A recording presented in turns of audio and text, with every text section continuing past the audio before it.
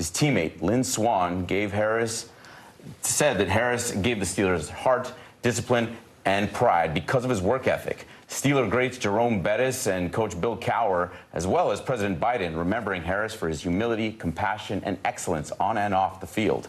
Franco Harris was 72 years old. Soccer legend Pelé remains hospitalized in Brazil as doctors say his cancer has advanced. In a statement, the Albert Einstein Hospital in Sao Paulo said Pelé is under elevated care and is being treated for kidney and heart problems. Pelé's daughter said the 82-year-old will spend Christmas in the hospital and she would provide an update next week. Eastern Illinois University played their way into college basketball history last night. They were on the road against Iowa, and EIU scored 55 points in the second half to stun the Hawkeyes 92-83. The Panthers were a 31.5-point underdog heading into this game. Caesars Sportsbook says that this was the largest upset in college hoops in at least 30 years. Panthers coach Marty Simmons celebrating that big win with his team in the locker room after the game. It's the program's first win over a Big Ten team in 35 years. Wow. All right, just about everyone in Spain is feeling lucky this morning. We're talking about $2.5 billion in cash prizes. They're on the table for El Gordo this year. Millions across the country lined up to grab tickets for the famous Christmas lottery. So this is a tradition that dates back over 200 years. As many people as possible can take home at least some cash from El Gordo, with grand prizes set at just over $4 million. I like it. It's more attainable, I think, than the ones that we got here. Yeah. All right, the animals at the Cincinnati Zoo are on Santa's nice list. The big guy in red made a special stop to deliver some gifts. He hand-fed some hippos, gave some elephants some presents that they were pretty excited to open. A red panda got a holiday-themed house complete with treats, and Santa's reindeer may have had some competition this year. Meerkats prepared for takeoff in a miniature sleigh. Have a great day. See you tomorrow.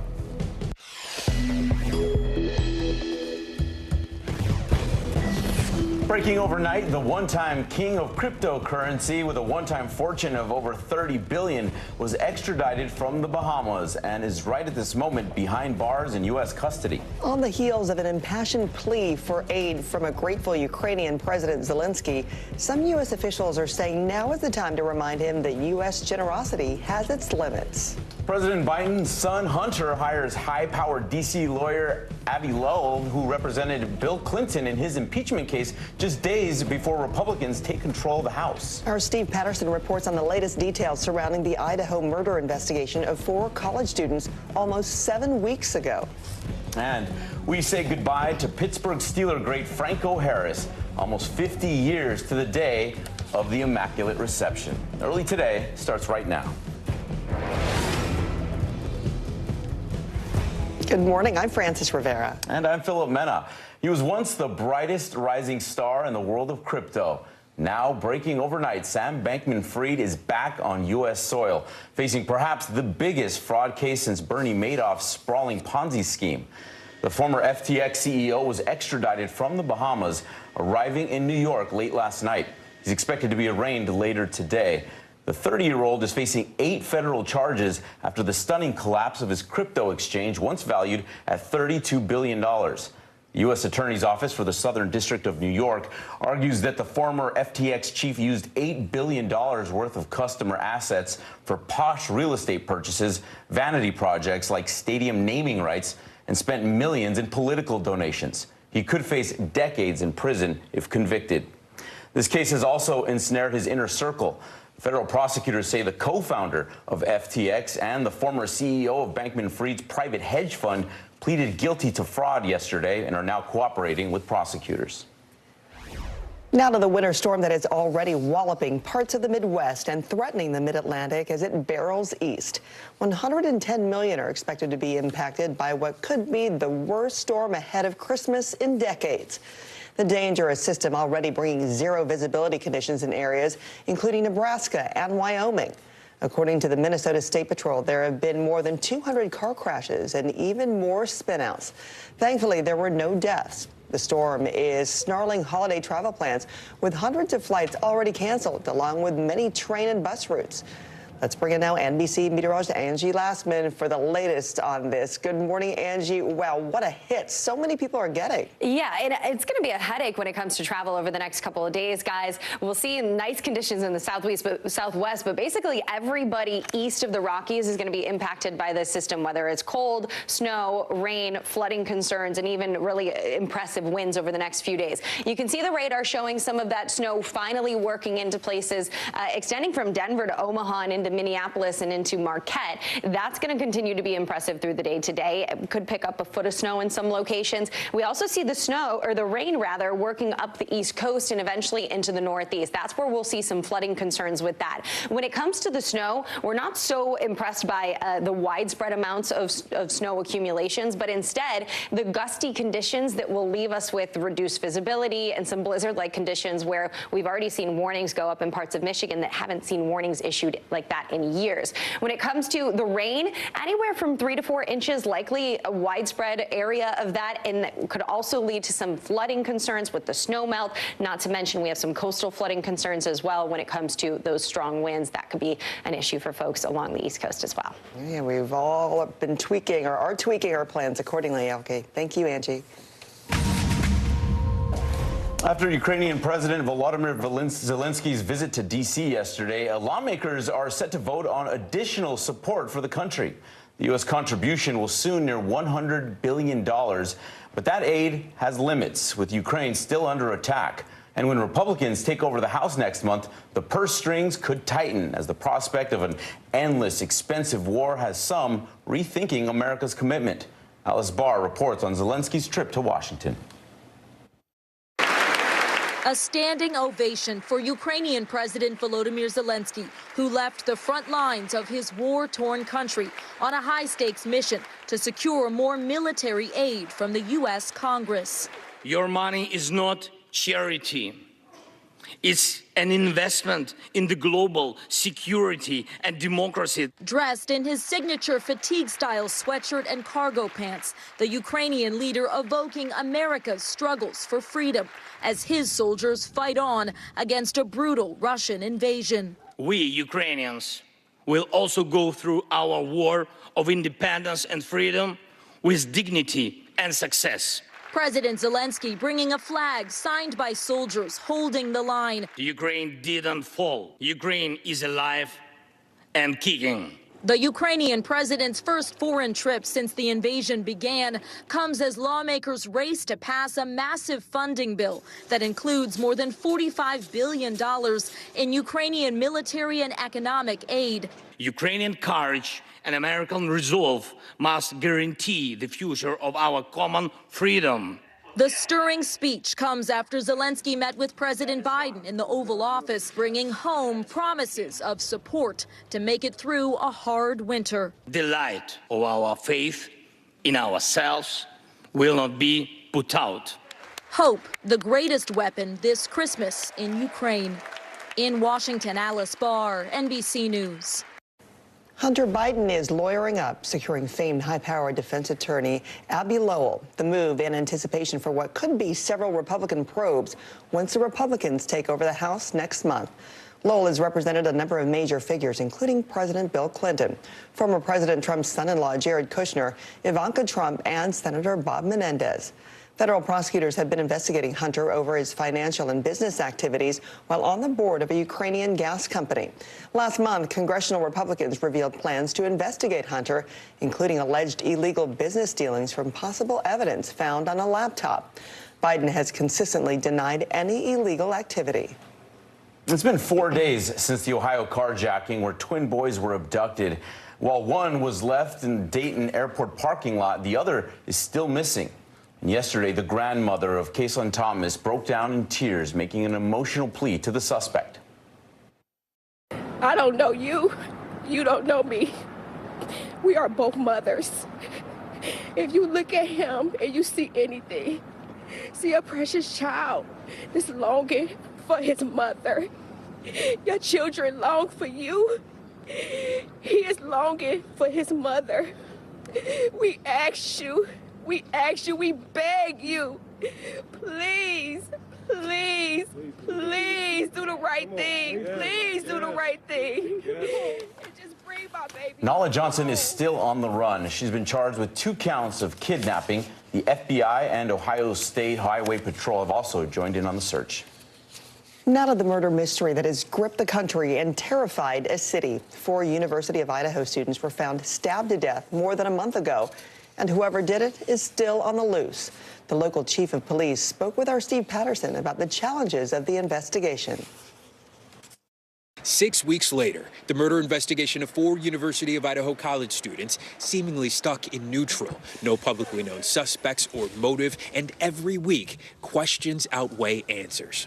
This is a complex case. Despite the public's impression, Moscow Police Chief James Fry says there is, in fact, movement in the case. He just can't talk about it. Is there anything new in the investigation? What I can tell you is this case is not going cold. We're still receiving hundreds of tips daily. We are following up on those tips. We're still building that picture. Police say one of those pieces is a white Hyundai Elantra in the area at the time of the murders. Investigators asked the public for help, who responded with thousands of tips. But hopes were dashed when police looked at a car matching the description and found it was unrelated. Another thread unraveled, the public desperate for any information. I know that's very frustrating. It's frustrating to family members and the community, but our end goal is to bring somebody to justice. That frustration in part leading to a surge of internet sleuths, online communities trying to crack the case themselves. Police say it's led to misinformation they've had to spend resources dispelling. How much does that interfere with your investigation? I think rumors always hurt us in an investigation, but it's our job to go back and utilize our resources and to continue to vet those. But 10,000 tips later, no arrest. Only hope from a community haunted by a killer still on the loose, and a pledge from their police chief. We are committed to this case. We are committed to solving this case. Steve Patterson, NBC News.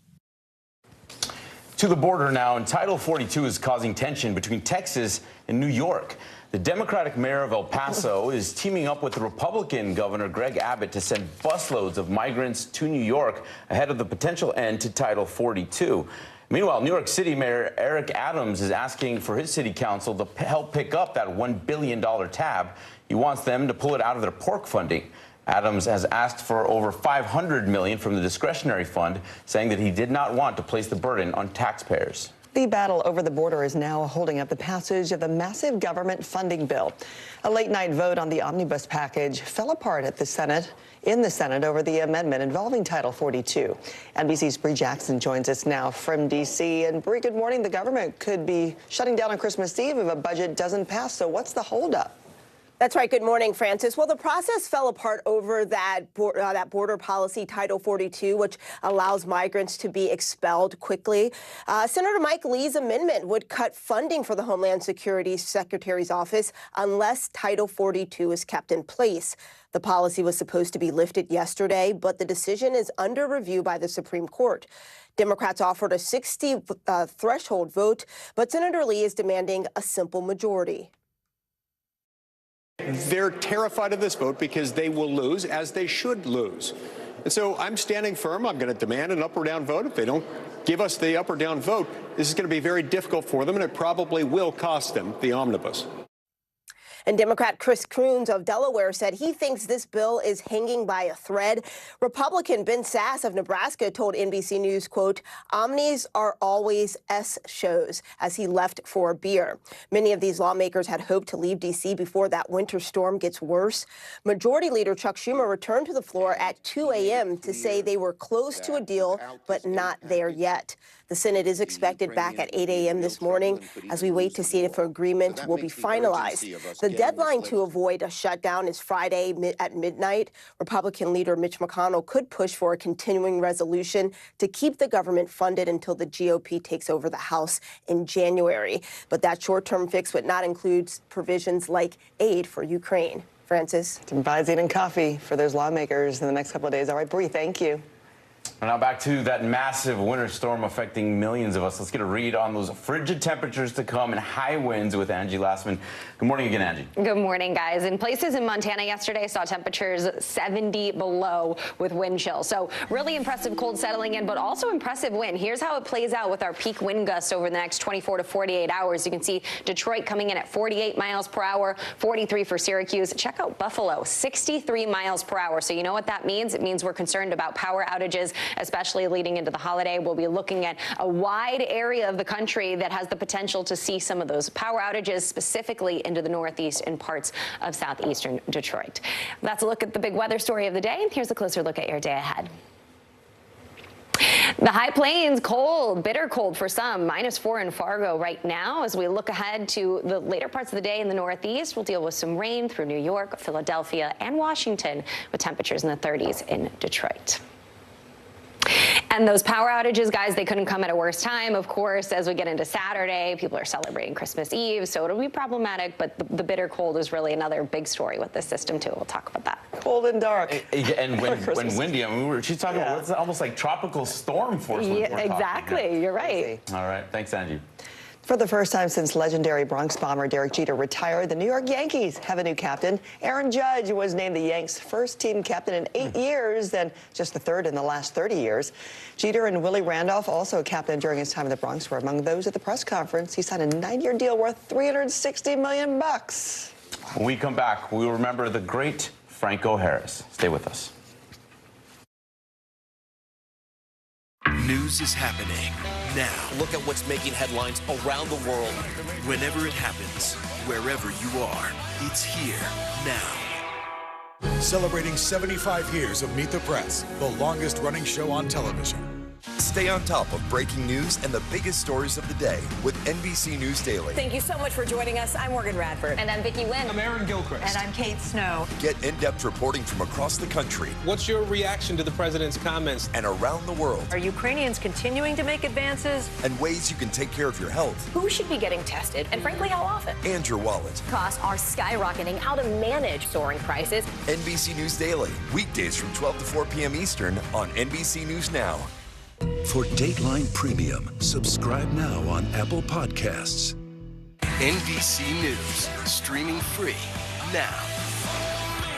Watch NBC Nightly News with Lester Holt or listen wherever you get your podcasts. Stay on top of breaking news and the biggest stories of the day with NBC News Daily. Thank you so much for joining us. I'm Morgan Radford. And I'm Vicki Wynn. I'm Aaron Gilchrist. And I'm Kate Snow. Get in-depth reporting from across the country. What's your reaction to the president's comments? And around the world. Are Ukrainians continuing to make advances? And ways you can take care of your health. Who should be getting tested? And frankly, how often? And your wallet. Costs are skyrocketing. How to manage soaring prices. NBC News Daily. Weekdays from 12 to 4 p.m. Eastern on NBC News Now. Mr. Secretary, when is this going to get better? You came into this job saying you were to fight crime. Have you been successful? Found a way to put that. Can you update us on the status of negotiations? News is happening now. Look at what's making headlines around the world. Whenever it happens, wherever you are, it's here now. Watch NBC Nightly News with Lester Holt or listen wherever you get your podcasts. Wall Street could still get its Christmas wish for a Santa rally. Strong consumer confidence data helped fuel markets, driving the Dow up over 500 points. The NASDAQ and S&P also popped about 1.5%. The rally could roll on today. Futures right now in the green. Soccer legend Pele remains hospitalized in Brazil as doctors say his cancer has advanced. In a statement, the Albert Einstein Hospital in Sao Paulo said Pele is under elevated care and is being treated for kidney and heart problems. Pele's daughter said the 82-year-old will spend Christmas in the hospital, and she'd provide an update next week. The football world is in mourning over the death of Steelers icon Franco Harris. He won 4 Super Bowls with the Steelers and ran for over 12,000 yards in his career. His impact on the field felt as a rookie with that quick-thinking catch that has become sports legend. Bradshaw trying to get away, and his pass is broken up by Tatum. Tipped off. Franco Harris has it. And he's over. That was 50 years ago tomorrow. Harris completing the Immaculate Reception, one of the most heralded plays of all time. Harris's catch lifted Pittsburgh over the Raiders. The Steelers announced back in September that they were going to retire Harris's number 32 jersey at halftime of this Saturday's game. At Harris's Hall of Fame induction in 1990, teammate Lynn Swann said that Harris gave the Steelers heart, discipline, and pride because of his work ethic. Steeler greats Jerome Bettis and Bill Cowher, as well as President Biden, remembering Harris for his humility, compassion, and excellence on and off the field. Franco Harris was 72 years old. Still to come, from Squid Game to Kid Games, the record-breaking round of red light, green light. And I'll drink to that, the sparkling year for champagne sales. Watch NBC Nightly News with Lester Holt or listen wherever you get your podcasts. The Meet the Press Chuck Toddcast, an insider's take on politics and more with some of my favorite reporters. Get it for free wherever you get your podcasts. Hey, I'm Hallie. It's good to be with you tonight. There's another legal filing today, and I want to cut through some of the weedsy stuff. And let's just get to the point. They have started to vote on the PACT Act. If you're like, Hallie, stop speaking Washingtonese. This bill would basically give health care to veterans who have exposed to these toxic chemicals. So, Scott, I'm trying to make this as not DC as possible. The increased sort of anger that we've seen now in politics. I saw you searching for, I think, your microphone, Dan. You are. I was trying to do it on the slide. Live TV, man. It's okay. Celebrating 75 years of Meet the Press, the longest-running show on television. This is what it looks and feels From the storm zone. The bigger piece of the puzzle comes. New numbers just out this morning. Good evening. We begin tonight with breaking news just coming in. We begin this hour with the latest developments. We're coming on the air with some shakeups big time on Capitol Hill. How much water ultimately will be forced inland? Whenever it happens, wherever you are, NBC News, streaming free now. Celebrating 75 years of Meet the Press, the longest-running show on television. Hey, I'm Hallie. It's good to be with you tonight. There's another legal filing today, and I want to cut through some of the weedsy stuff. And let's just get to the point. They have started to vote on the PACT Act. If you're like, Hallie, stop speaking Washingtonese. This bill would basically give health care to veterans who have exposed to these toxic chemicals. So, Scott, I'm trying to make this as not DC as possible. The increased sort of anger that we've seen now in politics. I saw you searching for, I think, your microphone, Dan. You are. I was trying to do it on the slide. Live TV, man. It's okay. Celebrating 75 years of Meet the Press, the longest-running show on television. Mr. Secretary, when is this going to get better? You came into this job saying you were to fight crime. Have you been successful? Found a way to put that. Can you update us on the status of negotiations? News is happening now. Look at what's making headlines around the world. Whenever it happens, wherever you are, it's here now. For Dateline Premium, subscribe now on Apple Podcasts. News is happening now. Look at what's making headlines around the world. Whenever it happens, wherever you are, it's here now. For Dateline Premium, subscribe now on Apple Podcasts.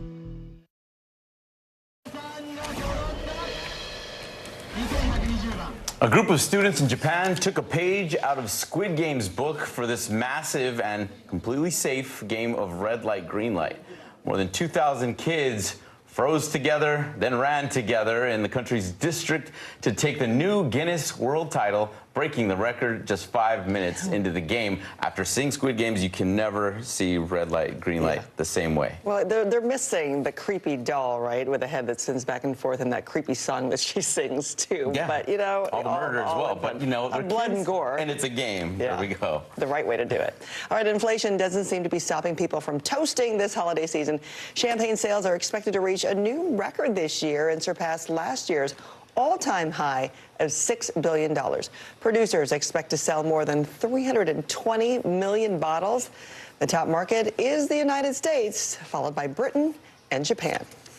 All right, up next, Angie's got your Christmas travel forecast. And then our Kerry Sanders with one of the greatest Christmas journeys yet. This is what it looks and feels. From the storm zone. The bigger piece of the puzzle comes. New numbers just out this morning. Good evening. We begin tonight with breaking news just coming in. We begin this hour with the latest developments. We're coming on the air with some shakeups big time on Capitol Hill. How much water ultimately will be forced inland? Whenever it happens, wherever you are, NBC News, streaming free now. Sometimes the news can be difficult and overwhelming for kids to understand, so we've created a newscast just for them. We hope your family will watch Nightly News Kids Edition. News is happening now. Look at what's making headlines around the world. Whenever it happens, wherever you are, it's here now. This is what it looks and feels. From the storm zone. The bigger piece to the puzzle comes. New numbers just out this morning. Good evening. We begin tonight with breaking news just coming in. We begin this hour with the latest developments. We're coming on the air with some shakeups big time on Capitol Hill. How much water ultimately will be forced inland? Whenever it happens, wherever you are, NBC News, streaming free now. Celebrating 75 years of Meet the Press, the longest running show on television. Mr. Secretary, when is this going to get better? You came into this job saying you were going to fight crime. Have you been successful? Found a way to put that. Can you update us on the status of negotiations?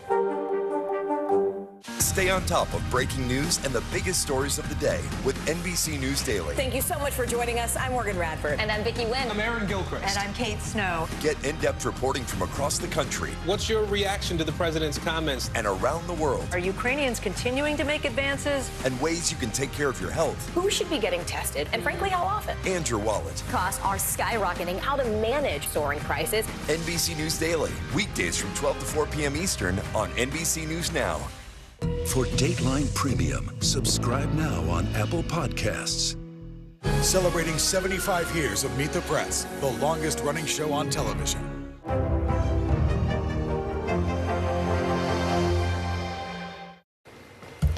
Welcome back. We've been talking about that massive winter storm. It's going to cause travel delays as we go through today. It'll be the Midwest, the Northeast, and even stretching into the plains. Tomorrow, too, there's those possible airport delays. Minneapolis, Chicago, Detroit, and up and down the East Coast. We'll see those travel delays from Boston to D.C.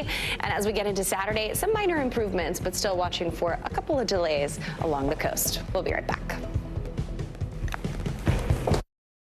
NBC News, streaming free now. Celebrating 75 years of Meet the Press, the longest running show on television. Watch NBC Nightly News with Lester Holt or listen wherever you get your podcasts. Stay on top of breaking news and the biggest stories of the day with NBC News Daily. Thank you so much for joining us. I'm Morgan Radford. And I'm Vicki Wynn. I'm Aaron Gilchrist. And I'm Kate Snow. Get in-depth reporting from across the country What's your reaction to the president's comments? and around the world, Are Ukrainians continuing to make advances? and ways you can take care of your health Who should be getting tested, and frankly, how often? and your wallet. Costs are skyrocketing. How to manage soaring prices. NBC News Daily, weekdays from 12 to 4 p.m. Eastern on NBC News Now. Hey, I'm Hallie. It's good to be with you tonight. There's another legal filing today, and I want to cut through some of the weedsy stuff. And let's just get to the point. They have started to vote on the PACT Act. If you're like, Hallie, stop speaking Washingtonese. This bill would basically give health care to veterans who have exposed to these toxic chemicals. So, Scott, I'm trying to make this as not DC as possible. The increased sort of anger that we've seen now in politics. I saw you searching for, I think, your microphone, Dan. You are. Oh, you got it. Trying to do it on the slide. Live TV, man. It's okay.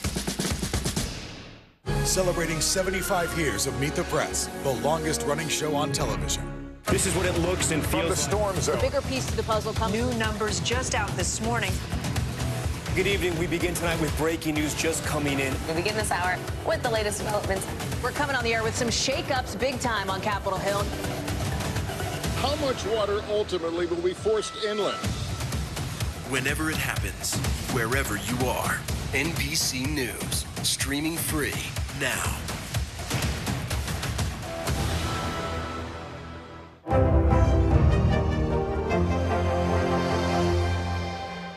For Dateline Premium, subscribe now on Apple Podcasts. You know, yesterday was the winter solstice, the shortest day of the year, and in some parts of the world, that can mean as little as just 4 hours of daylight. Parts like the North Pole, Alaska. Our Kerry Sanders is on the ground there. It's a late start this day for third-generation Alaskan Corey Eberhardt, 8:40 a.m. The sun still won't be up until 11 a.m. But darkness and extreme cold are no excuses to put off chores at his aptly named Taste of Alaska Lodge. Feels like the middle of the night. The moon is up and it's really dark. Yeah, sometimes you wake up and you find out it's still 3 in the morning and you think it could be 6. The shortest day of the year, the sun in the greater Fairbanks area will hug the horizon for only 3 hours, 42 minutes. In that darkness, life goes on. All right, hey. Dogs still pull sleds here, but 23-year-old native musher Izzy Rice tells me more often it's to give tourists a sense of what Alaskans hold dear, while in the process, dispelling myths. But we got regular houses just like everybody else up here. And everybody wonders if you live in igloos? Yeah. And did you take a dog sled to school as a kid? I did not. No, I rode a bus. Even locals say 4 months of more darkness than light can be depressing. But during these very long dark days, there are some magical moments. The Northern Lights. It's like colorful wind through the sky.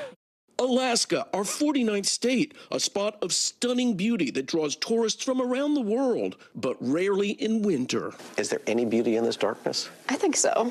You can really see the stars. The stars are amazing, too. Alaska's indigenous people long ago celebrated the Chena Hot Springs. When you use the healing waters, it makes you 10 years younger, and you feel like a young rooster.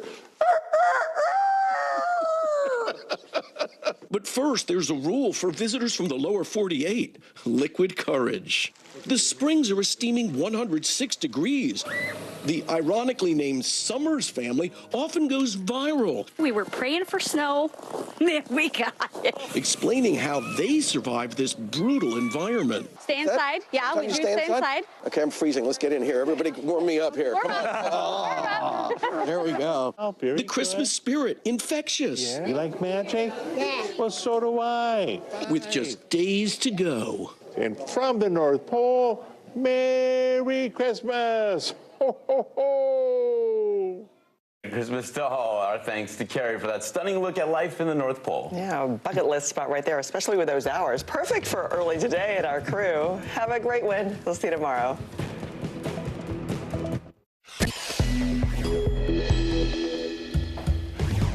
The biggest pre-Christmas storm of the past 4 decades is here. Damaging wind, flash freeze conditions with 30-degree drops in just 3 hours, and scattered power outages from Michigan to Maine. Coming to America, the former king of crypto is now on U.S. soil in police custody, as 2 of his former close associates are cooperating with the feds. On the heels of an impassioned plea for aid from a grateful Ukrainian President Zelensky, some U.S. officials are saying now is the time to remind him that U.S. generosity has its limits. And we'll look at how small businesses are counting on the season of giving to also be a season of buying. And when a special visit from Santa to a children's hospital is by far the best medicine. It's Thursday, December 22nd. Early today starts right now. Hi, good morning. I'm Philip Mena. Glad you're with us. I'm Francis Rivera. Millions are under various warnings, watches, and alerts as a massive winter storm creeps across the U.S. Snow now hitting the Midwest with zero visibility on some highways and hundreds of crashes. Scattered power outages are expected as conditions worsen.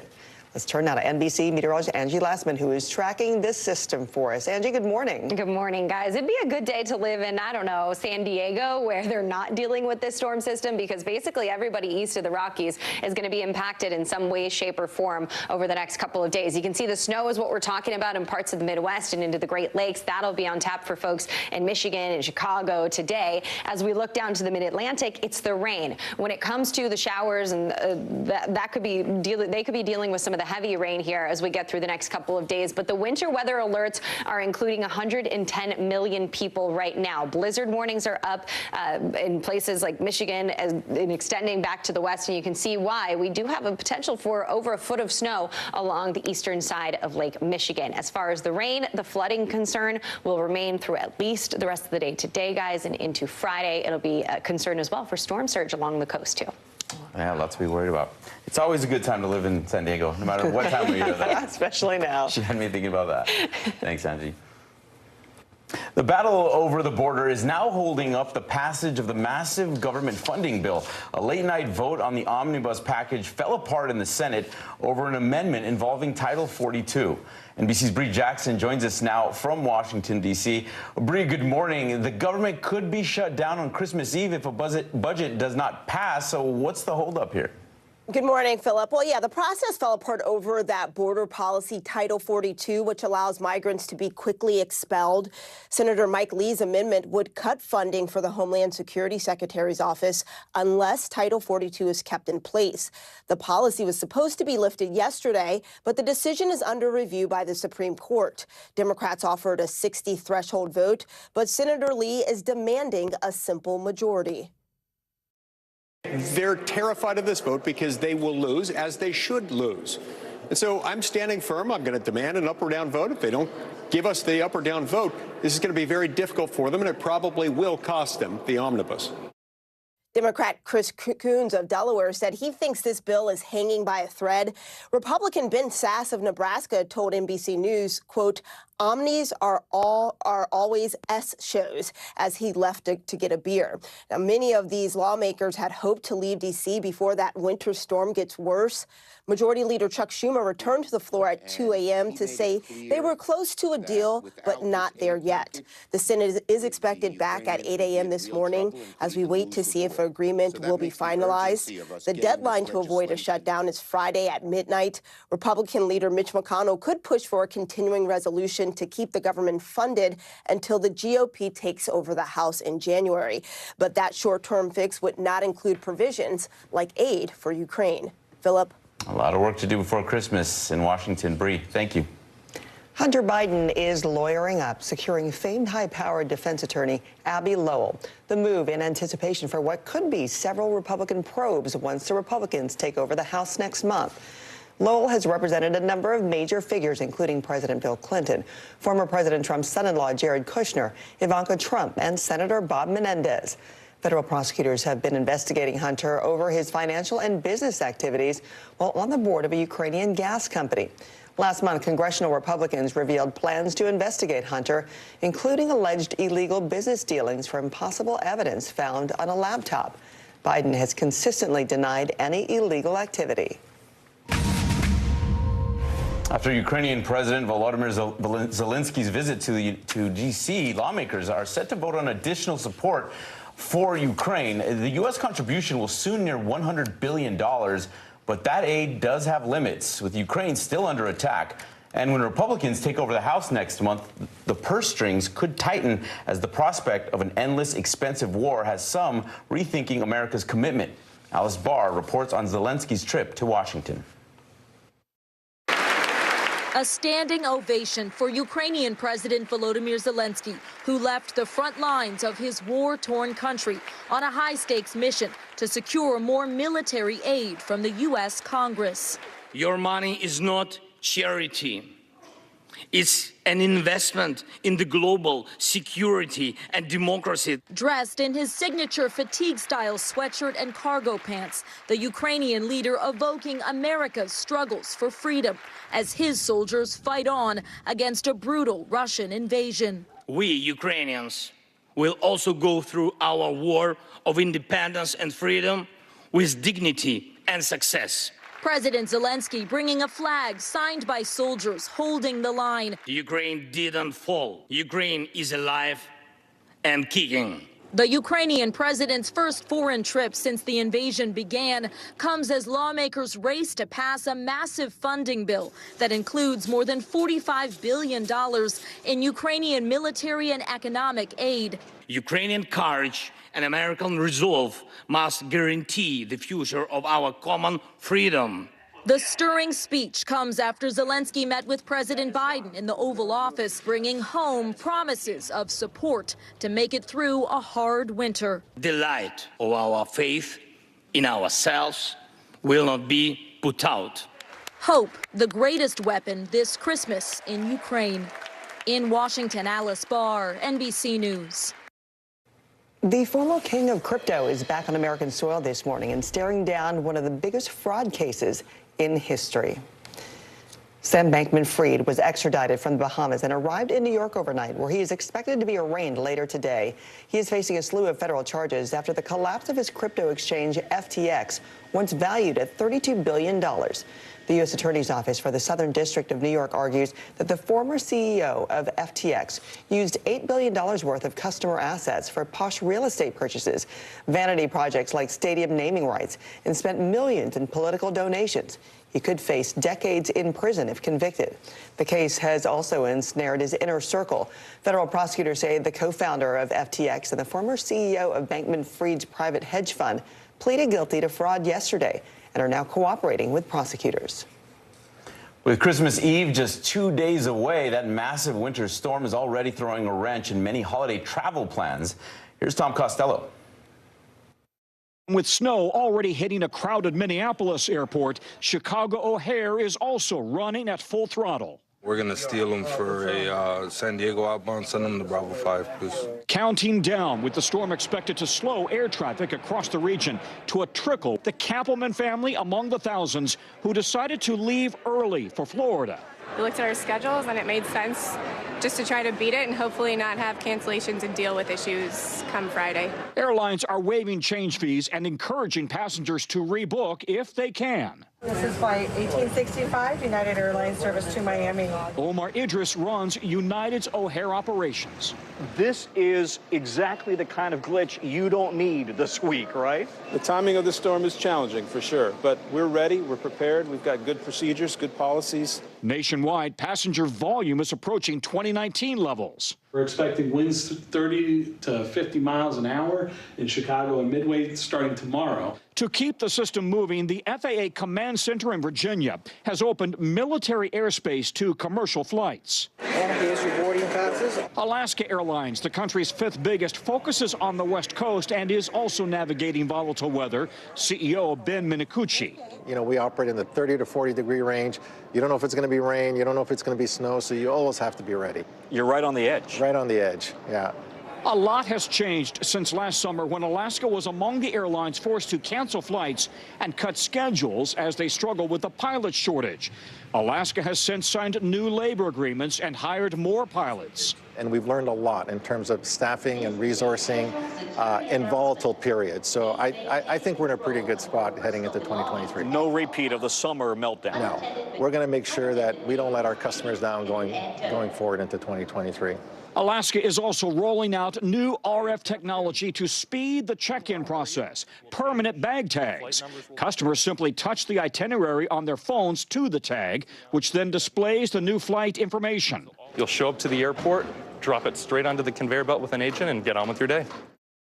Looking forward to that. Our thanks to Tom for that report. Okay, let's check back in with Angie on this frigid weather. It seems like much of the country is going to get a little bit of something, whether you like it or not. Yeah, and the cold air is going to be in place for almost everybody across the country. Let's talk about the coldest wind chills we could see. Minus 60 in Douglas, Minneapolis, going to be 33 degrees below. Look as far south as places like Dallas, minus 5, minus 8 in Little Rock, Lubbock coming in at minus 12 for those wind chills. The winds are going to be impressive.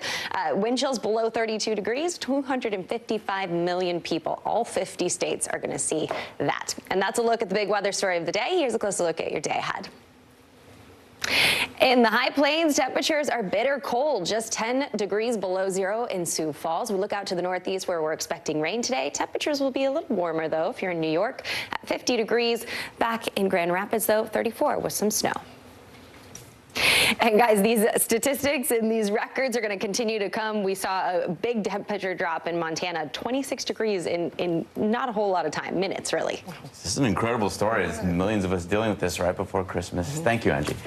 All right, now to a story that shows the power of TikTok. There was a shopper who decided to help out a Walmart employee in Arizona who was working to pay off some medical bills, and here's what happened. Look at you, got a cane too? Don't they give you a chair? No. No chair? Okay, well, I'm going to make sure this goes viral and get you some help, Carmen. Think it happened. Carmen said that she needed to pay off $10,000 in debt. And within 10 days, a GoFundMe created by Elizabeth, the TikToker, has raised more than $130,000.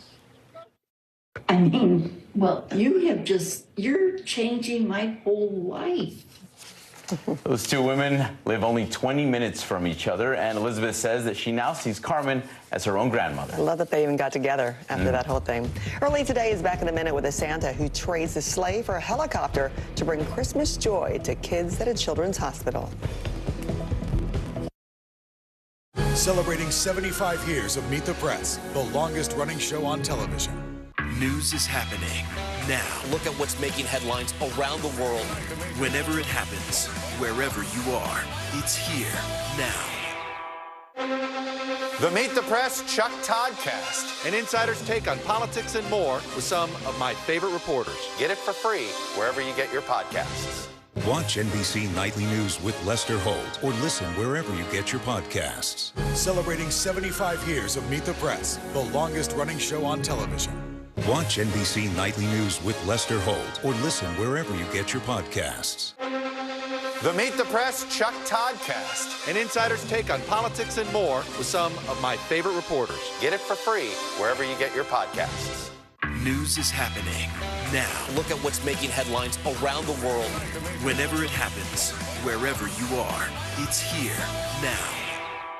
Stay on top of breaking news and the biggest stories of the day with NBC News Daily. Thank you so much for joining us. I'm Morgan Radford. And I'm Vicki Wynn. I'm Aaron Gilchrist. And I'm Kate Snow. Get in-depth reporting from across the country. What's your reaction to the president's comments? And around the world. Are Ukrainians continuing to make advances? And ways you can take care of your health. Who should be getting tested? And frankly, how often? And your wallet. Costs are skyrocketing. How to manage soaring prices. NBC News Daily. Weekdays from 12 to 4 p.m. Eastern on NBC News Now.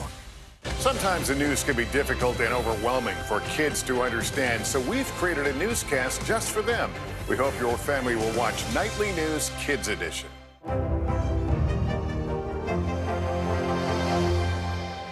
Sometimes the news can be difficult and overwhelming for kids to understand, so we've created a newscast just for them. We hope your family will watch Nightly News Kids Edition. NBC News, streaming free now. Welcome back. Santa brought some cheer to patients at Johns Hopkins Children's Hospital. And now instead of his sleigh and reindeer, he arrived in a helicopter. Brianna Ross of our Baltimore affiliate has the story. 'Twas just days before Christmas, and right outside, Santa traded his sleigh for a helicopter ride. Up on the rooftop, Santa waved to each girl and boy. They watched and waved back, hearts filled with joy. That was cool. I'm excited that Santa rode a helicopter. Once inside the hospital, Santa greeted kids with cheer. Parents beamed with pride, seeing their kids happy, even here. It's a difficult time of year to be in a hospital, obviously. Not that there's a good time, but the staff and everyone here has made the experience really joyful.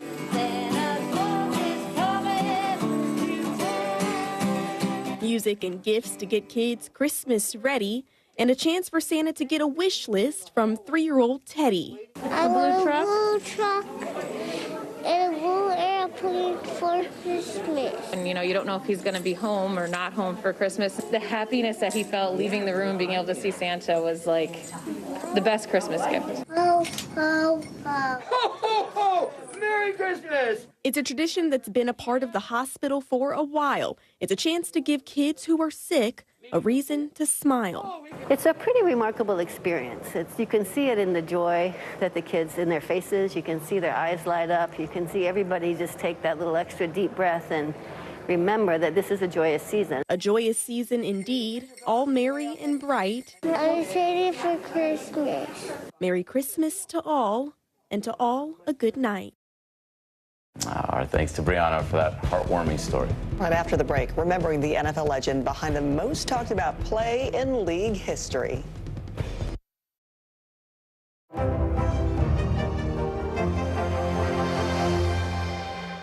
Watch NBC Nightly News with Lester Holt or listen wherever you get your podcasts. For Dateline Premium, subscribe now on Apple Podcasts. Mr. Secretary, when is this going to get better? You came into this job saying you were to fight crime. Have you been successful? Found a way to put that. Can you update us on the status of negotiations? News is happening now. Look at what's making headlines around the world. Whenever it happens, wherever you are, it's here now. Celebrating 75 years of Meet the Press, the longest running show on television. Hey, I'm Hallie. It's good to be with you tonight. There's another legal filing today, and I want to cut through some of the weedsy stuff. And let's just get to the point. They have started to vote on the PACT Act. If you're like, Hallie, stop speaking Washingtonese. This bill would basically give health care to veterans who have exposed to these toxic chemicals. So, Scott, I'm trying to make this as not DC as possible. The increased sort of anger that we've seen now in politics. I saw you searching for, I think, your microphone, Danny. You are out. I was trying to do it on the slide. Live TV, man. It's okay. Celebrating 75 years of Meet the Press, the longest running show on television. News is happening now. Look at what's making headlines around the world. We're coming on the air with breaking news. This is a significant moment. Whenever it happens, wherever you are, NBC News, streaming free now. The Meet the Press Chuck Toddcast, an insider's take on politics and more with some of my favorite reporters. Get it for free wherever you get your podcasts. News is happening now. Look at what's making headlines around the world. We're coming on the air with breaking news. This is a significant moment. Whenever it happens, wherever you are, NBC News, streaming free now.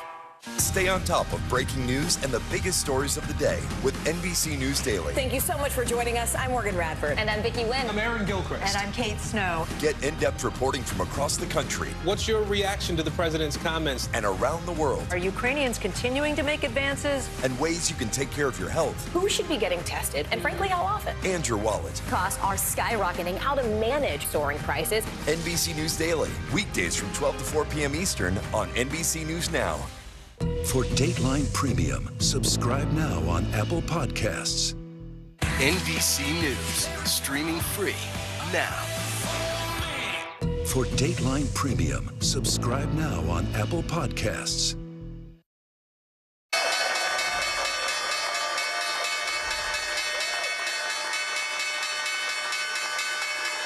Could still get its Christmas wish for a Santa rally. Strong consumer confidence numbers help fuel markets, driving the Dow up over 500 points. The Nasdaq and S&P also popped about 1.5%. The rally could roll on today. Futures are in the green. There's just a couple days left for holiday shopping, and this season, many small businesses are hoping sales will rebound from the pandemic despite inflation. Katie Beck has more. Customers at Red Barn Mercantile in Alexandria, Virginia, can find anything from a card to a couch. Did you guys have any questions about the rugs? The eclectic small business welcoming a return to the register this season after feeling the squeeze of slowed shopping during the pandemic. It was rough. Owners like Amy Rutherford now hopeful for a comeback. Thank you. It's been a nice rebound for us. I've got new customers coming through my door. And for small shops, the holiday season is make or break. We will do half of our business in the last 3 months of this year. But now another pinch, inflation, higher costs to Rutherford and her customers. Shipping prices and cost of goods, it's across the board. While the National Retail Federation expects shoppers to spend between 6% and 8% more than they did last year, inflation accounts for most of that. 70% of consumers are taking inflation into consideration this holiday season, and about half are buying fewer gifts as a result. In terms of shopping, yeah, I would say yes, actually. We did cut back. I'm cognizant of where and what I spend money on. But Rutherford says her spirit for small business survival ever strong. I think she'll want it right there. Working to lure customers with 11 decorated trees inside her store. My message to people is thank you, thank you, thank you for shopping small and shopping local. The season of giving, this year also one of gratitude. Katie Beck, NBC News. You have to support those small businesses. Coming up, one of the biggest upsets in the history of college hoops. And Santa spreads the cheer to the Cincinnati Zoo animals on his nice list. Stay on top of breaking news and the biggest stories of the day with NBC News Daily. Thank you so much for joining us. I'm Morgan Radford. And I'm Vicki Wynn. I'm Aaron Gilchrist. And I'm Kate Snow. Get in-depth reporting from across the country. What's your reaction to the president's comments? And around the world. Are Ukrainians continuing to make advances? And ways you can take care of your health. Who should be getting tested? And frankly, how often? And your wallet. Costs are skyrocketing. How to manage soaring prices. NBC News Daily. Weekdays from 12 to 4 p.m. Eastern on NBC News Now. Celebrating 75 years of Meet the Press, the longest running show on television. Stay on top of breaking news and the biggest stories of the day with NBC News Daily. Thank you so much for joining us. I'm Morgan Radford. And I'm Vicki Wynn. I'm Aaron Gilchrist. And I'm Kate Snow. Get in-depth reporting from across the country. What's your reaction to the president's comments? And around the world. Are Ukrainians continuing to make advances? And ways you can take care of your health. Who should be getting tested? And frankly, how often? And your wallet. Costs are skyrocketing. How to manage soaring prices. NBC News Daily. Weekdays from 12 to 4 p.m. Eastern on NBC News Now. This is what it looks and feels From the storm zone. The bigger piece of the puzzle comes. New numbers just out this morning. Good evening. We begin tonight with breaking news just coming in. We begin this hour with the latest developments. We're coming on the air with some shakeups big time on Capitol Hill. How much water ultimately will be forced inland? Whenever it happens, wherever you are, NBC News, streaming free now. Stay on top of breaking news and the biggest stories of the day with NBC News Daily. Thank you so much for joining us. I'm Morgan Radford. And I'm Vicki Wynn. I'm Aaron Gilchrist. And I'm Kate Snow. Get in-depth reporting from across the country. What's your reaction to the president's comments? And around the world. Are Ukrainians continuing to make advances? And ways you can take care of your health. Who should be getting tested? And frankly, how often? And your wallet. Costs are skyrocketing. How to manage soaring prices. NBC News Daily. Weekdays from 12 to 4 p.m. Eastern on NBC News Now. News is happening now. Look at what's making headlines around the world. We're coming on the air with breaking news. This is a significant moment. Whenever it happens, wherever you are, NBC News, streaming free now. Celebrating 75 years of Meet the Press, the longest running show on television. Watch NBC Nightly News with Lester Holt or listen wherever you get your podcasts. Welcome back. That holiday weekend is so close. Here's what you can expect. Travel impacts from the Midwest to the Northeast as we head into tomorrow. More snow as we look to the Pacific Northwest and cold temperatures down in Texas. How about Saturday? Still dealing with the lake effect snow and the bitter cold setting in for most of the country. But Sunday, Christmas Day, looking pretty good. It'll be a little frigid down in the south, but temperatures will rebound in Texas back into the upper 40s, guys. So that's a major improvement for them for what's to come. What a shock to the system for us all. All right, thank you.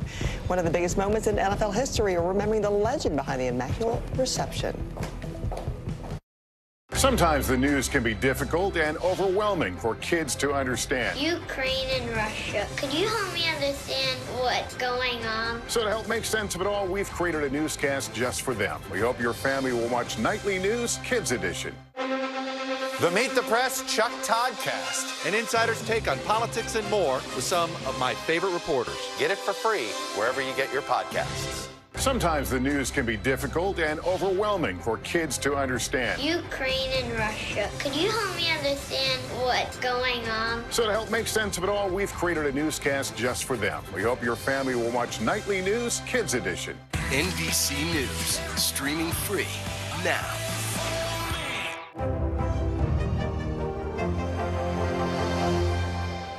Sometimes the news can be difficult and overwhelming for kids to understand. Ukraine and Russia. Could you help me understand what's going on? So to help make sense of it all, we've created a newscast just for them. We hope your family will watch Nightly News Kids Edition.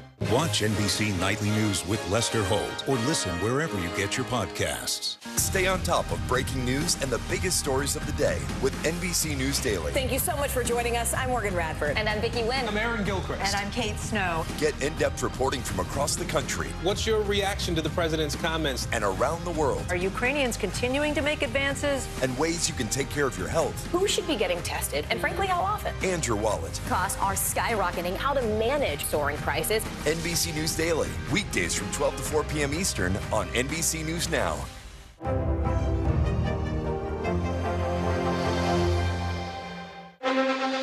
Meet the Press Chuck Toddcast, an insider's take on politics and more with some of my favorite reporters. Get it for free wherever you get your podcasts. NBC News, streaming free now.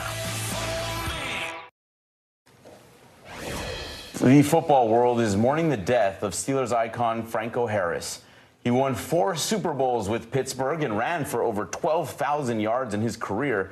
His impact on the field felt as a rookie with that quick-thinking catch that has become sports legend. Bradshaw trying to get away, and his pass is broken up by Tatum. Tipped off. Franco Harris has it. That was 50 years ago tomorrow. Harris completed the immaculate reception, one of the most heralded plays of all time. His catch lifted Pittsburgh over the Raiders. The Steelers announced back in September that they were going to retire Harris's number 32 jersey at halftime of this Saturday's game.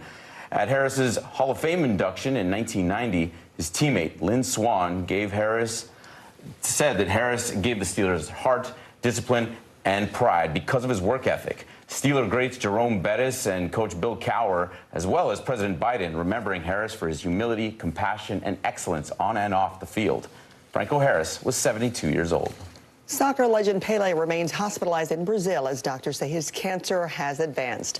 In a statement, the Albert Einstein Hospital in Sao Paulo said Pelé is under elevated care and is being treated for kidney and heart problems.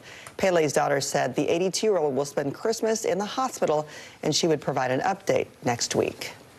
Eastern Illinois University played their way into college basketball history last night. They were on the road against Iowa, and EIU scored 55 points in the second half to stun the Hawkeyes 92-83. The Panthers were a 31.5-point underdog heading into this game. Caesars Sportsbook says that this was the largest upset in college hoops in at least 30 years. Panthers coach Marty Simmons celebrating that big win with his team in the locker room after the game.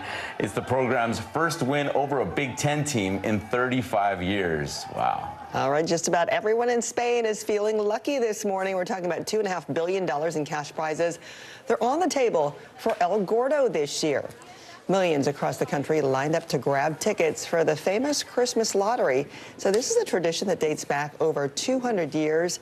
As many people as possible can take home at least some cash from El Gordo, with grand prizes set at just over $4 million.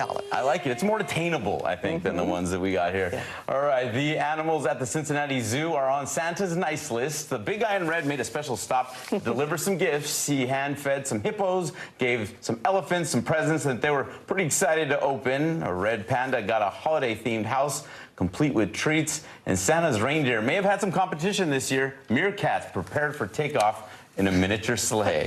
Have a great day. See you tomorrow.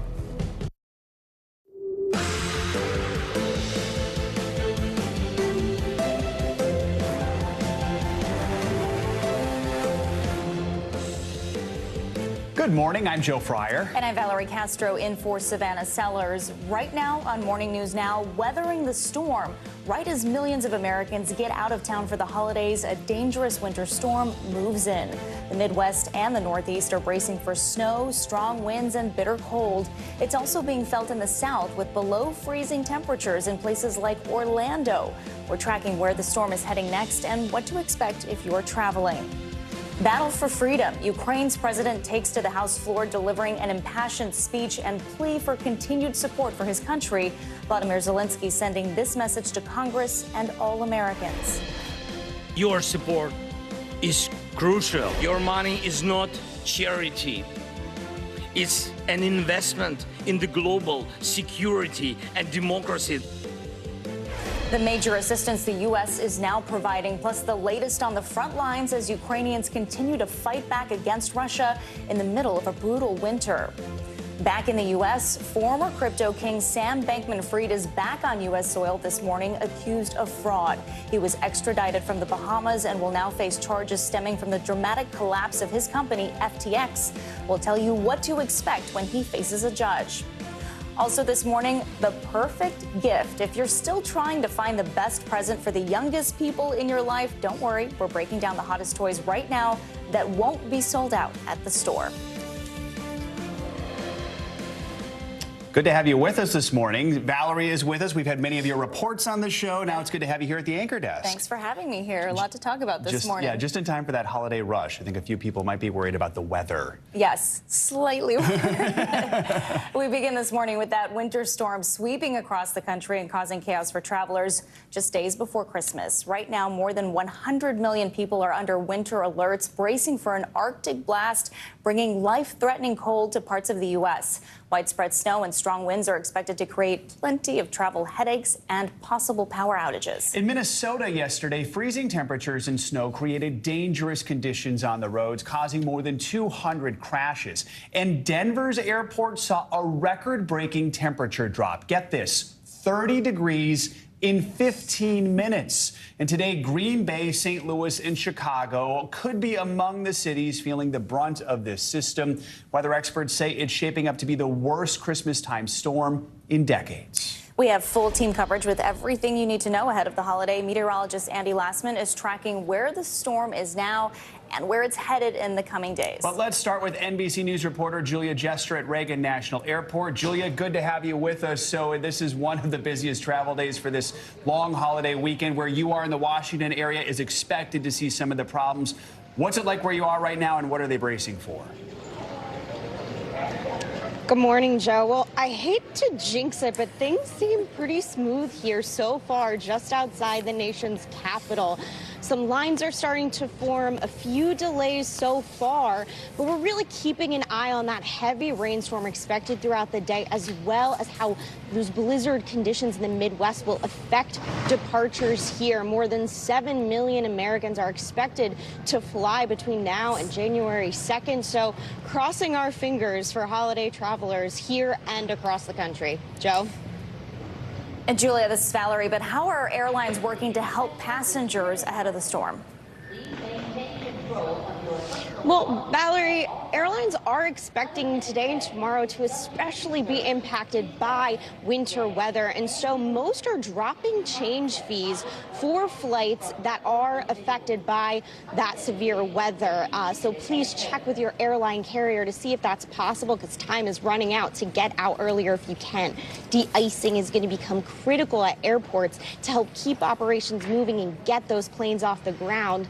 And some airlines are getting creative. United is actually working on this Connection Saver program to see just how long they can hold up some flights for connecting passengers so that if they're delayed, they don't miss their connecting flight. So really trying to get ahead of these disruptions and minimize those holiday headaches. Valerie, Joe? You know, a lot of folks who are watching this morning right now are likely packing their bags. They're heading out today or tomorrow. So what should those travelers know if their flight does end up being delayed or canceled? What are their best options?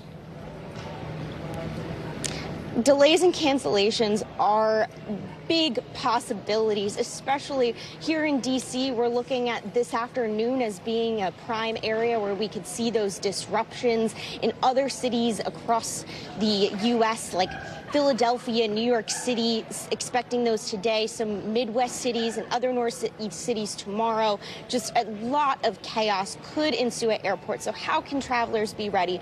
First, check your flight status before you leave for the airport. Make sure you're looking at the app. If you are the first to know your flight is delayed or canceled, you can be first in line to make those plane changes. Try to talk to an airline agent at the airport, and maybe even call the carrier while you're waiting in that line.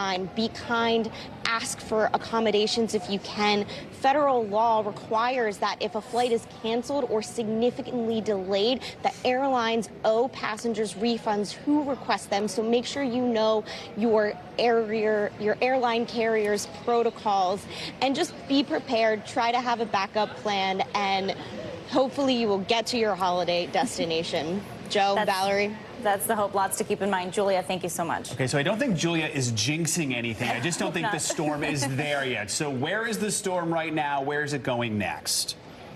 We're going to go to meteorologist Angie Lastman, who's tracking the storm. Angie, hey, good morning to you. Yeah, you took the words out of my mouth, Joe. That's exactly what I was thinking. Prepare if you're in the D.C. area here over the next, 24 hours for things to change. That's where we're starting to see some of that rain working in. You can see on our satellite and radar some of the rain working through. There's also a mix of some freezing rain as well as some snowflakes falling just to the north and west. We see plenty more snow draped across parts of the Midwest. That's where we're watching for some of those blizzard warnings that I'll show you in a moment. But when we talk about the rain, there could be a flood potential with this. Anywhere from 3 to 5 inches expected in the mid-Atlantic and expected to continue up into portions of the Northeast. We'll see coastal flood warnings as well. What does that mean? Well, our winds are quite strong. So 44 million people are going to be impacted by the potential for some flooding. But if you're along the coast, we could see surge up to 3 feet. We'll see coastal erosion as well with those really strong winds. And there's the winter alerts.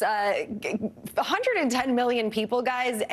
There's places maybe in the Southwest that aren't dealing with this wintry weather, but just about everybody is going to see impacts from this storm. When it comes to the snow impacts, it's mainly focused to the interior of the Northeast and stretch from portions of the Tennessee Valley into the Midwest. It looks like the bullseye is going to be along Lake Michigan. That's where we'll see those highest amounts.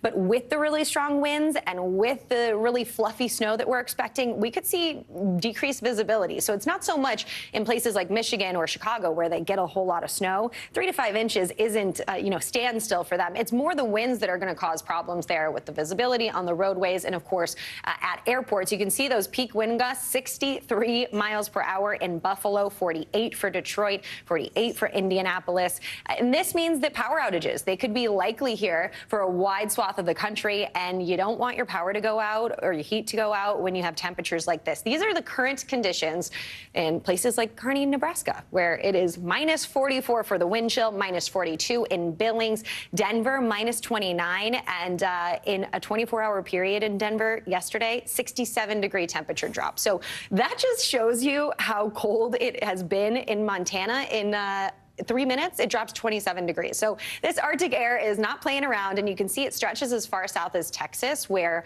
-2 will be your wind chill on Friday. So prepare for that. And by the way, places like Dallas, they're going to see these temperatures below freezing for 72 hours. So you want to take this seriously. Of course, Atlanta -1 by the time Saturday rolls around. And these are the lowest wind chills that you'll see through Saturday. So take a look wherever you're watching from and take in exactly how cold it'll get where you are. Even Tampa, 26 degrees. I know that'll be brutal for you guys there.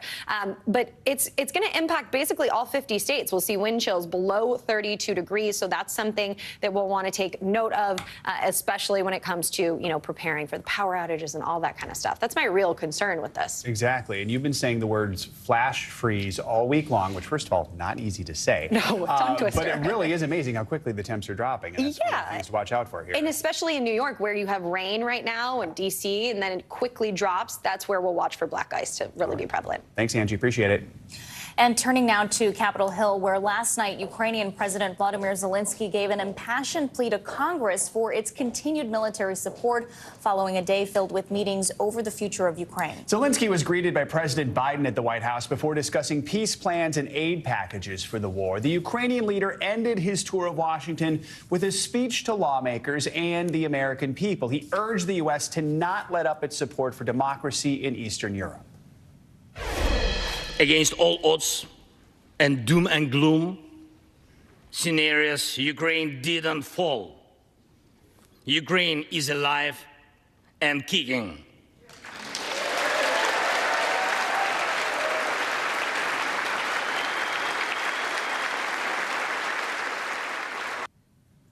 The surprise visit was punctuated by a show of symbolism as House Speaker Nancy Pelosi and Zelensky exchanged national flags on the House floor.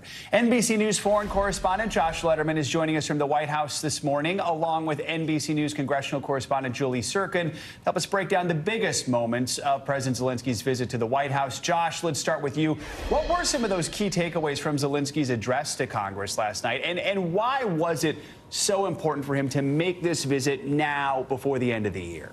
Yeah, hey guys, good morning. Joe, I think the way to think about President Zelensky's speech to Congress is really the three audiences that he was trying to appeal to in his visit here in the United States. One, of course, is to his own people, the Ukrainians, who want to see that their most important partners like the United States are not abandoning them, even as we start to approach the one-year mark of this war in February.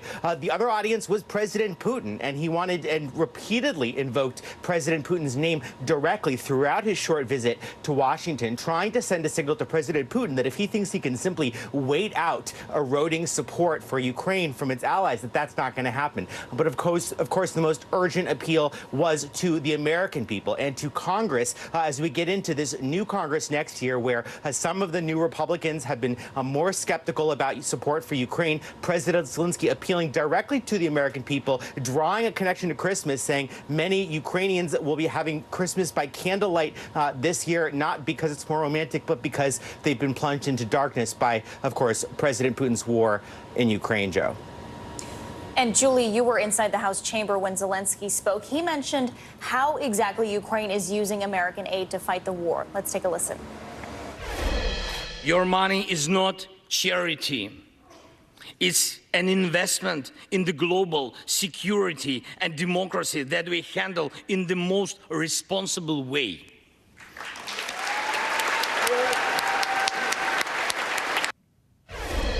Julie, can you give us a little bit more insight into exactly how he was received by lawmakers? And did his speech manage to jumpstart support from some Republicans who have been skeptical about aid to Ukraine?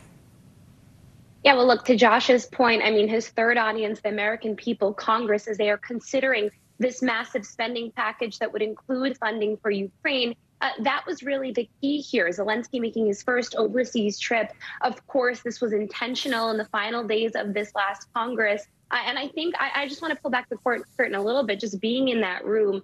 The energy was palpable. You had lawmakers in the seats holding up Ukrainian flags every single moment, an opportunity they could. There were standing ovations for Zelensky.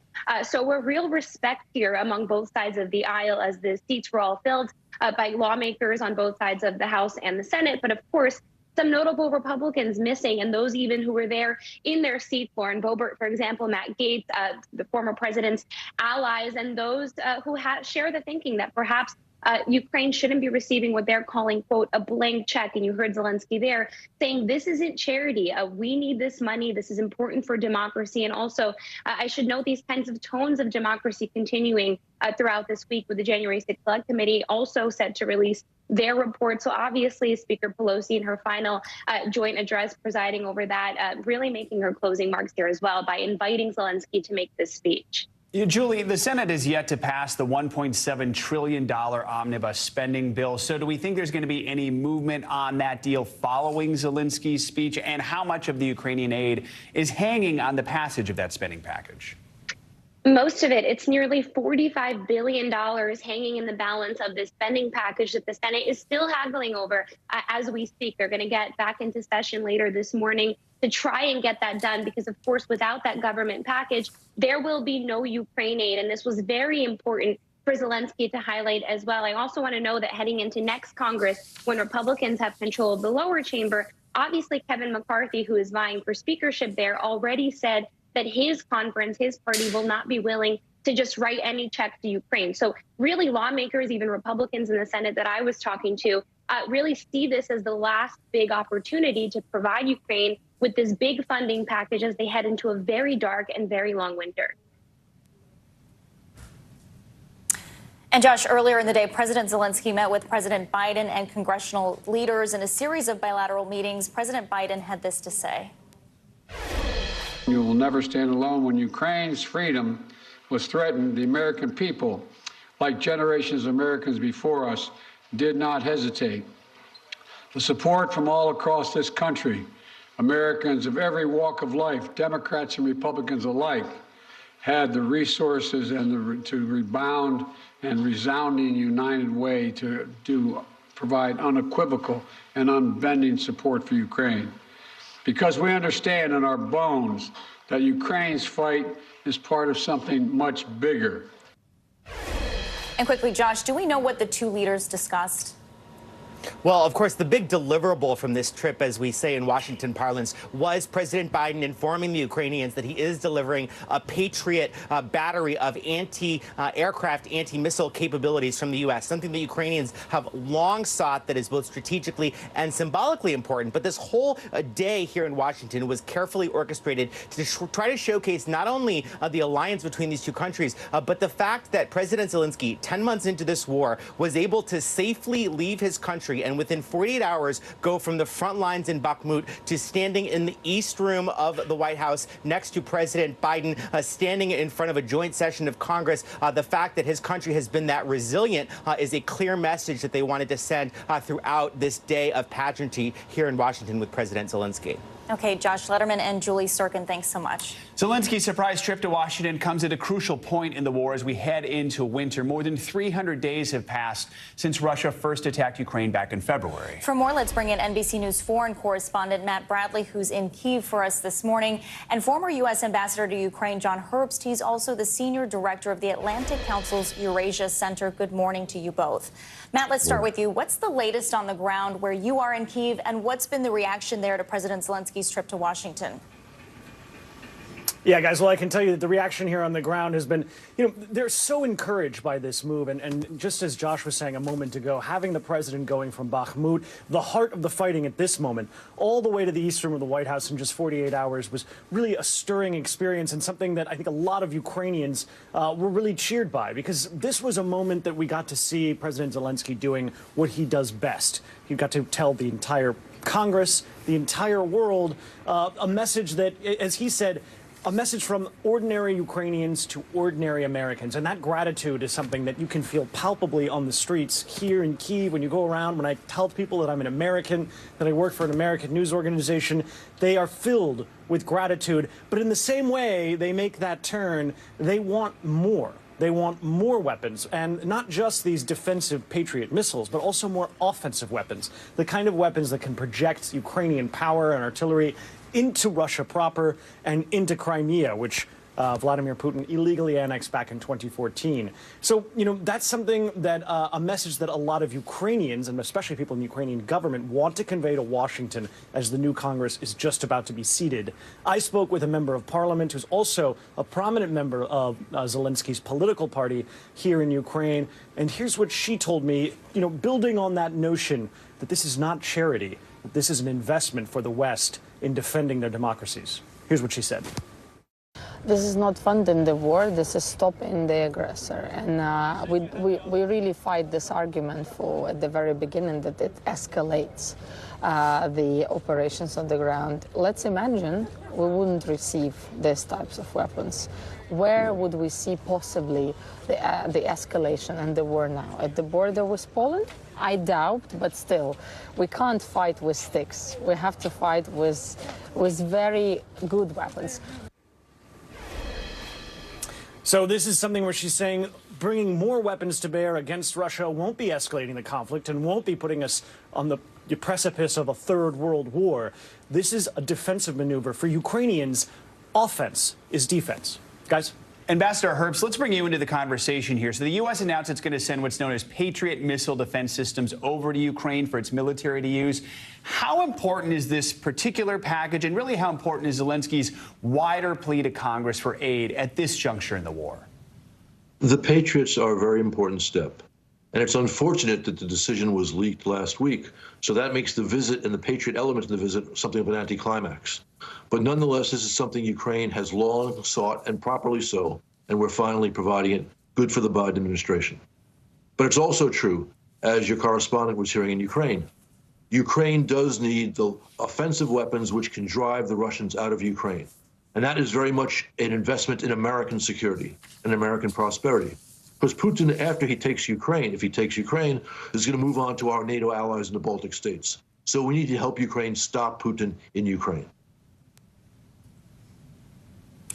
And Matt, Russian President Vladimir Putin held a meeting Wednesday with his top generals where he admitted to some of the challenges being brought on by the war. What exactly was he talking about? Moscow has failed. Remarkable admission and actually. Oh, excuse me. Is that for me? It was Matt, a remarkable go ahead, Matt. admission. Go ahead, yes. Matt Bradley. Sorry. Sorry, sir. It was a remarkable admission by President Putin, but actually it comes on the back of another admission where he said that the situation in the occupied areas, and those are those 4 Ukrainian oblasts that, or sort of provinces that Russia had just illegally annexed just a couple of months ago. He admitted the day before on Tuesday that the situation there was extremely complicated. So the president of Russia seems to be coming around to the notion that he should be able to publicly admit that things aren't as they seem. And this is probably, softening the ground for what could become another massive offensive in Ukraine, maybe even here on the capital of Kyiv, where I'm standing right now. If you remember, back a couple of months ago, the Russians made an attempt on the capital. They failed miserably, and they withdrew in shame. It's possible that with Vladimir Putin's newly mobilized soldiers, he thinks that he can make another assault on this country and try to gain the ground that he lost. A lot of Western officials say that's going to fail. Guys. Right. Matt Bradley and Ambassador John Herbst, we're out of time, but thank you both so much for joining us for this important conversation. We appreciate it. And turning now to the crisis at the border, and there are concerns over the tactics being used by the Texas National Guard to contain the surge of migrants. This as thousands are waiting on a decision from the Supreme Court on whether the Trump-era restriction known as Title 42 will end. NBC News correspondent Guad Venegas has the latest. New crowds of migrants desperately trying to enter the United States after the Texas National Guard and state troopers blocked a section of the border.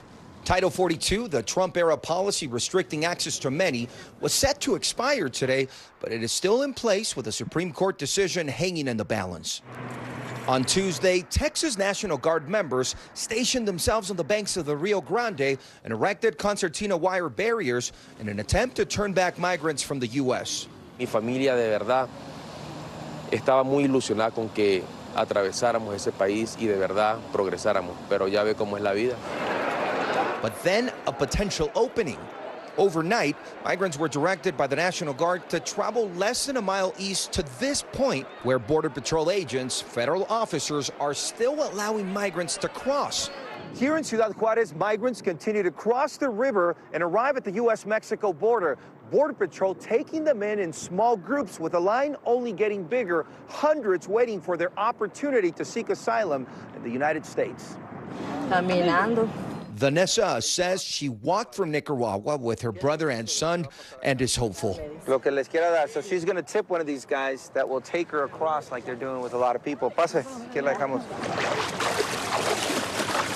Right across the border in El Paso, the community is navigating a humanitarian crisis. The city's mayor talking to MSNBC's Jose Diaz Vallard about why he declared a state of emergency. Well, I think it was important to see that we didn't want people sleeping in the streets, and the temperature would drop in around 20 degrees. Texas Governor Greg Abbott saying today the National Guard's presence at the border will be ongoing. To make sure that the people who were crossing into El Paso should be blockaded. We're here basically until the governor or a colonel say, okay, our time to assist is over. Back in Mexico, the director of human rights in Juarez describes the difficulties of tracking the number of migrants. Es complicado. He says it's very complicated to know how the migrants arrive. They arrive by train, by bus, by airplane, private vehicle, so it's very complicated to really know where they're at and how many there is. More than 600 miles away in Reynosa, Mexico, a similar story unfolding. Tenemos mucho tiempo aquí y no podemos ir durmiendo aquí, los niños enfermos, todo. Aquí pasando mal momento. Migrants setting up makeshift camps, bracing for the cold, and waiting for any news about their next steps in this long journey. Our thanks to Guad Venegas for that report. The federal government has released $6 million to El Paso since the city's emergency declaration. Coming up, former FTX founder Sam Bankman-Fried is back in the U.S. this morning. He will answer to fraud charges after the collapse of his crypto company. What the next steps are in this case in just a few minutes.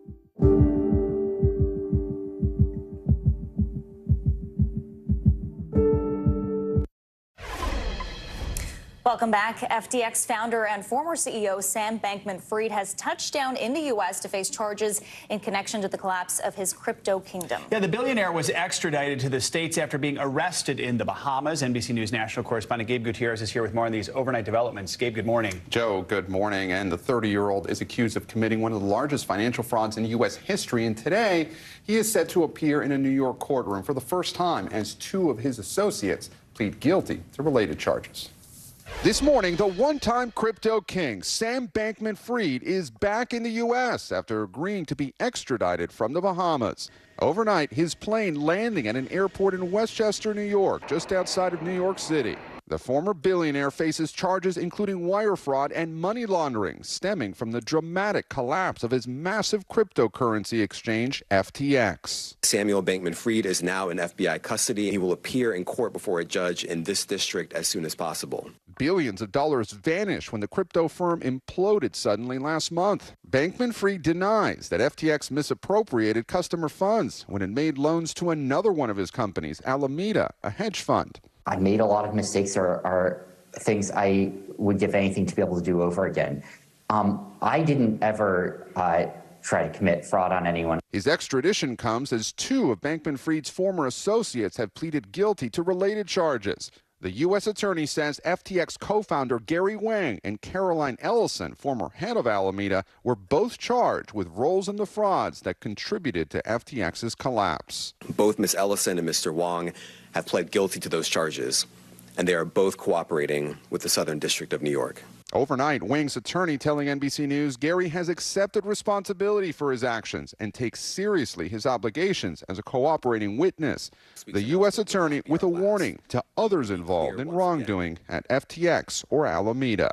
If you participated in misconduct at FTX or Alameda, now is the time to get ahead of it. We are moving quickly, and our patience is not eternal.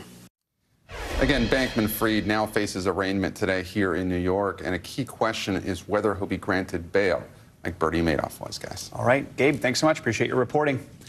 International headlines now. Just 2 weeks after China has loosened its COVID-19 restrictions, a new surge of cases in the city where it all began. Claudio Lavanga joins us now from Rome with that and more. Good morning, Claudio. Good morning. Yes, it kind of feels like it's back to square one for COVID-19 as the city of Wuhan, where the virus was first detected about 3 years ago, is experiencing a new surge. Now the new wave comes as China eases its zero COVID policy, relaxing restrictions such as lockdowns and movement tracking. According to Sky News, the result is long queues in front of fever clinics and lines of ambulances at hospitals.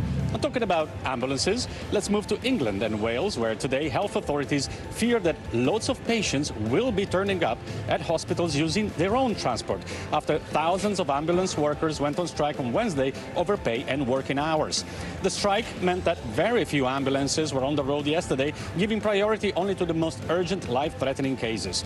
Ambulance crews are the latest category of health workers across the UK, including nurses, that have crossed their arms over pay in the past few weeks, putting a real strain on the health service. And let's take a dive in the Rio de Janeiro aquarium, where Santa has decided to take a little swim. The scuba diver behind Santa's costume said that seeing the sparkle in children's eyes was Christmas magic. But the sparkle on the shark's eyes, swimming behind him, means that it's unclear whether he will manage to get out of the tank alive to deliver in time the gifts for Christmas, guys. We're going to tell everyone he got out just fine. Santa's good. The scuba stuff worked. He's safe. He'll be delivering all your gifts. All right, Claudio, thank you so much. Coming up, the major winter storm is not the only thing on the minds of Americans this holiday season. The triple-demic is also a major concern, with flu, COVID, and RSV cases rising. A doctor joins us next with what you should do if you want to gather for the holidays. Plus, the search for a missing girl in North Carolina. Police say her parents waited weeks before reporting her missing. We'll show you the new evidence police are uncovering. You're watching Morning News Now.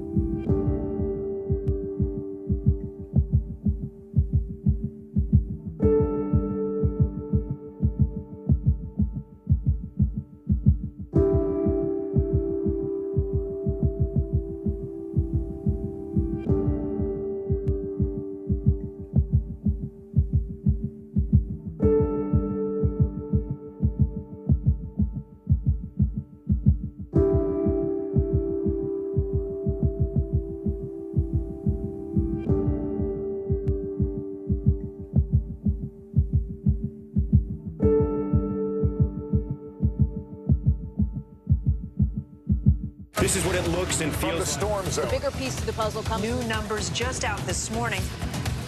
Good evening. We begin tonight with breaking news just coming in. We begin this hour with the latest developments. We're coming on the air with some shakeups big time on Capitol Hill. How much water ultimately will be forced inland? Whenever it happens, wherever you are, NBC News, streaming free now.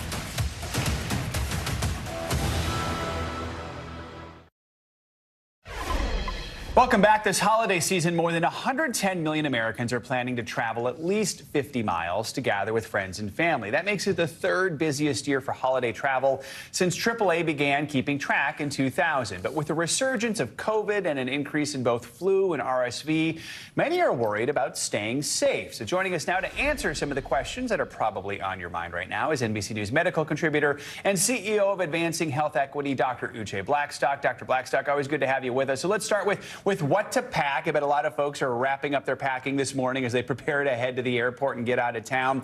What should we make sure to bring with us on our trips to help stay healthy?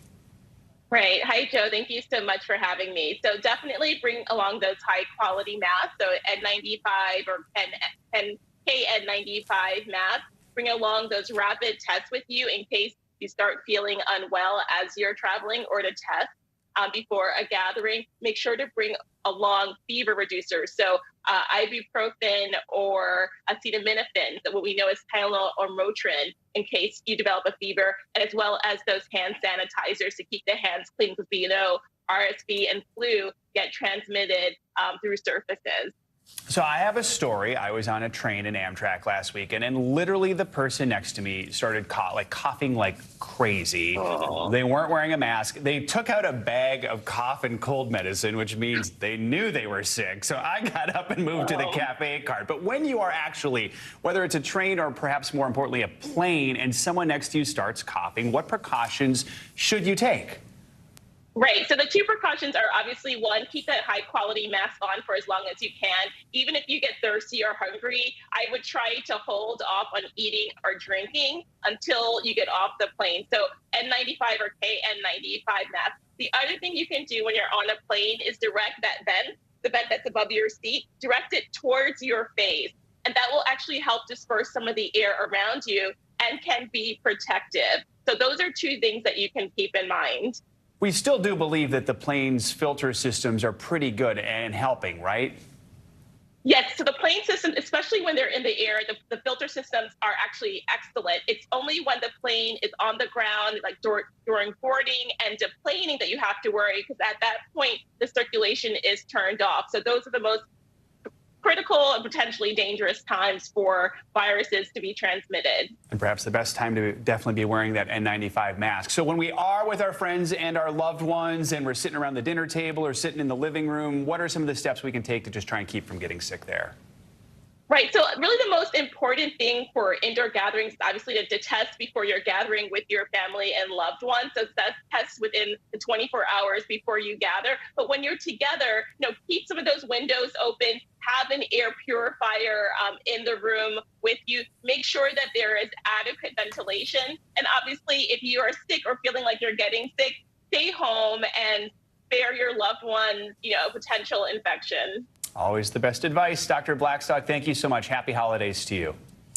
Turning now to new details in the mystery of a missing 11-year-old girl in North Carolina. The parents of Madalena Kojikari have been arrested after police say the family went weeks before reporting the young girl's disappearance. Police in a desperate search for 11-year-old Madalena Kojikari, now missing for a month, last seen in this recently released surveillance video from police.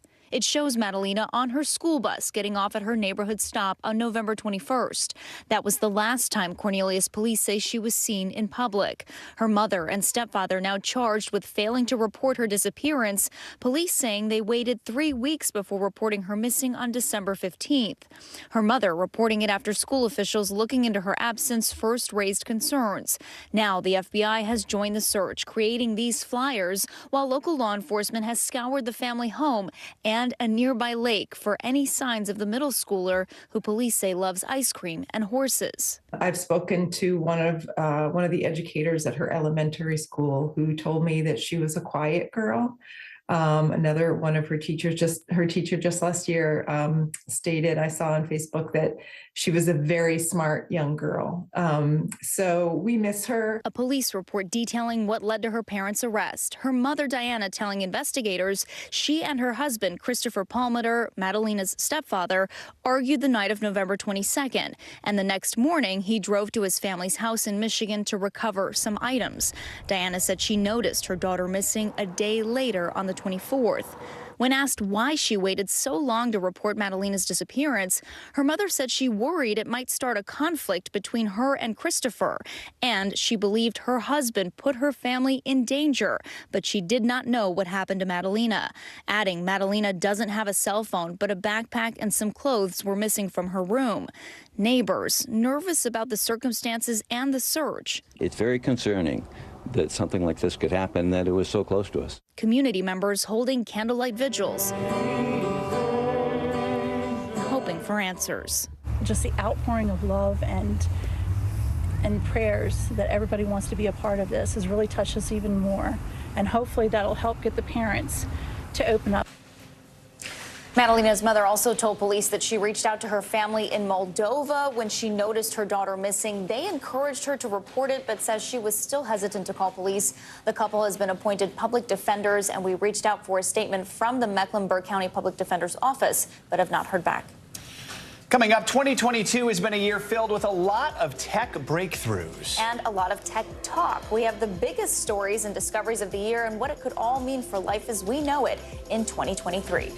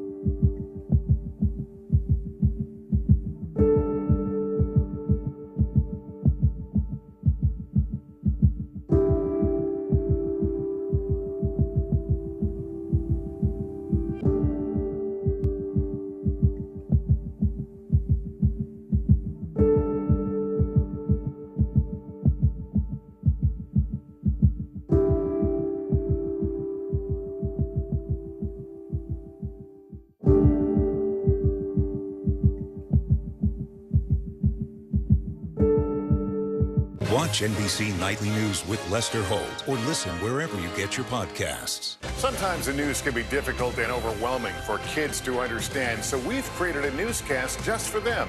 We hope your family will watch Nightly News Kids Edition.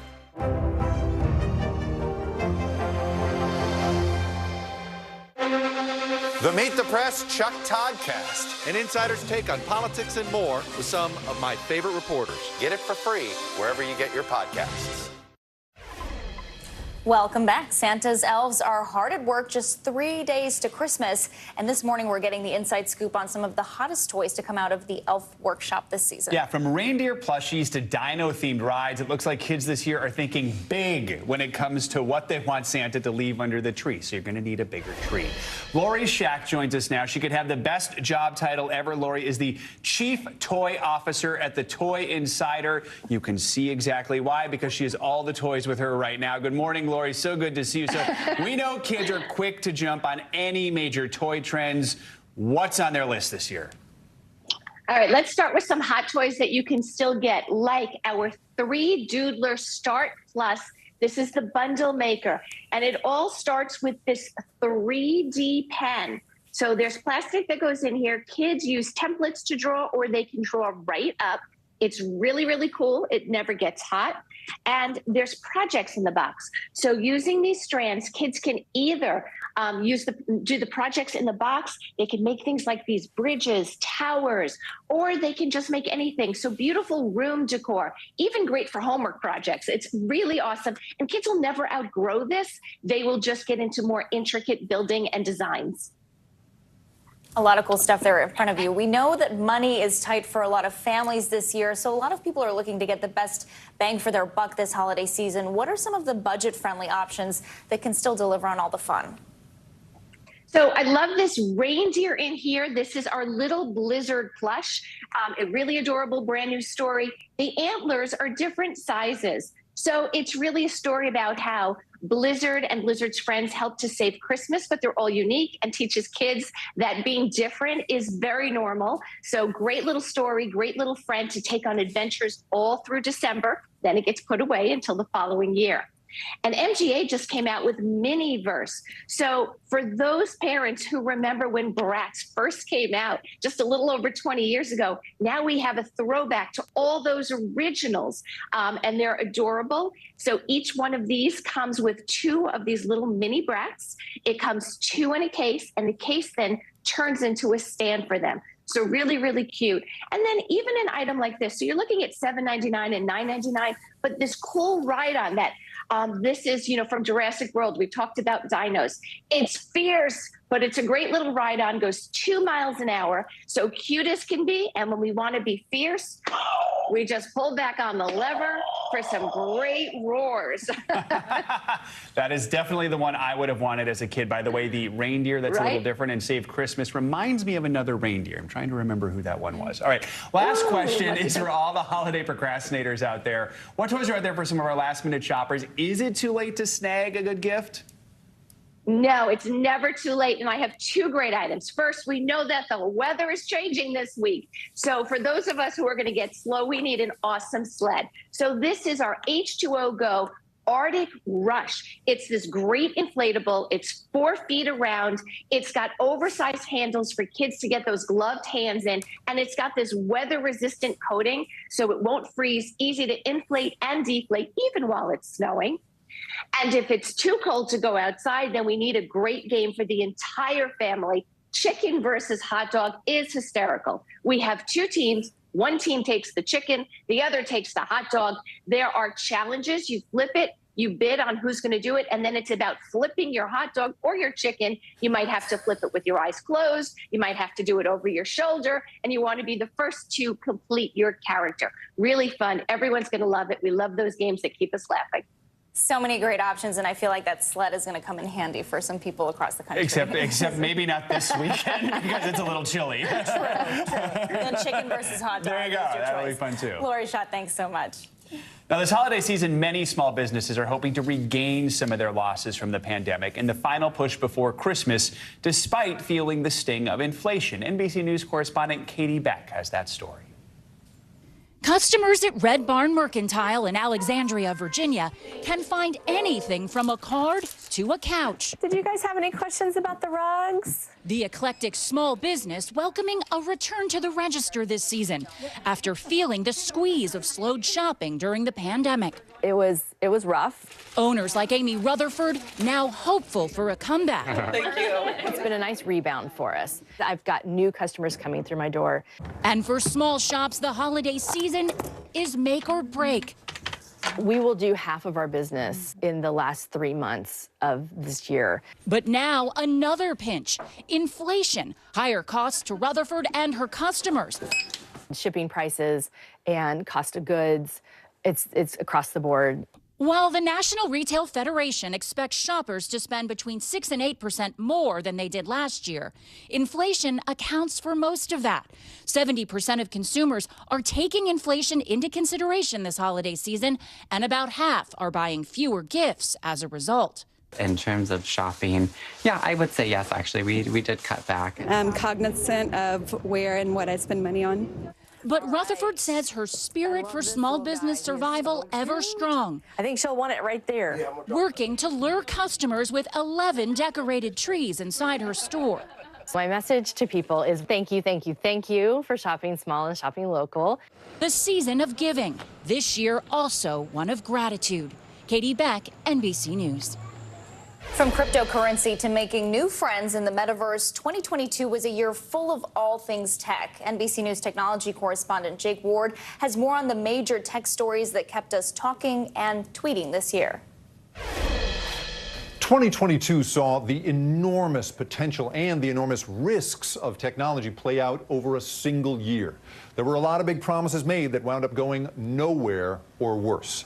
The biggest, of course, was crypto. The stuff of Super Bowl commercials and overnight billionaires. Cryptocurrency ended 2022 in flames as Sam Bankman-Fried, founder of FTX, became the face of a crisis that wiped out individual investors and deeply wounded the industry until investigators closed in and had him arrested in the Bahamas. Big tech companies, symbols of endless growth, flailed this year as the economy suffered. Meta sank from $1 trillion valuation last year to $268 billion this year as advertising fell apart and it blew billions on its founder's dream of a metaverse in which we will all work and play. It and other big tech companies laid off tens of thousands of people. But no one tech company grabbed the headlines quite like Twitter. When Elon Musk stopped fighting and finally went through with acquiring the company as promised, every day brought a new surprise, from firing more than half the staff to a wave of embarrassing impersonations to inviting Trump and other banned folks back. As the year ends, we still do not know what Twitter will be when it all shakes out. And now that the Supreme Court has agreed to hear a case that would make social media companies legally responsible for what we post, well, we don't know what social media will look like this time next year. But with all this drama, the year also saw some big discoveries. Artificial intelligence made some amazing new tools possible, including DALL-E and Midjourney, which allow anyone to create gallery-ready art by just describing what they want to see. Goodbye, Hollywood. Goodbye, art degree. And new software from OpenAI called ChatGPT is like a Google you can ask to do things, like write a novel or software for you. Who knows what companies and ethical issues that could launch. Finally, speaking of launches, the James Webb Space Telescope, the most powerful ever built, left Earth and revealed the atmosphere of a possibly livable world, along with images of the birth and death of stars. It's a reminder of what we can pull off as a species, and that all these tech dramas here on Earth are really pretty tiny in the scheme of things. Our thanks to Jake Ward for that roundup. And tonight, Savannah and I are taking a look back at many of the other stories that define this year, from the war in Ukraine to the royal family. 2022 headlines, highlights, and history airs tonight at 9 p.m. Eastern right here on NBC News Now. Coming up here, it is a magazine cover that has divided the internet. New York Magazine is taking a deep dive on Nepo babies, the kids of famous Hollywood parents who some believe have been able to start their career thanks to their family. We'll explain the backlash next.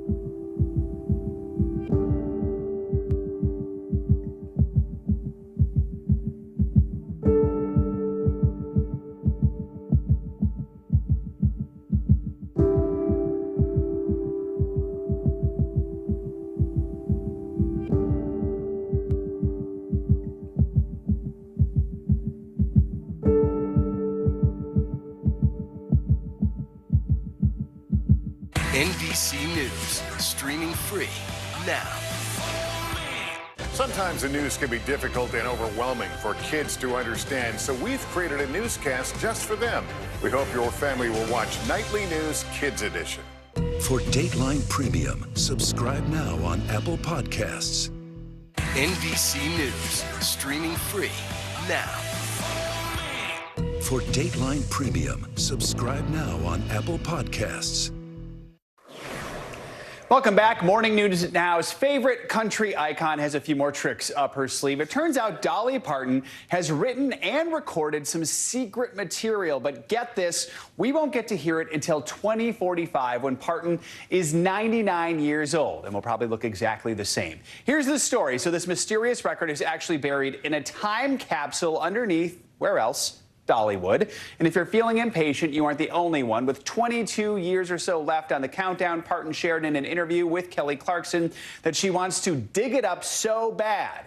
Hopefully we'll be on the air with more updates closer to 2045. But for now, let the Dolly Parton countdown begin. I know I will be there live covering it no matter how old I am because I will be there for that moment. I hope there's a countdown clock because I don't know if I'll remember that this is happening in 2045. Well, we have clocks here. We'll just turn one of them into a Dolly Parton clock. Sounds good. We'll set you. All right. Okay, thanks. Finally, this hour, a heated debate taking over social media. New York Magazine's latest issue has people divided over nepotism in Hollywood. The cover shows the heads of famous celebrity children imposed on baby bodies next to the headline that reads, "She has her mother's eyes and agent."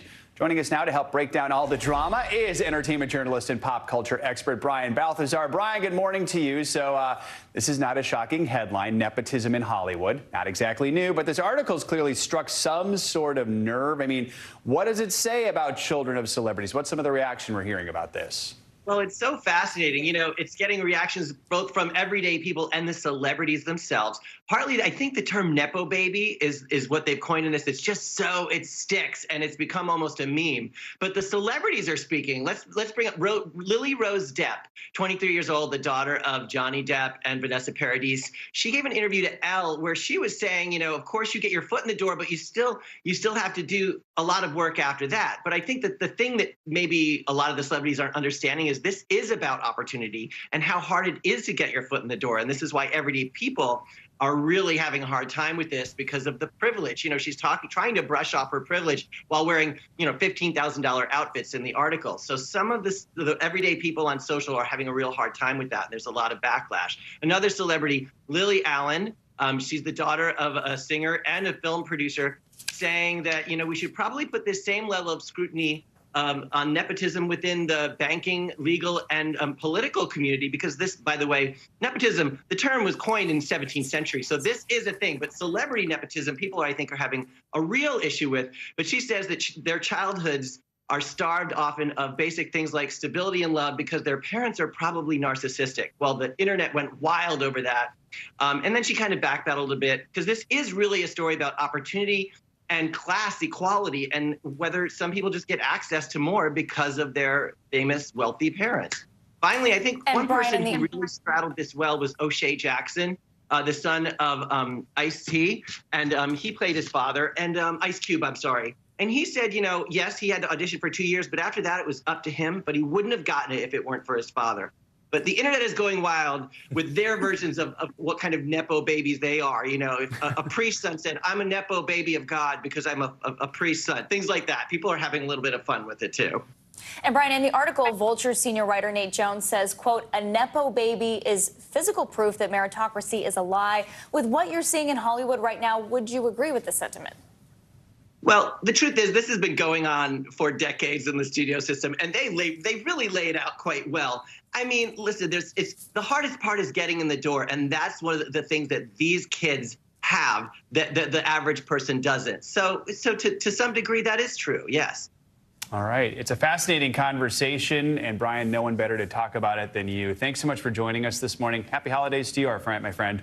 Thanks. I'll see you at the Dolly event. There you go. We'll be at the Dolly Countdown together. It'll be a huge event. Mark your calendars. 1945 or 2045. 1945. Different year. All right. That does it for this hour of Morning News Now. The news continues right now.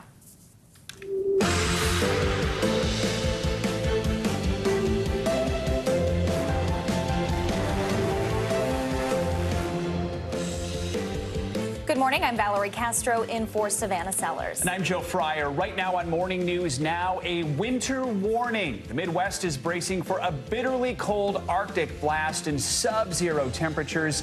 Millions are at risk from the potentially life-threatening conditions and what's set to be the worst winter storm ahead of the Christmas holiday in decades. We've got the latest on that, plus travelers trying to beat the blast and get out before the cold snap sets in, how airports are dealing with the weather woes.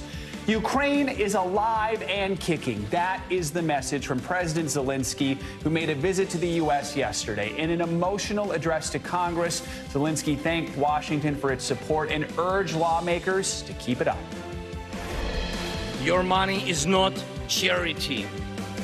It's an investment in the global security and democracy that we handle in the most responsible way.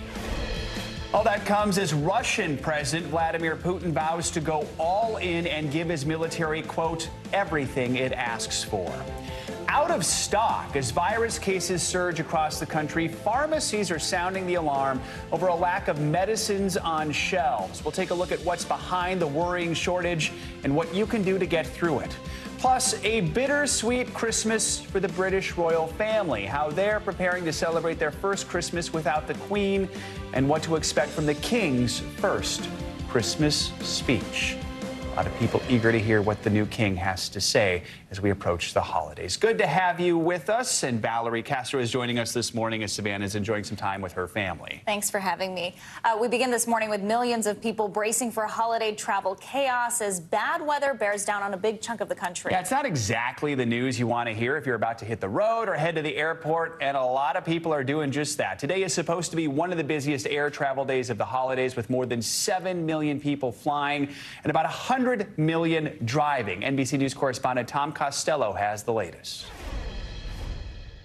Yeah, we are off and running. I actually flew in from Chicago overnight because we didn't want to take the chance of getting stuck in Chicago. Love Chicago, but I got family here in Washington. Didn't want to take the chance of getting stuck in that snowstorm. Planes are full, and we've already got delays and cancellations building. At the moment, we've right now got a total of 624 delays, 1,200 flight cancellations, and the most affected airports right now: Chicago O'Hare, Chicago Midway, St. Louis, Denver, and Kansas City. And that number will snowball as the snow flies.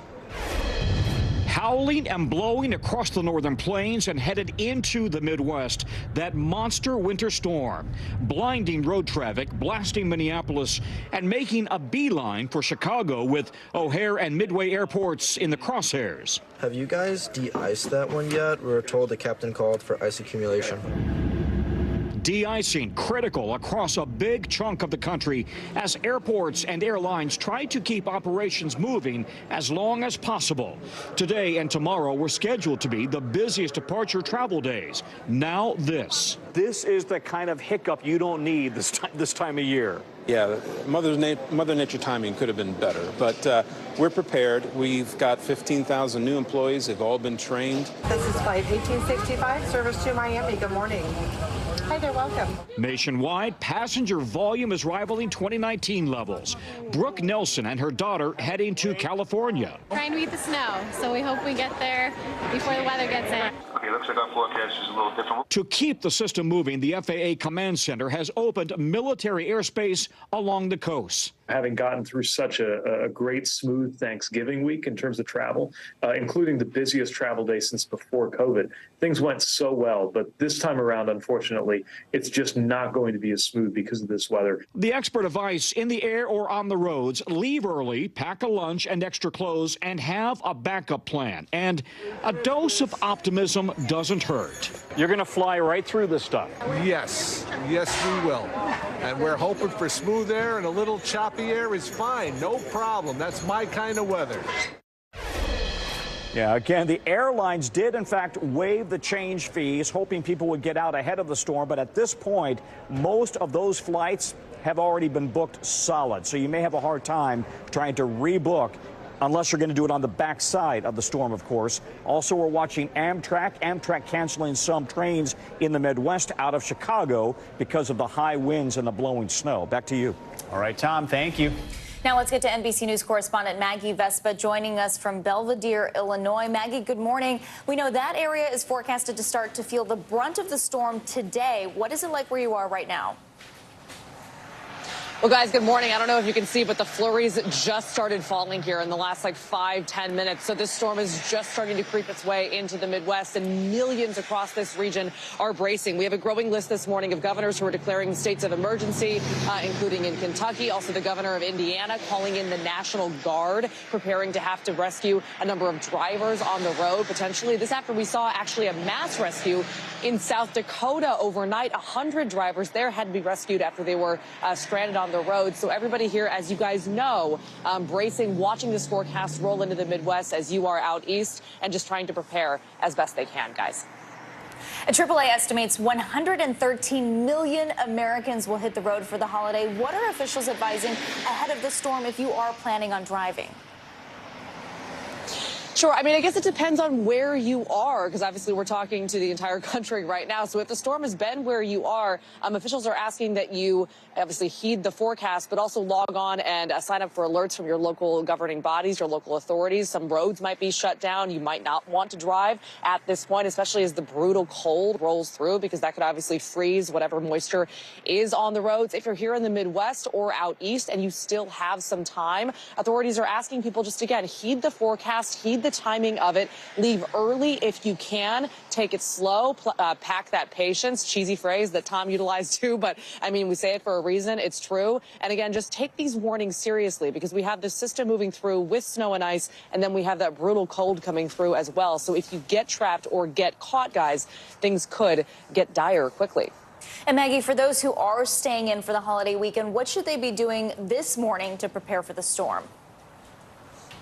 Yeah, the long story short is that as this rolls through, a big concern in several regions is power outages. So think about what would happen. I mean, first and foremost, if the roads are closed and you have to stay home for multiple days, so think about stocking up on food and just kind of hunkering down with whatever supplies you would need, including medications, things like that. Also, if you have backup generators, this is a great time to make sure that you have the gas you would need to get those rolling, and just kind of be prepared depending on what your situation is at home, reaching out to loved ones, that kind of thing, to make sure that you're okay staying where you are, again, for potentially a few days on end as this system makes its way out east. I'll send it back to you.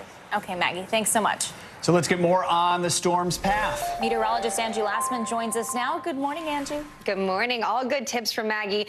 She mentioned that brutal cold. That's kind of the secondary impact that a lot of places are going to see. If you're in the Midwest, if you're in the Northeast, it's the rain, the snow, and then the wind. And then after that, we'll see that cold air work in. So let me give you the details. We have this system that's working through. Behind it, of course, that Arctic air, but the snow that's going to impact places in the Midwest around the Great Lakes. We could see over a foot of snow in some locations along Lake Michigan. That is going to make it really impossible to travel. I think if you're going to be out and about in the upper Midwest, we could see those winds up to 50 miles per hour. That doesn't help when it comes to driving on the roadway. So think about that. If you're in the Northeast, think about the flash freeze. If it's going to be raining where you are today and into tomorrow, which is much of the East Coast and into the Northeast and Mid-Atlantic, and then you have that rush of cold air, we'll have the quickly freezing liquid on the roadways that hasn't been treated, hasn't been cleared off as we get into your Saturday. So think about that. Lake effect snow still will continue for parts of the Great Lakes area. You can see Buffalo will receive maybe 2 to 3 feet. There could be isolated amounts a little higher than that. So we'll monitor that well into Saturday, but we'll see some improvements as we get into Sunday. I'll show you that here in a moment. But in the meantime, winter alerts are up for 110 million people. So a lot of folks going to be impacted by this. And one of my biggest concerns is the damaging winds, the potential to see these winds gusting 40, 50, even 60 miles per hour, taking out power lines, damaging trees, of course, but the power going to be one of the biggest impacts. And you can see just how wide that swath of potential power outages is. What you're seeing in the yellow is isolated power outages, but where you see that brighter red, that could be more widespread. We're talking interior areas of the Northeast. So just monitor that, be prepared for it. Maggie gave some great tips there. With those wind chills dipping down well below zero, I think it's something that you got to do today before that Arctic air works into your area.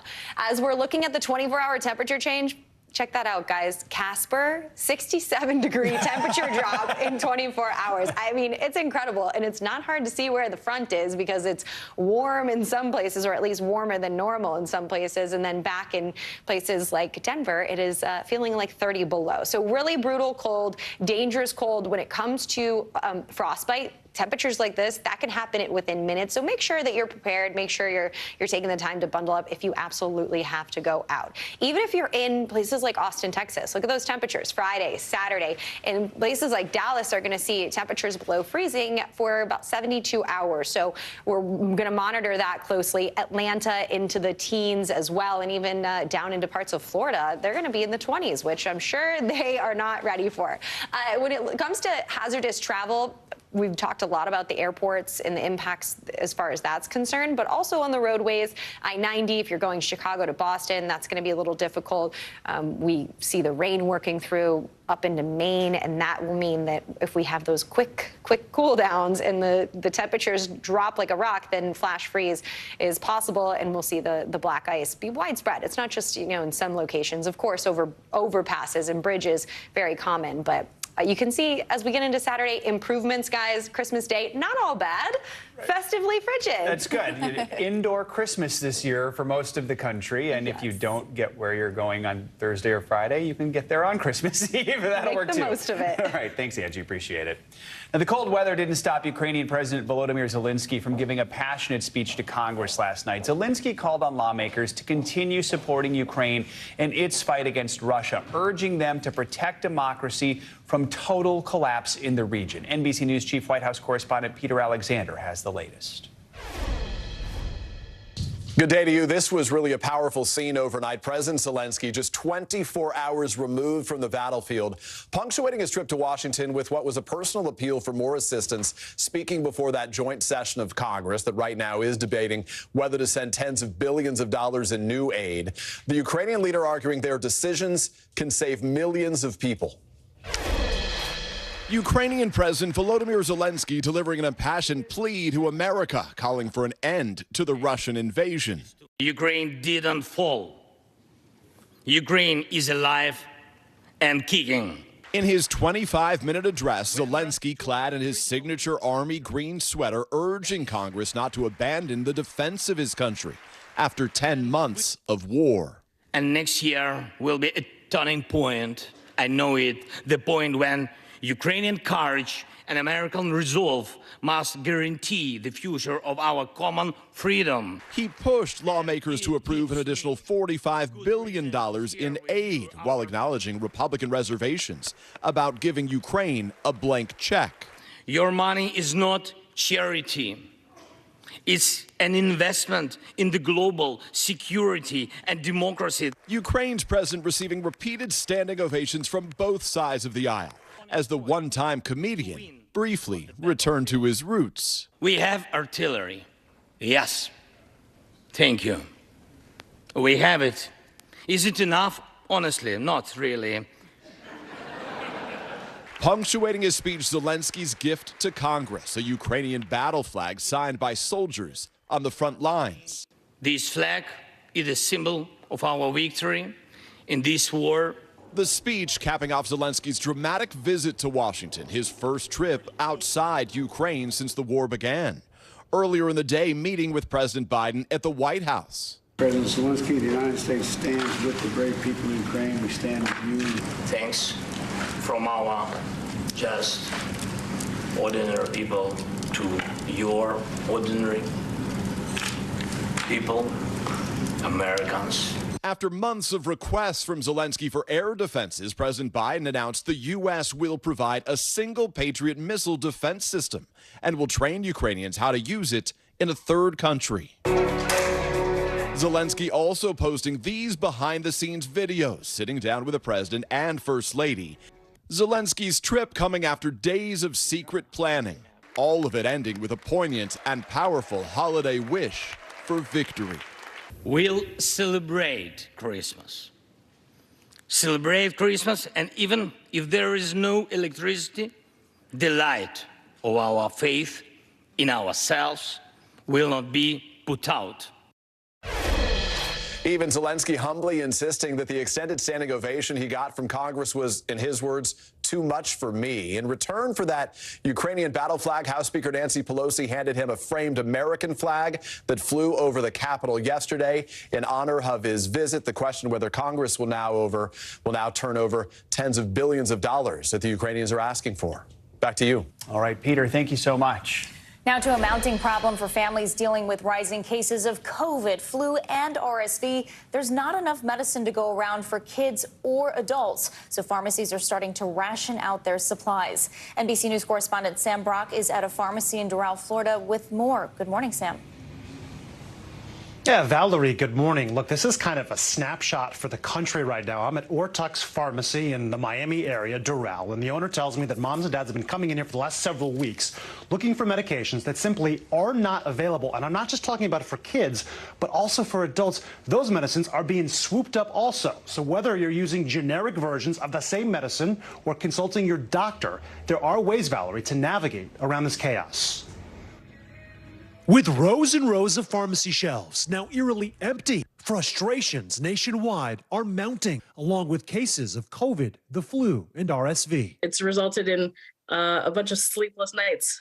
Mo Manklang considers herself one of the lucky ones, having the time and resources to scour stores for medicine to give her 15-month-old son, Rex.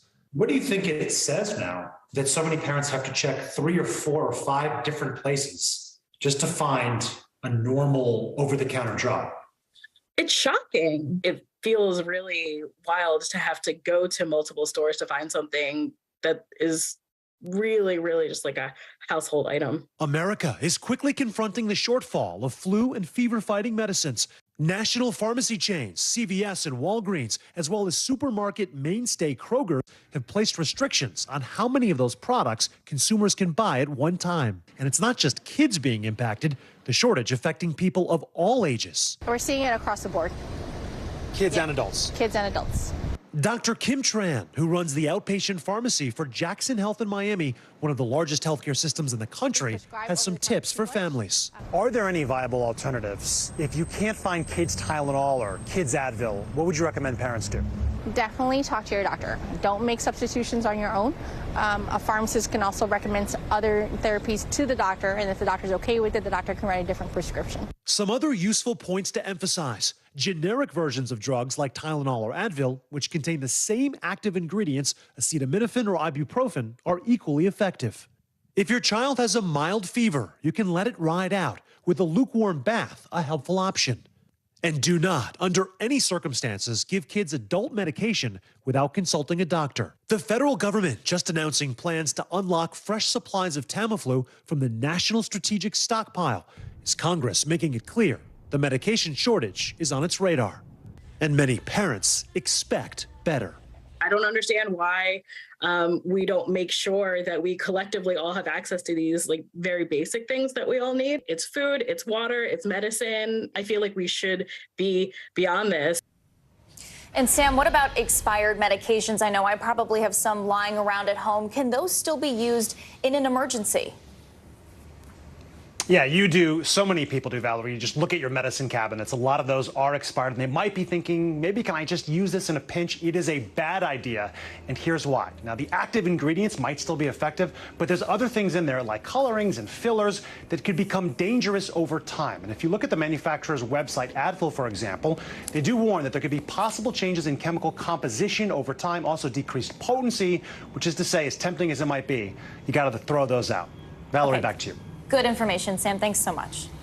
Coming up, the January 6th committee is set to release its final report finally today. What to watch out for as members deliver their findings into the riots that rocked Capitol Hill nearly 2 years ago.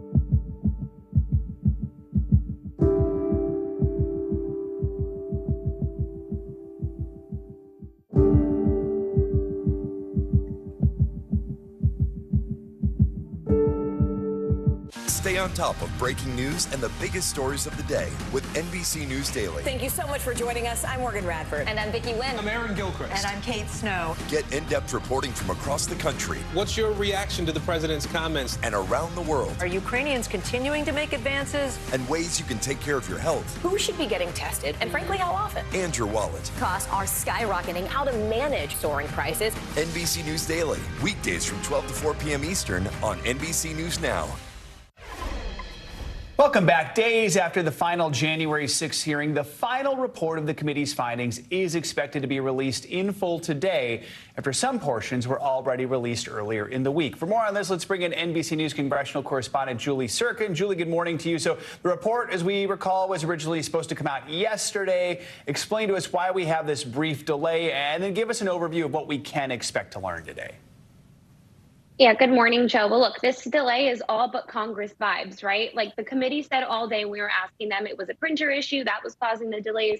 But in reality, the closer it got to Zelensky's speech in the day and the delays were still pursuing, the committee then decided that it would be best to release this report today, which, again, as we talk about this committee, it's always likely we expect the report to come out today. But I just always caution that these delays come more often than not. And with a report of this size, more than 1,000 pages, it's not inconceivable this is taking some time from the government publishing office to get that all squared away and filed. Now, when it comes to the actual contents of the report, of course, we heard from the committee on Monday when they issued those criminal referrals for former President Trump, for John Eastman and others, of course.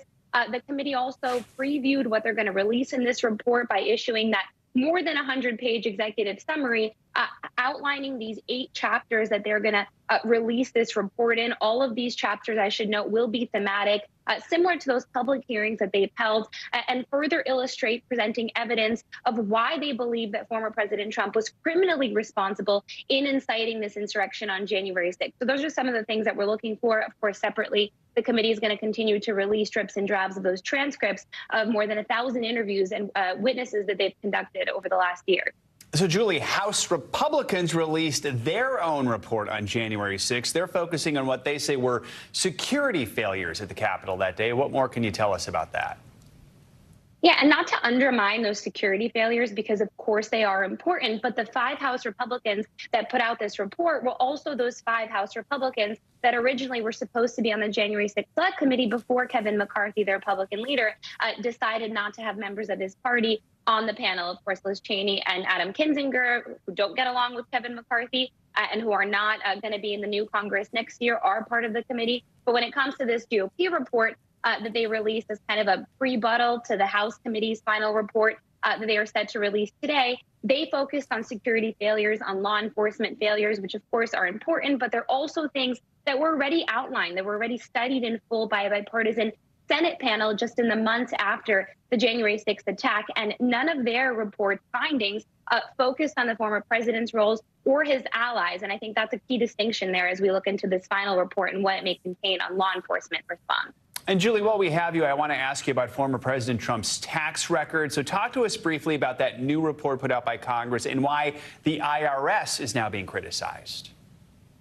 Yeah, a lot of themes here with Democrats in the House finishing up these key committee findings and investigations just weeks and days before the House is set to be controlled by Republicans. So I think that's key to pay attention to there. But this Ways and Means Committee report, they investigated Trump's taxes. They finally get their hands on it last month when the Supreme Court ruled that they had to be handed over to the committee to study. Now, they released top lines, you can see, from 6 years of Trump's taxes. We're still waiting on those final audits to be completed, so it's going to take some time for the public to see the full extent and breadth of Trump's tax returns.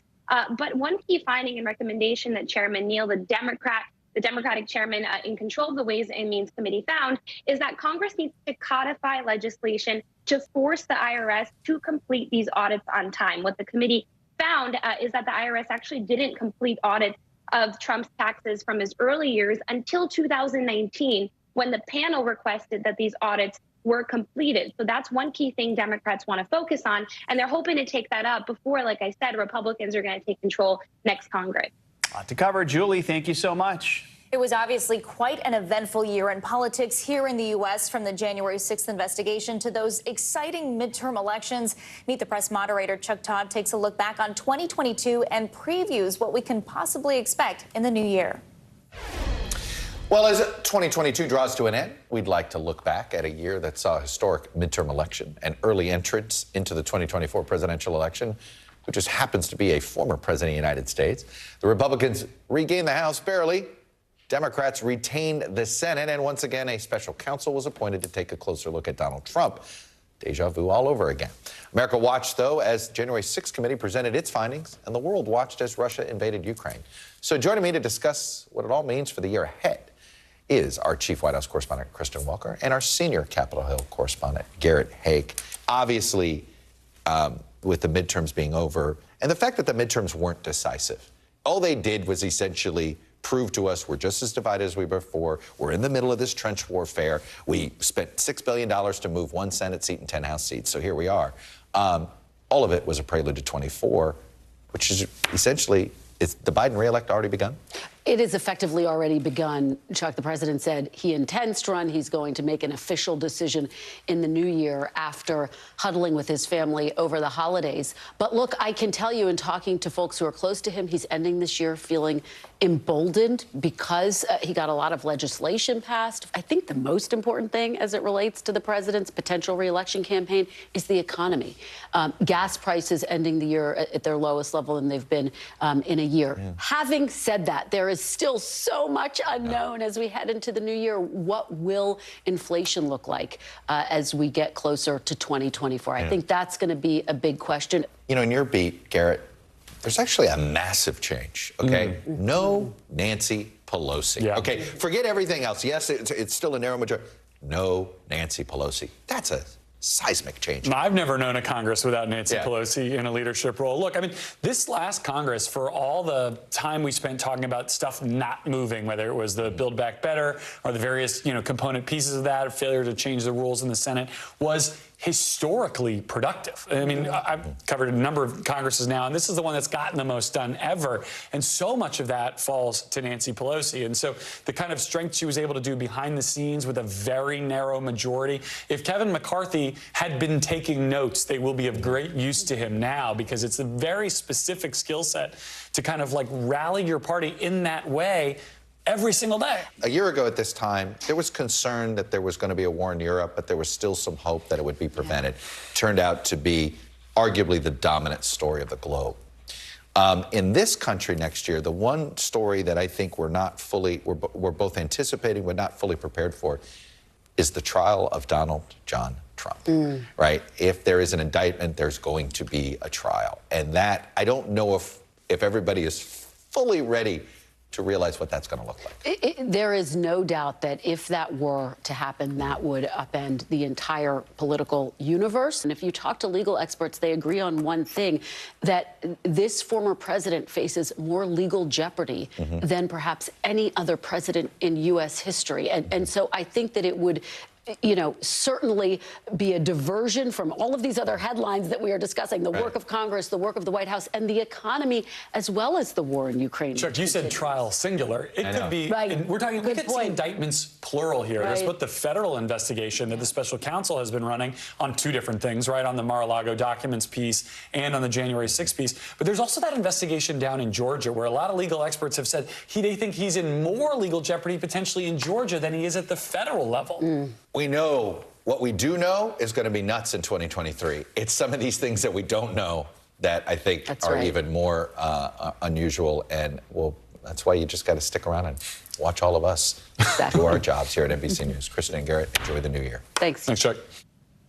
Our thanks to Chuck Todd for that report. And tonight, Joe and Savannah are taking a look back at some of the other stories that defined this year, from the war in Ukraine to the transition of the royal family. 2022 headlines, highlights, and history airs tonight at 9 p.m. Eastern, right here on NBC News Now. International headlines now. The United Nations is taking a major step in hopes of ending the ongoing violence in Myanmar. Claudio Lavanga joins us now from Rome with that and more. Good morning, Claudio. Good morning. That's right. The United Nations on Wednesday put pressure on the military junta in Myanmar by demanding an end to violence and the release of all political prisoners, including the ousted leader Aung San Suu Kyi. Now, since the military took power in February last year, they have clamped down on pro-democracy protests and dissent with lethal force. This is the first resolution adopted by the UN on Myanmar in 74 years. Let's go to Afghanistan, where a protest was held in front of the country's second largest university following the decision by the Taliban to ban female students from attending universities. Groups of men and women stood outside Nangarhar University in Jalalabad, holding up signs and chanting. The latest decision by the Taliban that cracks down on women's rights and freedoms has drawn international condemnation and is likely to damage their efforts to gain international recognition. And let's move to Argentina, where 3 big-headed turtles were released back to sea where they can finally swim freely. The big-headed turtles are an endangered species because they are popular as pets and some like to eat their meat.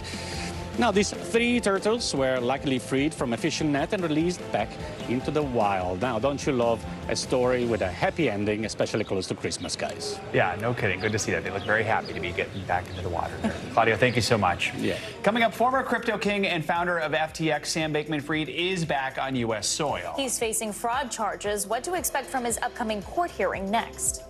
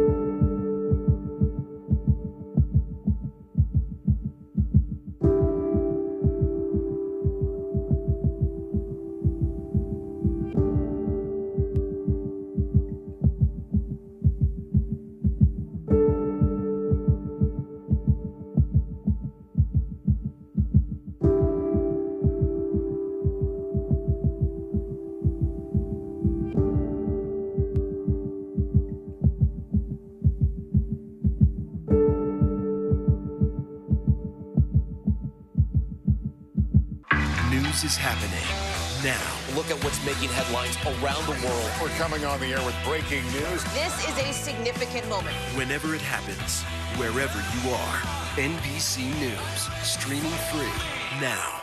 Sometimes the news can be difficult and overwhelming for kids to understand. Ukraine and Russia. Could you help me understand what's going on? So to help make sense of it all, we've created a newscast just for them. We hope your family will watch Nightly News Kids Edition.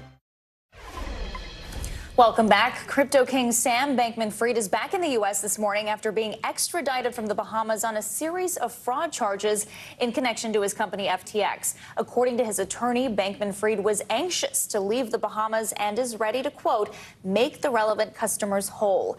NBC News correspondent Ron Allen joins us now from outside that courthouse here in New York City with the latest. Ron, good morning. Bankman-Fried landed in the U.S. overnight. What time is he expected to appear in court today, and what can we expect to see happen in the coming days? Any moment now he's expected here, and the main issue, one of the main issues, is going to be whether he is granted bail.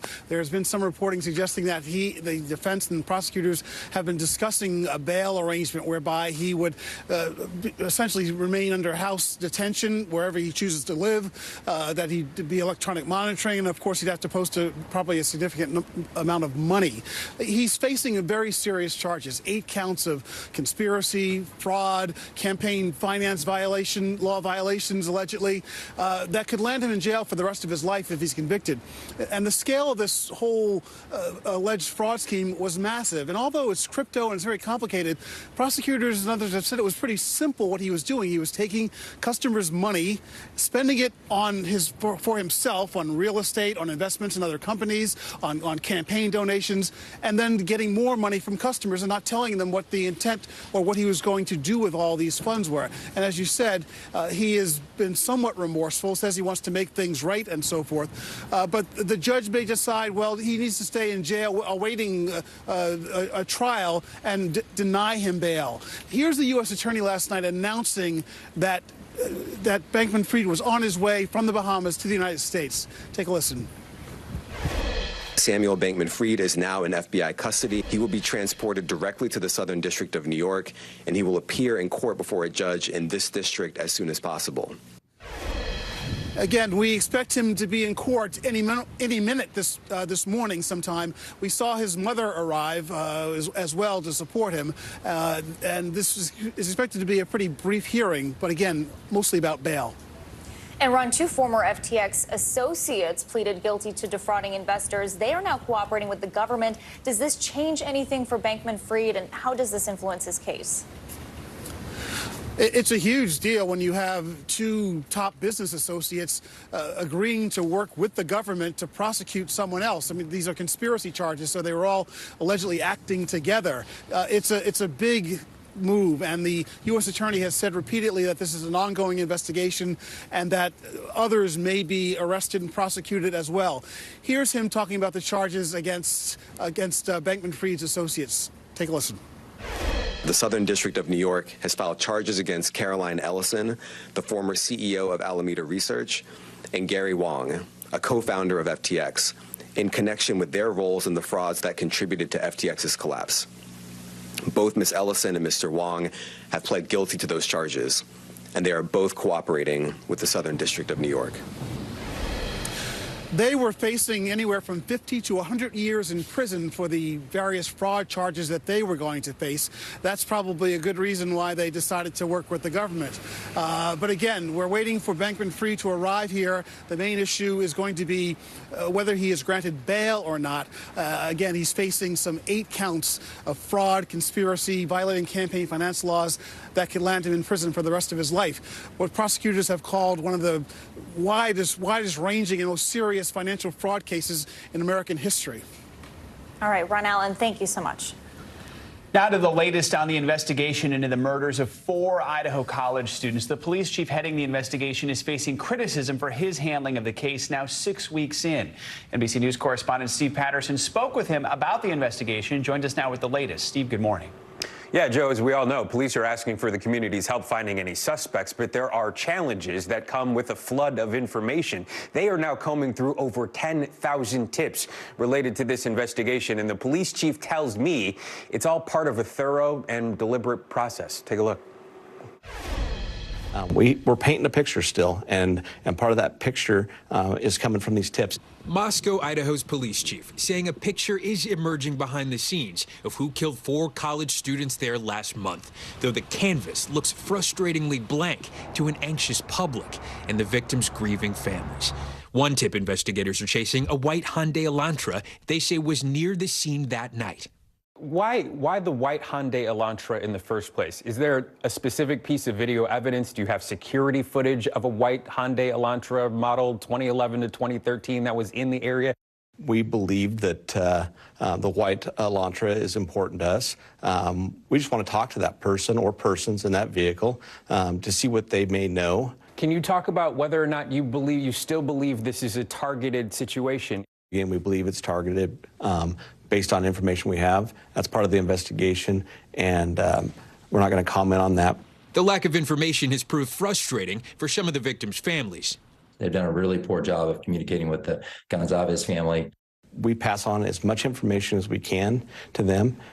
As I stated, there's information that we've held back, and we know it frustrates them, but we ask them to be patient. We ask them to trust us. A lawyer for victim Kaylee Gonzalez's family responding in a statement, "Time will tell. Trust is earned." Police Chief Fry insisting they're holding information back to protect the integrity of the case. We want to have a jury pool at some point in time who don't know all the facts. And we need to withhold that information until the very end when we can go to trial on this and put everything out there. In the meantime, an excruciating wait for the community of Moscow.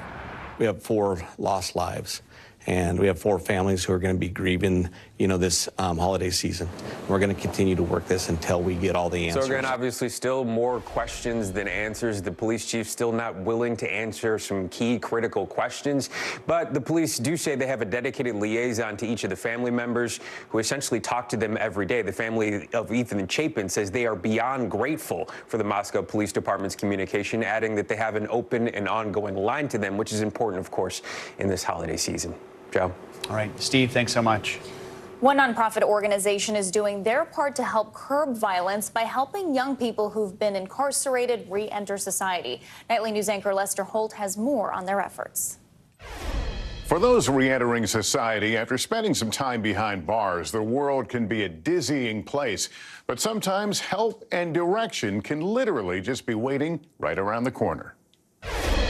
At this busy Bronx, New York intersection, a bus waits for some at risk of going nowhere. We look for young people that might be coming home from jail, that might be involved in things in the street, or anyone who just needs help and can't find opportunity. It's where 22-year-old Tyrese Nacho found himself after he was incarcerated. I was just needing help to find some work. I just needed a job, basically. The program is called Shifting Gears, a mobile outreach effort by the Youth Justice Network. The bus, parking in neighborhoods across New York City, outfitted with computers and other tools to help those newly released find their bearings. This is general help, or is it specific to finding a job, for example? A handful of things. A lot of these young people who are justice involved don't have a support system. They don't have someone to make phone calls for them. They don't have someone to bring them to a DMV, show them how to get a license. Messiah Ferguson says he was incarcerated at a young age. He now works as an advocate for others. How important is it for you to let them know what you have been through? I believe it's very important so they can know that I'm not just someone just talking about something that I haven't been through. All the external factors that come into place when you're being released from prison or jail. Under a different name, the program began its work inside New York's Rikers Island jail. Then the pandemic struck. Because the jail closed its doors to all service providers. And that's where the idea of a mobile bus, since we couldn't get into Rikers. Now, a safety net of workers and resources stand ready to catch those in need on the outside. It seems like the word has really gotten around about this here in the neighborhood. We have to show them that there is hope.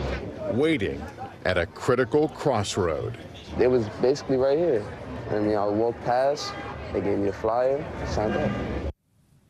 Our thanks to Lester Holt for that report. Coming up, Christmas without the matriarch. Yeah, the royal family is about to mark its first festive season without Queen Elizabeth. We're going to take a look at their plans to honor her memory and what to expect from King Charles' first Christmas speech.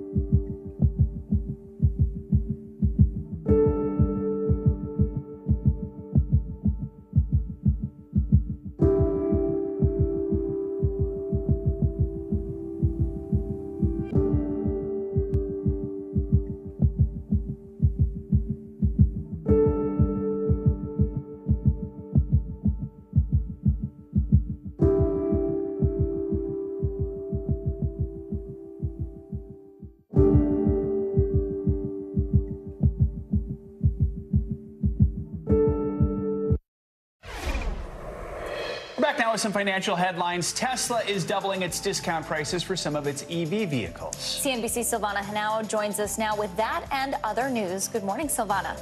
Hi, guys. Good morning to you. Yeah, so Tesla is offering bigger discounts of $7,500 on the Model 3 and Model Y if you take delivery by the end of the month. That's double the credit the company has offered on those vehicles. It's also recently started offering free supercharging for 10,000 miles for vehicles sold in December. The discount comes days after the U.S. government delayed restrictions on electric vehicle incentives until March.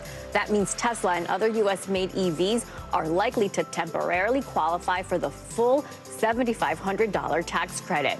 Netflix is taking a page from Peloton's playbook. Starting December 30th, it will start streaming classes from the Nike's training club on the platform. Subscribers will have access to 30 hours of content with several exercises and in multiple languages. Nike Training Club is a popular app where users can take strength, yoga, and high-intensity classes led by Nike instructors. Netflix says episodes will be released in 2 batches, with the second coming sometime in 2023. And Amazon is once again giving customers the chance to thank their delivery driver with a $5 tip. It's bringing back the Alexa Thank My Driver program after originally launching it earlier this month. The promotion was so successful, Amazon had to shut it down after just 1 day. Customers with an Alexa-enabled device can simply say, "Alexa, thank my driver." The driver who made the most recent delivery will get a $5 tip. Amazon will run the program up until the first million thank yous, guys. So, and with that, nice Silvana just thanked and tipped tens of thousands of Amazon drivers it's funny all because around the country. I've been thinking about that, and I thought, what if an Alexa hears me say that? What happens? We're about to find out. Check We're your find out, social right? media. Thank you, Silvana. You got it. Now to the United Kingdom, where the royal family is facing a very different Christmas season after the death of Queen Elizabeth in September. NBC News foreign correspondent Kelly Kobiella is at Buckingham Palace with more on how the royal family will honor the Queen by carrying on her favorite holiday traditions. Kelly, good morning. Good morning to you. King Charles will be hosting his first royal family Christmas this year alongside his Queen consort, Camilla. And they'll bring the family together for the first time since 2019 at Sandringham, a place the late Queen loved. With the festive season in full swing, a show of royal unity joining an early holiday cheer. For the royal family, this year, the celebrations are bittersweet. The first Christmas without their beloved matriarch, Queen Elizabeth.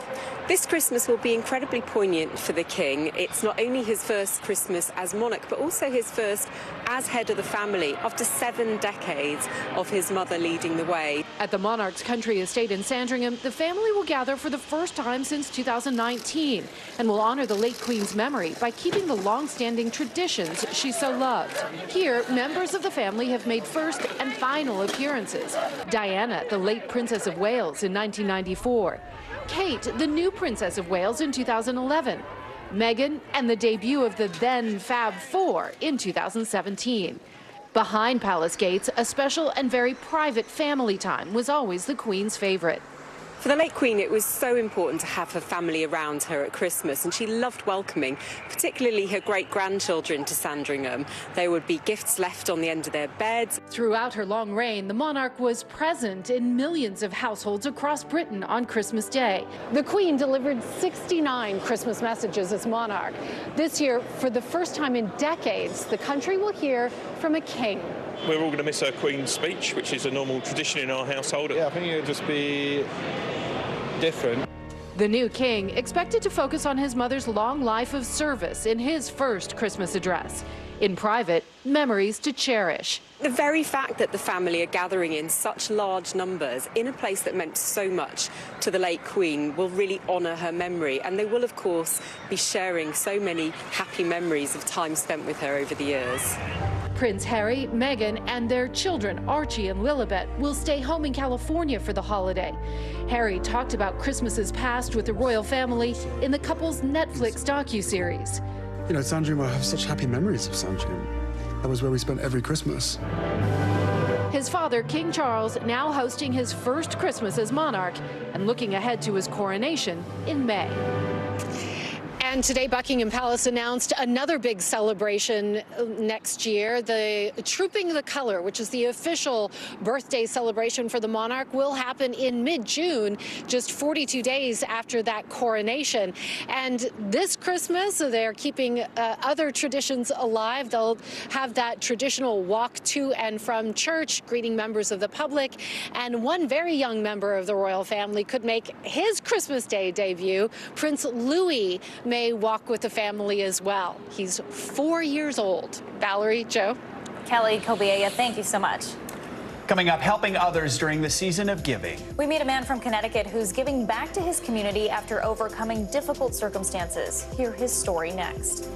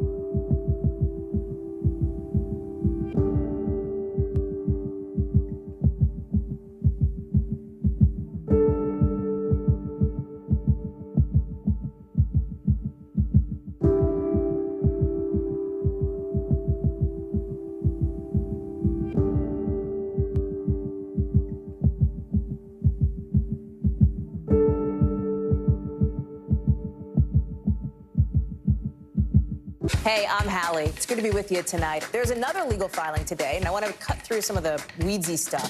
And let's just, get to the point. They have started to vote on the PACT Act. If you're like, Hallie, stop speaking Washingtonese. This bill would basically give health care to veterans who have exposed to these toxic chemicals. So, Scott, I'm trying to make this as not D.C. as possible. The increased sort of anger that we've seen now in politics. I saw you searching for, I think, your microphone, Dan. You are. I was trying to do it on the slide. Live TV, man. It's okay.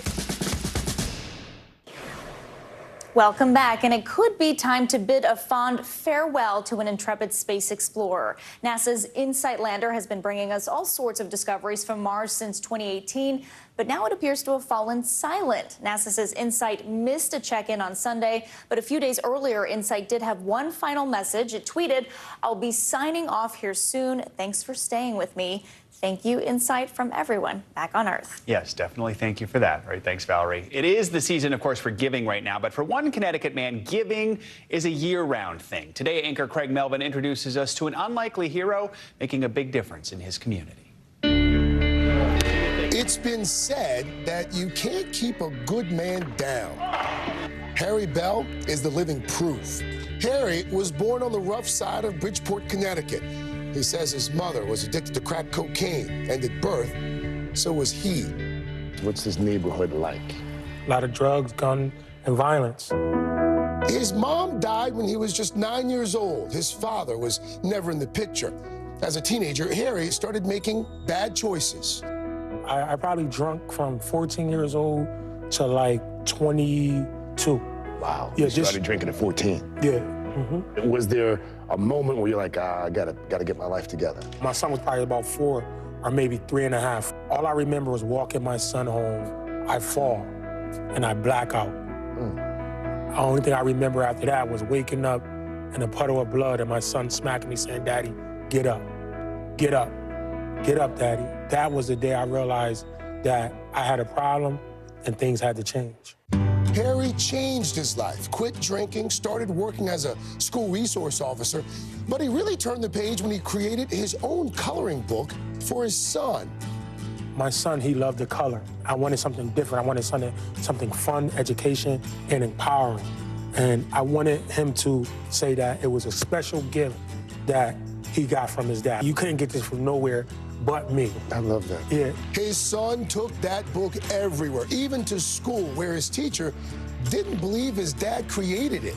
The teacher said, your son keeps saying you made this book, and I told him, you did not. This is from Scholastic. I said, nah, I made that book for him. She said, I want you to give each kid in my class a book and explain each page. And I did that. And the rest is history. It snowballed from there. Harry started selling the coloring books in his neighborhood. How many coloring books did you end up putting out there? Do you know? About over 20,000. I was selling coloring books on the same block where people were selling dope. So they were selling dope, I was selling hope. People thought I was crazy. He took the money from selling books and poured it right back into his community. He started a nonprofit called Color of Positive Thought and began holding programs for local children on his patio, then after school in this community center. What programs happen under this roof? We got a week of programs. On Monday, we focus on nothing but homework, entrepreneurship, and things of that nature. Tuesdays, we do basketball. Wednesday, we do karate, kickboxing / fitness. Thursday, we do rugby, got a rugby team. Harry has become a Pied Piper of optimism, gaining devoted followers like Jose Santiago and his son, Jordan. Why do you think that Harry's approach has been so effective? His commitment, the way he's so committed to the program, the way that the kids just love him. They love him in a way like, you know, as like a father figure. What have you come to learn here? What have you been doing? I learned how to like help people, get along with people. It built a lot of like confidence for me to go do my own things. Like I got my own job off of confidence from working from this one. During after-school programs, the kids get a meal. There's also food for them to take home. And you can bet Harry does something special for the holidays. From organizing a hayride for Halloween to handing out turkeys for Thanksgiving. And the heart, as big as Harry's, is a perfect fit for a red suit and white beard come Christmas time. You have 3 kids. Mm-hmm. I think you have 3 jobs. Mm-hmm. And you still make time for this. Yeah. Why? Because this ain't my doing. I'm very spiritual. This is a God's gift. You know, I'm just a vessel, just doing the work of a higher power. So everything's gonna work out, I believe. Love that. Thanks, Craig Melvin, for that inspiring story. That's going to do it for this hour of Morning News Now. The news continues right now.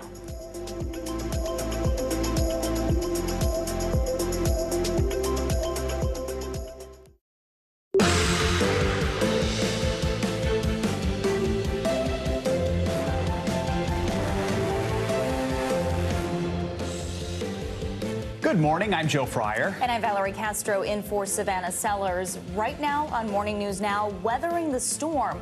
Right as millions of Americans get out of town for the holidays, a dangerous winter storm moves in. The Midwest and the Northeast are bracing for snow, strong winds, and bitter cold. It's also being felt in the South with below freezing temperatures in places like Orlando. We're tracking where the storm is heading next and what to expect if you're traveling.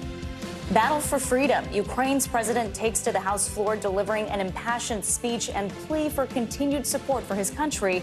Vladimir Zelensky sending this message to Congress and all Americans.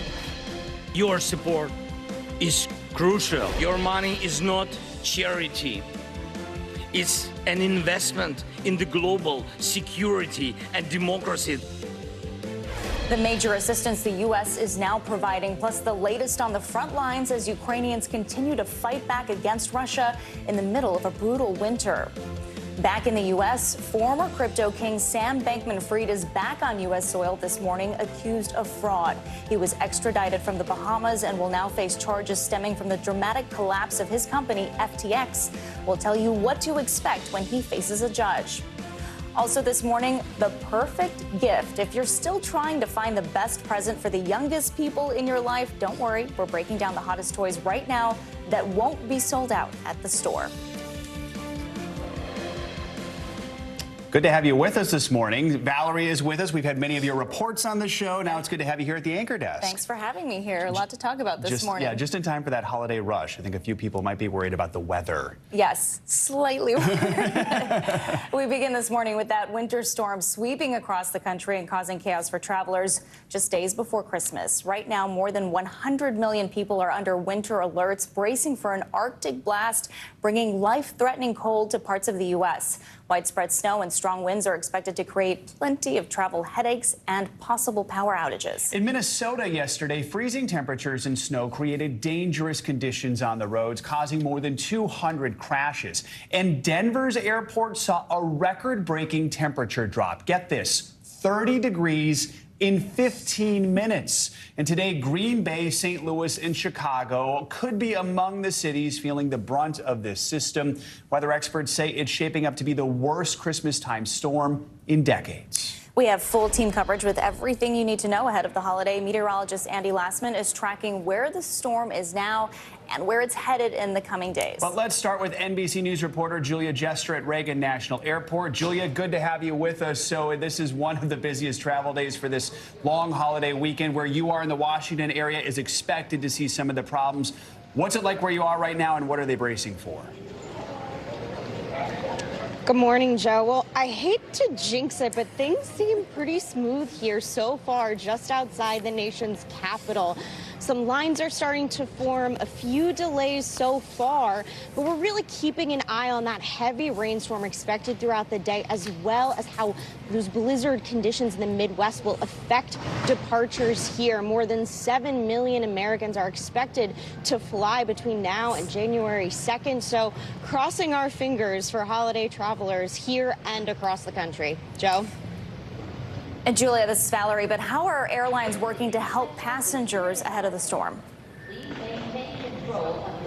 Well, Valerie, airlines are expecting today and tomorrow to especially be impacted by winter weather, and so most are dropping change fees for flights that are affected by that severe weather. So please check with your airline carrier to see if that's possible, because time is running out to get out earlier if you can. De-icing is going to become critical at airports to help keep operations moving and get those planes off the ground. And some airlines are getting creative. United is actually working on this Connection Saver program to see just how long they can hold up some flights for connecting passengers so that if they're delayed, they don't miss their connecting flight. So really trying to get ahead of these disruptions and minimize those holiday headaches. Valerie, Joe? You know, a lot of folks who are watching this morning right now are likely packing their bags or heading out today or tomorrow. So what should those travelers know if their flight does end up being delayed or canceled? What are their best options? Delays and cancellations are big possibilities, especially here in D.C. We're looking at this afternoon as being a prime area where we could see those disruptions. In other cities across the U.S., like Philadelphia, New York City, expecting those today. Some Midwest cities and other Northeast cities tomorrow. Just a lot of chaos could ensue at airports. So how can travelers be ready? First, check your flight status before you leave for the airport. Make sure you're looking at the app. If you are the first to know your flight is delayed or canceled, you can be first in line to make those plane changes. Try to talk to an airline agent at the airport and maybe even call the carrier while you're waiting in that line. Be kind, ask for accommodations if you can. Federal law requires that if a flight is canceled or significantly delayed, the airlines owe passengers refunds who request them. So make sure you know your airline carrier's protocols, and just be prepared. Try to have a backup plan, and hopefully you will get to your holiday destination. Joe, Valerie? That's the hope. Lots to keep in mind. Julia, thank you so much. Okay, so I don't think Julia is jinxing anything. I just don't think the storm is there yet. So where is the storm right now? Where is it going next? We're going to go to meteorologist Angie Lassman, who's tracking the storm. Angie, hey, good morning to you. Yeah, you took the words out of my mouth, Joe. That's exactly what I was thinking. Prepare if you're in the D.C. area here over the next, 24 hours for things to change. That's where we're starting to see some of that rain working in. You can see on our satellite and radar some of the rain working through. There's also a mix of some freezing rain as well as some snowflakes falling just to the north and west. We see plenty more snow draped across parts of the Midwest. That's where we're watching for some of those blizzard warnings that I'll show you in a moment. But when we talk about the rain, there could be a flood potential with this. Anywhere from 3 to 5 inches expected in the mid-Atlantic and expected to continue up into portions of the Northeast. We'll see coastal flood warnings as well. What does that mean? Well, our winds are quite strong. So 44 million people are going to be impacted by the potential for some flooding. But if you're along the coast, we could see surge up to 3 feet. We'll see coastal erosion as well with those really strong winds. And there's the winter alerts. 110 million people, guys. There's places maybe in the Southwest that aren't dealing with this wintry weather, but just about everybody is going to see impacts from this storm. When it comes to the snow impacts, it's mainly focused to the interior of the Northeast and stretch from portions of the Tennessee Valley into the Midwest. It looks like the bullseye is going to be along Lake Michigan. That's where we'll see those highest amounts. But with the really strong winds and with the really fluffy snow that we're expecting, we could see decreased visibility. So it's not so much in places like Michigan or Chicago where they get a whole lot of snow. 3 to 5 inches isn't, standstill for them. It's more the winds that are going to cause problems there with the visibility on the roadways and, of course, at airports. You can see those peak wind gusts, 63 miles per hour in Buffalo, 48 for Detroit, 48 for Indianapolis. And this means that power outages, they could be likely here for a wide swath of the country. And you don't want your power to go out or your heat to go out when you have temperatures like this. These are the current conditions in places like Kearney, Nebraska, where it is minus 44 for the wind chill, minus 42 in Billings, Denver, minus 29. And in a 24-hour period in Denver yesterday, 67-degree temperature drop. So that just shows you how cold it has been in Montana in 3 minutes, it drops 27 degrees. So this Arctic air is not playing around, and you can see it stretches as far south as Texas, where -2 will be your wind chill on Friday. So prepare for that. And by the way, places like Dallas, they're going to see these temperatures below freezing for 72 hours. So you want to take this seriously. Of course, Atlanta, -1 by the time Saturday rolls around. And these are the lowest wind chills that you'll see through Saturday. So take a look wherever you're watching from and take in exactly how cold it'll get where you are. Even Tampa, 26 degrees. I know that'll be brutal for you guys there. But it's going to impact basically all 50 states. We'll see wind chills below 32 degrees. So that's something that we'll want to take note of, especially when it comes to, preparing for the power outages and all that kind of stuff. That's my real concern with this. Exactly. And you've been saying the words flash freeze all week long, which, first of all, not easy to say. No, tongue twister. But it really is amazing how quickly the temps are dropping. And that's one of the things to watch out for here. And especially in New York, where you have rain right now, and D.C., and then it quickly drops. That's where we'll watch for black ice to really be prevalent. Thanks, Angie. Appreciate it. And turning now to Capitol Hill, where last night Ukrainian President Vladimir Zelensky gave an impassioned plea to Congress for its continued military support following a day filled with meetings over the future of Ukraine. Zelensky was greeted by President Biden at the White House before discussing peace plans and aid packages for the war. The Ukrainian leader ended his tour of Washington with a speech to lawmakers and the American people. He urged the U.S. to not let up its support for democracy in Eastern Europe. Against all odds and doom and gloom scenarios, Ukraine didn't fall. Ukraine is alive and kicking.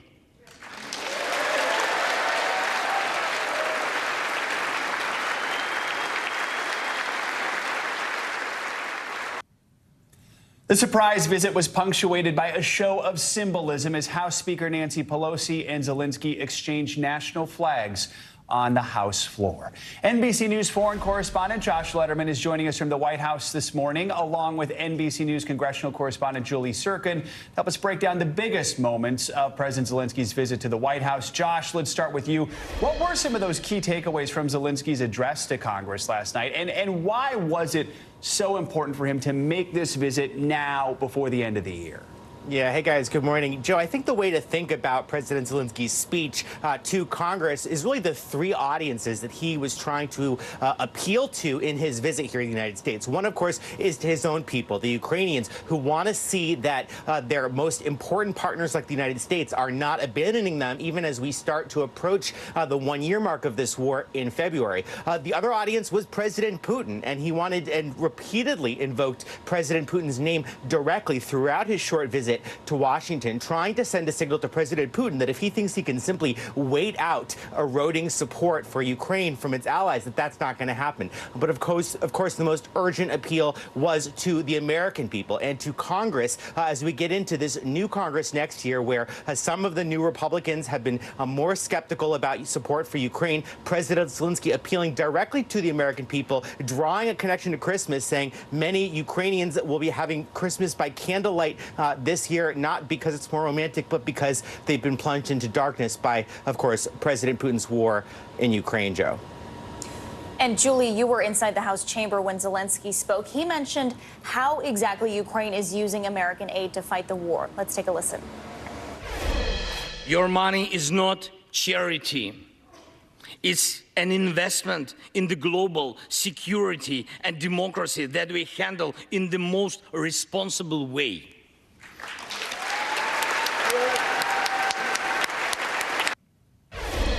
Julie, can you give us a little bit more insight into exactly how he was received by lawmakers? And did his speech manage to jumpstart support from some Republicans who have been skeptical about aid to Ukraine?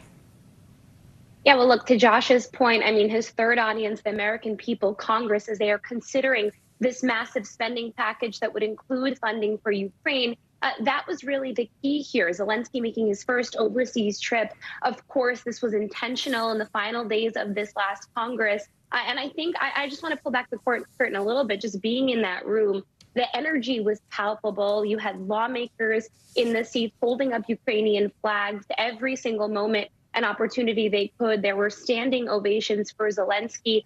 So we're real respect here among both sides of the aisle as the seats were all filled by lawmakers on both sides of the House and the Senate. But of course, some notable Republicans missing, and those even who were there in their seats, Lauren Boebert, for example, Matt Gaetz, the former president's allies, and those who share the thinking that perhaps Ukraine shouldn't be receiving what they're calling, quote, a blank check. And you heard Zelensky there saying this isn't charity. We need this money. This is important for democracy. And also, I should note these kinds of tones of democracy continuing throughout this week, with the January 6th Select Committee also set to release their report. So obviously, Speaker Pelosi in her final joint address presiding over that, really making her closing marks here as well by inviting Zelensky to make this speech. Julie, the Senate is yet to pass the $1.7 trillion omnibus spending bill. So do we think there's going to be any movement on that deal following Zelensky's speech? And how much of the Ukrainian aid is hanging on the passage of that spending package? Most of it. It's nearly $45 billion hanging in the balance of this spending package that the Senate is still haggling over as we speak. They're going to get back into session later this morning to try and get that done, because, of course, without that government package, there will be no Ukraine aid. And this was very important for Zelensky to highlight as well. I also want to know that heading into next Congress, when Republicans have control of the lower chamber, obviously Kevin McCarthy, who is vying for speakership there, already said that his conference, his party, will not be willing to just write any check to Ukraine. So really, lawmakers, even Republicans in the Senate that I was talking to, really see this as the last big opportunity to provide Ukraine with this big funding package as they head into a very dark and very long winter. And Josh, earlier in the day, President Zelensky met with President Biden and congressional leaders in a series of bilateral meetings. President Biden had this to say. You will never stand alone. When Ukraine's freedom was threatened, the American people, like generations of Americans before us, did not hesitate. The support from all across this country, Americans of every walk of life, Democrats and Republicans alike, had the resources and to rebound and resounding united way to provide unequivocal and unbending support for Ukraine. Because we understand in our bones that Ukraine's fight is part of something much bigger. And quickly, Josh, do we know what the two leaders discussed? Well, of course, the big deliverable from this trip, as we say in Washington parlance, was President Biden informing the Ukrainians that he is delivering a Patriot battery of anti-aircraft, anti-missile capabilities from the U.S., something the Ukrainians have long sought that is both strategically and symbolically important. But this whole day here in Washington was carefully orchestrated to try to showcase not only the alliance between these two countries, but the fact that President Zelensky, 10 months into this war, was able to safely leave his country and within 48 hours go from the front lines in Bakhmut to standing in the East Room of the White House next to President Biden, standing in front of a joint session of Congress. The fact that his country has been that resilient is a clear message that they wanted to send throughout this day of pageantry here in Washington with President Zelensky. Okay, Josh Letterman and Julie Sorkin, thanks so much. Zelensky's surprise trip to Washington comes at a crucial point in the war as we head into winter. More than 300 days have passed since Russia first attacked Ukraine back in February. For more, let's bring in NBC News foreign correspondent Matt Bradley, who's in Kyiv for us this morning, and former U.S. Ambassador to Ukraine John Herbst. He's also the senior director of the Atlantic Council's Eurasia Center. Good morning to you both. Matt, let's start with you. What's the latest on the ground where you are in Kyiv, and what's been the reaction there to President Zelensky's trip to Washington? Yeah, guys, well, I can tell you that the reaction here on the ground has been, they're so encouraged by this move. And just as Josh was saying a moment ago, having the president going from Bakhmut, the heart of the fighting at this moment, all the way to the East Room of the White House in just 48 hours was really a stirring experience and something that I think a lot of Ukrainians were really cheered by, because this was a moment that we got to see President Zelensky doing what he does best. He got to tell the entire Congress, the entire world, a message that, as he said, a message from ordinary Ukrainians to ordinary Americans. And that gratitude is something that you can feel palpably on the streets here in Kyiv. When you go around, when I tell people that I'm an American, that I work for an American news organization, they are filled with gratitude. But in the same way they make that turn, they want more. They want more weapons, and not just these defensive Patriot missiles, but also more offensive weapons, the kind of weapons that can project Ukrainian power and artillery into Russia proper and into Crimea, which Vladimir Putin illegally annexed back in 2014. So, that's something that a message that a lot of Ukrainians, and especially people in the Ukrainian government, want to convey to Washington as the new Congress is just about to be seated. I spoke with a member of parliament who's also a prominent member of Zelensky's political party here in Ukraine. And here's what she told me, building on that notion that this is not charity, that this is an investment for the West in defending their democracies. Here's what she said. This is not funding the war, this is stopping the aggressor. And we really fight this argument for, at the very beginning, that it escalates the operations on the ground. Let's imagine we wouldn't receive these types of weapons. Where would we see possibly the escalation and the war now? At the border with Poland? I doubt, but still, we can't fight with sticks. We have to fight with very good weapons. So this is something where she's saying bringing more weapons to bear against Russia won't be escalating the conflict and won't be putting us on the precipice of a third world war. This is a defensive maneuver. For Ukrainians, offense is defense. Guys? Ambassador Herbst, let's bring you into the conversation here. So the U.S. announced it's going to send what's known as Patriot missile defense systems over to Ukraine for its military to use. How important is this particular package, and really how important is Zelensky's wider plea to Congress for aid at this juncture in the war? The Patriots are a very important step. And it's unfortunate that the decision was leaked last week. So that makes the visit and the Patriot element in the visit something of an anticlimax. But nonetheless, this is something Ukraine has long sought, and properly so, and we're finally providing it. Good for the Biden administration. But it's also true, as your correspondent was hearing in Ukraine, Ukraine does need the offensive weapons which can drive the Russians out of Ukraine. And that is very much an investment in American security and American prosperity.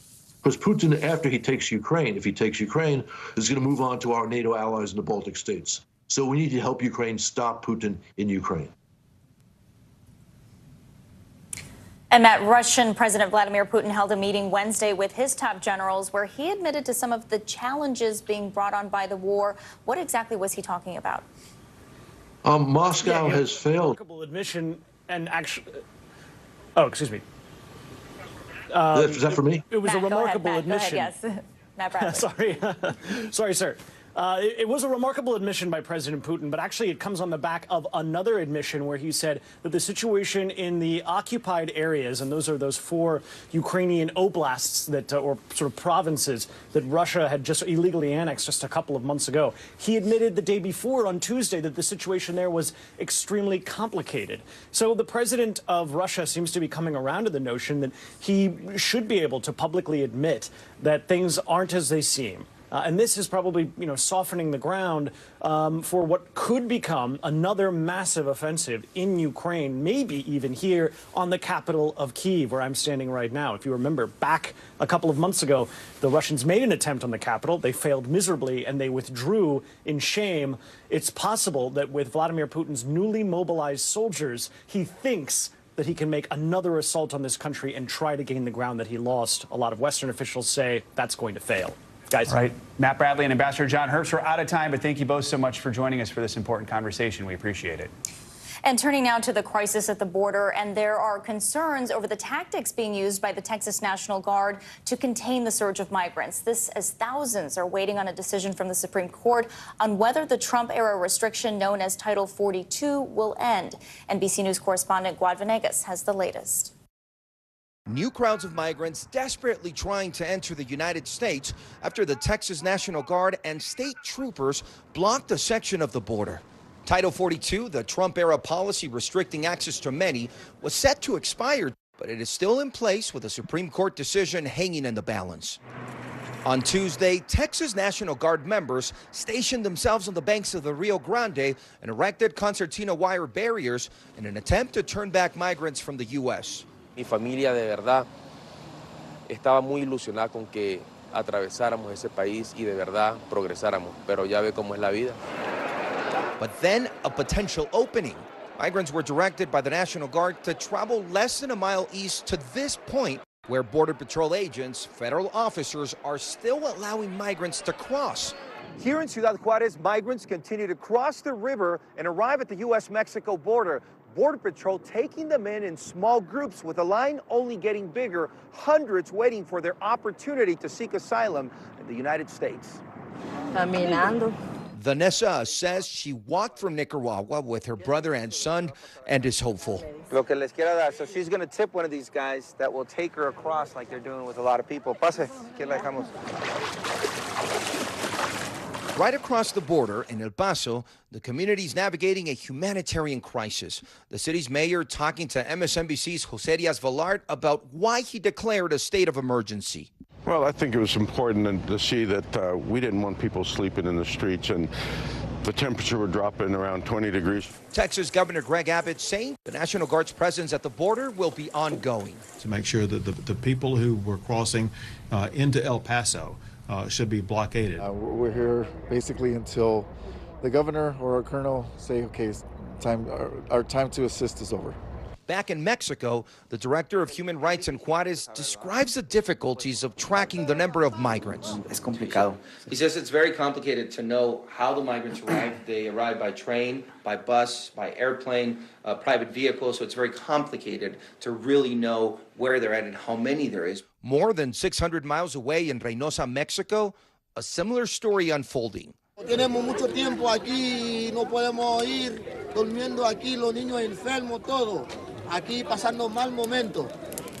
Migrants setting up makeshift camps, bracing for the cold, and waiting for any news about their next steps in this long journey.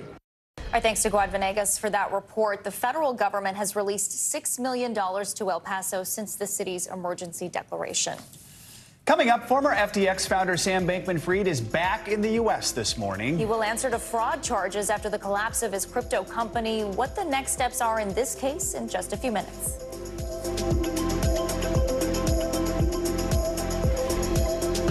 Celebrating 75 years of Meet the Press, the longest-running show on television. NBC News, streaming free now. Mr. Secretary, when is this going to get better? You came into this job saying you were going to fight crime. Have you been successful?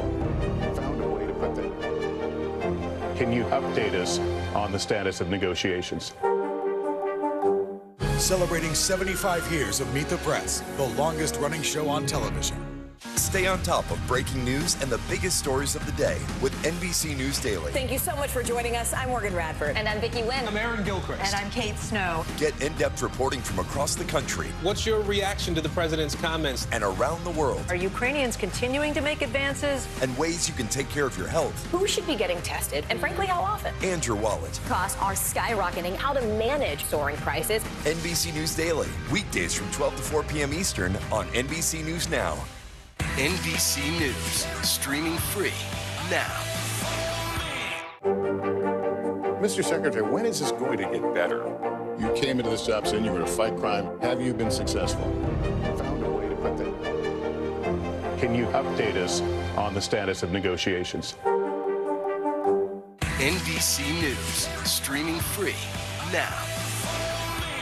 Stay on top of breaking news and the biggest stories of the day with NBC News Daily. Thank you so much for joining us. I'm Morgan Radford. And I'm Vicki Wynn. I'm Aaron Gilchrist. And I'm Kate Snow. Get in-depth reporting from across the country. What's your reaction to the president's comments? And around the world. Are Ukrainians continuing to make advances? And ways you can take care of your health. Who should be getting tested? And frankly, how often? And your wallet. Costs are skyrocketing. How to manage soaring prices. NBC News Daily. Weekdays from 12 to 4 p.m. Eastern on NBC News Now. Watch NBC Nightly News with Lester Holt or listen wherever you get your podcasts. NBC News, streaming free now. Sometimes the news can be difficult and overwhelming for kids to understand, so we've created a newscast just for them. We hope your family will watch Nightly News Kids Edition. Stay on top of breaking news and the biggest stories of the day with NBC News Daily. Thank you so much for joining us. I'm Morgan Radford. And I'm Vicki Wynn. I'm Aaron Gilchrist. And I'm Kate Snow. Get in-depth reporting from across the country. What's your reaction to the president's comments? And around the world. Are Ukrainians continuing to make advances? And ways you can take care of your health. Who should be getting tested? And frankly, how often? And your wallet. Costs are skyrocketing. How to manage soaring prices. NBC News Daily. Weekdays from 12 to 4 p.m. Eastern on NBC News Now. For Dateline Premium, subscribe now on Apple Podcasts. The Meet the Press Chuck Toddcast, an insider's take on politics and more with some of my favorite reporters. Get it for free wherever you get your podcasts. Welcome back. FTX founder and former CEO Sam Bankman-Fried has touched down in the U.S. to face charges in connection to the collapse of his crypto kingdom. Yeah, the billionaire was extradited to the States after being arrested in the Bahamas. NBC News national correspondent Gabe Gutierrez is here with more on these overnight developments. Gabe, good morning. Joe, good morning. And the 30-year-old is accused of committing one of the largest financial frauds in U.S. history. And today, he is set to appear in a New York courtroom for the first time as two of his associates plead guilty to related charges. This morning, the one-time crypto king, Sam Bankman-Fried, is back in the U.S. after agreeing to be extradited from the Bahamas. Overnight, his plane landing at an airport in Westchester, New York, just outside of New York City. The former billionaire faces charges including wire fraud and money laundering, stemming from the dramatic collapse of his massive cryptocurrency exchange, FTX. Samuel Bankman-Fried is now in FBI custody. He will appear in court before a judge in this district as soon as possible. Billions of dollars vanished when the crypto firm imploded suddenly last month. Bankman-Fried denies that FTX misappropriated customer funds when it made loans to another one of his companies, Alameda, a hedge fund. I made a lot of mistakes or things I would give anything to be able to do over again. I didn't ever try to commit fraud on anyone. His extradition comes as two of Bankman-Fried's former associates have pleaded guilty to related charges. The U.S. attorney says FTX co-founder Gary Wang and Caroline Ellison, former head of Alameda, were both charged with roles in the frauds that contributed to FTX's collapse. Both Ms. Ellison and Mr. Wang have pled guilty to those charges, and they are both cooperating with the Southern District of New York. Overnight, Wang's attorney telling NBC News Gary has accepted responsibility for his actions and takes seriously his obligations as a cooperating witness. The U.S. attorney with a warning to others involved in wrongdoing at FTX or Alameda. If you participated in misconduct at FTX or Alameda, now is the time to get ahead of it. We are moving quickly, and our patience is not eternal. Again, Bankman-Fried now faces arraignment today here in New York, and a key question is whether he'll be granted bail. like Bernie Madoff was, guys. All right, Gabe, thanks so much. Appreciate your reporting. You bet. International headlines now. Just 2 weeks after China has loosened its COVID-19 restrictions, a new surge of cases in the city where it all began. Claudio Lavanga joins us now from Rome with that and more. Good morning, Claudio. Good morning. Yes, it kind of feels like it's back to square one for COVID-19 as the city of Wuhan, where the virus was first detected about 3 years ago, is experiencing a new surge. Now the new wave comes as China eased its zero COVID policy, relaxing restrictions such as lockdowns and movement tracking. According to Sky News, the result is long queues in front of fever clinics and lines of ambulances at hospitals. I'm talking about ambulances. Let's move to England and Wales, where today health authorities fear that loads of patients will be turning up at hospitals using their own transport after thousands of ambulance workers went on strike on Wednesday over pay and working hours. The strike meant that very few ambulances were on the road yesterday, giving priority only to the most urgent life-threatening cases. Ambulance crews are the latest category of health workers across the UK, including nurses, that have crossed their arms over pay in the past few weeks, putting a real strain on the health service. And let's take a dive in the Rio de Janeiro aquarium, where Santa has decided to take a little swim. The scuba diver behind Santa's costume said that seeing the sparkle in children's eyes was Christmas magic. But the sparkle on the shark's eyes swimming behind him means that it's unclear whether he will manage to get out of the tank alive to deliver in time the gifts for Christmas, guys. We're going to tell everyone he got out just fine. Santa's good. The scuba stuff worked. He's safe. He'll be delivering all your gifts. All right, Claudio, thank you so much. Coming up, the major winter storm is not the only thing on the minds of Americans this holiday season. The triple-demic is also a major concern, with flu, COVID, and RSV cases rising. A doctor joins us next with what you should do if you want to gather for the holidays. Plus, the search for a missing girl in North Carolina. Police say her parents waited weeks before reporting her missing. We'll show you the new evidence police are uncovering. You're watching Morning News Now.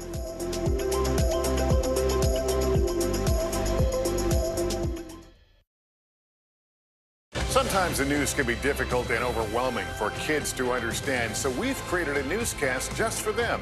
We hope your family will watch Nightly News Kids Edition. Celebrating 75 years of Meet the Press, the longest running show on television. Hey, I'm Hallie. It's good to be with you tonight. There's another legal filing today, and I want to cut through some of the weedsy stuff. And let's just get to the point. They have started to vote on the PACT Act. If you're like, Hallie, stop speaking Washingtonese. This bill would basically give health care to veterans who have exposed to these toxic chemicals. So, Scott, I'm trying to make this as not DC as possible. The increased sort of anger that we've seen now in politics. I saw you searching for, I think, your microphone, Danny. You are. I was trying to do it on the slide. Live TV, man. It's okay. This is what it looks and feels. From the storm zone. The bigger piece to the puzzle comes. New numbers just out this morning. Good evening. We begin tonight with breaking news just coming in. We begin this hour with the latest developments. We're coming on the air with some shakeups big time on Capitol Hill. How much water ultimately will be forced inland? Whenever it happens, wherever you are, NBC News, streaming free now. Watch NBC Nightly News with Lester Holt or listen wherever you get your podcasts. Sometimes the news can be difficult and overwhelming for kids to understand. Ukraine and Russia. Could you help me understand what's going on? So to help make sense of it all, we've created a newscast just for them. We hope your family will watch Nightly News Kids Edition. News is happening now. Look at what's making headlines around the world. We're coming on the air with breaking news. This is a significant moment. Whenever it happens, wherever you are, NBC News, streaming free now. For Dateline Premium, subscribe now on Apple Podcasts.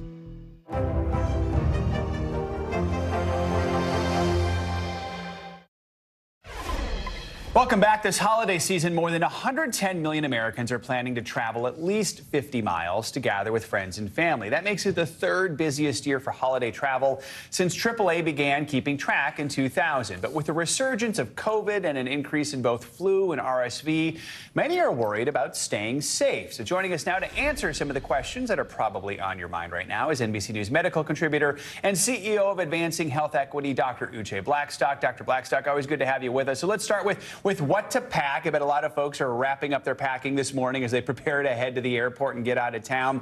What should we make sure to bring with us on our trips to help stay healthy? Right. Hi, Joe. Thank you so much for having me. So definitely bring along those high quality masks. So N95 or KN95 masks.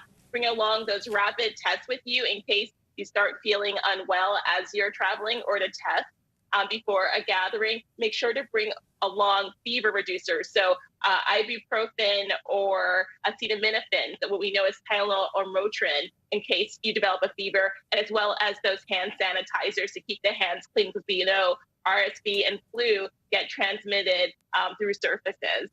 So I have a story. I was on a train in Amtrak last weekend, and literally the person next to me started coughing like crazy. Oh. They weren't wearing a mask. They took out a bag of cough and cold medicine, which means they knew they were sick. So I got up and moved to the cafe cart. But when you are actually, whether it's a train or perhaps more importantly a plane, and someone next to you starts coughing, what precautions should you take?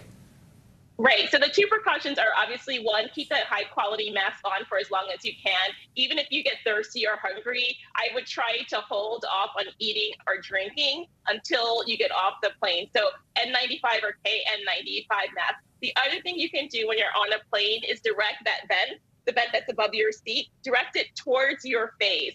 And that will actually help disperse some of the air around you and can be protective. So those are two things that you can keep in mind. We still do believe that the plane's filter systems are pretty good and helping, right? Yes, so the plane system, especially when they're in the air, the filter systems are actually excellent. It's only when the plane is on the ground, like during boarding and deplaning, that you have to worry, because at that point, the circulation is turned off. So those are the most critical and potentially dangerous times for viruses to be transmitted. And perhaps the best time to definitely be wearing that N95 mask. So when we are with our friends and our loved ones and we're sitting around the dinner table or sitting in the living room, what are some of the steps we can take to just try and keep from getting sick there? Right. So really the most important thing for indoor gatherings is obviously to test before you're gathering with your family and loved ones. So that's test within the 24 hours before you gather. But when you're together, keep some of those windows open, have an air purifier in the room with you. Make sure that there is adequate ventilation. And obviously, if you are sick or feeling like you're getting sick, stay home and spare your loved one, a potential infection. Always the best advice. Dr. Blackstock, thank you so much. Happy holidays to you. Turning now to new details in the mystery of a missing 11-year-old girl in North Carolina. The parents of Madalena Kojikari have been arrested after police say the family went weeks before reporting the young girl's disappearance. Police in a desperate search for 11-year-old Madalena Kojikari, now missing for a month, last seen in this recently released surveillance video from police. It shows Madalena on her school bus getting off at her neighborhood stop on November 21st. That was the last time Cornelius police say she was seen in public. Her mother and stepfather now charged with failing to report her disappearance. Police saying they waited 3 weeks before reporting her missing on December 15th. Her mother reporting it after school officials looking into her absence first raised concerns.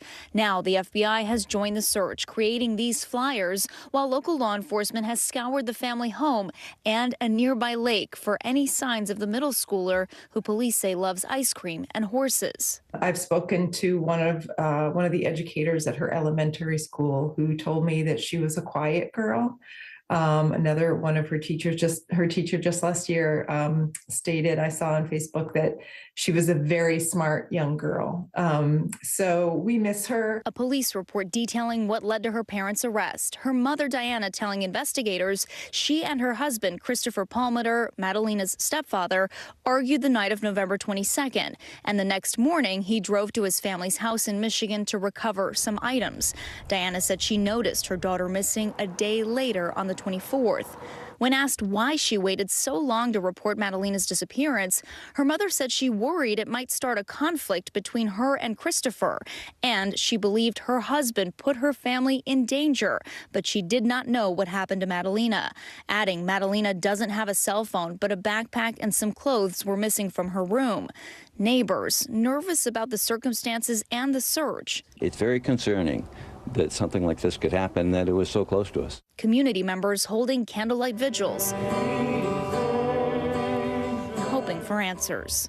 Just the outpouring of love and prayers that everybody wants to be a part of this has really touched us even more. And hopefully that'll help get the parents to open up.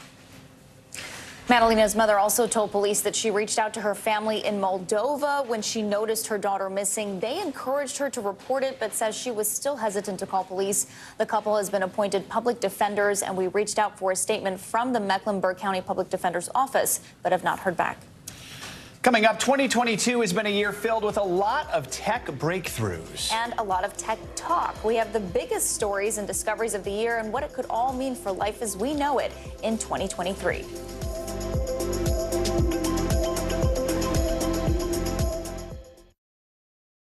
News is happening now. Look at what's making headlines around the world. We're coming on the air with breaking news. This is a significant moment. Whenever it happens, wherever you are. NBC News, streaming free now. For Dateline Premium, subscribe now on Apple Podcasts. Celebrating 75 years of Meet the Press, the longest running show on television. Mr. Secretary, when is this going to get better? You came into this job saying you were going to fight crime. Have you been successful? Found a way to put that. Can you update us on the status of negotiations?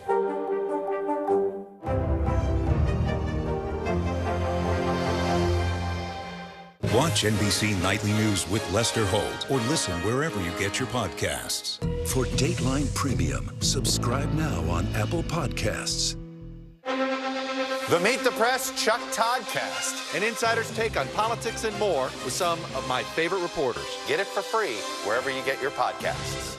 Stay on top of breaking news and the biggest stories of the day with NBC News Daily. Thank you so much for joining us. I'm Morgan Radford. And I'm Vicki Wynn. I'm Aaron Gilchrist. And I'm Kate Snow. Get in-depth reporting from across the country. What's your reaction to the president's comments? And around the world. Are Ukrainians continuing to make advances? And ways you can take care of your health. Who should be getting tested? And frankly, how often? And your wallet. Costs are skyrocketing. How to manage soaring prices. NBC News Daily. Weekdays from 12 to 4 p.m. Eastern on NBC News Now. The Meet the Press Chuck Toddcast, an insider's take on politics and more with some of my favorite reporters. Get it for free wherever you get your podcasts. Stay on top of breaking news and the biggest stories of the day with NBC News Daily. Thank you so much for joining us. I'm Morgan Radford. And I'm Vicki Wynn. I'm Aaron Gilchrist. And I'm Kate Snow. Get in-depth reporting from across the country. What's your reaction to the president's comments? And around the world. Are Ukrainians continuing to make advances? And ways you can take care of your health. Who should be getting tested? And frankly, how often? And your wallet. Costs are skyrocketing. How to manage soaring prices. NBC News Daily. Weekdays from 12 to 4 p.m. Eastern on NBC News Now. Sometimes the news can be difficult and overwhelming for kids to understand, so we've created a newscast just for them. We hope your family will watch Nightly News Kids Edition. Celebrating 75 years of Meet the Press, the longest running show on television. Sometimes the news can be difficult and overwhelming for kids to understand, so we've created a newscast just for them. We hope your family will watch Nightly News Kids Edition. The Meet the Press Chuck Toddcast, an insider's take on politics and more with some of my favorite reporters. Get it for free wherever you get your podcasts. News is happening now. Look at what's making headlines around the world. Whenever it happens, wherever you are, it's here now. Welcome back. Santa's elves are hard at work just 3 days to Christmas. And this morning, we're getting the inside scoop on some of the hottest toys to come out of the elf workshop this season. Yeah, from reindeer plushies to dino-themed rides, it looks like kids this year are thinking big when it comes to what they want Santa to leave under the tree. So you're going to need a bigger tree. Lori Shack joins us now. She could have the best job title ever. Lori is the Chief Toy Officer at the Toy Insider. You can see exactly why, because she has all the toys with her right now. Good morning, Lori. So good to see you. So we know kids are quick to jump on any major toy trends. What's on their list this year? All right, let's start with some hot toys that you can still get, like our 3 Doodler Start Plus. This is the bundle maker, and it all starts with this 3D pen. So there's plastic that goes in here. Kids use templates to draw, or they can draw right up. It's really, really cool. It never gets hot. And there's projects in the box. So using these strands, kids can either do the projects in the box. They can make things like these bridges, towers, or they can just make anything. So beautiful room decor, even great for homework projects. It's really awesome. And kids will never outgrow this. They will just get into more intricate building and designs. A lot of cool stuff there in front of you. We know that money is tight for a lot of families this year, so a lot of people are looking to get the best bang for their buck this holiday season. What are some of the budget-friendly options that can still deliver on all the fun? So I love this reindeer in here. This is our little Blizzard plush. A really adorable brand new story. The antlers are different sizes. So it's really a story about how Blizzard and Blizzard's friends help to save Christmas, but they're all unique, and teaches kids that being different is very normal. So great little story, great little friend to take on adventures all through December. Then it gets put away until the following year. And MGA just came out with Miniverse. So for those parents who remember when Bratz first came out just a little over 20 years ago, now we have a throwback to all those originals, and they're adorable. So each one of these comes with 2 of these little mini Bratz. It comes 2 in a case, and the case then turns into a stand for them. So really, really cute. And then even an item like this, so you're looking at $7.99 and $9.99, but this cool ride-on that this is, from Jurassic World. We talked about dinos. It's fierce, but it's a great little ride-on, goes 2 miles an hour, so cute as can be. And when we want to be fierce, we just pull back on the lever for some great roars. That is definitely the one I would have wanted as a kid. By the way, the reindeer that's a little different and Save Christmas reminds me of another reindeer. I'm trying to remember who that one was. All right, last question is for all the holiday procrastinators out there. What toys are out there for some of our last-minute shoppers? Is it too late to snag a good gift? No, it's never too late. And I have 2 great items. First, we know that the weather is changing this week. So for those of us who are going to get slow, we need an awesome sled. So this is our H2O Go Arctic Rush. It's this great inflatable. It's 4 feet around. It's got oversized handles for kids to get those gloved hands in. And it's got this weather-resistant coating, so it won't freeze, easy to inflate and deflate, even while it's snowing. And if it's too cold to go outside, then we need a great game for the entire family. Chicken versus hot dog is hysterical. We have 2 teams. One team takes the chicken, the other takes the hot dog. There are challenges. You flip it, you bid on who's going to do it, and then it's about flipping your hot dog or your chicken. You might have to flip it with your eyes closed. You might have to do it over your shoulder, and you want to be the first to complete your character. Really fun. Everyone's going to love it. We love those games that keep us laughing. So many great options, and I feel like that sled is going to come in handy for some people across the country. Except maybe not this weekend because it's a little chilly. True. Then chicken versus hot dog. There you go. That'll be fun too. Lori Schott, thanks so much. Now, this holiday season, many small businesses are hoping to regain some of their losses from the pandemic in the final push before Christmas, despite feeling the sting of inflation. NBC News correspondent Katie Beck has that story. Customers at Red Barn Mercantile in Alexandria, Virginia, can find anything from a card to a couch. Did you guys have any questions about the rugs? The eclectic small business welcoming a return to the register this season after feeling the squeeze of slowed shopping during the pandemic. It was rough. Owners like Amy Rutherford now hopeful for a comeback. Thank you. It's been a nice rebound for us. I've got new customers coming through my door. And for small shops, the holiday season is make or break. We will do half of our business in the last 3 months of this year. But now another pinch, inflation, higher costs to Rutherford and her customers. Shipping prices and cost of goods, it's across the board.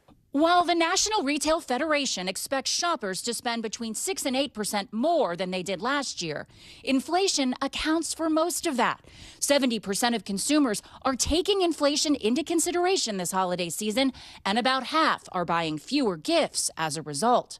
In terms of shopping, yeah, I would say yes, actually. We did cut back. I'm cognizant of where and what I spend money on. But Rutherford says her spirit for small business survival ever strong. I think she'll want it right there. Working to lure customers with 11 decorated trees inside her store. My message to people is thank you, thank you, thank you for shopping small and shopping local. The season of giving, this year also one of gratitude. Katie Beck, NBC News. From cryptocurrency to making new friends in the metaverse, 2022 was a year full of all things tech. NBC News technology correspondent Jake Ward has more on the major tech stories that kept us talking and tweeting this year. 2022 saw the enormous potential and the enormous risks of technology play out over a single year. There were a lot of big promises made that wound up going nowhere or worse.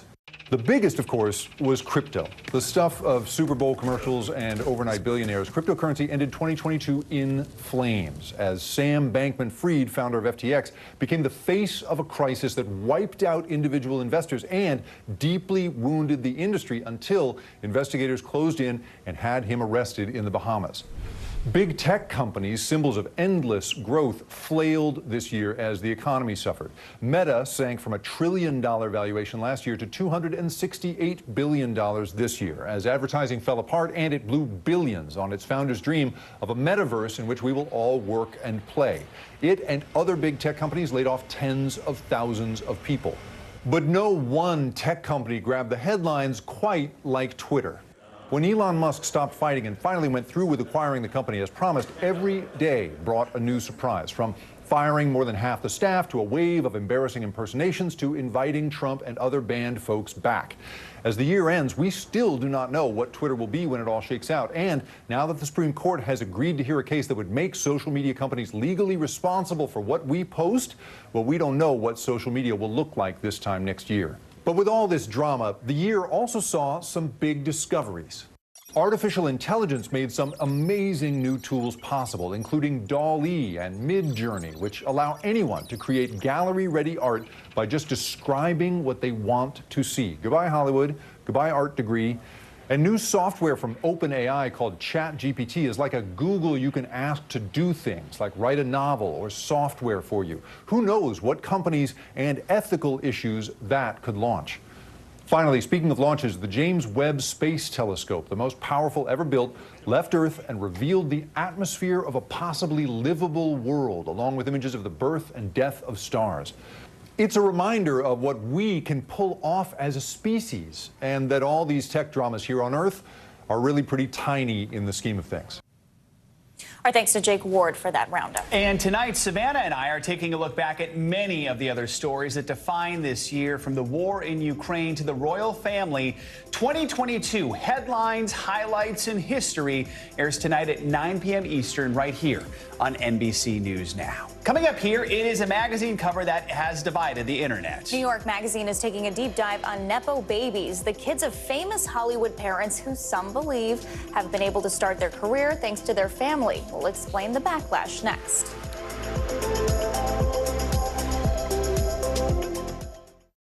NBC News, streaming free now. Celebrating 75 years of Meet the Press, the longest running show on television. Watch NBC Nightly News with Lester Holt or listen wherever you get your podcasts. Sometimes the news can be difficult and overwhelming for kids to understand. Ukraine and Russia. Could you help me understand what's going on? So to help make sense of it all, we've created a newscast just for them. We hope your family will watch Nightly News Kids Edition. Watch NBC Nightly News with Lester Holt or listen wherever you get your podcasts. NBC News, streaming free now. Sometimes the news can be difficult and overwhelming for kids to understand. Ukraine and Russia. Could you help me understand what's going on? So to help make sense of it all, we've created a newscast just for them. We hope your family will watch Nightly News Kids Edition. This is what it looks and feels. From the storm zone. The bigger piece to the puzzle comes. New numbers just out this morning. Good evening. We begin tonight with breaking news just coming in. We begin this hour with the latest developments. We're coming on the air with some shakeups big time on Capitol Hill. How much water ultimately will be forced inland? Whenever it happens, wherever you are, NBC News, streaming free now.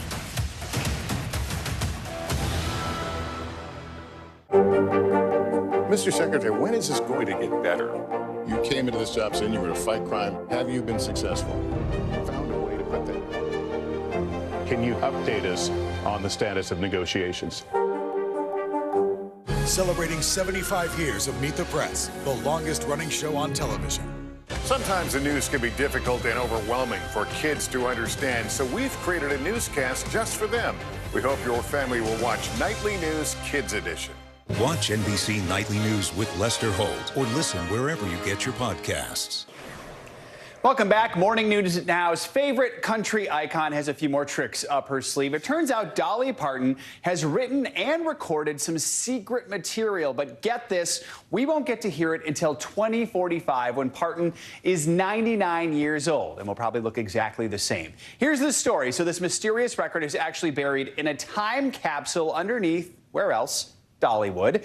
And if you're feeling impatient, you aren't the only one. With 22 years or so left on the countdown, Parton shared in an interview with Kelly Clarkson that she wants to dig it up so bad. Hopefully we'll be on the air with more updates closer to 2045. But for now, let the Dolly Parton countdown begin. I know I will be there live covering it no matter how old I am because I will be there for that moment. I hope there's a countdown clock because I don't know if I'll remember that this is happening in 2045. Well, we have clocks here. We'll just turn one of them into a Dolly Parton clock. Sounds good. We'll set the All right. Okay, thanks. Finally, this hour, a heated debate taking over social media. New York Magazine's latest issue has people divided over nepotism in Hollywood. The cover shows the heads of famous celebrity children imposed on baby bodies next to the headline that reads, "She has her mother's eyes and agent." Joining us now to help break down all the drama is entertainment journalist and pop culture expert Brian Balthazar. Brian, good morning to you. So this is not a shocking headline, nepotism in Hollywood. Not exactly new, but this article's clearly struck some sort of nerve. I mean, what does it say about children of celebrities? What's some of the reaction we're hearing about this? Well, it's so fascinating. You know, it's getting reactions both from everyday people and the celebrities themselves. Partly, I think the term Nepo baby is what they've coined in this. It's just so it sticks and it's become almost a meme. But the celebrities are speaking. Let's bring up Lily Rose Depp, 23 years old, the daughter of Johnny Depp and Vanessa Paradis. She gave an interview to Elle where she was saying, you know, of course you get your foot in the door, but you still have to do a lot of work after that. But I think that the thing that maybe a lot of the celebrities aren't understanding is this is about opportunity and how hard it is to get your foot in the door. And this is why everyday people are really having a hard time with this because of the privilege. You know, she's trying to brush off her privilege while wearing, you know, $15,000 outfits in the article. So some of the everyday people on social are having a real hard time with that. There's a lot of backlash.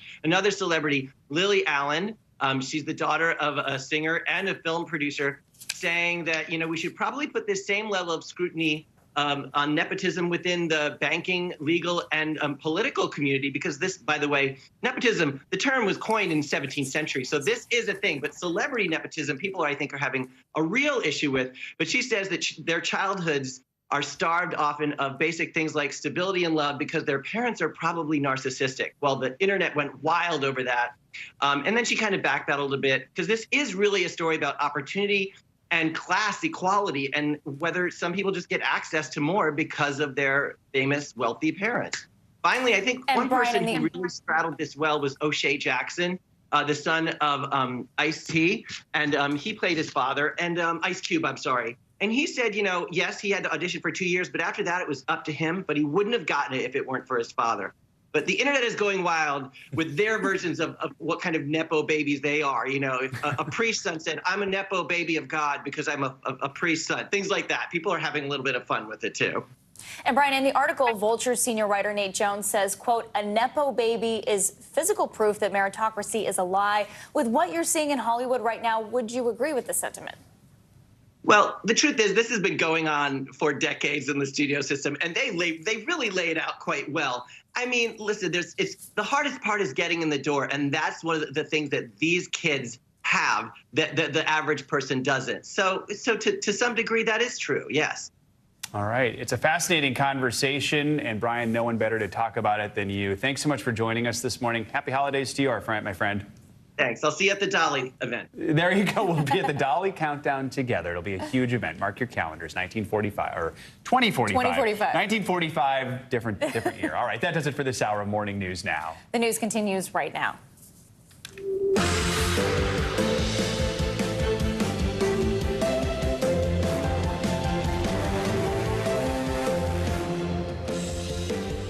Good morning. morning. I'm Valerie Castro in for Savannah Sellers. And I'm Joe Fryer. Right now on Morning News Now, a winter warning. The Midwest is bracing for a bitterly cold Arctic blast and sub-zero temperatures. Millions are at risk from the potentially life-threatening conditions and what's set to be the worst winter storm ahead of the Christmas holiday in decades. We've got the latest on that, plus travelers trying to beat the blast and get out before the cold snap sets in, how airports are dealing with the weather woes. Ukraine is alive and kicking. That is the message from President Zelensky, who made a visit to the U.S. yesterday. In an emotional address to Congress, Zelensky thanked Washington for its support and urged lawmakers to keep it up. Your money is not charity. It's an investment in the global security and democracy that we handle in the most responsible way. All that comes as Russian President Vladimir Putin vows to go all in and give his military, quote, everything it asks for. Out of stock as virus cases surge across the country, pharmacies are sounding the alarm over a lack of medicines on shelves. We'll take a look at what's behind the worrying shortage and what you can do to get through it. Plus, a bittersweet Christmas for the British royal family, how they're preparing to celebrate their first Christmas without the Queen, and what to expect from the King's first Christmas speech. A lot of people eager to hear what the new king has to say as we approach the holidays. Good to have you with us. And Valerie Castro is joining us this morning as Savannah is enjoying some time with her family. Thanks for having me. We begin this morning with millions of people bracing for holiday travel chaos as bad weather bears down on a big chunk of the country. Yeah, it's not exactly the news you want to hear if you're about to hit the road or head to the airport, and a lot of people are doing just that. Today is supposed to be one of the busiest air travel days of the holidays, with more than 7 million people flying and about 100 million driving. NBC News correspondent Tom Costello has the latest. Yeah, we are off and running. I actually flew in from Chicago overnight because we didn't want to take the chance of getting stuck in Chicago. Love Chicago, but I got family here in Washington. Didn't want to take the chance of getting stuck in that snowstorm. Planes are full, and we've already got delays and cancellations building. At the moment, we've right now got a total of 624 delays, 1,200 flight cancellations, and the most affected airports right now: Chicago O'Hare, Chicago Midway, St. Louis, Denver, and Kansas City. And that number will snowball as the snow flies. Howling and blowing across the northern plains and headed into the Midwest, that monster winter storm, blinding road traffic, blasting Minneapolis, and making a beeline for Chicago with O'Hare and Midway airports in the crosshairs. Have you guys de-iced that one yet? We were told the captain called for ice accumulation. De-icing critical across a big chunk of the country as airports and airlines try to keep operations moving as long as possible. Today and tomorrow were scheduled to be the busiest departure travel days. Now this. This is the kind of hiccup you don't need this time of year. Yeah, Mother Nature timing could have been better, but we're prepared. We've got 15,000 new employees. They've all been trained. This is flight 1865, service to Miami. Good morning. Hi there, welcome. Nationwide, passenger volume is rivaling 2019 levels. Brooke Nelson and her daughter heading to California. Trying to beat the snow, so we hope we get there before the weather gets in. Okay, looks like our forecast is a little different. To keep the system moving, the FAA Command Center has opened military airspace along the coast. Having gotten through such a great, smooth Thanksgiving week in terms of travel, including the busiest travel day since before COVID, things went so well. But this time around, unfortunately, it's just not going to be as smooth because of this weather. The expert advice: in the air or on the roads, leave early, pack a lunch and extra clothes, and have a backup plan. And a dose of optimism doesn't hurt. You're going to fly right through this stuff. Yes, we will. And we're hoping for smooth air, and a little choppy air is fine. No problem. That's my kind of weather.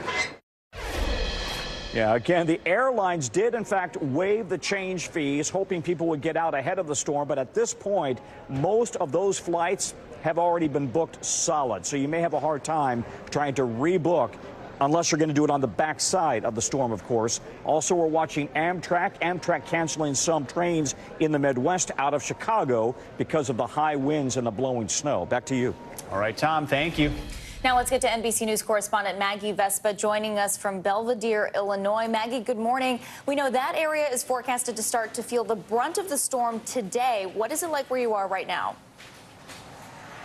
Well, guys, good morning. I don't know if you can see, but the flurries just started falling here in the last 5-10 minutes. So this storm is just starting to creep its way into the Midwest, and millions across this region are bracing. We have a growing list this morning of governors who are declaring states of emergency, including in Kentucky. Also, the governor of Indiana calling in the National Guard, preparing to have to rescue a number of drivers on the road, potentially. This after we saw actually a mass rescue in South Dakota overnight. 100 drivers there had to be rescued after they were stranded on the road. So everybody here, as you guys know, bracing, watching this forecast roll into the Midwest as you are out east, and just trying to prepare as best they can, guys.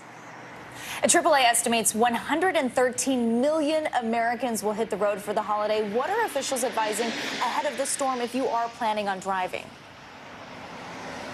Sure. I mean, I guess it depends on where you are, because obviously we're talking to the entire country right now. So if the storm has been where you are, officials are asking that you obviously heed the forecast, but also log on and sign up for alerts from your local governing bodies, your local authorities. Some roads might be shut down. You might not want to drive at this point, especially as the brutal cold rolls through, because that could obviously freeze whatever moisture is on the roads. If you're here in the Midwest or out east and you still have some time, authorities are asking people just, again, heed the forecast, heed the timing of it, leave early if you can, take it slow, pack that patience, cheesy phrase that Tom utilized too, but I mean, we say it for a reason, it's true. And again, just take these warnings seriously, because we have this system moving through with snow and ice, and then we have that brutal cold coming through as well. So if you get trapped or get caught, guys, things could get dire quickly.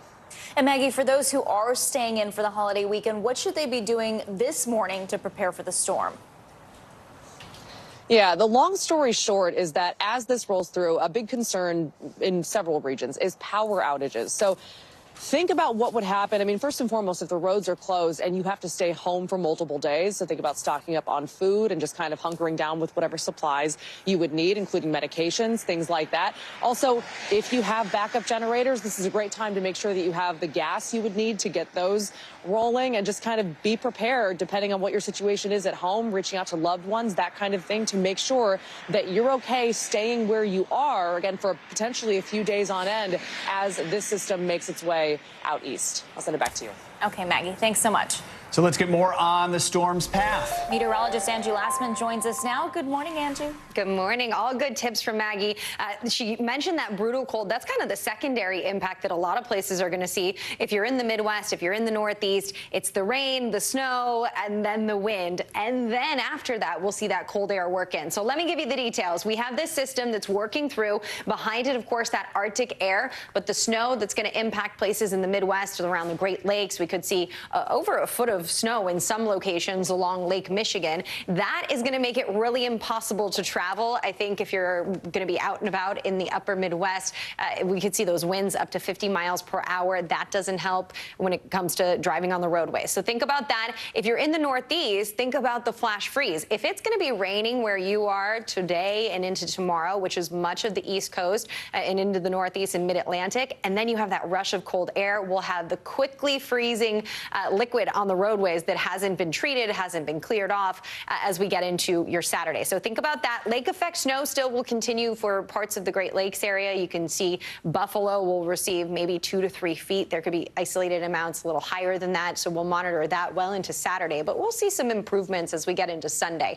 I'll show you that here in a moment. But in the meantime, winter alerts are up for 110 million people. So a lot of folks going to be impacted by this. And one of my biggest concerns is the damaging winds, the potential to see these winds gusting 40, 50, even 60 miles per hour, taking out power lines, damaging trees, of course, but the power going to be one of the biggest impacts. And you can see just how wide that swath of potential power outages is. What you're seeing in the yellow is isolated power outages, but where you see that brighter red, that could be more widespread. We're talking interior areas of the Northeast. So just monitor that, be prepared for it. Maggie gave some great tips there.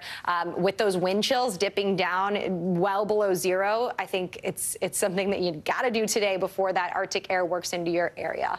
As we're looking at the 24-hour temperature change, check that out, guys. Casper, 67-degree temperature drop in 24 hours. I mean, it's incredible, and it's not hard to see where the front is because it's warm in some places, or at least warmer than normal in some places, and then back in places like Denver, it is feeling like 30 below. So really brutal cold, dangerous cold when it comes to frostbite. Temperatures like this, that can happen within minutes. So make sure that you're prepared. Make sure you're taking the time to bundle up if you absolutely have to go out. Even if you're in places like Austin, Texas, look at those temperatures Friday, Saturday. And places like Dallas are going to see temperatures below freezing for about 72 hours. So we're going to monitor that closely. Atlanta into the teens as well, and even down into parts of Florida, they're going to be in the 20s, which I'm sure they are not ready for. When it comes to hazardous travel, we've talked a lot about the airports and the impacts as far as that's concerned, but also on the roadways. I-90, if you're going Chicago to Boston, that's going to be a little difficult. We see the rain working through up into Maine, and that will mean that if we have those quick cool downs and the temperatures drop like a rock, then flash freeze is possible, and we'll see the black ice be widespread. It's not just, in some locations. Of course, over overpasses and bridges, very common, but you can see as we get into Saturday, improvements, guys. Christmas Day, not all bad. Right. Festively frigid. That's good. Indoor Christmas this year for most of the country. And if you don't get where you're going on Thursday or Friday, you can get there on Christmas Eve. That'll work too. Make the most of it. All right. Thanks, Angie. Appreciate it. Now, the cold weather didn't stop Ukrainian President Volodymyr Zelensky from giving a passionate speech to Congress last night. Zelensky called on lawmakers to continue supporting Ukraine in its fight against Russia, urging them to protect democracy from total collapse in the region. NBC News Chief White House correspondent Peter Alexander has the latest. Good day to you. This was really a powerful scene overnight. President Zelensky just 24 hours removed from the battlefield, punctuating his trip to Washington with what was a personal appeal for more assistance, speaking before that joint session of Congress that right now is debating whether to send tens of billions of dollars in new aid. The Ukrainian leader arguing their decisions can save millions of people. Ukrainian President Volodymyr Zelensky delivering an impassioned plea to America, calling for an end to the Russian invasion. Ukraine didn't fall. Ukraine is alive and kicking. In his 25-minute address, Zelensky, clad in his signature army green sweater, urging Congress not to abandon the defense of his country after 10 months of war. And next year will be a turning point. I know it, the point when Ukrainian courage and American resolve must guarantee the future of our common freedom. He pushed lawmakers to approve an additional $45 billion in aid while acknowledging Republican reservations about giving Ukraine a blank check. Your money is not charity. It's an investment in the global security and democracy. Ukraine's president receiving repeated standing ovations from both sides of the aisle as the one-time comedian briefly returned to his roots. We have artillery. Yes. Thank you. We have it. Is it enough? Honestly, not really. Punctuating his speech, Zelensky's gift to Congress, a Ukrainian battle flag signed by soldiers on the front lines. This flag is a symbol of our victory in this war. The speech capping off Zelensky's dramatic visit to Washington, his first trip outside Ukraine since the war began. Earlier in the day, meeting with President Biden at the White House. President Zelensky, the United States stands with the brave people in Ukraine. We stand with you. Thanks from our just ordinary people to your ordinary people, Americans.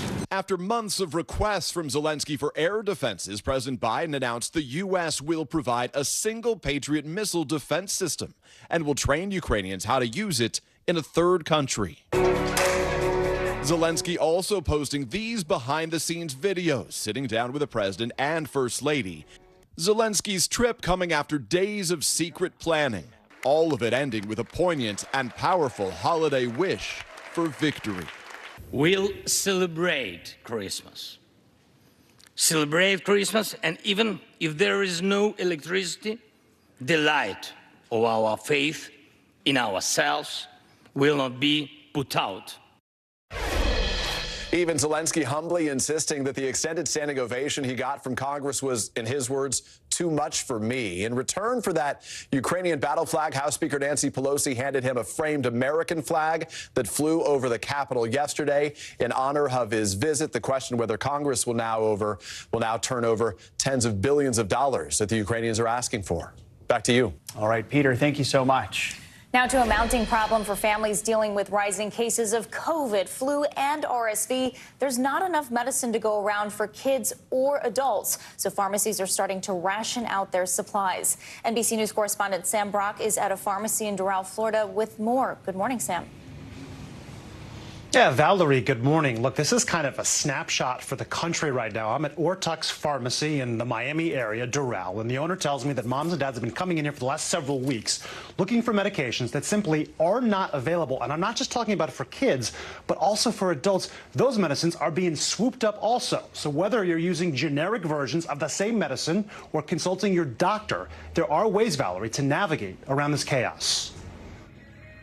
With rows and rows of pharmacy shelves now eerily empty, frustrations nationwide are mounting, along with cases of COVID, the flu, and RSV. It's resulted in a bunch of sleepless nights. Mo Manklang considers herself one of the lucky ones, having the time and resources to scour stores for medicine to give her 15-month-old son, Rex. What do you think it says now that so many parents have to check 3 or 4 or 5 different places just to find a normal over-the-counter drug? It's shocking. It feels really wild to have to go to multiple stores to find something that is really, really just like a household item. America is quickly confronting the shortfall of flu and fever-fighting medicines. National pharmacy chains, CVS and Walgreens, as well as supermarket mainstay Kroger, have placed restrictions on how many of those products consumers can buy at one time. And it's not just kids being impacted, the shortage affecting people of all ages. We're seeing it across the board. Kids and adults. Kids and adults. Dr. Kim Tran, who runs the outpatient pharmacy for Jackson Health in Miami, one of the largest healthcare systems in the country, has some tips for families. Are there any viable alternatives? If you can't find kids Tylenol or kids Advil, what would you recommend parents do? Definitely talk to your doctor. Don't make substitutions on your own. A pharmacist can also recommend other therapies to the doctor, and if the doctor's okay with it, the doctor can write a different prescription. Some other useful points to emphasize. Generic versions of drugs like Tylenol or Advil, which contain the same active ingredients, acetaminophen or ibuprofen, are equally effective. If your child has a mild fever, you can let it ride out, with a lukewarm bath a helpful option. And do not, under any circumstances, give kids adult medication without consulting a doctor. The federal government just announcing plans to unlock fresh supplies of Tamiflu from the National Strategic Stockpile. Is Congress making it clear the medication shortage is on its radar? And many parents expect better. I don't understand why we don't make sure that we collectively all have access to these like very basic things that we all need. It's food, it's water, it's medicine. I feel like we should be beyond this. And Sam, what about expired medications? I know I probably have some lying around at home. Can those still be used in an emergency? Yeah, you do. So many people do, Valerie. You just look at your medicine cabinets. A lot of those are expired, and they might be thinking, maybe can I just use this in a pinch? It is a bad idea, and here's why. Now, the active ingredients might still be effective, but there's other things in there like colorings and fillers that could become dangerous over time. And if you look at the manufacturer's website, Advil, for example, they do warn that there could be possible changes in chemical composition over time, also decreased potency, which is to say, as tempting as it might be, you got to throw those out. Valerie, back to you. Good information, Sam. Thanks so much. Coming up, the January 6th committee is set to release its final report finally today. What to watch out for as members deliver their findings into the riots that rocked Capitol Hill nearly 2 years ago.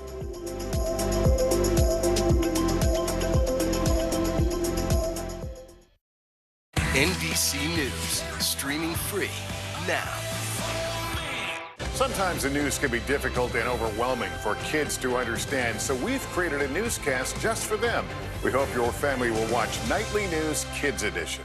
Hey, I'm Hallie. It's good to be with you tonight. There's another legal filing today, and I want to cut through some of the weedsy stuff. And let's just get to the point. They have started a vote on the PACT Act. if you're like Hallie, stop speaking Washingtonese. This bill would basically give health care to veterans who have exposed to these toxic chemicals. So, Scott, I'm trying to make this as not DC as possible. The increased sort of anger that we've seen now in politics. I saw you searching for, I think, your microphone, Danny. You were I was trying to do it on the slide. Live TV, man, it's okay.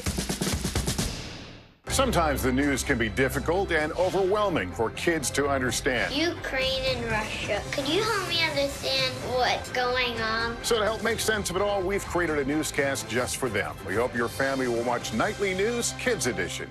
News is happening now. Look at what's making headlines around the world. Whenever it happens, wherever you are, it's here now.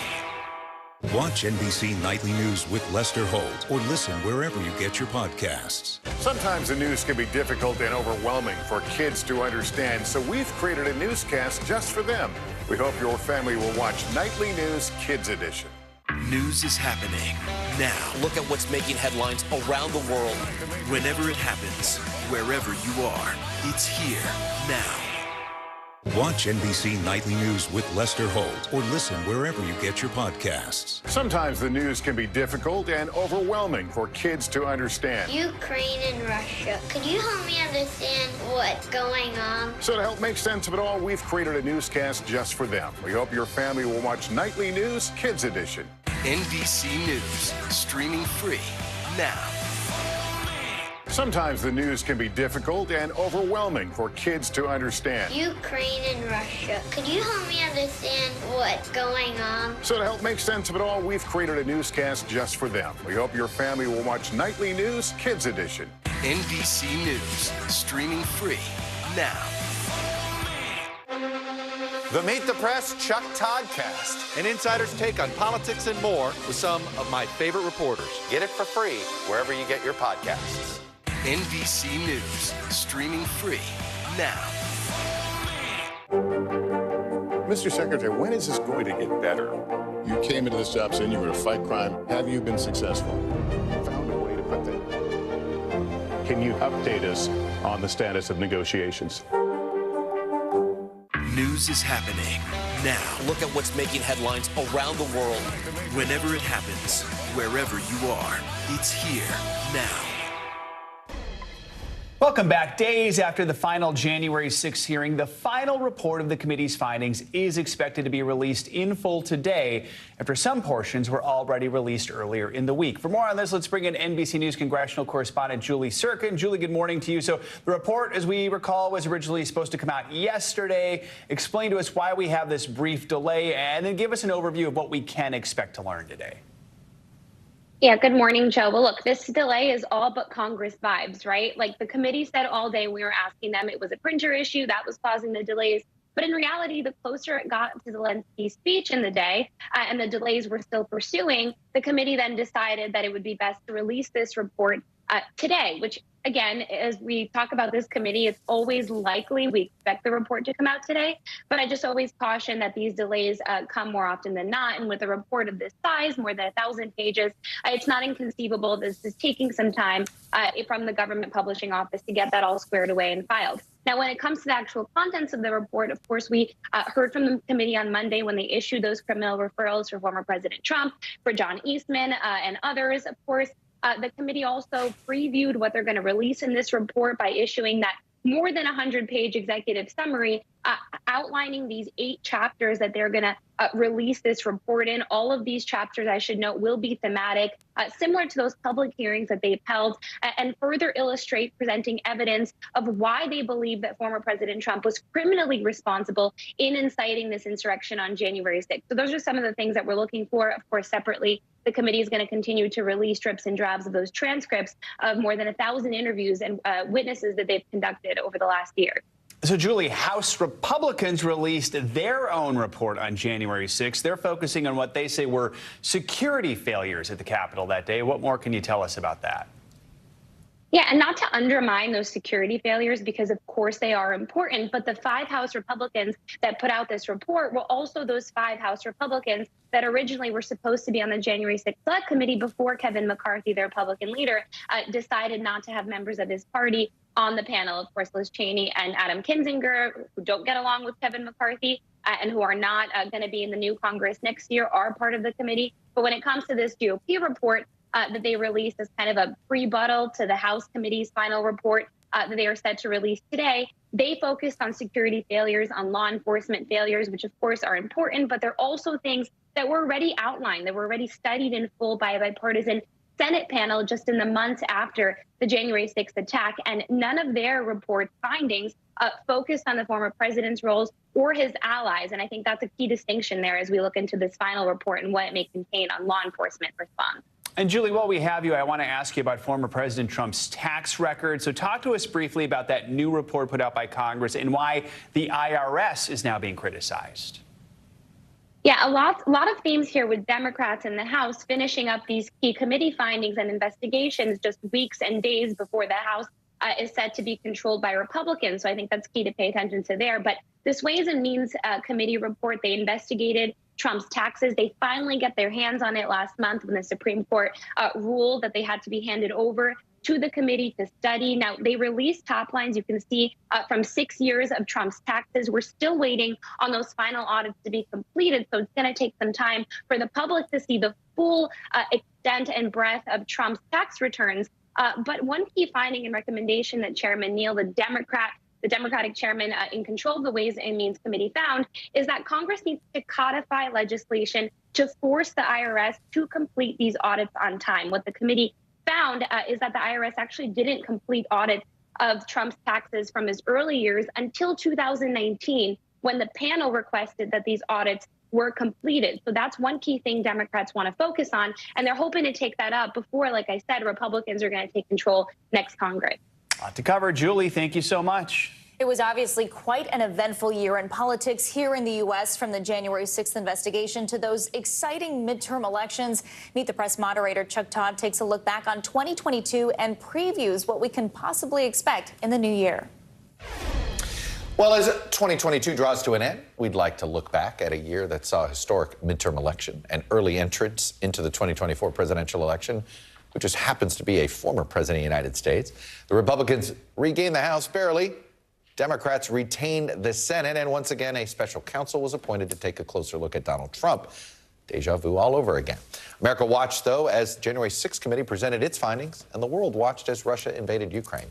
So joining me to discuss what it all means for the year ahead is our chief White House correspondent, Kristen Walker, and our senior Capitol Hill correspondent, Garrett Haake. Obviously, with the midterms being over, and the fact that the midterms weren't decisive, all they did was essentially prove to us we're just as divided as we were before. We're in the middle of this trench warfare. We spent $6 billion to move 1 Senate seat and 10 House seats, so here we are. All of it was a prelude to 24, which is essentially, is the Biden reelect already begun?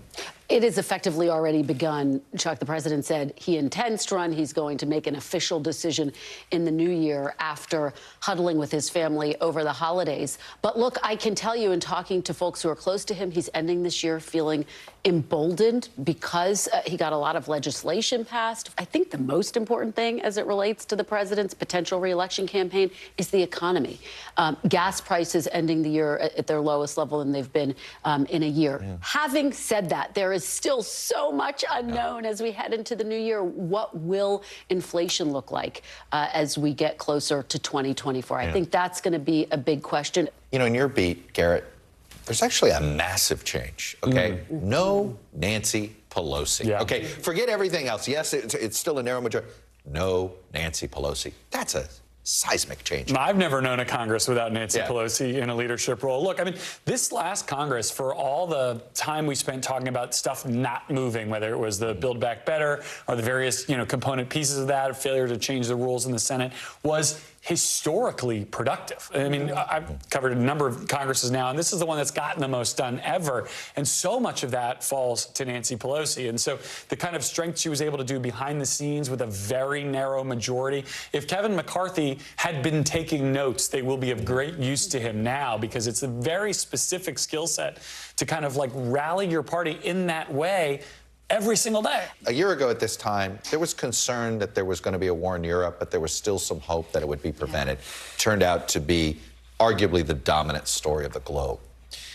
In this country next year, the one story that I think we're both anticipating, we're not fully prepared for, is the trial of Donald John Trump, right? If there is an indictment, there's going to be a trial. And that, I don't know if everybody is fully ready to realize what that's going to look like. There is no doubt that if that were to happen, that would upend the entire political universe. And if you talk to legal experts, they agree on one thing, that this former president faces more legal jeopardy than perhaps any other president in U.S. history. And so I think that it would, you know, certainly be a diversion from all of these other headlines that we are discussing, the work of Congress, the work of the White House, and the economy, as well as the war in Ukraine. Chuck, you said trial singular. It could be, and we're talking, we could see indictments plural here. That's what the federal investigation that the special counsel has been running on two different things, right, on the Mar-a-Lago documents piece and on the January 6th piece. But there's also that investigation down in Georgia where a lot of legal experts have said they think he's in more legal jeopardy potentially in Georgia than he is at the federal level. We know, what we do know is going to be nuts in 2023. It's some of these things that we don't know that I think are even more unusual. And well, that's why you just got to stick around and watch all of us do our jobs here at NBC News. Kristen and Garrett, enjoy the new year. Thanks. Thanks, Chuck. Our thanks to Chuck Todd for that report. And tonight, Joe and Savannah are taking a look back at some of the other stories that defined this year, from the war in Ukraine to the transition of the royal family. 2022 Headlines, Highlights, and History airs tonight at 9 p.m. Eastern, right here on NBC News Now. International headlines now. The United Nations is taking a major step in hopes of ending the ongoing violence in Myanmar. Claudio Lavanga joins us now from Rome with that and more. Good morning, Claudio. Good morning. That's right. The United Nations on Wednesday put pressure on the military junta in Myanmar by demanding an end to violence and the release of all political prisoners, including the ousted leader Aung San Suu Kyi. Now, since the military took power in February last year, they have clamped down on pro-democracy protests and dissent with lethal force. This is the first resolution adopted by the UN on Myanmar in 74 years. Let's go to Afghanistan, where a protest was held in front of the country's second largest university following the decision by the Taliban to ban female students from attending universities. Groups of men and women stood outside Nangarhar University in Jalalabad, holding up signs and chanting. The latest decision by the Taliban that cracks down on women's rights and freedoms has drawn international condemnation and is likely to damage their efforts to gain international recognition. And let's move to Argentina, where 3 big-headed turtles were released back to sea where they can finally swim freely. The big-headed turtles are an endangered species because they are popular as pets and some like to eat their meat. Now, these 3 turtles were luckily freed from a fishing net and released back into the wild. Now, don't you love a story with a happy ending, especially close to Christmas, guys? Yeah, no kidding. Good to see that. They look very happy to be getting back into the water there. Claudio, thank you so much. Yeah. Coming up, former crypto king and founder of FTX, Sam Bankman-Fried, is back on U.S. soil. He's facing fraud charges. What to expect from his upcoming court hearing next.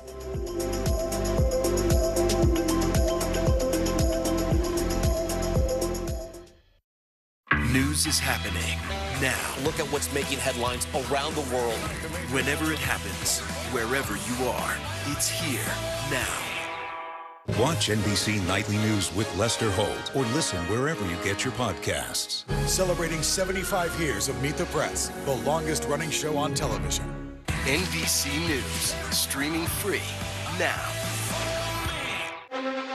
The Meet the Press Chuck Todd Cast, an insider's take on politics and more with some of my favorite reporters. Get it for free wherever you get your podcasts. Sometimes the news can be difficult and overwhelming for kids to understand. Ukraine and Russia. Could you help me understand what's going on? So to help make sense of it all, we've created a newscast just for them. We hope your family will watch Nightly News Kids Edition.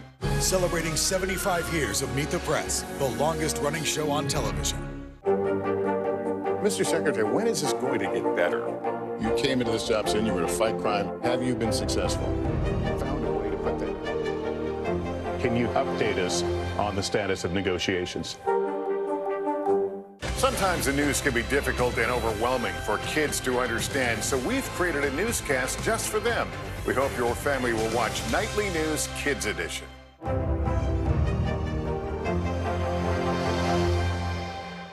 For Dateline Premium, subscribe now on Apple Podcasts. Welcome back. Crypto king Sam Bankman-Fried is back in the U.S. this morning after being extradited from the Bahamas on a series of fraud charges in connection to his company FTX. According to his attorney, Bankman-Fried was anxious to leave the Bahamas and is ready to, quote, make the relevant customers whole. NBC News correspondent Ron Allen joins us now from outside that courthouse here in New York City with the latest. Ron, good morning. Bankman-Fried landed in the U.S. overnight. What time is he expected to appear in court today, and what can we expect to see happen in the coming days?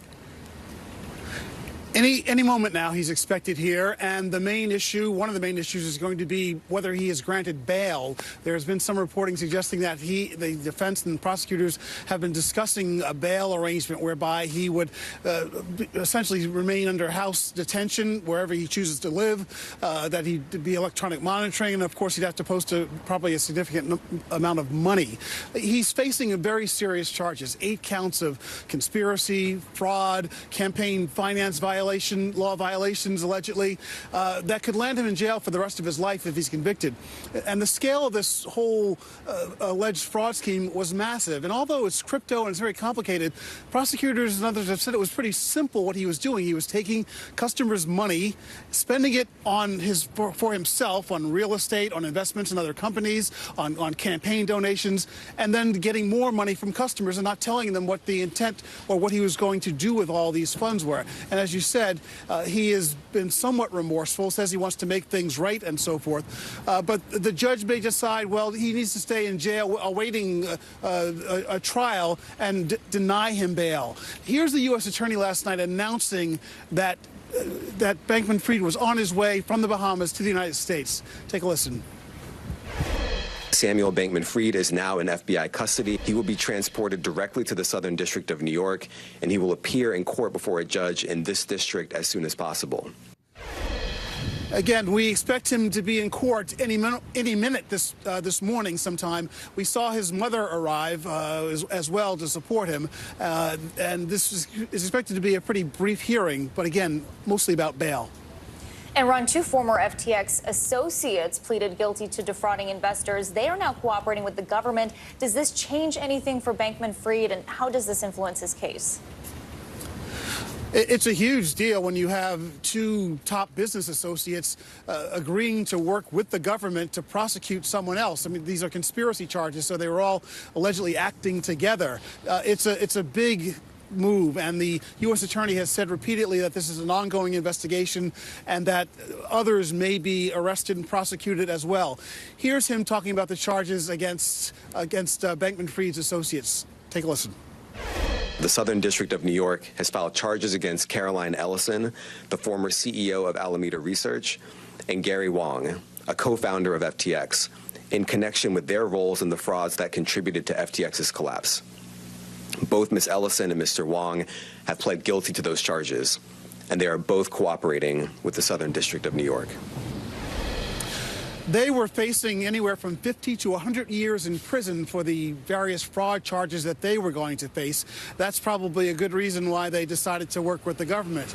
But again, we're waiting for Bankman-Fried to arrive here. The main issue is going to be whether he is granted bail or not. Again, he's facing some 8 counts of fraud, conspiracy, violating campaign finance laws that could land him in prison for the rest of his life. What prosecutors have called one of the widest ranging and most serious financial fraud cases in American history.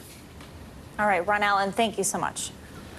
Now to the latest on the investigation into the murders of 4 Idaho college students. The police chief heading the investigation is facing criticism for his handling of the case now 6 weeks in. NBC News correspondent Steve Patterson spoke with him about the investigation, joins us now with the latest. Steve, good morning. Yeah, Joe, as we all know, police are asking for the community's help finding any suspects, but there are challenges that come with a flood of information. They are now combing through over 10,000 tips related to this investigation, and the police chief tells me it's all part of a thorough and deliberate process. Take a look. We're painting a picture still, and part of that picture is coming from these tips. Moscow, Idaho's police chief, saying a picture is emerging behind the scenes of who killed 4 college students there last month, though the canvas looks frustratingly blank to an anxious public and the victims' grieving families. One tip investigators are chasing, a white Hyundai Elantra they say was near the scene that night. Why the white Hyundai Elantra in the first place? Is there a specific piece of video evidence? Do you have security footage of a white Hyundai Elantra model 2011 to 2013 that was in the area? We believe that the white Elantra is important to us. We just want to talk to that person or persons in that vehicle to see what they may know. Can you talk about whether or not you still believe this is a targeted situation? Again, we believe it's targeted based on information we have. That's part of the investigation, and we're not going to comment on that. The lack of information has proved frustrating for some of the victims' families. They've done a really poor job of communicating with the Gonzalez family. We pass on as much information as we can to them. As I stated, there's information that we've held back, and we know it frustrates them, but we ask them to be patient. We ask them to trust us. A lawyer for victim Kaylee Gonzalez's family responding in a statement, "Time will tell. Trust is earned." Police Chief Fry insisting they're holding information back to protect the integrity of the case. We want to have a jury pool at some point in time who don't know all the facts. And we need to withhold that information until the very end when we can go to trial on this and put everything out there. In the meantime, an excruciating wait for the community of Moscow. We have 4 lost lives, and we have 4 families who are going to be grieving, this holiday season. We're going to continue to work this until we get all the answers. So again, obviously still more questions than answers. The police chief still not willing to answer some key critical questions, but the police do say they have a dedicated liaison to each of the family members who essentially talk to them every day. The family of Ethan Chapin says they are beyond grateful for the Moscow Police Department's communication, adding that they have an open and ongoing line to them, which is important, of course, in this holiday season. Joe. All right, Steve, thanks so much.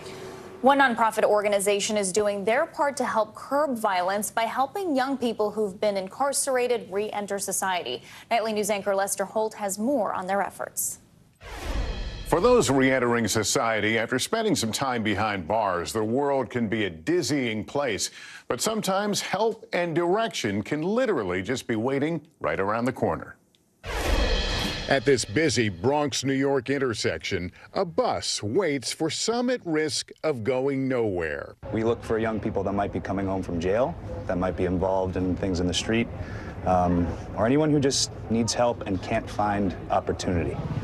It's where 22-year-old Tyrese Nacho found himself after he was incarcerated. I was just needing help to find some work. I just needed a job, basically.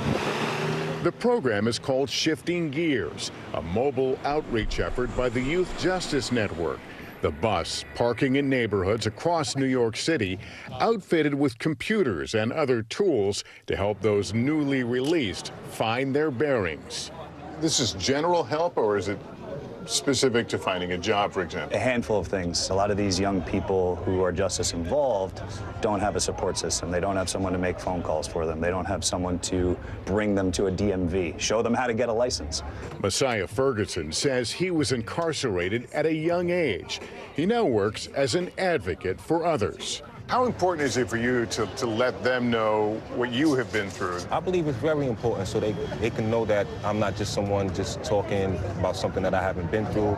All the external factors that come into place when you're being released from prison or jail.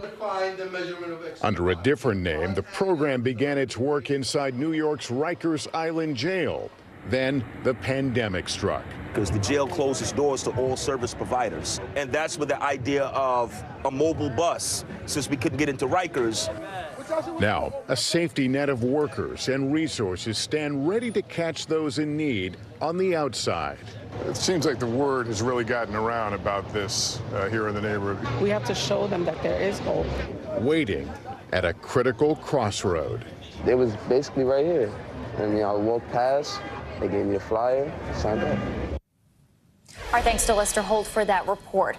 Coming up, Christmas without the matriarch. Yeah, the royal family is about to mark its first festive season without Queen Elizabeth. We're going to take a look at their plans to honor her memory and what to expect from King Charles' first Christmas speech.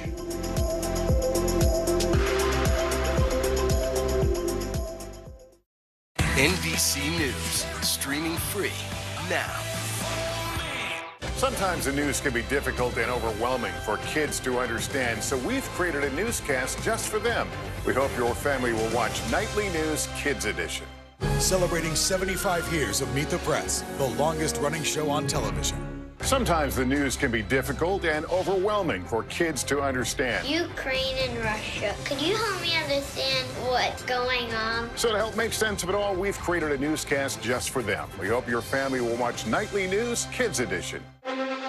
The Meet the Press Chuck Toddcast, an insider's take on politics and more with some of my favorite reporters. Get it for free wherever you get your podcasts.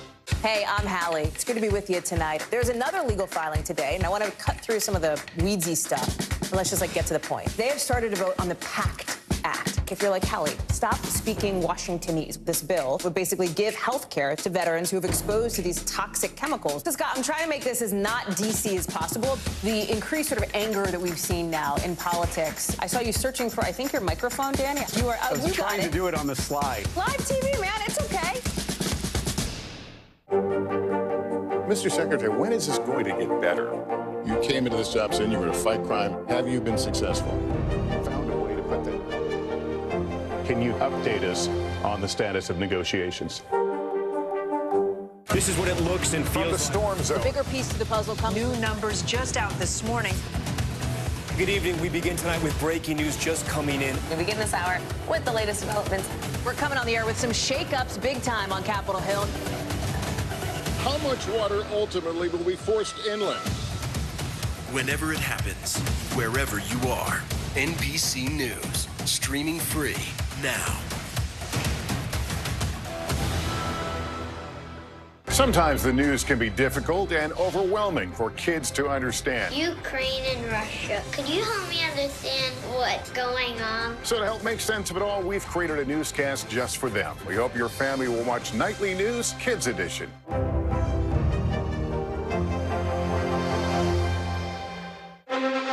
The Meet the Press Chuck Toddcast, an insider's take on politics and more with some of my favorite reporters. Get it for free wherever you get your podcasts. We're back now with some financial headlines. Tesla is doubling its discount prices for some of its EV vehicles. CNBC's Silvana Henao joins us now with that and other news. Good morning, Silvana. Hi, guys. Good morning to you. Yes, so Tesla is offering bigger discounts of $7,500 on the Model 3 and Model Y if you take delivery by the end of the month. That's double the credit the company has offered on those vehicles. It's also recently started offering free supercharging for 10,000 miles for vehicles sold in December. The discount comes days after the U.S. government delayed restrictions on electric vehicle incentives until March. That means Tesla and other U.S.-made EVs are likely to temporarily qualify for the full $7,500 tax credit. Netflix is taking a page from Peloton's playbook. Starting December 30th, it will start streaming classes from the Nike's training club on the platform. Subscribers will have access to 30 hours of content with several exercises and in multiple languages. Nike Training Club is a popular app where users can take strength, yoga, and high-intensity classes led by Nike instructors. Netflix says episodes will be released in 2 batches, with the second coming sometime in 2023. And Amazon is once again giving customers the chance to thank their delivery driver with a $5 tip. It's bringing back the Alexa Thank My Driver program after originally launching it earlier this month. The promotion was so successful, Amazon had to shut it down after just 1 day. Customers with an Alexa-enabled device can simply say, Alexa, thank my driver. The driver who made the most recent delivery will get a $5 tip. Amazon will run the program up until the first million thank yous, guys. So, and with that, nice Silvana just thanked and tipped tens of thousands of Amazon drivers it's funny all because around the country. I've been thinking about that, and I thought, what if an Alexa hears me say that? What happens? We're about to find out. Check your out, social right? media.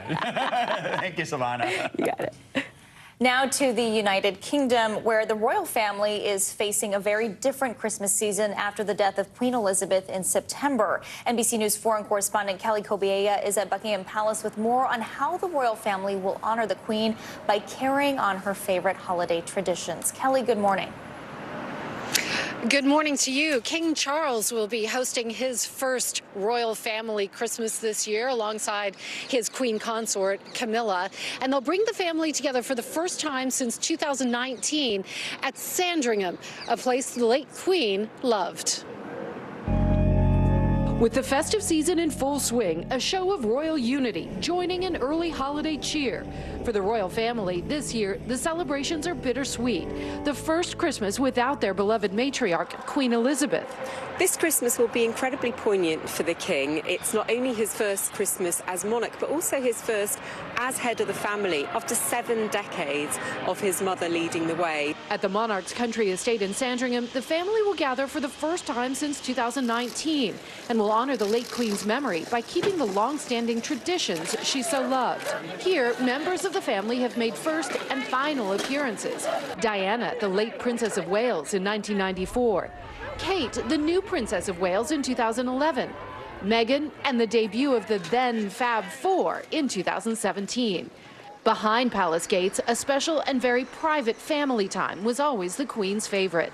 For the late Queen, it was so important to have her family around her at Christmas, and she loved welcoming, particularly her great-grandchildren to Sandringham. There would be gifts left on the end of their beds. Throughout her long reign, the monarch was present in millions of households across Britain on Christmas Day. The Queen delivered 69 Christmas messages as monarch. This year, for the first time in decades, the country will hear from a king.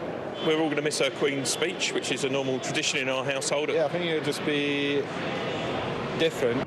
The new king expected to focus on his mother's long life of service in his first Christmas address.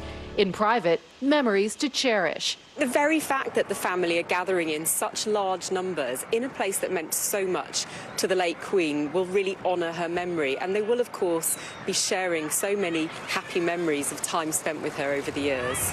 Prince Harry, Meghan, and their children, Archie and Lilibet, will stay home in California for the holiday. Harry talked about Christmases past with the royal family in the couple's Netflix docuseries. You know, Sandringham, I have such happy memories of Sandringham.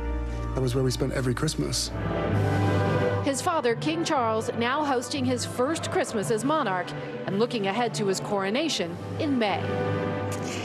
And today, Buckingham Palace announced another big celebration next year. The Trooping the Colour, which is the official birthday celebration for the monarch, will happen in mid-June, just 42 days after that coronation.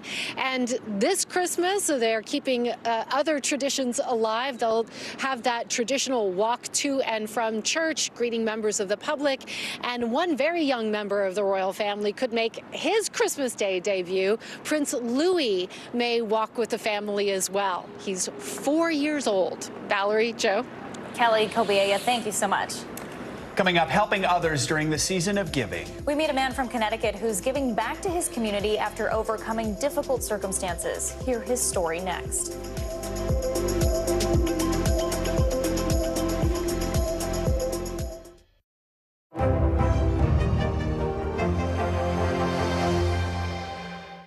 News is happening now. Look at what's making headlines around the world. We're coming on the air with breaking news. This is a significant moment. Whenever it happens, wherever you are.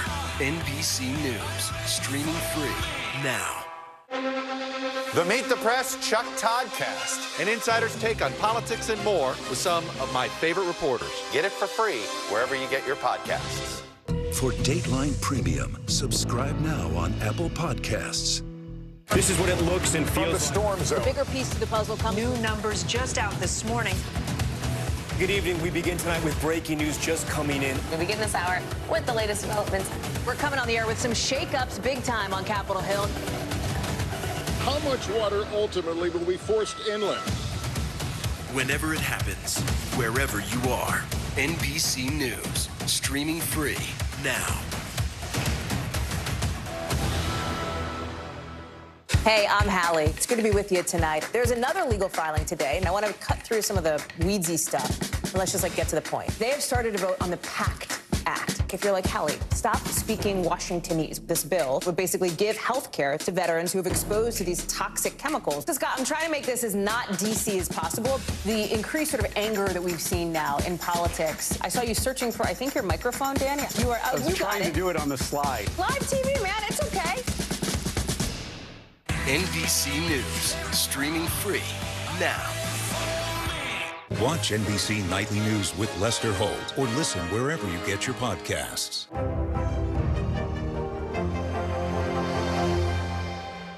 News is happening now. Look at what's making headlines around the world. Whenever it happens, wherever you are, it's here now. Welcome back, and it could be time to bid a fond farewell to an intrepid space explorer. NASA's InSight lander has been bringing us all sorts of discoveries from Mars since 2018, but now it appears to have fallen silent. NASA says InSight missed a check-in on Sunday, but a few days earlier, InSight did have one final message. It tweeted, "I'll be signing off here soon. Thanks for staying with me." Thank you, InSight, from everyone back on Earth. Yes, definitely. Thank you for that. All right, thanks, Valerie. It is the season, of course, for giving right now, but for one Connecticut man, giving is a year-round thing. Today, anchor Craig Melvin introduces us to an unlikely hero making a big difference in his community. It's been said that you can't keep a good man down. Harry Bell is the living proof. Harry was born on the rough side of Bridgeport, Connecticut. He says his mother was addicted to crack cocaine, and at birth, so was he. What's this neighborhood like? A lot of drugs, gun, and violence. His mom died when he was just 9 years old. His father was never in the picture. As a teenager, Harry started making bad choices.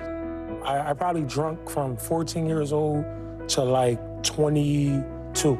Wow. Yeah, you started drinking at 14? Yeah. Was there a moment where you're like, I gotta get my life together? My son was probably about 4 or maybe 3.5. All I remember was walking my son home. I fall and I black out. The only thing I remember after that was waking up in a puddle of blood and my son smacking me saying, "Daddy, get up, get up, get up, Daddy." That was the day I realized that I had a problem and things had to change. Harry changed his life, quit drinking, started working as a school resource officer, but he really turned the page when he created his own coloring book for his son. My son, he loved the color. I wanted something different. I wanted something fun, education, and empowering. And I wanted him to say that it was a special gift that he got from his dad. You couldn't get this from nowhere but me. I love that. Yeah. His son took that book everywhere, even to school, where his teacher didn't believe his dad created it. The teacher said, "Your son keeps saying you made this book," and I told him, "You did not. This is from Scholastic." I said, "Nah, I made that book for him." She said, "I want you to give each kid in my class a book and explain each page." And I did that. And the rest is history. It snowballed from there. Harry started selling the coloring books in his neighborhood. How many coloring books did you end up putting out there? Do you know? About over 20,000. I was selling coloring books on the same block where people were selling dope. So they were selling dope, I was selling hope. People thought I was crazy. He took the money from selling books and poured it right back into his community. He started a nonprofit called Color of Positive Thought and began holding programs for local children on his patio, then after school in this community center. What programs happen under this roof? We got a week of programs. On Monday, we focus on nothing but homework, entrepreneurship, and things of that nature. Tuesdays, we do basketball. Wednesday, we do karate, kickboxing / fitness. Thursday, we do rugby, got a rugby team. Harry has become a Pied Piper of optimism, gaining devoted followers like Jose Santiago and his son, Jordan. Why do you think that Harry's approach has been so effective? His commitment, the way he's so committed to the program, the way that the kids just love him. They love him in a way like, you know, as like a father figure. What have you come to learn here? What have you been doing? I learned how to, like, help people, get along with people. It built a lot of, like, confidence for me to go do my own things. Like, I got my own job. I felt confidence from working from this one. During after-school programs, the kids get a meal. There's also food for them to take home. And you can bet Harry does something special for the holidays. From organizing a hayride for Halloween to handing out turkeys for Thanksgiving. And the heart, as big as Harry's, is a perfect fit for a red suit and white beard come Christmas time. You have 3 kids. I think you have 3 jobs. And you still make time for this. Yeah. Why? Because this ain't my doing. I'm very spiritual. This is a God's gift. You know, I'm just a vessel, just doing the work of a higher power. So everything's going to work out, I believe. Love that. Thanks, Craig Melvin, for that inspiring story. That's going to do it for this hour of Morning News Now. The news continues right now.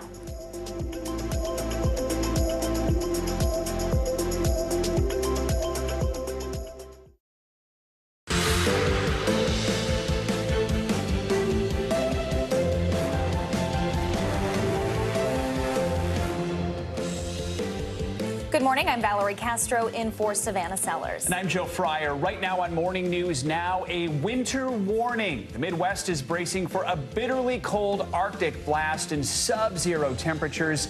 Millions are at risk from the potentially life-threatening conditions and what's set to be the worst winter storm ahead of the Christmas holiday in decades. We've got the latest on that, plus travelers trying to beat the blast and get out before the cold snap sets in, how airports are dealing with the weather woes.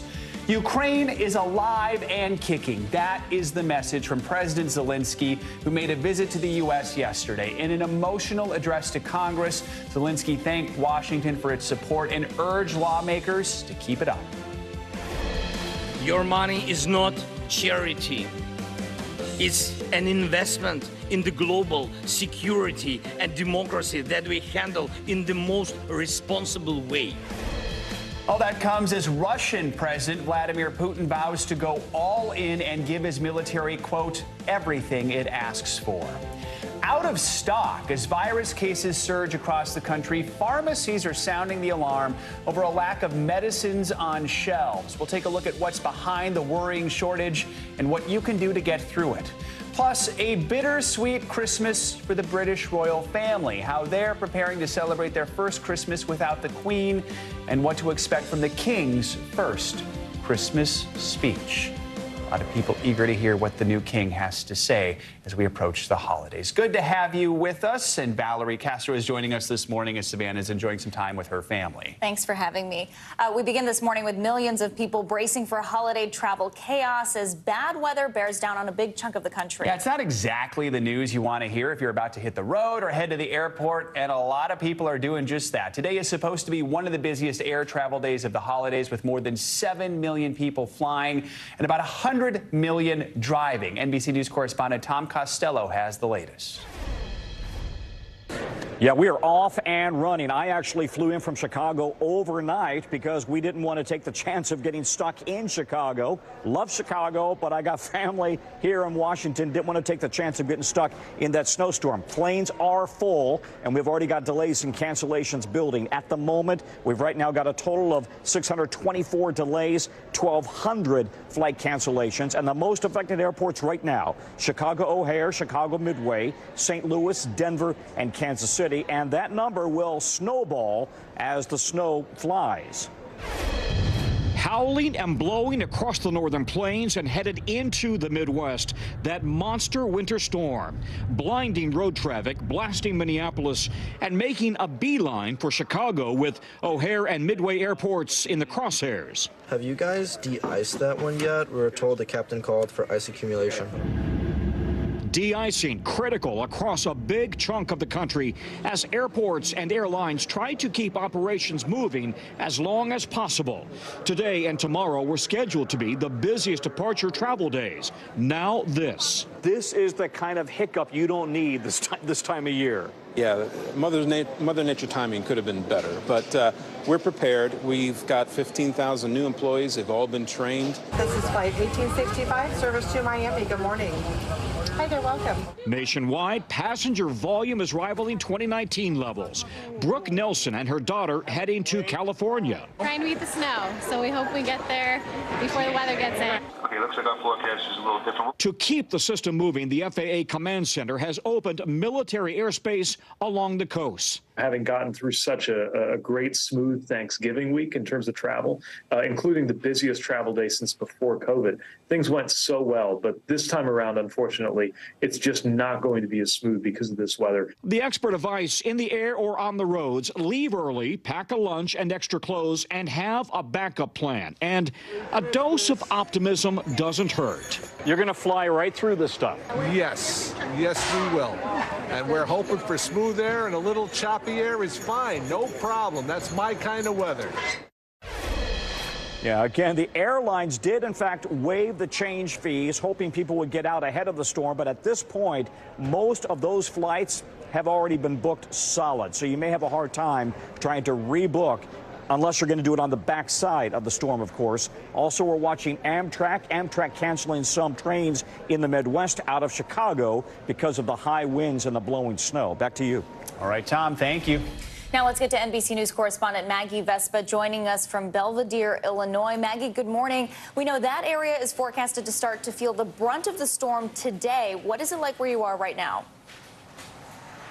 Well, guys, good morning. I don't know if you can see, but the flurries just started falling here in the last 5-10 minutes. So this storm is just starting to creep its way into the Midwest, and millions across this region are bracing. We have a growing list this morning of governors who are declaring states of emergency, including in Kentucky. Also, the governor of Indiana calling in the National Guard, preparing to have to rescue a number of drivers on the road, potentially. This after we saw actually a mass rescue in South Dakota overnight. 100 drivers there had to be rescued after they were stranded on the road. So everybody here, as you guys know, bracing, watching this forecast roll into the Midwest as you are out east, and just trying to prepare as best they can, guys.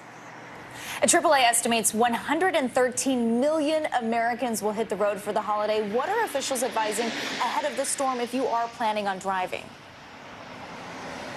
Sure. I mean, I guess it depends on where you are, because obviously we're talking to the entire country right now. So if the storm has been where you are, officials are asking that you obviously heed the forecast, but also log on and sign up for alerts from your local governing bodies, your local authorities. Some roads might be shut down. You might not want to drive at this point, especially as the brutal cold rolls through, because that could obviously freeze whatever moisture is on the roads. If you're here in the Midwest or out east and you still have some time, authorities are asking people just, again, heed the forecast, heed the timing of it, leave early if you can, take it slow, pack that patience, cheesy phrase that Tom utilized too, but I mean, we say it for a reason, it's true. And again, just take these warnings seriously, because we have this system moving through with snow and ice, and then we have that brutal cold coming through as well. So if you get trapped or get caught, guys, things could get dire quickly. And Maggie, for those who are staying in for the holiday weekend, what should they be doing this morning to prepare for the storm? Yeah, the long story short is that as this rolls through, a big concern in several regions is power outages. So think about what would happen. I mean, first and foremost, if the roads are closed and you have to stay home for multiple days, so think about stocking up on food and just kind of hunkering down with whatever supplies you would need, including medications, things like that. Also, if you have backup generators, this is a great time to make sure that you have the gas you would need to get those rolling, and just kind of be prepared depending on what your situation is at home, reaching out to loved ones, that kind of thing, to make sure that you're okay staying where you are, again, for potentially a few days on end as this system makes its way out east. I'll send it back to you. Okay, Maggie, thanks so much. So let's get more on the storm's path. Meteorologist Angie Lassman joins us now. Good morning, Angie. Good morning. All good tips from Maggie. She mentioned that brutal cold. That's kind of the secondary impact that a lot of places are going to see. If you're in the Midwest, if you're in the Northeast, it's the rain, the snow, and then the wind. And then after that, we'll see that cold air work in. So let me give you the details. We have this system that's working through. Behind it, of course, that Arctic air, but the snow that's going to impact places in the Midwest around the Great Lakes. We could see over a foot of snow in some locations along Lake Michigan. That is going to make it really impossible to travel. I think if you're going to be out and about in the upper Midwest, we could see those winds up to 50 miles per hour. That doesn't help when it comes to driving on the roadway. So think about that. If you're in the Northeast, think about the flash freeze. If it's going to be raining where you are today and into tomorrow, which is much of the East Coast and into the Northeast and Mid-Atlantic, and then you have that rush of cold air, we'll have the quickly freezing freezing liquid on the roadways that hasn't been treated, hasn't been cleared off as we get into your Saturday. So think about that. Lake effect snow still will continue for parts of the Great Lakes area. You can see Buffalo will receive maybe 2 to 3 feet. There could be isolated amounts a little higher than that. So we'll monitor that well into Saturday, but we'll see some improvements as we get into Sunday. I'll show you that here in a moment. But in the meantime, winter alerts are up for 110 million people. So a lot of folks going to be impacted by this. And one of my biggest concerns is the damaging winds, the potential to see these winds gusting 40, 50, even 60 miles per hour, taking out power lines, damaging trees, of course, but the power going to be one of the biggest impacts. And you can see just how wide that swath of potential power outages is. What you're seeing in the yellow is isolated power outages, but where you see that brighter red, that could be more widespread. We're talking interior areas of the Northeast. So just monitor that, be prepared for it. Maggie gave some great tips there. With those wind chills dipping down well below zero, I think it's something that you've got to do today before that Arctic air works into your area. As we're looking at the 24-hour temperature change, check that out, guys. Casper, 67-degree temperature drop in 24 hours. I mean, it's incredible, and it's not hard to see where the front is because it's warm in some places, or at least warmer than normal in some places, and then back in places like Denver, it is feeling like 30 below. So really brutal cold, dangerous cold when it comes to frostbite. Temperatures like this, that can happen within minutes. So make sure that you're prepared. Make sure you're taking the time to bundle up if you absolutely have to go out. Even if you're in places like Austin, Texas, look at those temperatures Friday, Saturday. And places like Dallas are going to see temperatures below freezing for about 72 hours. So we're going to monitor that closely. Atlanta into the teens as well, and even down into parts of Florida, they're going to be in the 20s, which I'm sure they are not ready for. When it comes to hazardous travel, we've talked a lot about the airports and the impacts as far as that's concerned, but also on the roadways. I-90, if you're going Chicago to Boston, that's going to be a little difficult. We see the rain working through up into Maine, and that will mean that if we have those quick cool downs and the temperatures drop like a rock, then flash freeze is possible, and we'll see the black ice be widespread. It's not just, in some locations. Of course, over overpasses and bridges, very common, but you can see as we get into Saturday, improvements, guys. Christmas Day, not all bad. Right. Festively frigid. That's good. Indoor Christmas this year for most of the country. And if you don't get where you're going on Thursday or Friday, you can get there on Christmas Eve. That'll work too. Make the most of it. All right. Thanks, Angie. Appreciate it. Now, the cold weather didn't stop Ukrainian President Volodymyr Zelensky from giving a passionate speech to Congress last night. Zelensky called on lawmakers to continue supporting Ukraine in its fight against Russia, urging them to protect democracy from total collapse in the region. NBC News Chief White House correspondent Peter Alexander has the latest. Good day to you. This was really a powerful scene overnight. President Zelensky just 24 hours removed from the battlefield, punctuating his trip to Washington with what was a personal appeal for more assistance, speaking before that joint session of Congress that right now is debating whether to send tens of billions of dollars in new aid. The Ukrainian leader arguing their decisions can save millions of people. Ukrainian President Volodymyr Zelensky delivering an impassioned plea to America, calling for an end to the Russian invasion. Ukraine didn't fall. Ukraine is alive and kicking. In his 25-minute address, Zelensky, clad in his signature army green sweater, urging Congress not to abandon the defense of his country after 10 months of war. And next year will be a turning point. I know it, the point when Ukrainian courage and American resolve must guarantee the future of our common freedom. He pushed lawmakers to approve an additional $45 billion in aid while acknowledging Republican reservations about giving Ukraine a blank check. Your money is not charity.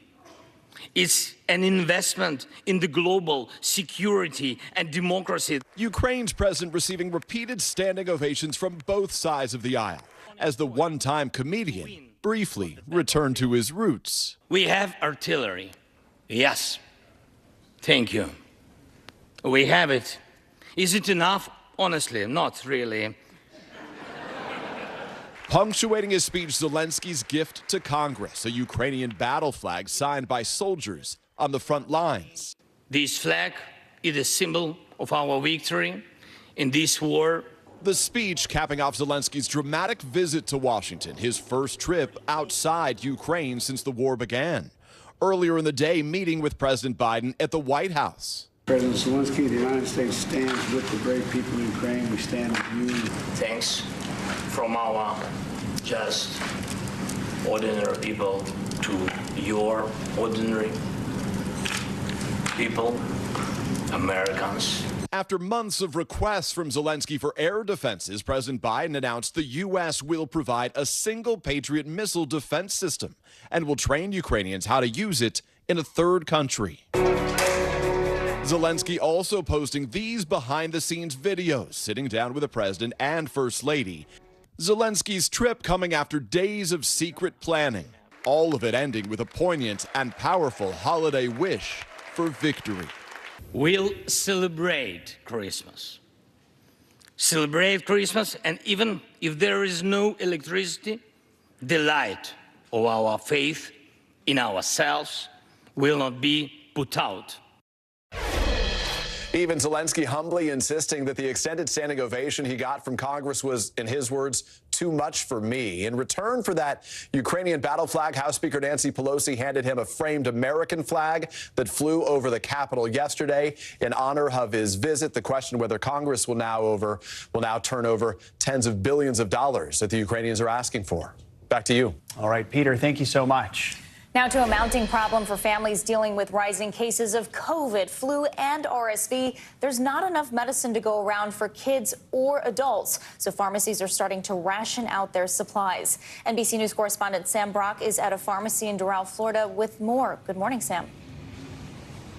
Yeah, Valerie, good morning. Look, this is kind of a snapshot for the country right now. I'm at Ortux Pharmacy in the Miami area, Doral, and the owner tells me that moms and dads have been coming in here for the last several weeks looking for medications that simply are not available. And I'm not just talking about it for kids, but also for adults. Those medicines are being swooped up also. So whether you're using generic versions of the same medicine or consulting your doctor, there are ways, Valerie, to navigate around this chaos. With rows and rows of pharmacy shelves now eerily empty, frustrations nationwide are mounting, along with cases of COVID, the flu, and RSV. It's resulted in a bunch of sleepless nights. Mo Manklang considers herself one of the lucky ones, having the time and resources to scour stores for medicine to give her 15-month-old son, Rex. What do you think it says now that so many parents have to check 3 or 4 or 5 different places just to find a normal over-the-counter drug?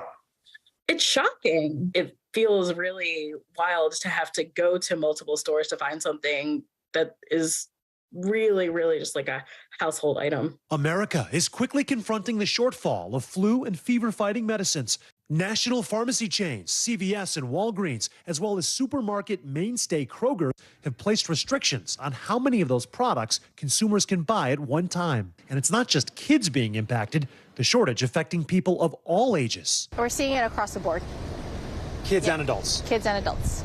Dr. Kim Tran, who runs the outpatient pharmacy for Jackson Health in Miami, one of the largest healthcare systems in the country, has some tips for families. Are there any viable alternatives? If you can't find kids Tylenol or kids Advil, what would you recommend parents do? Definitely talk to your doctor. Don't make substitutions on your own. A pharmacist can also recommend other therapies to the doctor, and if the doctor's okay with it, the doctor can write a different prescription. Some other useful points to emphasize. Generic versions of drugs like Tylenol or Advil, which contain the same active ingredients, acetaminophen or ibuprofen, are equally effective. If your child has a mild fever, you can let it ride out, with a lukewarm bath a helpful option. And do not, under any circumstances, give kids adult medication without consulting a doctor. The federal government just announcing plans to unlock fresh supplies of Tamiflu from the National Strategic Stockpile. Is Congress making it clear the medication shortage is on its radar? And many parents expect better. I don't understand why we don't make sure that we collectively all have access to these like very basic things that we all need. It's food, it's water, it's medicine. I feel like we should be beyond this. And Sam, what about expired medications? I know I probably have some lying around at home. Can those still be used in an emergency? Yeah, you do. So many people do, Valerie. You just look at your medicine cabinets. A lot of those are expired, and they might be thinking, maybe can I just use this in a pinch? It is a bad idea, and here's why. Now, the active ingredients might still be effective, but there's other things in there like colorings and fillers that could become dangerous over time. And if you look at the manufacturer's website, Advil, for example, they do warn that there could be possible changes in chemical composition over time, also decreased potency, which is to say, as tempting as it might be, you got to throw those out. Valerie, back to you. Good information, Sam. Thanks so much. Coming up, the January 6th committee is set to release its final report finally today. What to watch out for as members deliver their findings into the riots that rocked Capitol Hill nearly 2 years ago.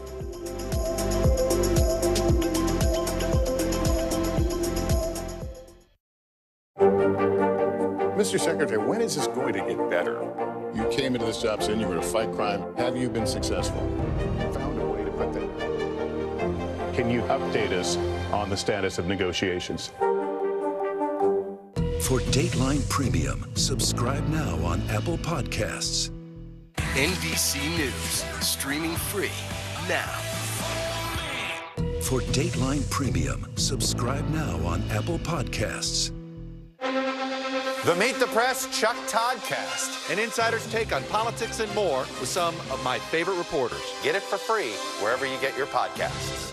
Stay on top of breaking news and the biggest stories of the day with NBC News Daily. Thank you so much for joining us. I'm Morgan Radford. And I'm Vicki Wynn. I'm Aaron Gilchrist. And I'm Kate Snow. Get in-depth reporting from across the country. What's your reaction to the president's comments? And around the world. Are Ukrainians continuing to make advances? And ways you can take care of your health. Who should be getting tested? And frankly, how often? And your wallet. Costs are skyrocketing. How to manage soaring prices. NBC News Daily. Weekdays from 12 to 4 p.m. Eastern on NBC News Now. Sometimes the news can be difficult and overwhelming for kids to understand. Ukraine and Russia. Could you help me understand what's going on? So to help make sense of it all, we've created a newscast just for them. We hope your family will watch Nightly News Kids Edition. Mr. Secretary, when is this going to get better? You came into this job saying you were to fight crime. Have you been successful? Found a way to put that. Can you update us on the status of negotiations? For Dateline Premium, subscribe now on Apple Podcasts. Sometimes the news can be difficult and overwhelming for kids to understand, so we've created a newscast just for them. We hope your family will watch Nightly News Kids Edition.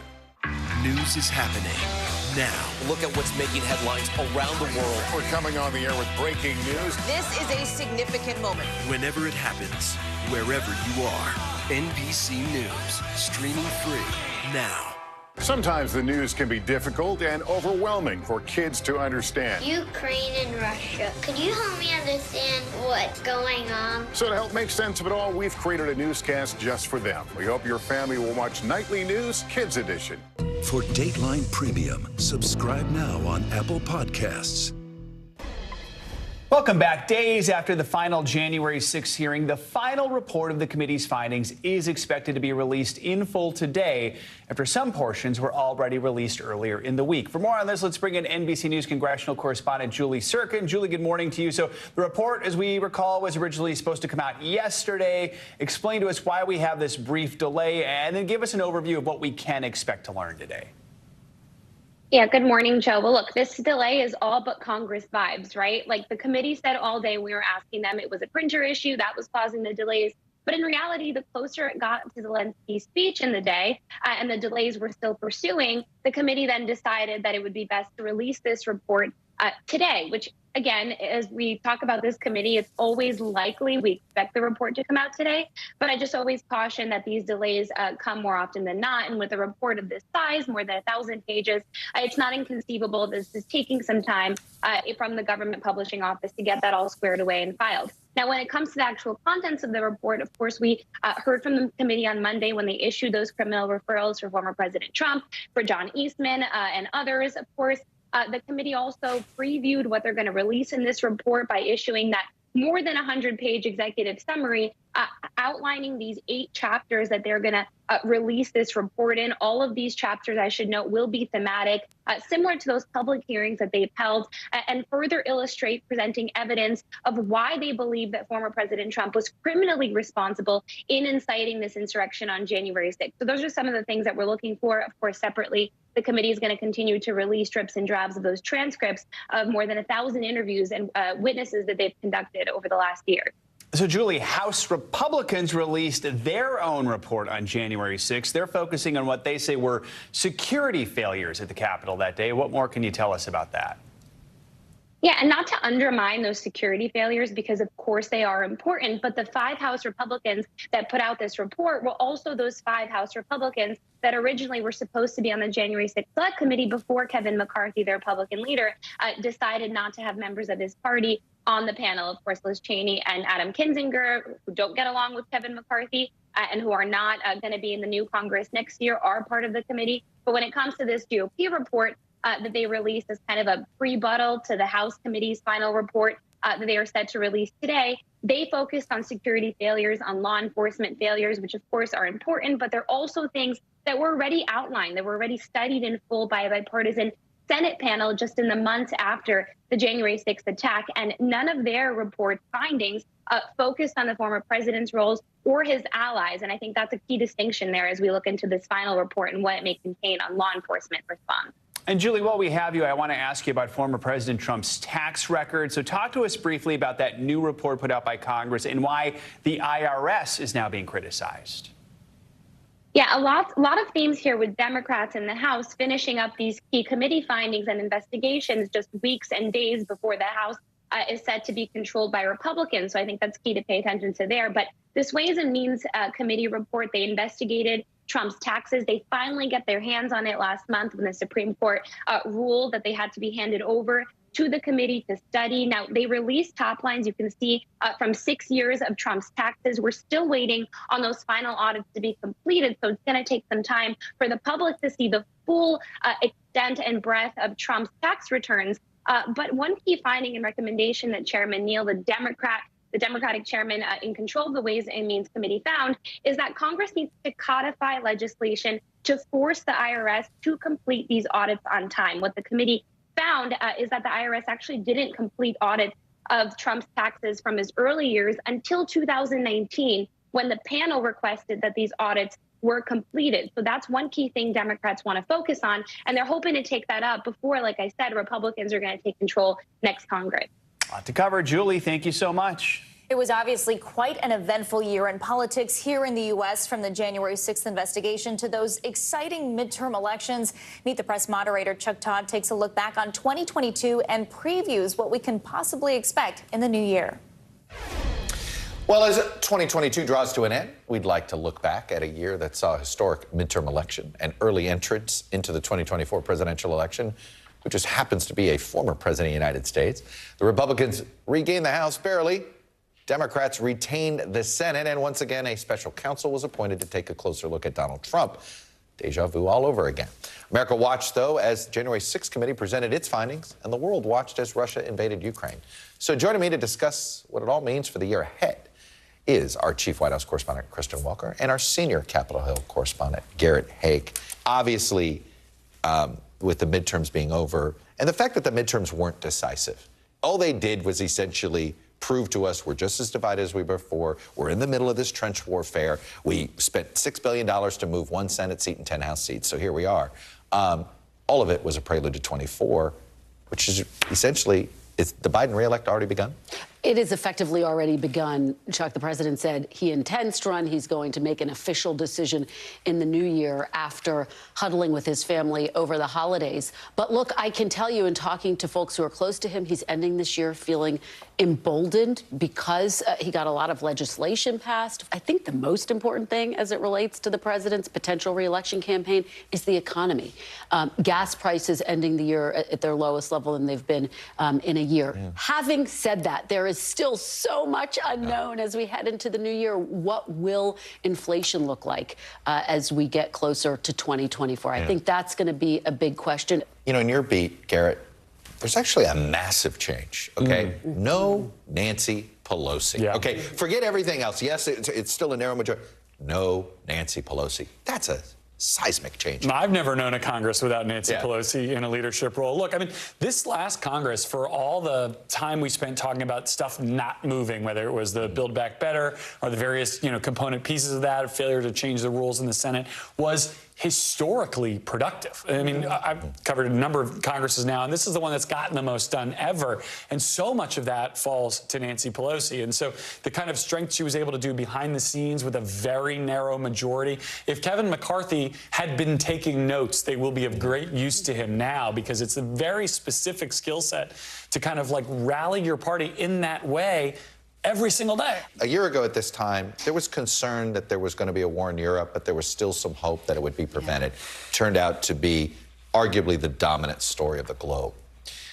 In this country next year, the one story that I think we're both anticipating but not fully prepared for is the trial of Donald John Trump, right? If there is an indictment, there's going to be a trial. And that, I don't know if everybody is fully ready to realize what that's going to look like. There is no doubt that if that were to happen, that would upend the entire political universe. And if you talk to legal experts, they agree on one thing, that this former president faces more legal jeopardy than perhaps any other president in U.S. history. And so I think that it would certainly be a diversion from all of these other headlines that we are discussing, the work of Congress, the work of the White House, and the economy, as well as the war in Ukraine. Chuck, you said trial singular. It could be, we're talking, we could see indictments plural here. There's both the federal investigation that the special counsel has been running on two different things, right, on the Mar-a-Lago documents piece and on the January 6th piece. But there's also that investigation down in Georgia, where a lot of legal experts have said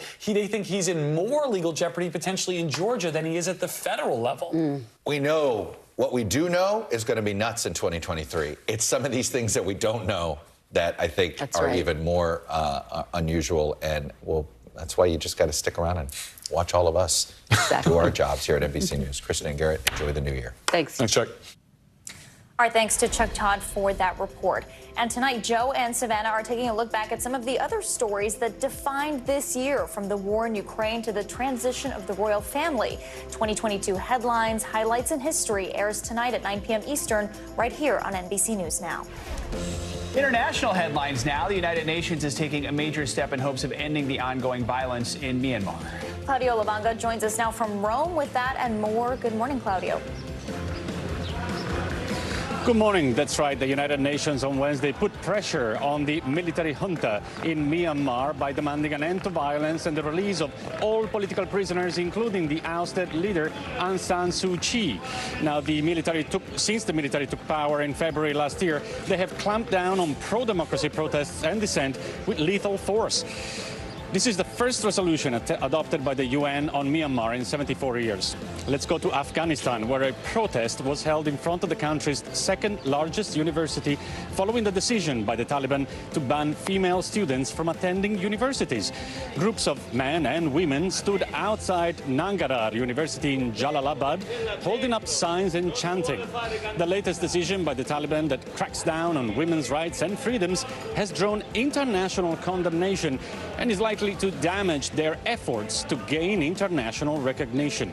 And let's move to Argentina, where 3 big-headed turtles were released back to sea, where they can finally swim freely. The big-headed turtles are an endangered species because they are popular as pets, and some like to eat their meat. Now, these 3 turtles were luckily freed from a fishing net and released back into the wild. Now, don't you love a story with a happy ending, especially close to Christmas, guys? Yeah, no kidding. Good to see that. They look very happy to be getting back into the water there. Claudio, thank you so much. Yeah. Coming up, former crypto king and founder of FTX, Sam Bankman-Fried, is back on U.S. soil. He's facing fraud charges. What to expect from his upcoming court hearing next.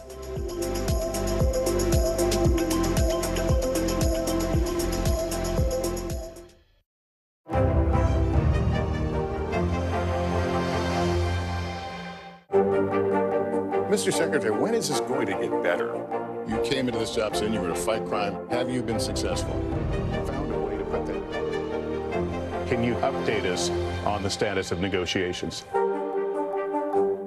Stay on top of breaking news and the biggest stories of the day with NBC News Daily. Thank you so much for joining us. I'm Morgan Radford. And I'm Vicki Wynn. I'm Aaron Gilchrist. And I'm Kate Snow. Get in-depth reporting from across the country. What's your reaction to the president's comments? And around the world. Are Ukrainians continuing to make advances? And ways you can take care of your health. Who should be getting tested? And frankly, how often? And your wallet. Costs are skyrocketing. How to manage soaring prices. NBC News Daily. Weekdays from 12 to 4 p.m. Eastern on NBC News Now.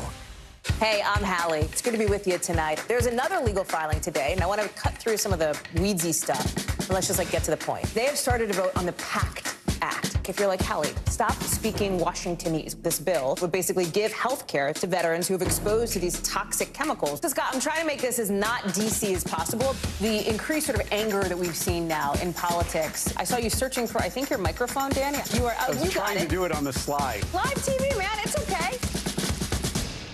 Sometimes the news can be difficult and overwhelming for kids to understand. Ukraine and Russia. Could you help me understand what's going on? So to help make sense of it all, we've created a newscast just for them. We hope your family will watch Nightly News Kids Edition. For Dateline Premium, subscribe now on Apple Podcasts. News is happening now. Look at what's making headlines around the world. We're coming on the air with breaking news. This is a significant moment. Whenever it happens, wherever you are, NBC News, streaming free now. Watch NBC Nightly News with Lester Holt or listen wherever you get your podcasts.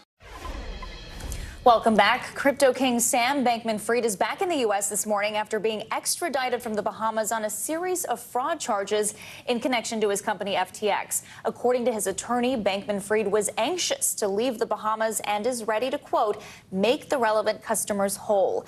NBC News correspondent Ron Allen joins us now from outside that courthouse here in New York City with the latest. Ron, good morning. Bankman-Fried landed in the U.S. overnight. What time is he expected to appear in court today, and what can we expect to see happen in the coming days? Any moment now he's expected here, and the main issue, one of the main issues, is going to be whether he is granted bail. There's been some reporting suggesting that the defense and prosecutors have been discussing a bail arrangement whereby he would essentially remain under house detention wherever he chooses to live, that he'd be electronic monitoring, and of course he'd have to post probably a significant amount of money. He's facing very serious charges, 8 counts of conspiracy, fraud, campaign finance law violations, allegedly, that could land him in jail for the rest of his life if he's convicted. And the scale of this whole alleged fraud scheme was massive. And although it's crypto and it's very complicated, prosecutors and others have said it was pretty simple what he was doing. He was taking customers' money, spending it on for himself, on real estate, on investments in other companies, on campaign donations, and then getting more money from customers and not telling them what the intent or what he was going to do with all these funds were. And as you said, he has been somewhat remorseful, says he wants to make things right and so forth. But the judge may decide, well, he needs to stay in jail awaiting a trial and deny him bail. Here's the U.S. attorney last night announcing that Bankman-Fried was on his way from the Bahamas to the United States. Take a listen. Samuel Bankman-Fried is now in FBI custody. He will be transported directly to the Southern District of New York, and he will appear in court before a judge in this district as soon as possible. Again, we expect him to be in court any minute this morning sometime. We saw his mother arrive as well to support him, and this is expected to be a pretty brief hearing, but again, mostly about bail. And Ron, 2 former FTX associates pleaded guilty to defrauding investors. They are now cooperating with the government. Does this change anything for Bankman-Fried, and how does this influence his case? It's a huge deal when you have 2 top business associates agreeing to work with the government to prosecute someone else. I mean, these are conspiracy charges, so they were all allegedly acting together. It's a big move, and the U.S. attorney has said repeatedly that this is an ongoing investigation and that others may be arrested and prosecuted as well. Here's him talking about the charges against Bankman-Fried's associates. Take a listen. The Southern District of New York has filed charges against Caroline Ellison, the former CEO of Alameda Research, and Gary Wang, a co-founder of FTX, in connection with their roles in the frauds that contributed to FTX's collapse. Both Ms. Ellison and Mr. Wang have pled guilty to those charges. and they are both cooperating with the Southern District of New York. They were facing anywhere from 50 to 100 years in prison for the various fraud charges that they were going to face. That's probably a good reason why they decided to work with the government. But again, we're waiting for Bankman-Fried to arrive here. The main issue is going to be whether he is granted bail or not. Again, he's facing some 8 counts of fraud, conspiracy, violating campaign finance laws that could land him in prison for the rest of his life. What prosecutors have called one of the widest ranging and most serious financial fraud cases in American history. All right, Ron Allen, thank you so much. Now to the latest on the investigation into the murders of 4 Idaho College students. The police chief heading the investigation is facing criticism for his handling of the case now 6 weeks in. NBC News correspondent Steve Patterson spoke with him about the investigation. Joins us now with the latest. Steve, good morning. Yeah, Joe, as we all know, police are asking for the community's help finding any suspects, but there are challenges that come with a flood of information. They are now combing through over 10,000 tips related to this investigation, and the police chief tells me it's all part of a thorough and deliberate process. Take a look.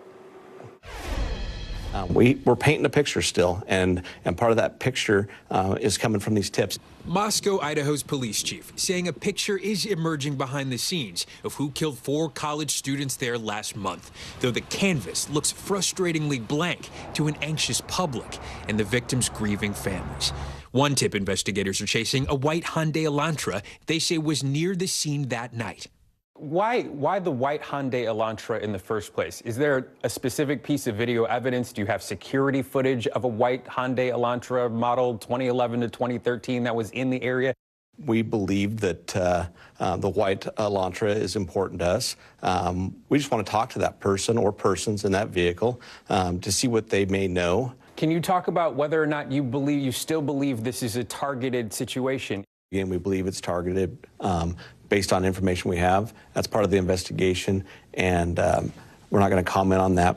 The lack of information has proved frustrating for some of the victims' families. They've done a really poor job of communicating with the Gonzalez family. We pass on as much information as we can to them.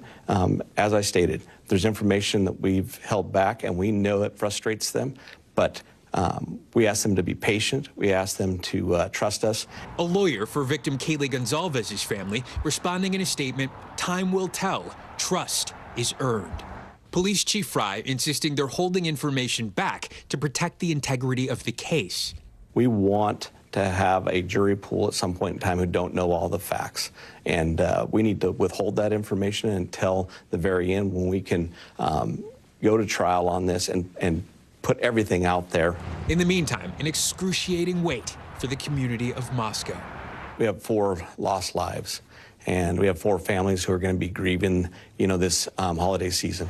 We're going to continue to work this until we get all the answers. So again, obviously still more questions than answers. The police chief still not willing to answer some key critical questions, but the police do say they have a dedicated liaison to each of the family members who essentially talk to them every day. The family of Ethan Chapin says they are beyond grateful for the Moscow Police Department's communication, adding that they have an open and ongoing line to them, which is important, of course, in this holiday season. Joe. All right, Steve, thanks so much. One nonprofit organization is doing their part to help curb violence by helping young people who've been incarcerated re-enter society. Nightly News anchor Lester Holt has more on their efforts. For those re-entering society after spending some time behind bars, the world can be a dizzying place.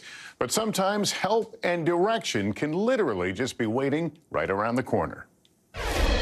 At this busy Bronx, New York intersection, a bus waits for some at risk of going nowhere. We look for young people that might be coming home from jail, that might be involved in things in the street, or anyone who just needs help and can't find opportunity. It's where 22-year-old Tyrese Nacho found himself after he was incarcerated. I was just needing help to find some work. I just needed a job, basically. The program is called Shifting Gears, a mobile outreach effort by the Youth Justice Network. The bus, parking in neighborhoods across New York City, outfitted with computers and other tools to help those newly released find their bearings. This is general help, or is it specific to finding a job, for example? A handful of things. A lot of these young people who are justice involved don't have a support system. They don't have someone to make phone calls for them. They don't have someone to bring them to a DMV, show them how to get a license. Messiah Ferguson says he was incarcerated at a young age. He now works as an advocate for others. How important is it for you to let them know what you have been through? I believe it's very important so they can know that I'm not just someone just talking about something that I haven't been through. All the external factors that come into place when you're being released from prison or jail. Under a different name, the program began its work inside New York's Rikers Island jail. Then the pandemic struck. Because the jail closed its doors to all service providers. And that's where the idea of a mobile bus, since we couldn't get into Rikers. Now, a safety net of workers and resources stand ready to catch those in need on the outside. It seems like the word has really gotten around about this here in the neighborhood. We have to show them that there is hope. Waiting at a critical crossroad. It was basically right here. I mean, I walked past, they gave me a flyer, signed up. Our thanks to Lester Holt for that report. Coming up, Christmas without the matriarch. Yeah, the royal family is about to mark its first festive season without Queen Elizabeth. We're going to take a look at their plans to honor her memory and what to expect from King Charles' first Christmas speech.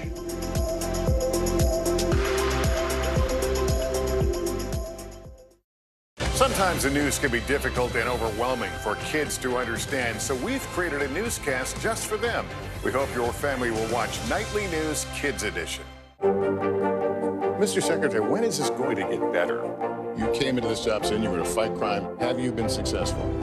Found a way to put that. Can you update us on the status of negotiations?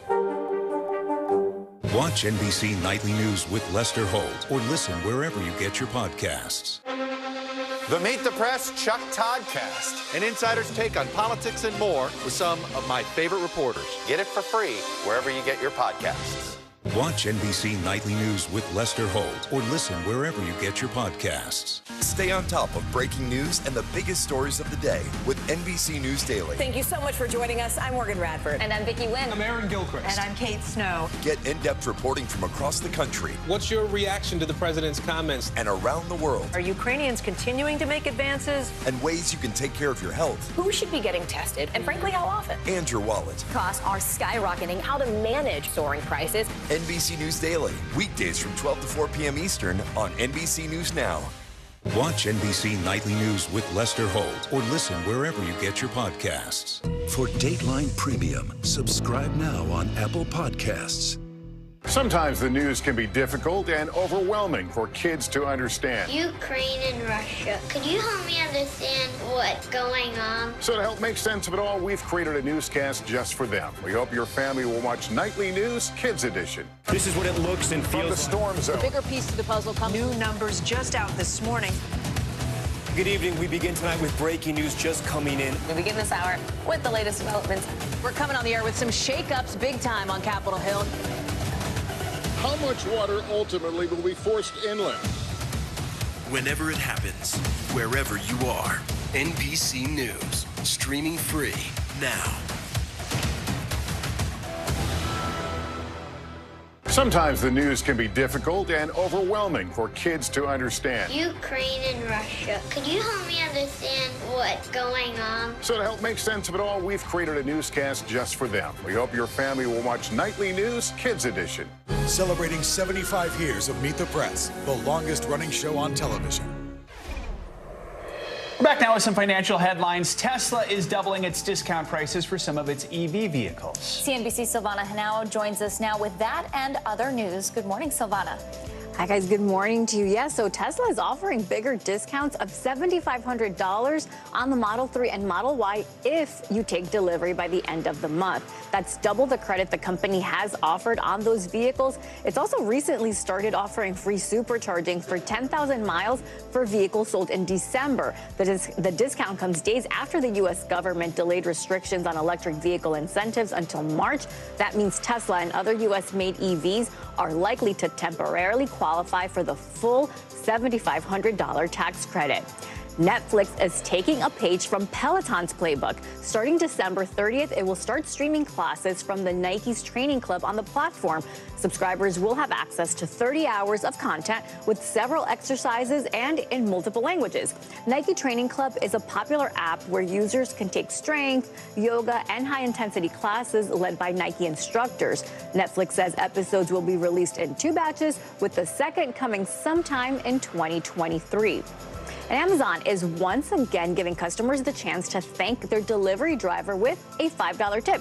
It's bringing back the Alexa Thank My Driver program after originally launching it earlier this month. The promotion was so successful, Amazon had to shut it down after just 1 day. Customers with an Alexa-enabled device can simply say, Alexa, thank my driver. The driver who made the most recent delivery will get a $5 tip. Amazon will run the program up until the first million thank yous, guys. So, and with that, nice Savannah just thanked and tipped tens of thousands of Amazon drivers it's funny all because around the country. I've been thinking about that, and I thought, what if an Alexa hears me say that? What happens? We're about to find out. Check find your out, social right? media. Thank you, Savannah. You got it. Now to the United Kingdom, where the royal family is facing a very different Christmas season after the death of Queen Elizabeth in September. NBC News foreign correspondent Kelly Kobiella is at Buckingham Palace with more on how the royal family will honor the Queen by carrying on her favorite holiday traditions. Kelly, good morning. Good morning to you. King Charles will be hosting his first royal family Christmas this year alongside his Queen consort, Camilla. And they'll bring the family together for the first time since 2019 at Sandringham, a place the late Queen loved. With the festive season in full swing, a show of royal unity joining an early holiday cheer. For the royal family, this year, the celebrations are bittersweet. The first Christmas without their beloved matriarch, Queen Elizabeth. This Christmas will be incredibly poignant for the King. It's not only his first Christmas as monarch, but also his first as head of the family after 7 decades of his mother leading the way. At the monarch's country estate in Sandringham, the family will gather for the first time since 2019 and will honor the late Queen's memory by keeping the long-standing traditions she so loved. Here, members of the family have made first and final appearances. Diana, the late Princess of Wales in 1994. Kate, the new Princess of Wales in 2011. Meghan and the debut of the then Fab Four in 2017. Behind palace gates, a special and very private family time was always the Queen's favorite. For the late Queen, it was so important to have her family around her at Christmas, and she loved welcoming, particularly her great-grandchildren, to Sandringham. There would be gifts left on the end of their beds. Throughout her long reign, the monarch was present in millions of households across Britain on Christmas Day. The Queen delivered 69 Christmas messages as monarch. This year, for the first time in decades, the country will hear from a king. We're all going to miss her Queen's speech, which is a normal tradition in our household. Yeah, I think it would just be different. The new king expected to focus on his mother's long life of service in his first Christmas address. In private, memories to cherish. The very fact that the family are gathering in such large numbers in a place that meant so much to the late Queen will really honour her memory, and they will, of course, be sharing so many happy memories of time spent with her over the years. Prince Harry, Meghan, and their children, Archie and Lilibet, will stay home in California for the holiday. Harry talked about Christmases past with the royal family in the couple's Netflix docuseries. You know, Sandringham, I have such happy memories of Sandringham. That was where we spent every Christmas. His father, King Charles, now hosting his first Christmas as monarch and looking ahead to his coronation in May. And today, Buckingham Palace announced another big celebration next year. The Trooping the Colour, which is the official birthday celebration for the monarch, will happen in mid-June, just 42 days after that coronation. And this Christmas, they're keeping other traditions alive. They'll have that traditional walk to and from church, greeting members of the public. And one very young member of the royal family could make his Christmas Day debut. Prince Louis may walk with the family as well. He's 4 years old. Valerie, Joe. Kelly Kobiella, thank you so much. Coming up, helping others during the season of giving. We meet a man from Connecticut who's giving back to his community after overcoming difficult circumstances. Hear his story next.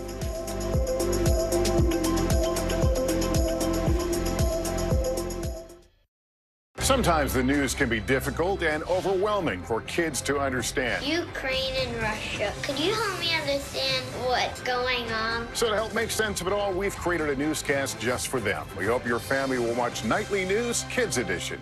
Stay on top of breaking news and the biggest stories of the day with NBC News Daily. Thank you so much for joining us. I'm Morgan Radford. And I'm Vicki Wynn. I'm Aaron Gilchrist. And I'm Kate Snow. Get in-depth reporting from across the country. What's your reaction to the president's comments? And around the world. Are Ukrainians continuing to make advances? And ways you can take care of your health. Who should be getting tested? And frankly, how often? And your wallet. Costs are skyrocketing. How to manage soaring prices. NBC News Daily. Weekdays from 12 to 4 p.m. Eastern on NBC News Now. Sometimes the news can be difficult and overwhelming for kids to understand, so we've created a newscast just for them. We hope your family will watch Nightly News Kids Edition. Hey, I'm Hallie. It's good to be with you tonight. There's another legal filing today, and I want to cut through some of the weedsy stuff. But let's just get to the point. They have started to vote on the PACT Act. If you're like Hallie, stop speaking Washingtonese. This bill would basically give health care to veterans who have exposed to these toxic chemicals. So, Scott, I'm trying to make this as not DC as possible. The increased sort of anger that we've seen now in politics. I saw you searching for, I think, your microphone, Dan. You are. I was trying to do it on the slide. Live TV, man. It's okay. Sometimes the news can be difficult and overwhelming for kids to understand. Ukraine and Russia. Could you help me understand what's going on? So to help make sense of it all, we've created a newscast just for them. We hope your family will watch Nightly News Kids Edition. News is happening now. Look at what's making headlines around the world. Whenever it happens, wherever you are, it's here now. For Dateline Premium, subscribe now on Apple Podcasts. Celebrating 75 years of Meet the Press, the longest running show on television. Welcome back, and it could be time to bid a fond farewell to an intrepid space explorer. NASA's InSight lander has been bringing us all sorts of discoveries from Mars since 2018, but now it appears to have fallen silent. NASA says InSight missed a check-in on Sunday, but a few days earlier, InSight did have one final message. It tweeted, "I'll be signing off here soon. Thanks for staying with me." Thank you, InSight, from everyone back on Earth. Yes, definitely. Thank you for that. All right, thanks, Valerie. It is the season, of course, for giving right now, but for one Connecticut man, giving is a year-round thing. Today, anchor Craig Melvin introduces us to an unlikely hero making a big difference in his community. It's been said that you can't keep a good man down. Harry Bell is the living proof. Harry was born on the rough side of Bridgeport, Connecticut. He says his mother was addicted to crack cocaine, and at birth, so was he. What's this neighborhood like?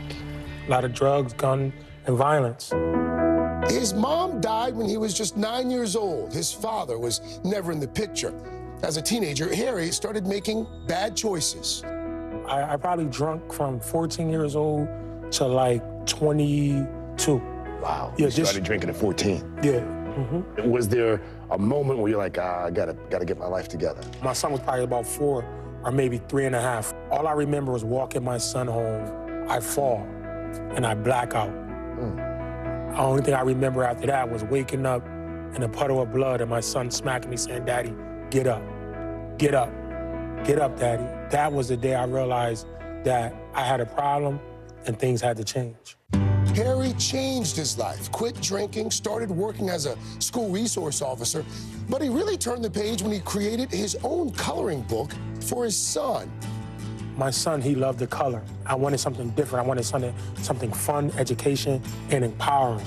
And I wanted him to say that it was a special gift that he got from his dad. You couldn't get this from nowhere but me. I love that. Yeah. His son took that book everywhere, even to school, where his teacher didn't believe his dad created it. The teacher said, "Your son keeps saying you made this book," and I told him, "You did not. This is from Scholastic." I said, "Nah, I made that book for him." She said, "I want you to give each kid in my class a book and explain each page." And I did that. And the rest is history. It snowballed from there. Harry started selling the coloring books in his neighborhood. How many coloring books did you end up putting out there? Do you know? About over 20,000. I was selling coloring books on the same block where people were selling dope. So they were selling dope, I was selling hope. People thought I was crazy. He took the money from selling books and poured it right back into his community. He started a nonprofit called Color of Positive Thought. and began holding programs for local children on his patio, then after school in this community center. What programs happen under this roof? We got a week of programs. On Monday, we focus on nothing but homework, entrepreneurship, and things of that nature. Tuesdays, we do basketball. Wednesday, we do karate, kickboxing / fitness. Thursday, we do rugby, got a rugby team. Harry has become a Pied Piper of optimism, gaining devoted followers like Jose Santiago and his son, Jordan. Why do you think that Harry's approach has been so effective? His commitment, the way he's so committed to the program, the way that the kids just love him. They love him in a way like, you know, as like a father figure. What have you come to learn here? What have you been doing? I learned how to, like, help people, get along with people. It built a lot of, like, confidence for me to go do my own things. Like, I got my own job off of confidence from working from this one. During after-school programs, the kids get a meal. There's also food for them to take home. And you can bet Harry does something special for the holidays. From organizing a hayride for Halloween to handing out turkeys for Thanksgiving. And the heart, as big as Harry's, is a perfect fit for a red suit and white beard come Christmas time. You have 3 kids. Mm-hmm. I think you have 3 jobs. Mm-hmm. And you still make time for this. Yeah. Why? Because this ain't my doing. I'm very spiritual. This is a God's gift. You know, I'm just a vessel, just doing the work of a higher power. So everything's gonna work out, I believe. Love that. Thanks, Craig Melvin, for that inspiring story. That's going to do it for this hour of Morning News Now. The news continues right now.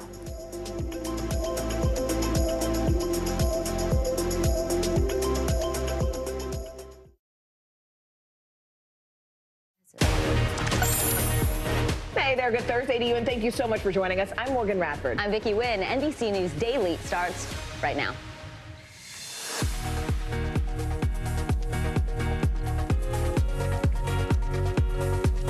Today is Thursday, December 22nd. Home for Christmas. Millions of Americans preparing to travel for the holidays as major winter storms are causing more than 1,000 U.S. flights to cancel. Folks on the road dealing with heavy snow and frigid temperatures. Back on U.S. soil, Sam Bankman-Fried, SBF, the former boss of the failed cryptocurrency exchange FTX, has landed in New York. He will face several fraud charges. Click Trick. Shopping online for all your holiday gifts can make things easier, but tapping the wrong link could actually cost you, as scammers are right now on the prowl. Cinema Classics, Variety releasing its first ever ranking of the 100 greatest movies of all time. We will share who made the top of the list. And for the holiday weekend, what's streaming in our entertainment wrap. We are so glad you could join us here this Thursday on NBC News Daily, where we start with the freezing winter storm that's right now making its way east. Tens of millions of people all across the country under blizzard and wind chill warnings. It's going to be a white Christmas, all right. Wisconsin, Missouri, and Illinois will face the brunt end of a snowstorm today, while the Northeast will deal with heavy rain and icy temperatures into the holiday weekend. We have team coverage on the ongoing storms. NBC News meteorologist Bill Cairns has the very latest forecast. But first, let's head over to NBC News correspondent Katie Beck, who joins us now. Welcome back from maternity, Katie. It is great to see you. Hey there, Katie. Great Good to see Vicki. you. I'm not sure. Okay, there are currently more than hey, girl. Hey, I'm not sure if our IFBs are connected, but I'm saying hello to you and welcome back. I know you're there at Reagan International in D.C., and there are currently more than 1,000 flight cancellations in and out of the U.S. Which airports are being hit the hardest right now when you sort of look at a comparison? Yeah, here in Reagan, it's pretty much a normal day. I think passengers going up to that departure board are sighing some relief because most flights here are actually on time, and there's very few cancellations and delays at this point, but that is not expected to last. The weather is making its way in specifically to those western, midwestern areas where the airports are already preemptively canceling flights, like in Chicago, for instance. And so people are kind of holding their breath, waiting to see, is my flight going to be on time? Am I going to be able to get out in time? And a lot of passengers here rescheduled flights to be earlier today once they saw what was coming. And obviously those change fees being waived by the airline was a big incentive for people to do that. Changing those flights, moving them earlier so that they can get ahead of the weather and not potentially be stranded at the airport for hours or potentially canceled after hours of waiting. It's been a sort of an interesting morning here because people have been showing up literally looking at their phone and looking at the board and double checking, making sure that everything's on time. So far here, things are pretty routine, but that's not going to last. Well, that's good news for the folks flying out of D.C. This storm, just the timing is so bad right before the holiday weekend. We're talking about hundreds of millions of people who are traveling, 7 million going to fly. What are folks telling you there in Washington, how they're keeping their sanity? Well, I think a lot of people are preparing to wait. You know, they're packing extra clothes, they're packing snacks. Like I said, they're on their phone, checking those alerts, making sure that they're going to be able to get where they're going. Like I said, so far, there's been a fortunate outcome here in D.C., but this is a hub, and there's lots of people flying to, say, Chicago, flying across the country, and all of these connecting flights are really where you hit the logjam. So we did speak to some passengers earlier today who were staring at the departure board with a little bit of anxiety. Here's what they had to say. 500 flights. Oh my God. Proactively. That's insane. No, it doesn't bother me. No stress. I mean, I know it's out there. Make the best of it. And we're like, yeah, maybe we should change our flight. So yeah, we did. Well, otherwise we wouldn't be able to be in Chicago with our family. Now, this is actually the period of time that is the most passengers will be flying this holiday season. It's today and tomorrow. So the timing simply couldn't be worse for this massive storm impact. The 7 million or so flight passengers that are going to be going from point A to point B before Christmas. It really is happening today and tomorrow. So I think the worst of it is yet to come. But as for today here at Reagan, things are pretty normal. Guys. NBC News correspondent Katie Beck. Katie, thank you and welcome back. We will also have travel tips for flight changes, delays, and much more later on in today's show. Well, this winter storm is not just hitting the northern states. We're talking Tennessee, Alabama, also expected to see snow today, and the Gulf Coast will see record cold temperatures. We've got NBC News meteorologist Bill Karen standing by. So, Bill, walk us through this storm system. Who's getting hit the hardest today? And also, when might we see all this weather move out? So Texas is the area right now where everyone's walking outside and going, whoa, what happened? You know, like that's where the cold Arctic air is plunging.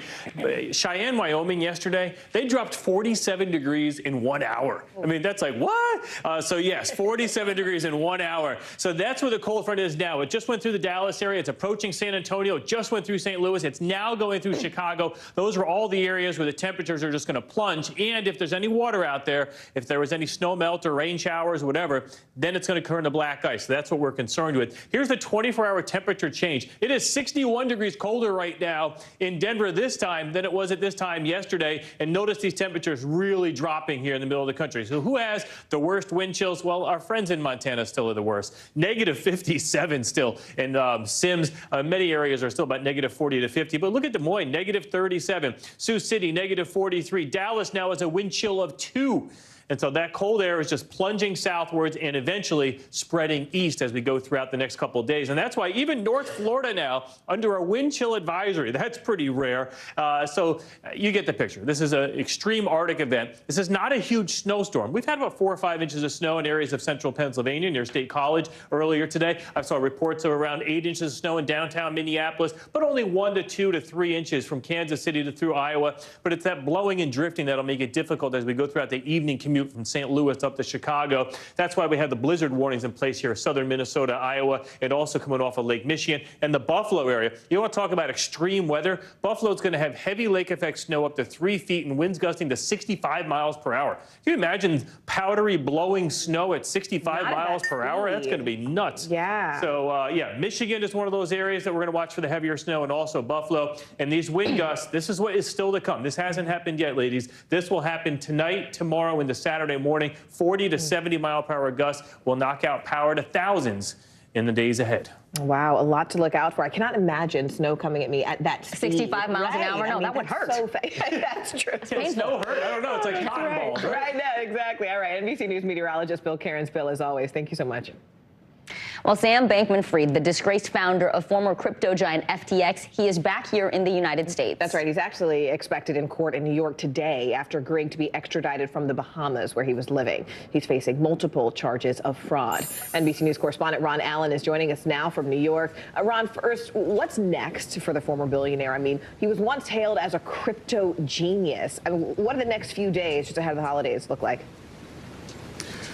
Well, I think he's going to spend a lot of time in court and perhaps a lot of time in prison, if not the rest of his life in prison. He is facing some very, very serious charges. There are 8 counts of fraud, conspiracy, and violating campaign finance laws.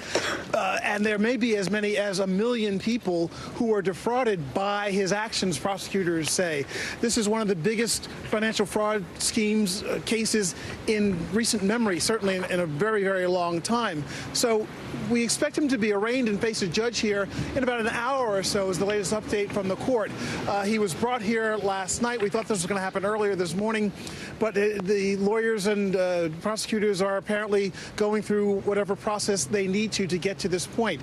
A big question is whether or not he will be granted bail, whether he'll be able to post bail and leave, perhaps under some very strict restrictions. But the judge will have to determine whether he's a flight risk, whether he's a danger to society.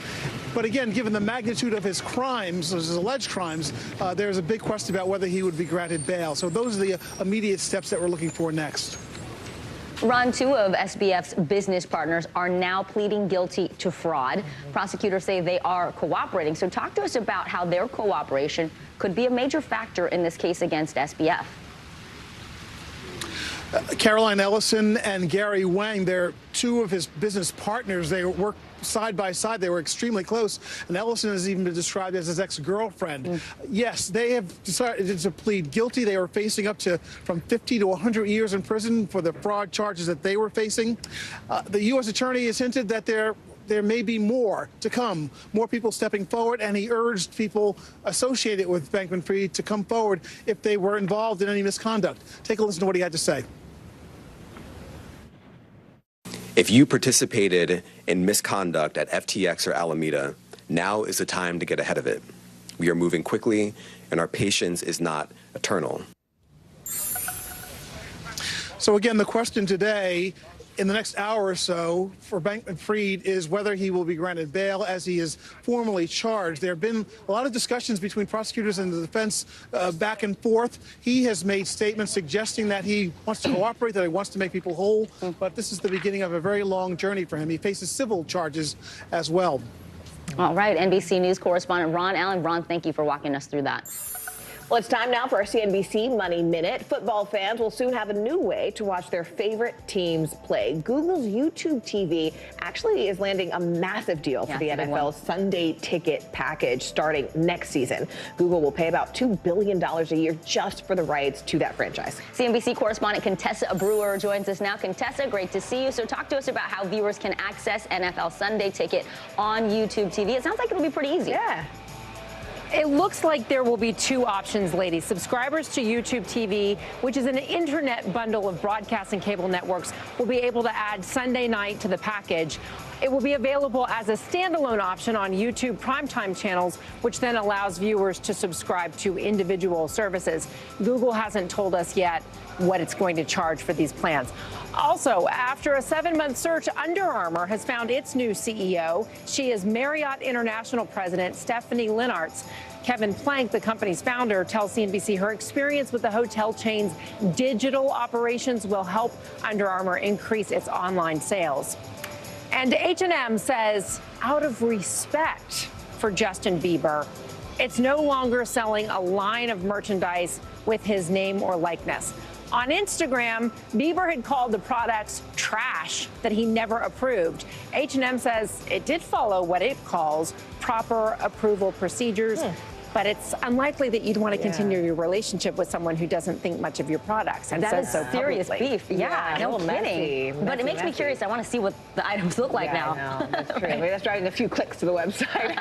All right, CNBC's Contessa Brewer. Contessa, thank you. Well, virtual mental health visits surged during the COVID pandemic, and now some providers are being accused of actually doing more harm than good. We're going to take you straight inside the controversy in just a moment. You are watching NBC News Daily.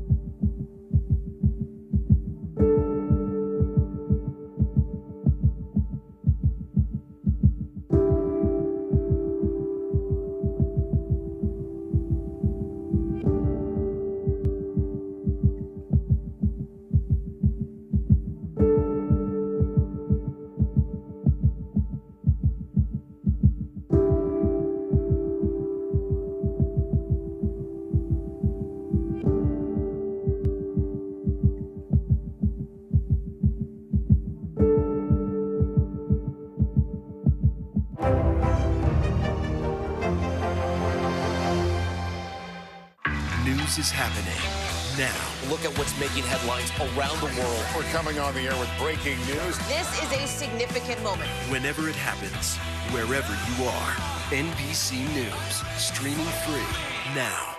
Celebrating 75 years of Meet the Press, the longest running show on television.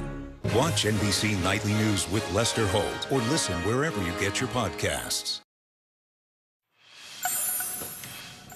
Welcome back. As telehealth boomed during the pandemic, the demand for remote mental health treatment also surged. Startups quickly popped up to help fill that void, and they were very well funded by Silicon Valley and Wall Street. But interesting now, the actual quality of care is coming under scrutiny as the companies quickly turn their focus to then advertising and growth. Joining us now, family clinical psychologist Dr. Jennifer Hartstein. Dr. Hartstein, it is great to see you. Great to be here. We're hearing from former patients that, there may have been a quality issue at this point. So when you look at that, where are these newer companies sort of falling short at this point? Well, I think you guys brought it up, right? They're backed by Silicon Valley. So we're looking at kind of what's the bottom line and how are we building a business?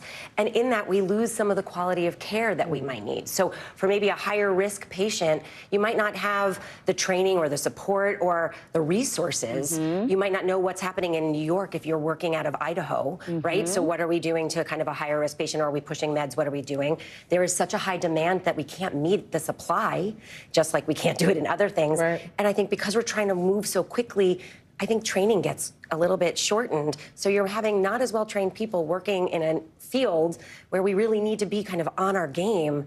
And are we really on our game? I don't think so. A lot of these businesses obviously are focused on profit. That's what keeps the lights on. We understand that. What were some of the shortcomings that you want people to be aware of as patients if they're seeking out these services and they think, wait, this isn't quite the same as in person? So I think we have to really be aware of that. It's amazing that we have the technology. I want to just point out that it's amazing that, especially during the pandemic, that we could have this technology to provide, especially for people who can't access resources because they live in the middle of nowhere. So there's some remote, closes a really important gap. It was amazing in my practice that we could still provide service. I'm thankful for that every day. And there is a limitation. If I only can see you from here up, I don't really know what's going on. These businesses are more focused on the bottom line. They're more interested in what they're going to gain. They're more interested in kind of like how quantity over quality. So that a lot of therapists are maxed out because they have too too many patients, so they can't give the attention that they need, and they need more patients because they aren't paid enough. So like this cycle continues and continues and continues. It is so interesting because you think about the fact that you were able to grant more widespread access because of the digital. Like you can especially get mental health while staying physically, safe during COVID.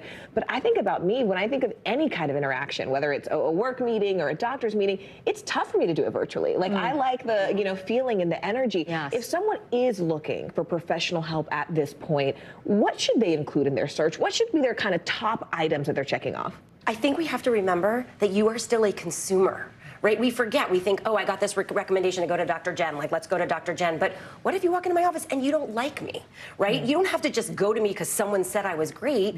You might be like, there's no vibe there. So be a consumer. Do your research. Stop for a second and say to yourself, what do I need in a therapist? What am I looking for? And then start to ask your trusted people, ask your pediatrician, your doctor, whomever. Look to those people to give you direction. But then maybe pick your top 3 and see if they'll get on a 15-minute phone call, ask for a consultation. Be a consumer, because this is someone you want to have a relationship with that will really help you in the long run. It's important to take the recommendations, but also trust your gut and see if you have a connection, because that person is an important care provider in your life. 100%. You got to trust them. Yeah, absolutely. Right? To believe you got to trust them. It's a waste of your time and your energy and your money. Yes. Great point. Great points. Dr. Jennifer Hartstein, as always, thank you so much, Dr. Jen. Well, with just 2 days. Go ahead, Morgan. I'll take that one. With just 2 days until Christmas, the U.S. Postal Service says it is on track to meet its holiday delivery deadlines. The agency expects all priority mail packages shipped by December 19th and all express packages shipped by December 23rd to make it to their destination by Christmas. You heard it here first, folks. Officials say on-time deliveries have increased from last year, despite worker shortages causing disruptions to package deliveries across the country. Well, many Americans are losing money online this holiday season as they look for the perfect gift. What you need to know before your next simple search. You're watching NBC News Daily.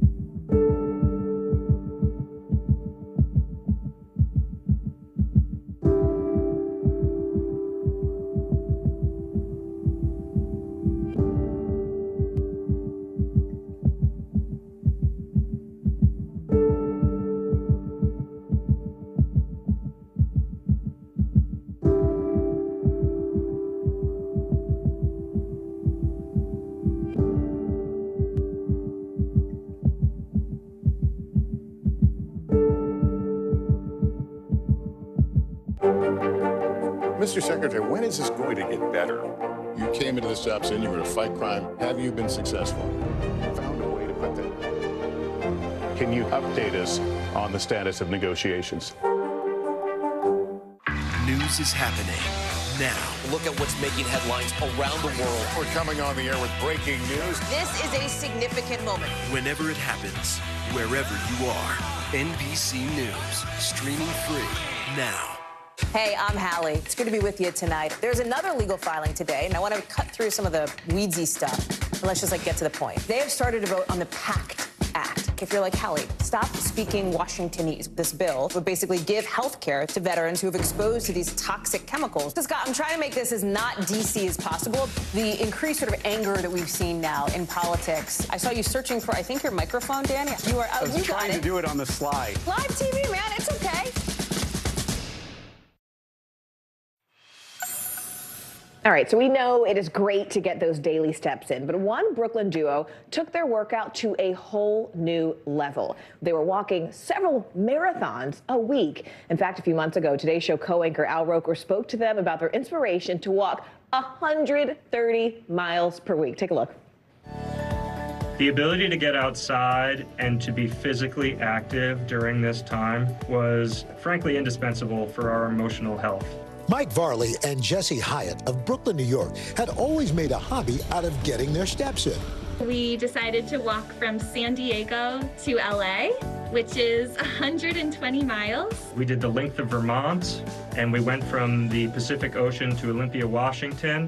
But during the COVID-19 pandemic, they stepped up their game. I pitched to Jesse this crazy idea that we walk 5 marathons a week for 1 calendar year around New York City. Driven by a desire to challenge themselves mentally and physically, the couple began walking 26.2 miles a day, multiple times a week, starting in June 2020. I have been working in the fashion and textile industry. She had her business and still managed to walk 3 days a week, and I walked the 5 days a week for the 1 calendar year.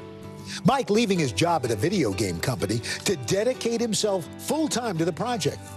Before they hit the pavement, the two spending 18 months planning everything from their routes to meals to their outfits. This was a full-time job. How did you financially support yourselves? When I worked at the video game company, a large portion of my responsibility was tracking the budget. I have some good spreadsheet skills. Part of the 18 months was making sure that we saved up enough money to do this comfortably. So, to take me through a typical walk. The average day was 9.5 hours. And the first 3 months, what we were doing was hitting every neighborhood in New York City.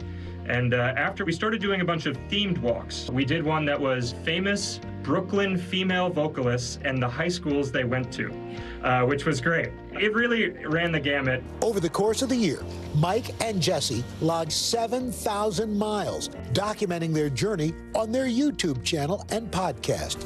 They say the benefits went well beyond calories burned. If I have a slight pain in my calf, that will go away. If I have that thought that's really making me feel nervous or uncomfortable, that will also go away. And it really was interesting just how the physicality of it mirrored and paralleled the mental experience. So how did you guys change physically?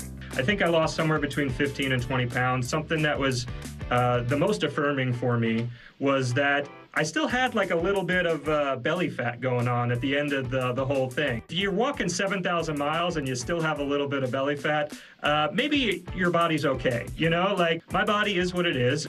The walks pushed Jesse and Mike to make discoveries about themselves and each other. I have the ability to conquer challenges and know that difficult experiences won't be forever. I learned that I'm definitely with the right person. This project was so special to us and so important, so we ended up inviting our friends and family to join us for parts of our final marathon. And we got married in Marine Park at the very end of the marathon. It was honestly one of the best days of my life. What would you say to somebody who's thinking, I'd like to do something like this? It's just one step at a time. It doesn't need to be 26.2 miles each day. That is extreme. You can walk around your block. It could be 1 mile a day. It's just getting out and feeling the air and feeling the pavement or the grass under your feet. It's such a game changer. It feels so good. Our thanks to Today Show co-anchor Al Roker for that story. All right, get ready to make a list of your lucky numbers, and don't forget to check it twice. Here we go again. This year's second largest Mega Millions jackpot will be drawn tomorrow night. $510 million up for grabs, with a cash out of $266 million for the winning ticket if you take that in a lump sum. This comes after no match on Tuesday. All right, well, nasty weather is turning the holiday hustle into a holiday hassle at nationwide airports. Coming up in just a moment, expert advice on navigating those last-minute cancellations and those last-minute delays. You are watching NBC News Daily, but do not forget, you can also watch us for free 24 hours a day, 7 days a week on our streaming network, NBC News Now. That's wherever you stream. Hulu, Roku, Peacock, you name it. Your news continues right after this.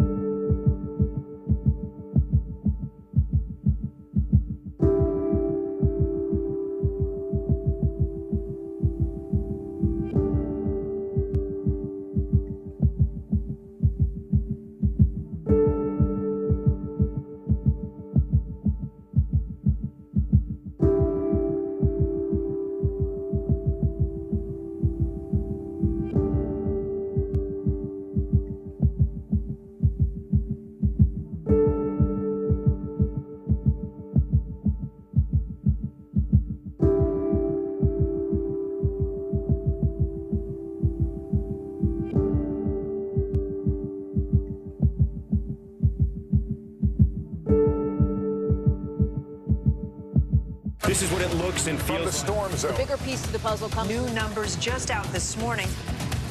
Good evening. We begin tonight with breaking news just coming in. We begin this hour with the latest developments. We're coming on the air with some shakeups big time on Capitol Hill. How much water ultimately will be forced inland? Whenever it happens, wherever you are, NBC News, streaming free now.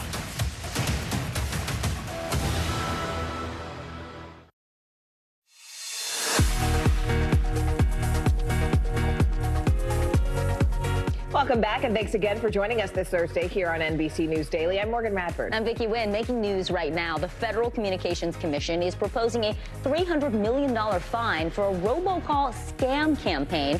Officials say the scam involved more than 5 billion unsolicited calls to millions of people in 2021. Listeners were prompted to extend or reinstate their car's warranty service. Oh my God, I got these calls all the time, Morgan. But the FCC says it was really seeking leads in order to sell vehicle service contracts. Well, the suspect in April's Brooklyn subway shooting is expected to plead guilty to terrorism charges. 10 people were shot, 13 others injured in the gunfire and smoke bomb attack aboard a Manhattan-bound train. The alleged gunman, Frank James, faces a maximum sentence of life in prison. He is due back in court on January 3rd. And the iconic Rockefeller Center Christmas tree went dark Wednesday night to support Ukraine. Over 50,000 LED lights went out as part of a worldwide campaign to raise money for hospital generators across the war-torn country. The lights shut off just as Ukrainian President Volodymyr Zelensky was finishing his address to Congress. All right, so trying to get home for the holidays, well, it just got a little bit trickier. This good. week's winter storm is expected to affect millions of people and really sort of disrupt their holiday plans. Yeah, well, thankfully, we have one travel expert who knows a thing or two about managing flight mishaps so that you can still get where you need to go. Joining us now is Scott Keys. He is the founder of Scott's Cheap Flights. Hey, it's good to see you. Thanks for being with us. So, Scott, let's talk right away about these tips. How do we navigate these flight delays and cancellations that are happening literally at airports across the country right now? As we speak. That's right. Look, 1,800 cancellations today, and we're not even halfway through the day. The best thing that you can do as an individual traveler is first to be proactive. You know, changing your flight to either an earlier or later date if there's bad weather scheduled for when you are supposed to be flying, or especially switching to a morning flight or a nonstop flight. Look, morning flights, those first flights of the day, have an on-time arrival that's about 25 percentage points higher than the last flights of the day, and that's because the weather's better in the morning and because the aircraft is already parked at the airport. You don't have to rely on a plane flying in, that if that flight gets delayed or canceled, well, then your flight is at risk as well.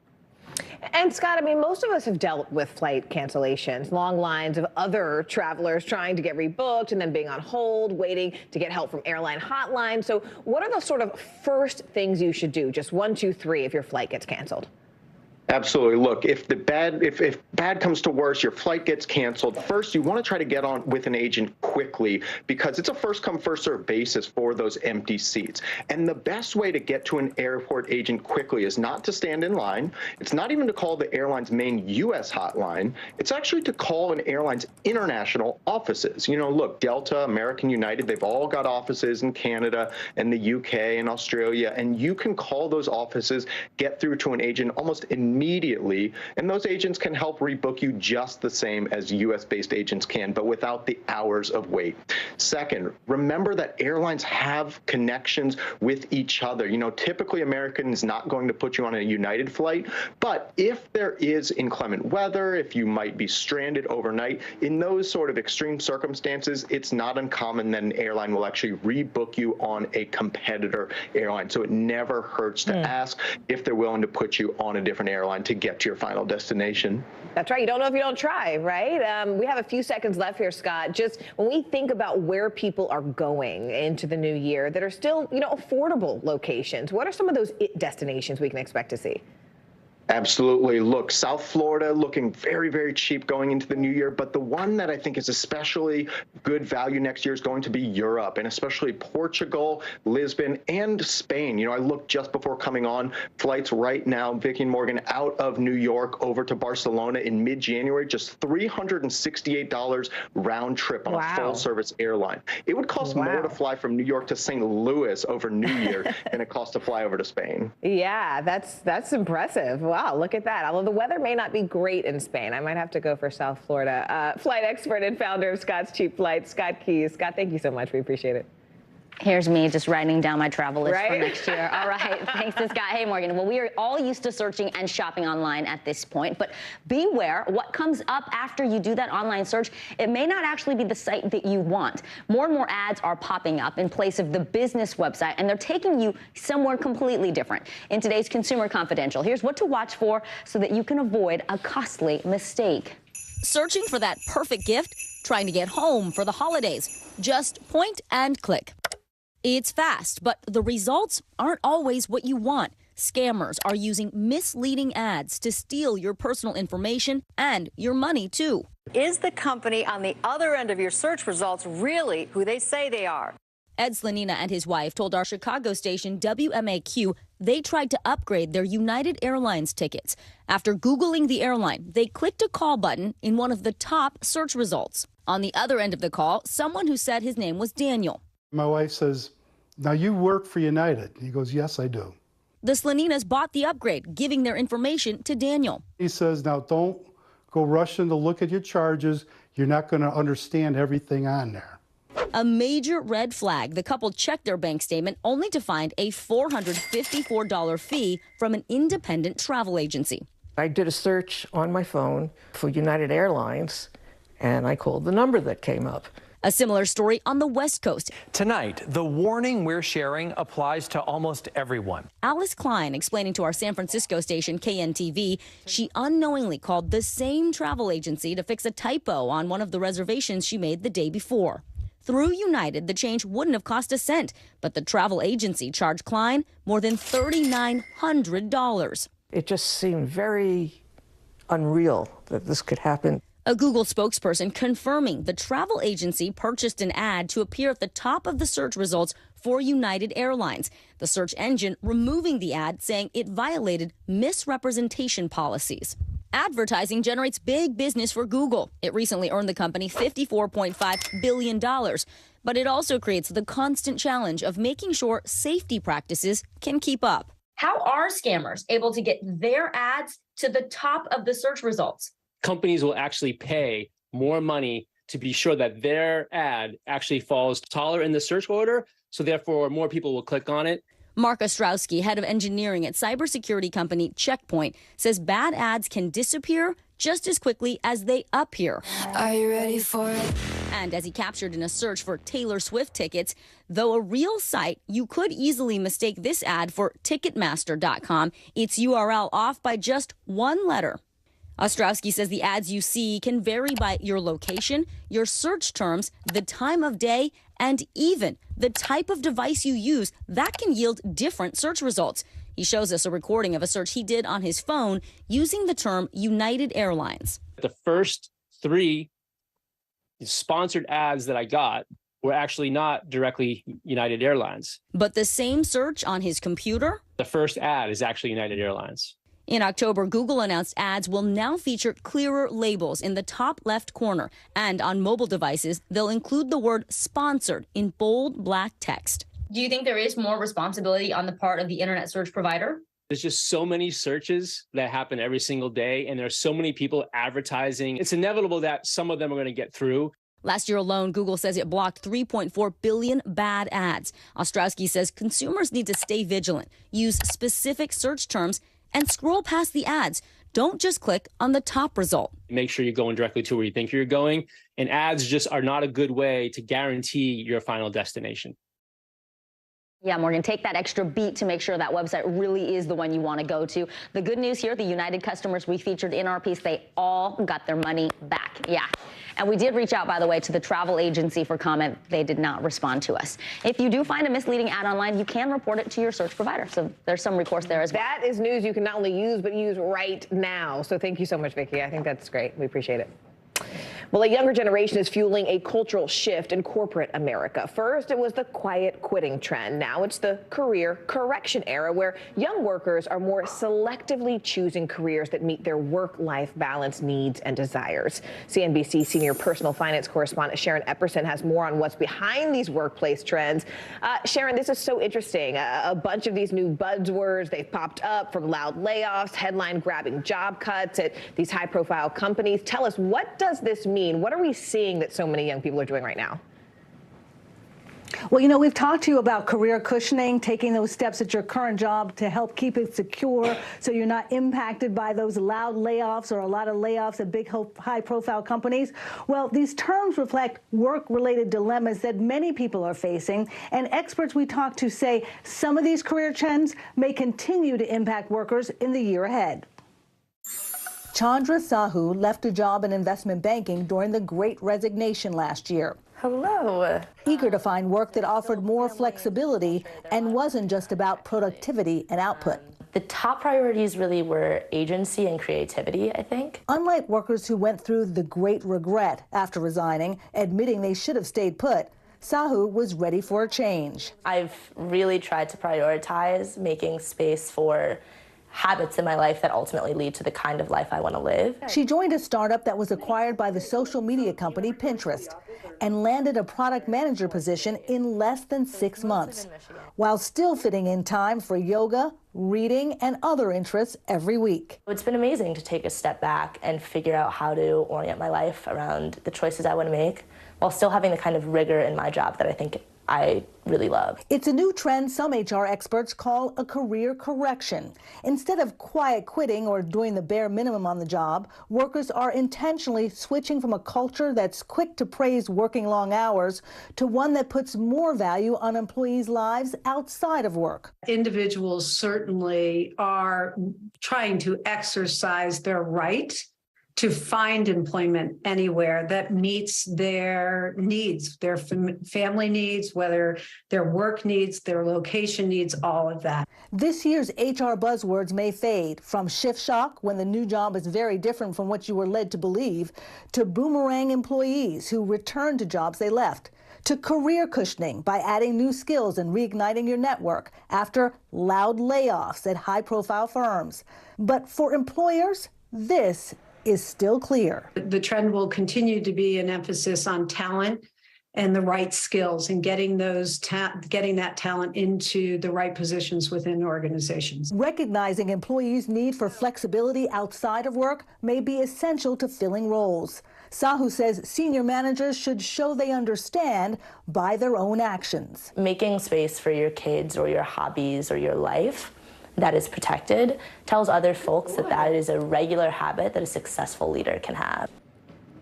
Okay, so that's fascinating. Sharon, if we're just sort of looking ahead to the new year, what are some important factors that really do help employees stay motivated, stay engaged, just while they're trying to get to that final hump, you know?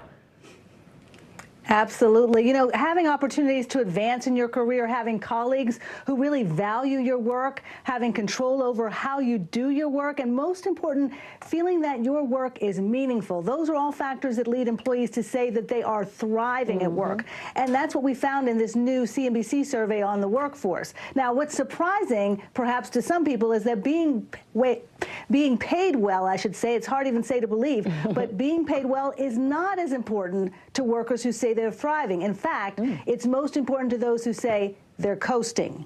Wow, really interesting data Really there, interesting. right? Always. CNBC senior personal finance correspondent Sharon Epperson. Sharon, thank you. Well, Tom Cruise out of control in a series of stunts for his new Mission Impossible movie. Oh my gosh, just watch. We're going to show you some of his death-defying feats straight ahead. More NBC News Daily right after this.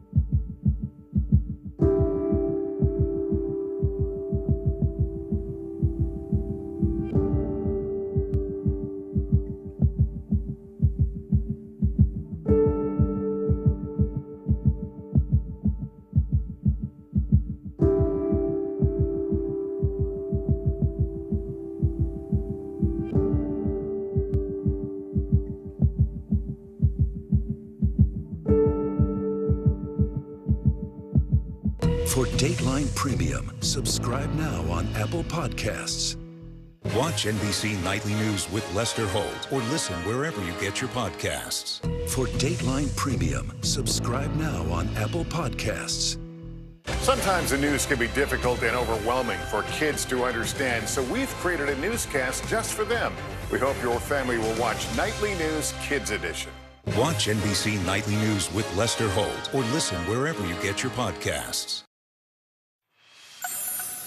All right, so the first time in its 117-year history, Variety is out with a list of 100 greatest movies of all time. I'm surprised they haven't done this before, I know, pretty but cool, right? we're here for it, right? And of course, the internet has a lot to say about it. We have Bravo personality and host of the Shaken and Disturbed podcast, Darren Karp. You know who she is. She's here to help us break it all down. So, Darren, let's get right to this. How does Variety even dare to put together this list, Tastes are right? so different. It's so different, and also like nothing really is in the past 30 years except Pulp Fiction, which Interesting. I also kind of believe should be the right case, but like you can, people are arguing about which Star Wars movie is the best online. This is going to create ruckus no matter what, okay? And my top 3 aren't even on any of these lists. What? Wow, and you're like an entertainment guru. Let's go with your, what are your top 3? Shawshank Redemption, 1994 was a beautiful year for movie. It's a perfect film. It is a perfect film, perfect story. Here we go. Forrest Gump. Wow, there's everybody's Come top favorite on. here. And then my wild pick. Have you guys ever seen the 1999 Drop Dead Gorgeous with Kirsten Dunst, Kirstie Alley? Oh my God, it's about a small town beauty pageant, and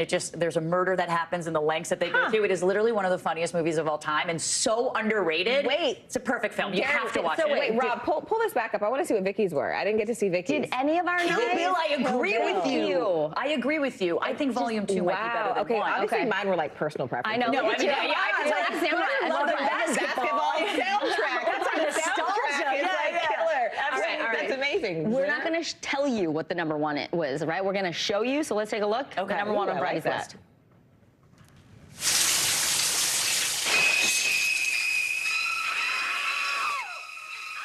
I don't know about that. Wait, what? How do you feel about this? Do I know? Psycho. This is Psycho. What? Oh, wait, I was like, What was the Bates Motel? Come on, that is like one of the most iconic moves. Wow. I actually would think Birds was scarier than I did see Psycho. That was freaking me out. That was the number 1 movie of all time, top 100. I'm surprised it was horror. I know, Horror me tends too. to not be Right, it's up there polarizing. with all of them compared to Forrest Gump. I'm upset. Speaking of movies, a lot of buzz building around Mission Impossible, Tom Cruise, because of his stunts. What's going on there? So he does his own stunts, as we all kind of know. And this is what Paramount is actually saying is the craziest stunt of all time. Check out this motorcycle jump off of a cliff.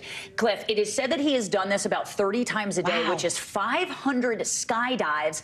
This is Mission Impossible Dead Reckoning Part 1. I can't even imagine what's going to be in Part 2. The movie comes out in July, but it's actually a huge, impressive feat. I could never even do it. I can't skydive once, let alone 500 times. The bonkers off of a motorcycle? No chance. Yeah, no. Okay, let's Not talk for me. about what we should be streaming this week. What are people talking about? All right, you guys are Yellowstone fans? Yes! All right. This season is amazing, but now we have the prequel. Not as good as the other. And then we're just like, let it flow. Like, just let Rip do his thing. I mean, Rip can do anything. Just let him do it, Morgan. You know what I mean? But now Rip can do anything. He can do anything. We have the prequel to that 1923. So think of how just keep great. going back in time.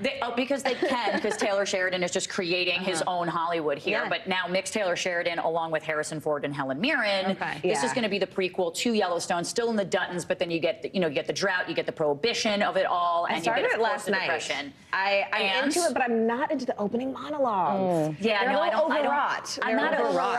I just want the Yeah. drama. Just give me the greed. Just give give me me the land Rip. grab. Just give me Rip. Just you give know? me Rip. Yeah. Literally, She my wants a husband Rip sees me spin-off. like get like red every time he gets on. Look, I'm already like the lights. Woo, okay. Should be considered people's like sexiest man alive. Maybe. He just isn't. You heard it here Letters. first. Let's do it. We can I'm on it. collectively sign it. I'm doing it. I'm doing Bravo it. personality and host of Shaken and Disturbed podcast, Darren Karp. Darren, we love when you come to join us. They're making us rip away from you. So I know. we gotta go to a commercial. I know. Happy holidays. Thank you, Darren. Thank you. You're watching NBC News Daily.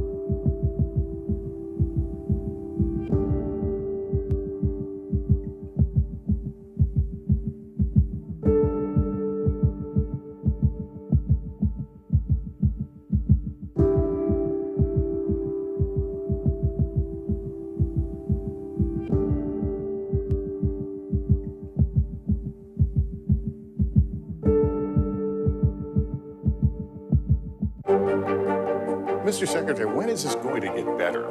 You came into this job saying you were to fight crime. Have you been successful? Found a way to put that. Can you update us on the status of negotiations? For Dateline Premium, subscribe now on Apple Podcasts.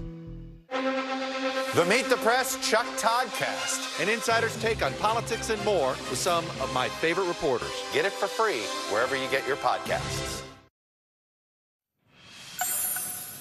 It is the season of giving, but one Connecticut man is giving back to his community every day of the year. We like that energy. That's the amazing. right spirit. Today's show anchor Craig Melvin introduces us to one unlikely hero who's making a very big difference.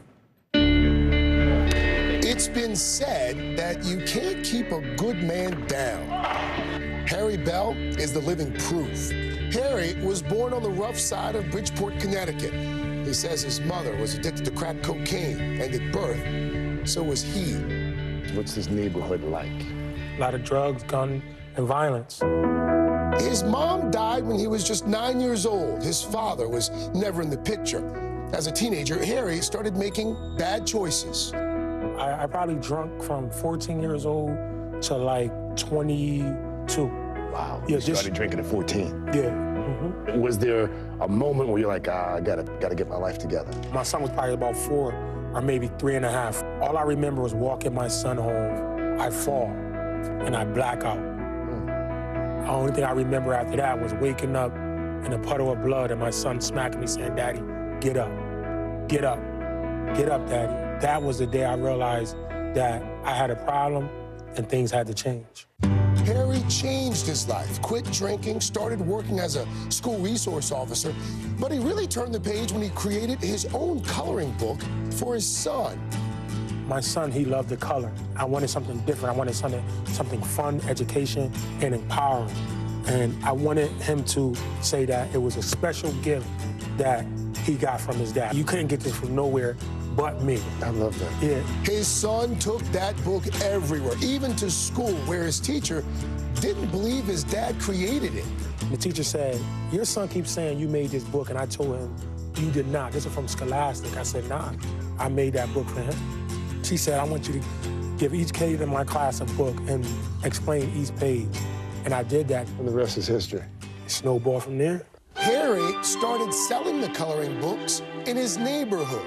How many coloring books did you end up putting out there? Do you know? About over 20,000. I was selling coloring books on the same block where people were selling dope. So they were selling dope, I was selling hope. People thought I was crazy. He took the money from selling books and poured it right back into his community. He started a nonprofit called Color of Positive Thought and began holding programs for local children on his patio, then after school in this community center. What programs happen under this roof? We got a week of programs. On Monday, we focus on nothing but homework, entrepreneurship, and things of that nature. Tuesdays, we do basketball. Wednesday, we do karate, kickboxing / fitness. Thursday, we do rugby, got a rugby team. Harry has become a Pied Piper of optimism, gaining devoted followers like Jose Santiago and his son, Jordan. Why do you think that Harry's approach has been so effective? His commitment, the way he's so committed to the program, the way that the kids just love him. They love him in a way like, you know, as like a father figure. What have you come to learn here? What have you been doing? I learned how to help people, get along with people. It built a lot of confidence for me to go do my own things. I got my own job. I felt confidence from working from this one. During after-school programs, the kids get a meal. There's also food for them to take home. And you can bet Harry does something special for the holidays. From organizing a hayride for Halloween to handing out turkeys for Thanksgiving. And the heart, as big as Harry's, is a perfect fit for a red suit and white beard come Christmas time. You have 3 kids. I think you have 3 jobs. And you still make time for this. Yeah. Why? Because this ain't my doing. I'm very spiritual. This is a God's gift. You know, I'm just a vessel, just doing the work of a higher power. So everything's gonna work out, I believe. That was today's show anchor Craig Melvin reporting. And trending right now, actress Hilary Duff and family having some fun with their holiday card this year. The How I Met Your Father star posted this photo on Instagram, writing, "Happy holidays. All is not calm." You can see Hilary and husband Matthew Como with their mouths taped shut as Duff's son ties them up with Christmas lights. I have seen that card before. Very Home Alone vibes. Right, I like it. I like it. I'm Morgan Radford. I'm Vicki Wynn. You're watching NBC News Daily. By the way, you can also watch us for free 24/7 on our streaming news. That is NBC News Now.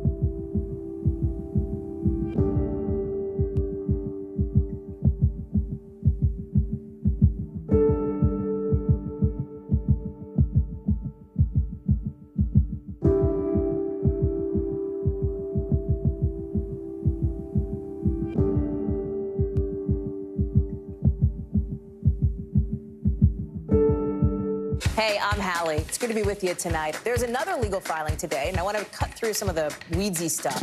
And let's just get to the point. They have started to vote on the PACT Act. If you're like, Hallie, stop speaking Washingtonese. This bill would basically give health care to veterans who have exposed to these toxic chemicals. So, Scott, I'm trying to make this as not DC as possible. The increased sort of anger that we've seen now in politics. I saw you searching for, I think, your microphone, Danny. You were I was trying to do it on the slide. Live TV, man. It's okay.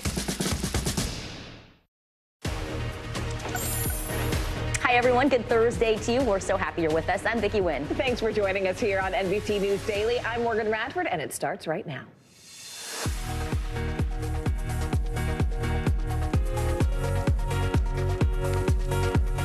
Today is Thursday, December 22nd. Polar plunge. A massive winter storm could bring potentially deadly cold temperatures to the Midwest as millions of Americans prepare to travel for the holiday.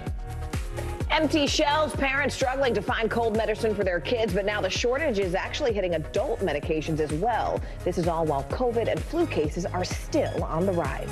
Step into my office. Gen Z making its mark on the workplace with new buzzwordy trends such as quiet quitting, career correction, and loud layoffs. More on what's behind these catchy new phrases. And Hollywood daredevil Tom Cruise says he performed his most dangerous stunt ever for the Mission Impossible franchise. We've got the details, plus what's streaming this holiday weekend in our entertainment wrap. It's a good one.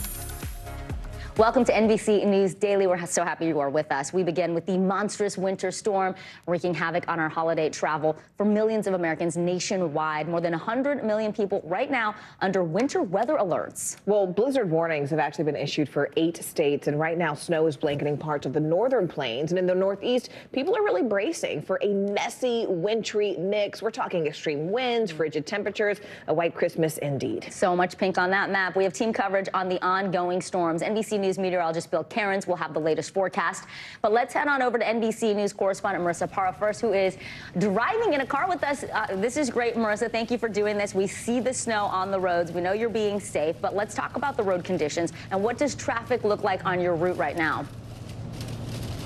Okay, so a couple of things I just want to get out of the way. I'm in the passenger seat. I am not driving myself. I'm buckled up. We're doing this the safe way. So we're calling this colloquially the snowmobile, but where we are in Maryland, this is the rainmobile. Take a look outside. You can see just how much rain is on the roads there. And we're not alone. The majority of the millions of Americans who are traveling for the Christmas and holiday season, 90% of them are taking to the roads. So the rain and this weather is not stopping anyone. But it is changing some holiday plans. We had a chance to catch up with some people at the famous Aberdeen, Maryland rest stop. Take a listen. It's crowded out here. I'm so happy to be on the road, though, instead of on a plane. I'm driving 55 miles in a road and 70 miles road, so it'd be crazy. A lot of rain, a lot of people in the road, so we gotta be careful there.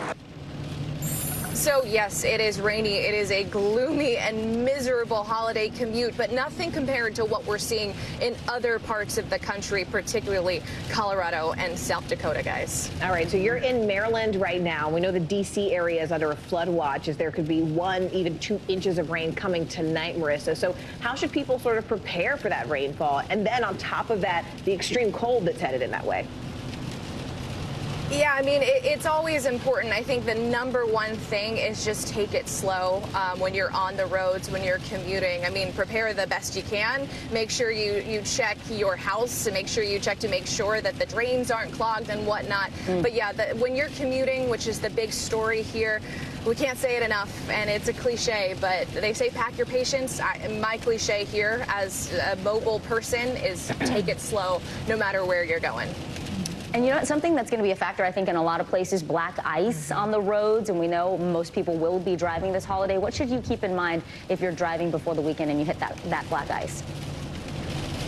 Yeah, particularly if you're in the areas where we're driving on. We're going to be heading through the Maryland, Delaware, Pennsylvania, New York areas. You are going to be seeing some potentially icy conditions tomorrow. So the best thing is always to plan ahead, right? Today it's mostly rain, but for tomorrow and when we start to see those temperatures dip around here, when you're on the roads, we made a list of tips for you. Take a look. These are the things to do and not to do. Resist the urge to hit the brakes. I mean, you don't want to go sliding and skidding down the road. Keep the steering wheel straight. Again, take it slow, as we've been mentioning.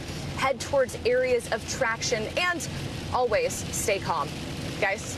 Stay calm and carry on. NBC News correspondent Marissa Para, great live shot, great report, and I am looking forward to hearing from you once you get to the other side of your destination. Happy holidays, Marissa.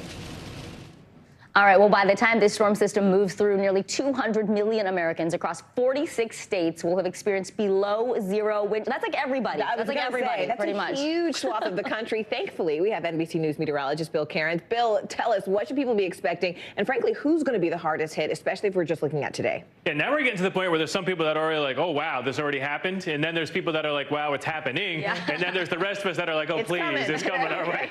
So the people that are already like, oh, boy, that you weren't hyping this. This is actually real. Negative 41 wind chill in Sioux City. Denver's at negative 31. St. Louis now just dropped to -3 after being pretty mild this morning. And Dallas just dropped to 0 wind chill. So who's next? San Antonio, Houston, Shreveport, Little Rock, areas around Cleveland to Detroit. You're the next areas that Arctic front will sweep through and usher in that really cold air. Now, we saw our driving live shot here heading up through areas of Maryland, into New Jersey, New York City. This is all rain. It's a warm rain. No issues that, traveling, and that's just fine. Just got to slow it down on the wet roads. But there's been snow interiors of Pennsylvania up to around 3 to 4 inches.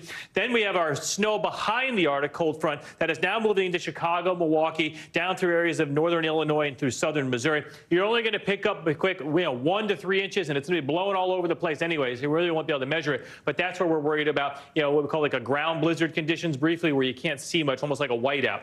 And then it's snowfall totals. Again, this all in white is only 1 to 3 inches. There's not a lot of snow heading through the Ohio Valley. You really have to be near one of the Great Lakes to get heavy snowfall totals from this storm. And that'll happen in areas like Buffalo and all along that eastern shore of Lake Michigan.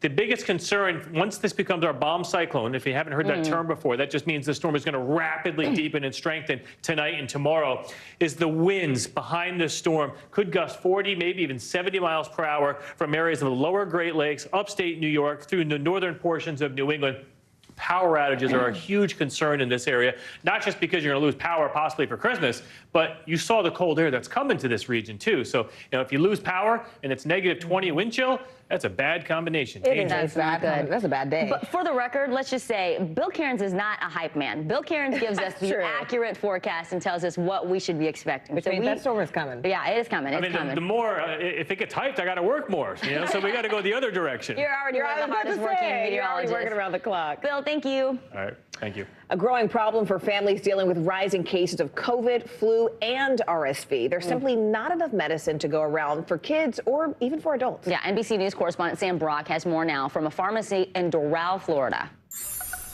You can think of this pharmacy here in the Miami-Dade area, Ortux Pharmacy, as a snapshot of sorts for the national picture right now when it comes to medication, because the owner here tells me that moms and dads have been coming inside for the last several weeks looking for kids' medications that simply aren't available. But it's not just kids, it's also adults that are seeing their medicines swooped right off of shelves. Now, whether it's using generic versions of the same medication or consulting your doctor, there are ways to navigate this chaos.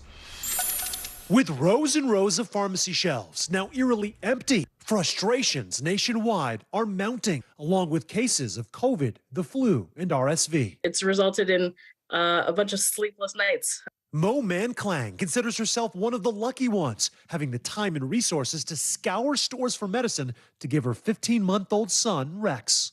What do you think it says now that so many parents have to check 3 or 4 or 5 different places just to find a normal over-the-counter drug?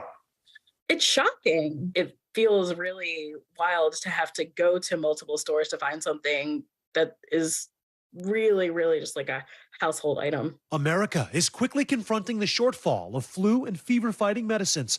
National pharmacy chains, CVS and Walgreens, as well as supermarket mainstay Kroger, have placed restrictions on how many of those products consumers can buy at one time. And it's not just kids being impacted, the shortage affecting people of all ages. We're seeing it across the board. Kids and adults. Kids and adults.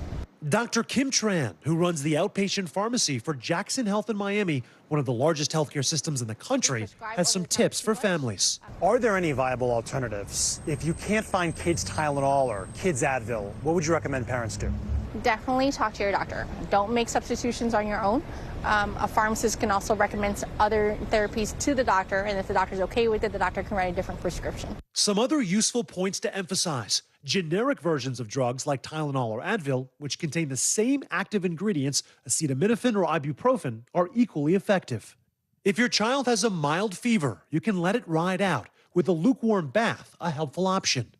And do not, under any circumstances, give kids adult medication without consulting a doctor. The federal government just announcing plans to unlock fresh supplies of Tamiflu from the National Strategic Stockpile. Is Congress making it clear the medication shortage is on its radar? And many parents expect better. I don't understand why we don't make sure that we collectively all have access to these like very basic things that we all need. It's food, it's water, it's medicine. I feel like we should be beyond this. As many wait to see what other steps the federal government might take to try to stabilize the situation, there's another point that needs to be made. If you're thinking about using expired medication, don't do it. Now, in many cases, the active ingredient in those meds will still be effective after the expiration date, but the problem is there's other things in there, like fillers and colorings, that can become dangerous over time. In Miami, Sam Brock, NBC News. Good advice. It is time now for our CNBC Money Minute. More bad news for FTX co-founder Sam Bankman-Fried as he arrives back here in the U.S. to face criminal charges. Two of his longtime associates, Gary Wang and Alameda's Caroline Ellison, say they're now cooperating with prosecutors. CNBC reporter Bertha Coombs joins us now for more. Bertha, it's good to see you this Thursday. We know that the two execs are both pleading guilty to fraud and working with officials. So what does this mean for Bankman-Fried's case? Well, Morgan, it could be potentially very bad for Sam Bankman-Fried's defense. Wang and Ellison were working very closely with him, and so they were in a position to know a lot about what Bankman-Fried was doing and thinking with both firms. And they could be extremely valuable to prosecutors as they try to prove Bankman-Fried intentionally committed fraud. He's making his first U.S. appearance right now in a U.S. court. Also, just days after he was narrowly elected to the position, the head of the pilots unit at United Airlines is resigning. He acknowledges using colorful and heated and inappropriate language in some private online posts, but says his comments have been taken out of context by his opponents. Wow. If you don't online want people comments. to know about it, There. don't post it. All right, CNBC's Bertha Coombs. Thank you so much, Bertha. Well, as more people go online for help with mental health, some patients say these services are actually falling short. They're really calling into question the quality of the care. We'll tell you what to look out for and find the most helpful apps right when we come back. You're watching NBC News Daily.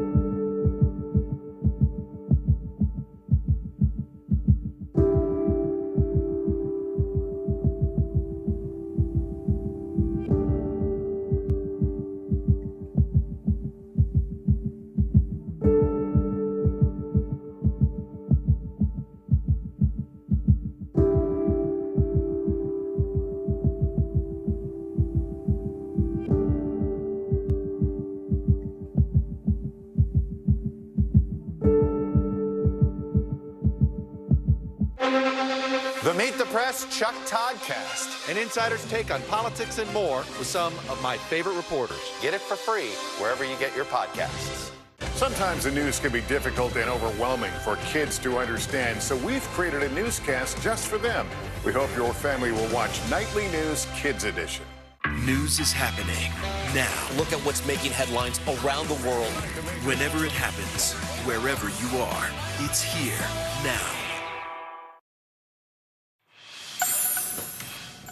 Welcome back. As telehealth boomed during the pandemic, the demand for remote mental health treatment also surged. Startups quickly popped up to help fill that void, and they were very well funded by Silicon Valley and Wall Street. But interesting now, the actual quality of care is coming under scrutiny as the companies quickly turn their focus to then advertising and growth. Joining us now, family clinical psychologist, Dr. Jennifer Hartstein. Dr. Hartstein, it is great to see you. Great to be here. We're hearing from former patients that, there may have been a quality issue at this point. So when you look at that, where are these newer companies sort of falling short at this point? Well, I think you guys brought it up, right? They're backed by Silicon Valley. So we're looking at kind of what's the bottom line and how are we building a business? And in that, we lose some of the quality of care that we might need. So for maybe a higher risk patient, you might not have the training or the support or the resources. You might not know what's happening in New York if you're working out of Idaho, right? So what are we doing to kind of a higher risk patient? Are we pushing meds? What are we doing? There is such a high demand that we can't meet the supply, just like we can't do it in other things. And I think because we're trying to move so quickly, I think training gets a little bit shortened. So you're having not as well-trained people working in a field where we really need to be kind of on our game. And are we really on our game? I don't think so. A lot of these businesses obviously are focused on profit. That's what keeps the lights on. We understand that. What were some of the shortcomings that you want people to be aware of as patients if they're seeking out these services and they think, wait, this isn't quite the same as in person? So I think we have to really be aware of that. It's amazing that we have the technology. I want to just point out that it's amazing that, especially during the pandemic, that we could have this technology to provide, especially for people who can't access resources because they live in the middle of nowhere. Right. So there's some remote, absolutely. a really important gap. It was amazing in my practice that we could still provide service. I'm thankful for that every day. Yeah. And there is a limitation. If I only can see you from here up, I don't really know what's going on. These businesses are more focused on the bottom line. They're more interested in what they're going to gain. They're more interested in kind of like how quantity over quality. So that a lot of therapists are maxed out because they have too many patients, so they can't give the attention that they need, and they need more patients because they aren't paid enough. So like this cycle continues and continues and continues. It is so interesting because you think about the fact that you were able to grant more widespread access because of the digital. Like you can especially get mental health while staying physically, safe during COVID. But I think about me when I think of any kind of interaction, whether it's a work meeting or a doctor's meeting, it's tough for me to do it virtually. Like I like the feeling and the energy. If someone is looking for professional help at this point, what should they include in their search? What should be their kind of top items that they're checking off? I think we have to remember that you are still a consumer, right? We forget. We think, oh, I got this recommendation to go to Dr. Jen. Like, let's go to Dr. Jen. But what if you walk into my office and you don't like me, right? You don't have to just go to me because someone said I was great.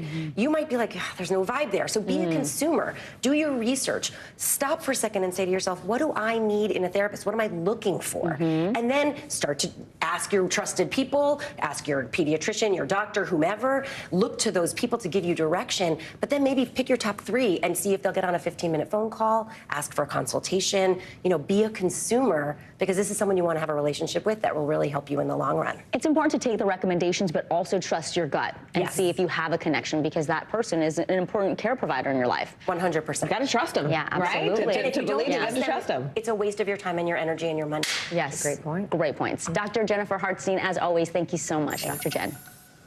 All right, so with just 2 days until Christmas, the U.S. Postal Service says it is on track to meet its holiday delivery deadline. That's very good news. The agency expects all priority mail packages shipped by December 19th and all of its express packages shipped by December 23rd to make it to their destinations by Christmas.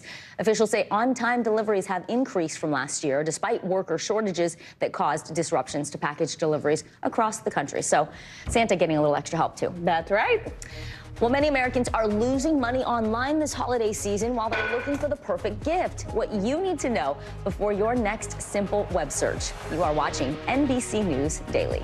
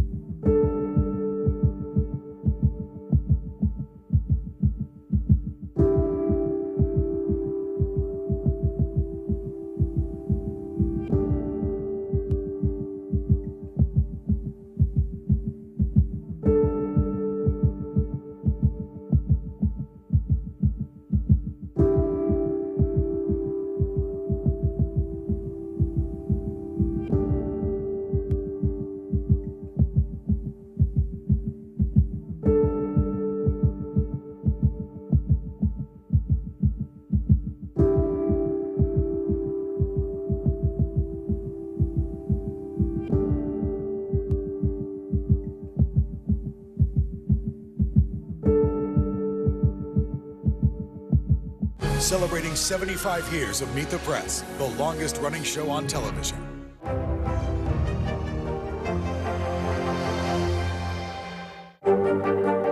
Mr. Secretary, when is this going to get better?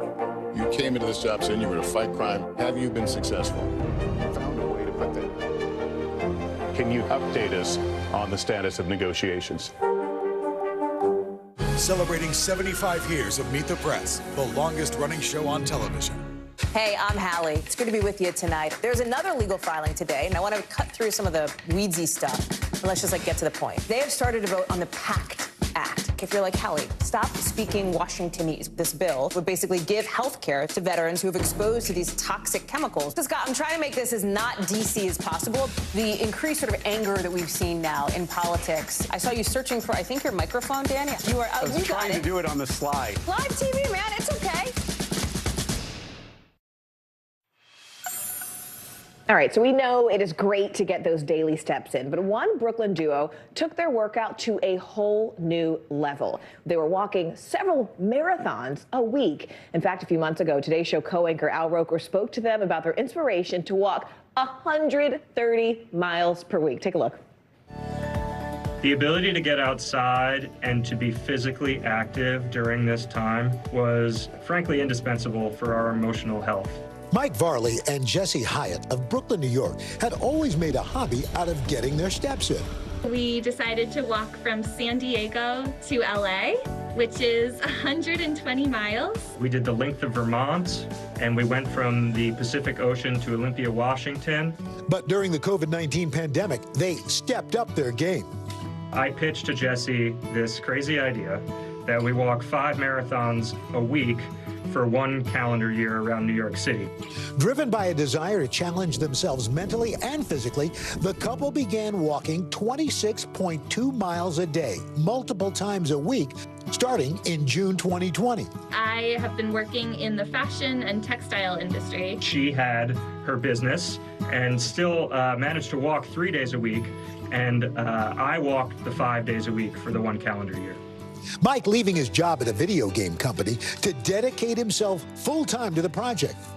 Before they hit the pavement, the two spending 18 months planning everything from their routes to meals to their outfits. This was a full-time job. How did you financially support yourselves? When I worked at the video game company, a large portion of my responsibility was tracking the budget. I have some good spreadsheet skills. Part of the 18 months was making sure that we saved up enough money to do this comfortably. So, to take me through a typical walk. The average day was 9.5 hours. And the first 3 months, what we were doing was hitting every neighborhood in New York City. And after we started doing a bunch of themed walks, we did one that was famous Brooklyn female vocalists and the high schools they went to, which was great. It really ran the gamut. Over the course of the year, Mike and Jesse logged 7,000 miles, documenting their journey on their YouTube channel and podcast. They say the benefits went well beyond calories burned. If I have a slight pain in my calf, that will go away. If I have that thought that's really making me feel nervous or uncomfortable, that will also go away. And it really was interesting just how the physicality of it mirrored and paralleled the mental experience. So how did you guys change physically?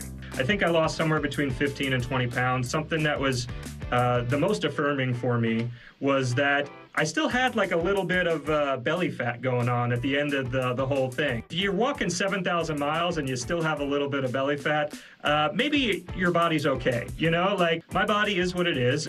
The walks pushed Jesse and Mike to make discoveries about themselves and each other. I have the ability to conquer challenges and know that difficult experiences won't be forever. I learned that I'm definitely with the right person. This project is so special to us and so important. So we ended up inviting our friends and family to join us for parts of our final marathon. And we got married in Marine Park at the very end of the marathon. It was honestly one of the best days of my life. What would you say to somebody who's thinking, I'd like to do something like this? It's just one step at a time. It doesn't need to be 26.2 miles each day. That is extreme. You can walk around your block. It could be 1 mile a day. It's just getting out and feeling the air and feeling the pavement or the grass under your feet, it's such a game changer. It feels so good. Our thanks to Today's Show co-anchor Al Roker for that story. All right, get ready to make a list of your lucky numbers, and don't forget to check it twice. Here we go again. This year's second largest Mega Millions jackpot will be drawn tomorrow night. $510 million up for grabs, with a cash out of $266 million for the winning ticket if you take that in a lump sum. This comes after no match on Tuesday. All right, well, nasty weather is turning the holiday hustle into a holiday hassle at nationwide airports. Coming up in just a moment, expert advice on navigating those last-minute cancellations and those last-minute delays. You are watching NBC News Daily, but do not forget, you can also watch us for free 24 hours a day, 7 days a week on our streaming network, NBC News Now. That's wherever you stream. Hulu, Roku, Peacock, you name it. Your news continues right after this.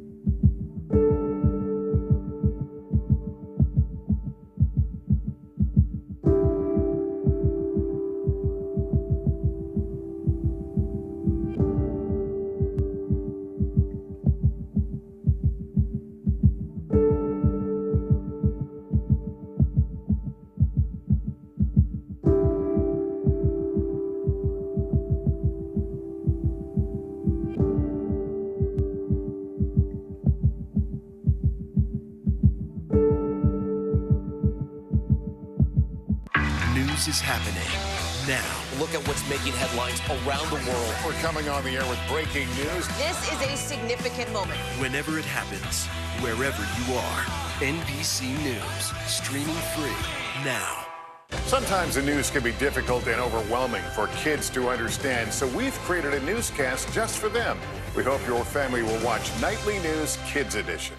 Celebrating 75 years of Meet the Press, the longest running show on television.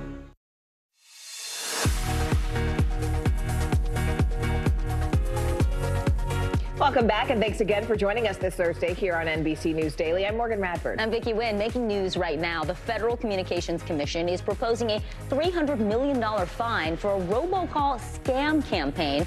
Officials say the scam involved more than 5 billion unsolicited calls to millions of people in 2021. Listeners were prompted to extend or reinstate their car's warranty service. Oh my God, I got these calls all the time, Morgan. But the FCC says it was really seeking leads in order to sell vehicle service contracts.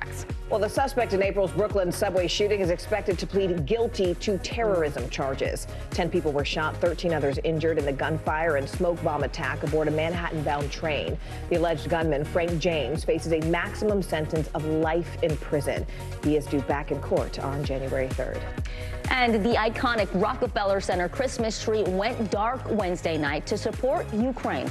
Over 50,000 LED lights went out as part of a worldwide campaign to raise money for hospital generators across the war-torn country. The lights shut off just as Ukrainian President Volodymyr Zelensky was finishing his address to Congress. All right, so trying to get home for the holidays, well, it just got a little bit trickier. Yeah, this week's winter storm is expected to affect millions of people and really sort of disrupt their holiday plans. Yeah, well, thankfully, we have one travel expert who knows a thing or two about managing flight mishaps so that you can still get where you need to go. Joining us now is Scott Keys. He is the founder of Scott's Cheap Flights. Hey, it's good to see you. Thanks for being with us. So, Scott, let's talk right away about these tips. How do we navigate these flight delays and cancellations that are happening literally at airports across the country right now? As we speak. That's right. Look, 1,800 cancellations today, and we're not even halfway through the day. The best thing that you can do as an individual traveler is first to be proactive. You know, changing your flight to either an earlier or later date if there's bad weather scheduled for when you are supposed to be flying, or especially switching to a morning flight or a nonstop flight. Look, morning flights, those first flights of the day, have an on-time arrival that's about 25 percentage points higher than the last flights of the day, and that's because the weather's better in the morning and because the aircraft is already parked at the airport. You don't have to rely on a plane flying in, that if that flight gets delayed or canceled, well, then your flight is at risk as well. And Scott, I mean, most of us have dealt with flight cancellations, long lines of other travelers trying to get rebooked and then being on hold, waiting to get help from airline hotlines. So what are the sort of first things you should do? Just 1, 2, 3 if your flight gets canceled.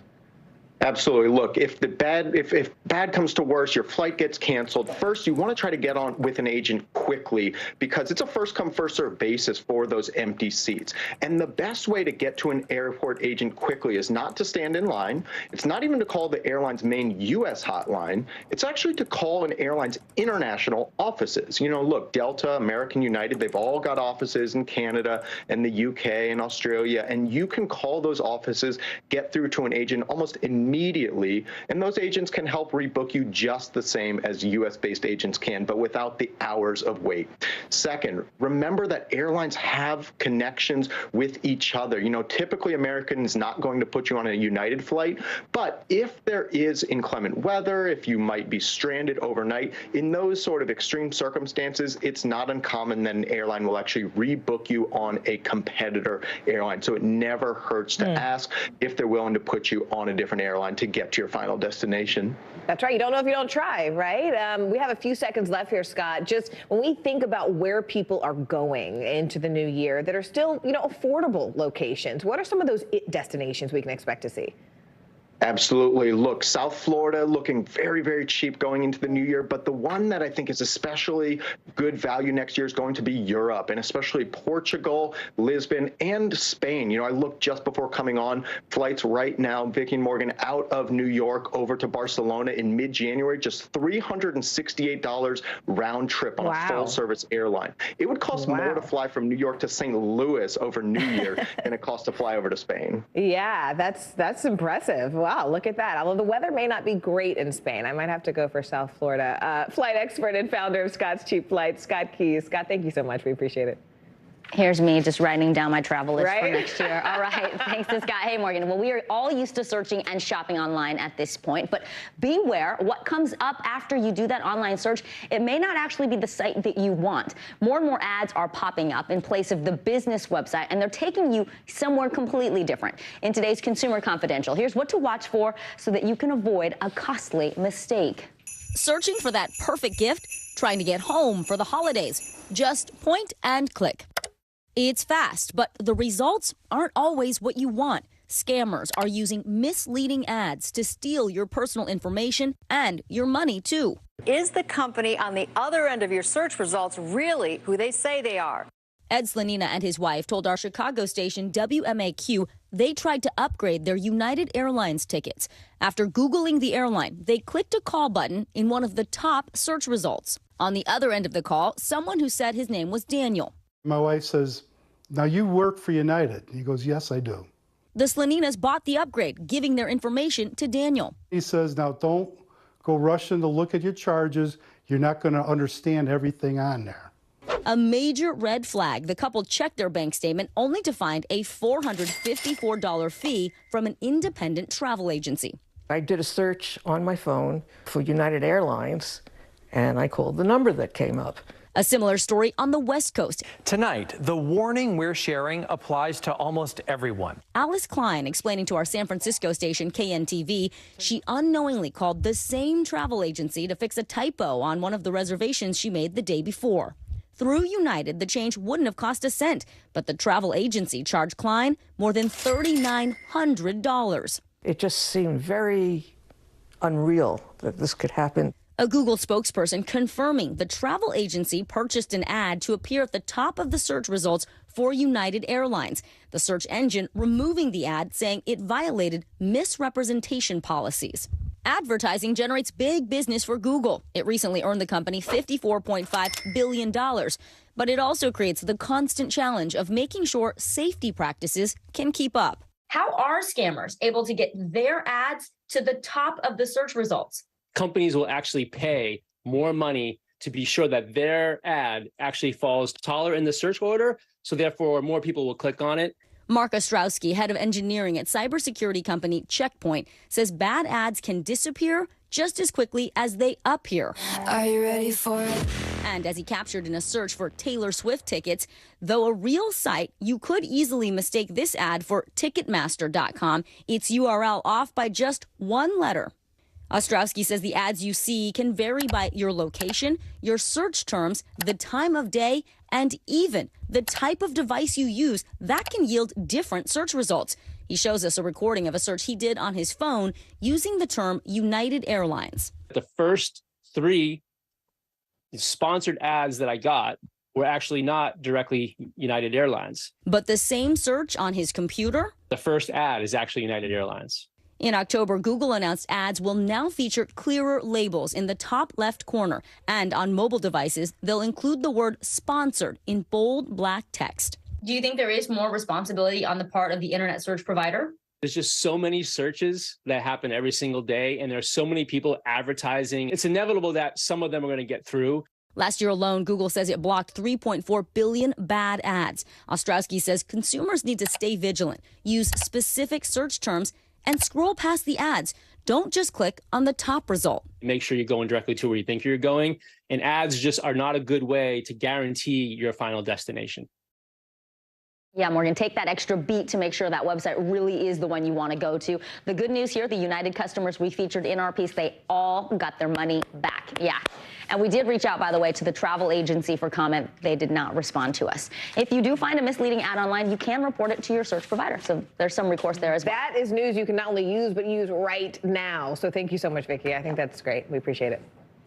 Well, a younger generation is fueling a cultural shift in corporate America. First, it was the quiet quitting trend. Now it's the career correction era, where young workers are more selectively choosing careers that meet their work-life balance needs and desires. CNBC senior personal finance correspondent Sharon Epperson has more on what's behind these workplace trends.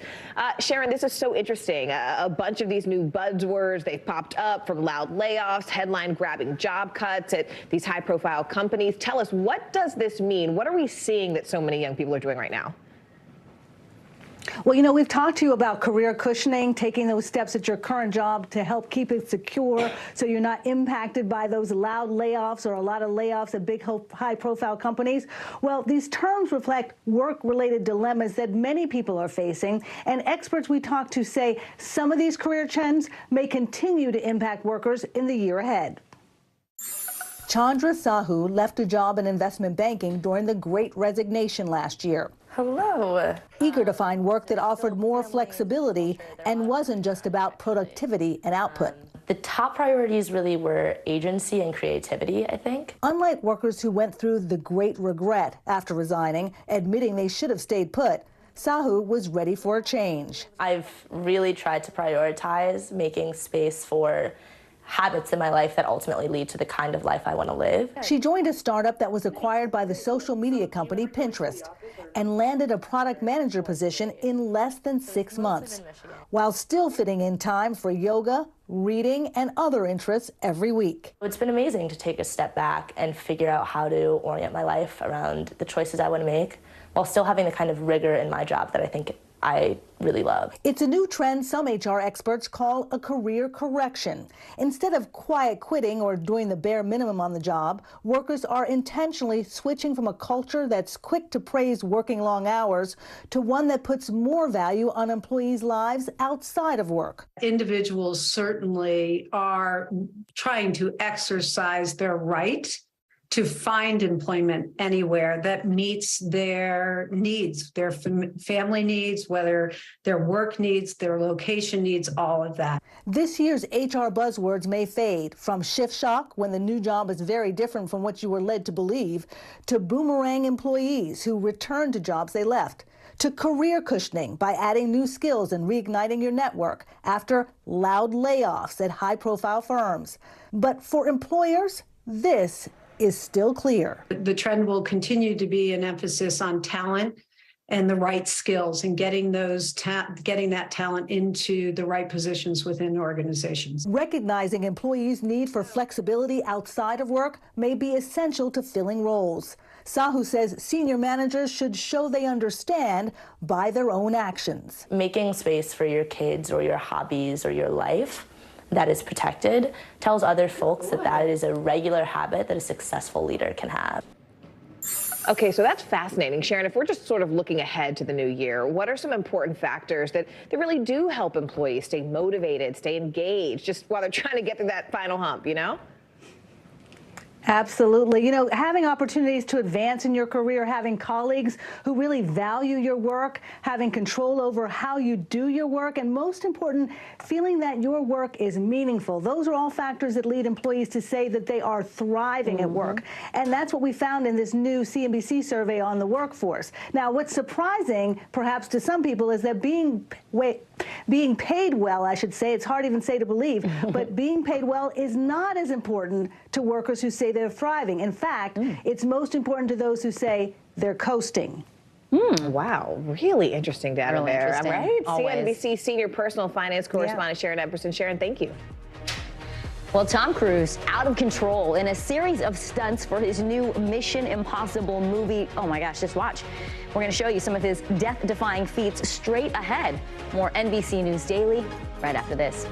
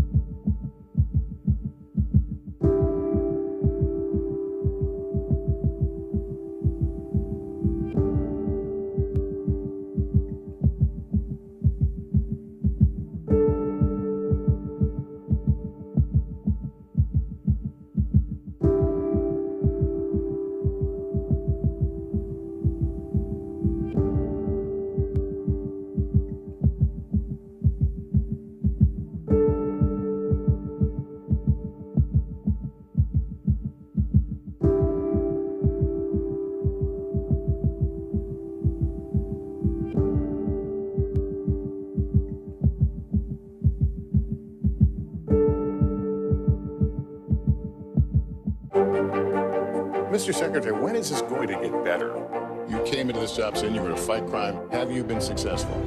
Found a way to put that. Can you update us on the status of negotiations?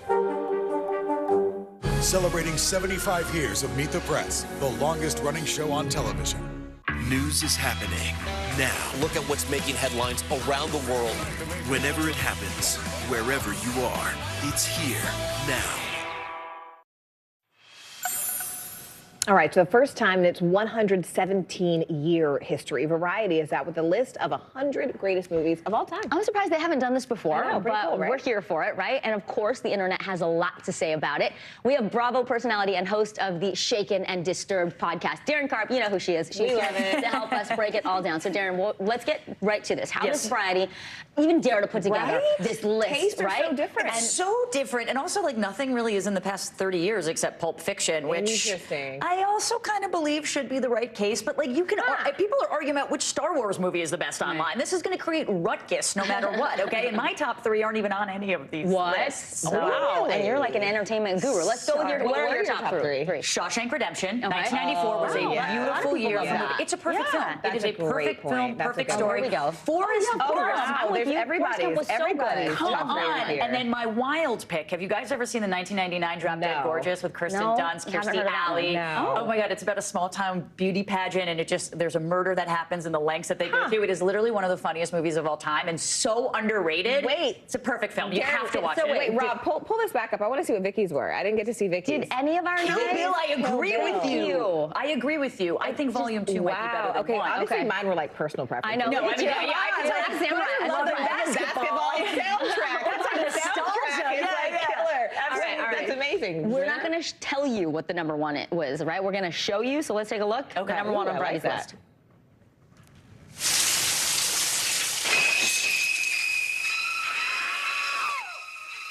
I don't know about that. Wait, what? How do you feel about this? Do I know? Psycho. This is Psycho. What? Oh, wait, I was like, it was the Bates Motel. Come on, that is like one of the most iconic moves. Wow. I actually would think Birds was scarier than I did see Psycho. That was freaking me out. That was the number 1 movie of all time, top 100. I'm surprised it was horror. I know, Horror tends to not be up there with all of them. Compared to Forrest Gump, I'm upset. Speaking of movies, a lot of buzz building around Mission Impossible, Tom Cruise, because of his stunts. What's going on there? So he does his own stunts, as we all kind of know. And this is what Paramount is actually saying is the craziest stunt of all time. Check out this motorcycle jump off of a cliff.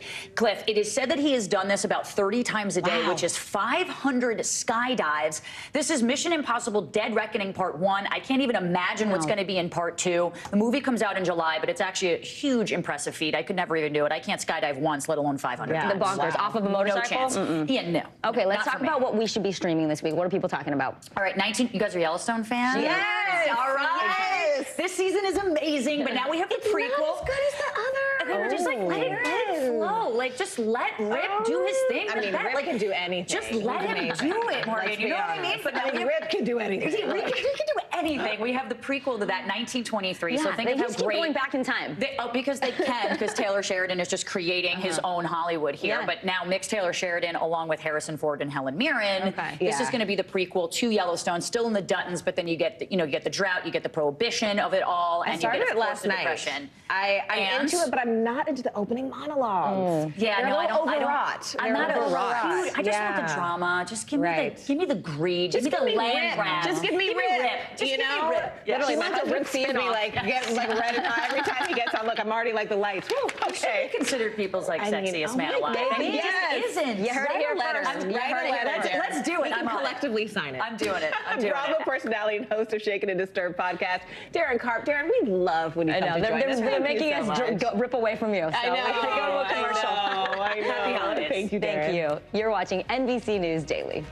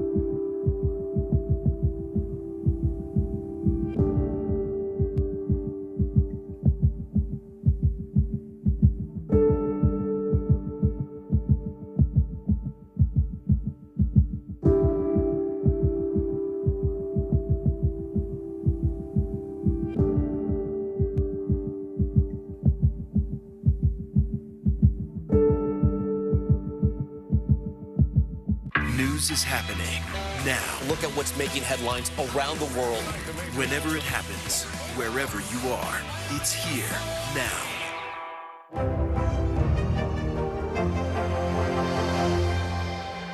NBC News, streaming free now. For Dateline Premium, subscribe now on Apple Podcasts. Watch NBC Nightly News with Lester Holt or listen wherever you get your podcasts. It is the season of giving, but one Connecticut man is giving back to his community every day of the year. We like that energy. That's the amazing. right spirit. Today's show anchor Craig Melvin introduces us to one unlikely hero who's making a very big difference. It's been said that you can't keep a good man down. Harry Bell is the living proof. Harry was born on the rough side of Bridgeport, Connecticut. He says his mother was addicted to crack cocaine, and at birth, so was he. What's this neighborhood like? A lot of drugs, gun, and violence. His mom died when he was just 9 years old. His father was never in the picture. As a teenager, Harry started making bad choices. I probably drunk from 14 years old to like 22. Wow. Yeah, you started drinking at 14. Yeah. Mm-hmm. Was there a moment where you're like, I gotta get my life together? My son was probably about 4 or maybe 3.5. All I remember was walking my son home. I fall and I black out. The only thing I remember after that was waking up in a puddle of blood and my son smacking me saying, "Daddy, get up, get up, get up, Daddy." That was the day I realized that I had a problem and things had to change. Harry changed his life, quit drinking, started working as a school resource officer, but he really turned the page when he created his own coloring book for his son. My son, he loved the color. I wanted something different. I wanted something fun, education, and empowering. And I wanted him to say that it was a special gift that he got from his dad. You couldn't get this from nowhere but me. I love that. Yeah. His son took that book everywhere, even to school, where his teacher didn't believe his dad created it. The teacher said, "Your son keeps saying you made this book," and I told him, "You did not. This is from Scholastic." I said, "Nah, I made that book for him." She said, "I want you to give each kid in my class a book and explain each page." And I did that. And the rest is history. Snowballed from there. Harry started selling the coloring books in his neighborhood. How many coloring books did you end up putting out there? Do you know? About over 20,000. I was selling coloring books on the same block where people were selling dope. So they were selling dope, I was selling hope. People thought I was crazy. He took the money from selling books and poured it right back into his community. He started a nonprofit called Color and Positive Thought and began holding programs for local children on his patio, then after school in this community center. What programs happen under this roof? We got a week of programs. On Monday, we focus on nothing but homework, entrepreneurship, and things of that nature. Tuesdays, we do basketball.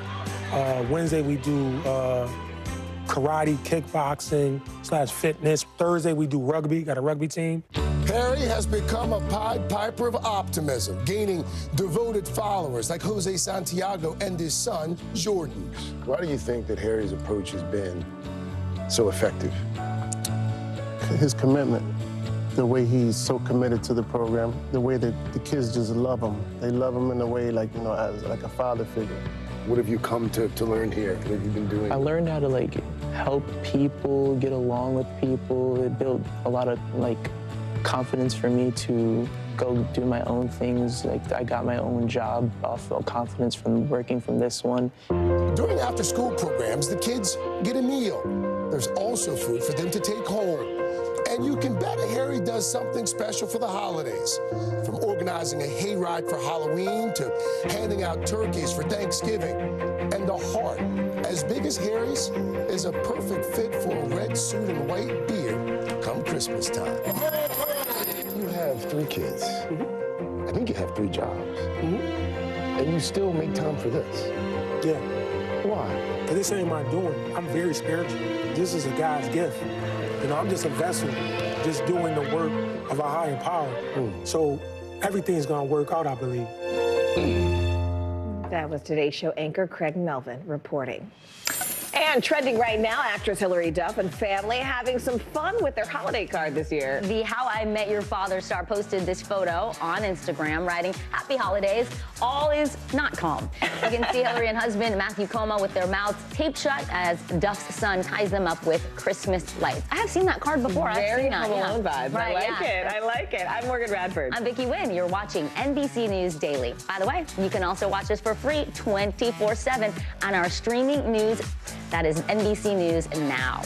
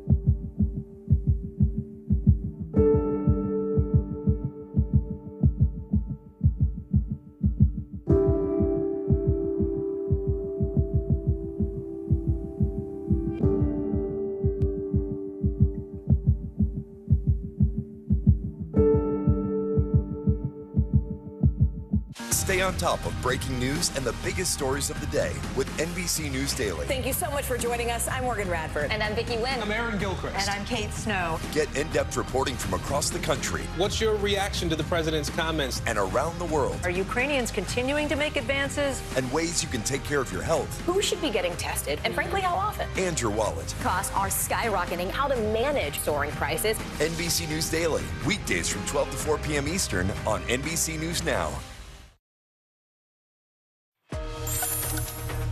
Hi, everybody. I'm Aaron Gilchrist. And I'm Joe Fryer in for Kate Snow. NBC News Daily starts right now.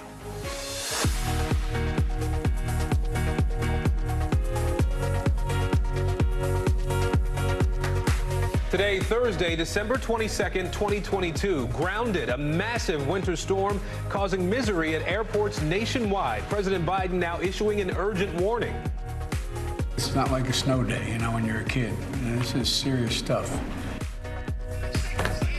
Where this powerful system is headed as millions rush to get out ahead of the Christmas holiday. Inside the riot, the January 6th committee set to release its full report on the insurrection. The new revelations we're expecting to learn. Back in America, the founder of the failed crypto exchange FTX returns to the U.S. to face charges. What went down inside the courtroom when he faced a judge? And spreading fast, tridemic cases surging across America. The important health information you need to know to keep your family safe and healthy. It is 11 a.m. in Las Vegas, 1 p.m. in Wichita, and 2 p.m. here in New York City. We begin this hour with that winter storm threat. It's impacting 1 out of every 3 Americans. Snow, heavy rain, wind, and bitter cold all making travel increasingly dangerous. Blizzard warnings actually stretching from North Dakota all the way to western New York State. The nasty winter storm is forcing more airplanes to stay grounded. At last check, roughly 5,800 flights are delayed or canceled nationwide.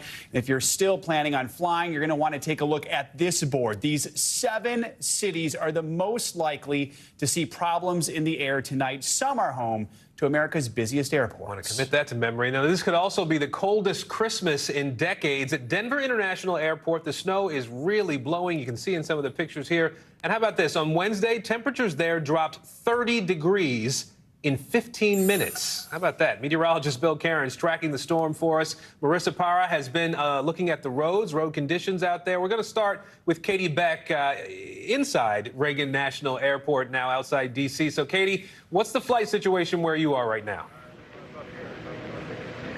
Well, I'd say this is the calm before the worst of the storm really takes hold here in Washington. Most flights are still on time, not seeing a lot of delays and cancellations, which is relief to passengers that keep checking that departure board, waiting to be disappointed. But we have heard from a number of people that they changed their flights, moving them earlier to try and get ahead of the storm. Here's what some of them had to say.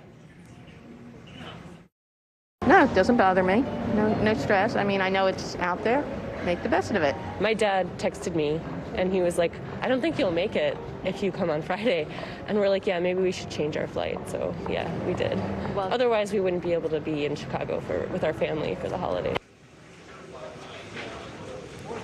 Now, the storm could not come at a worse time. Today and tomorrow are going to be the busiest travel days of this holiday season. An estimated 7 million people are going to travel between today and New Year's, guys. Marissa, let's bring you in here. I mean, some people who were maybe planning to fly have now pivoted to hitting the roads to avoid airports altogether, but I have a feeling that could be treacherous in some areas. I mean, how are road conditions looking where you are right now? Well, I will say this. The traffic has been off and on. We've been passing through the Maryland, Delaware, and making our way through the Pennsylvania area as we approach Philly. Now, just to be clear, as you see me here, I want to be very clear. I'm not driving. I'm in the passenger seat. I've got my teammates here, Chris and James, who are taking care of all of that. But you can see in front of us, we're definitely not the only ones on the road. And whether or not, driving is always the preferred method for Americans. Roughly 100 million of them when it comes to holiday travel. That is 90% AAA projects.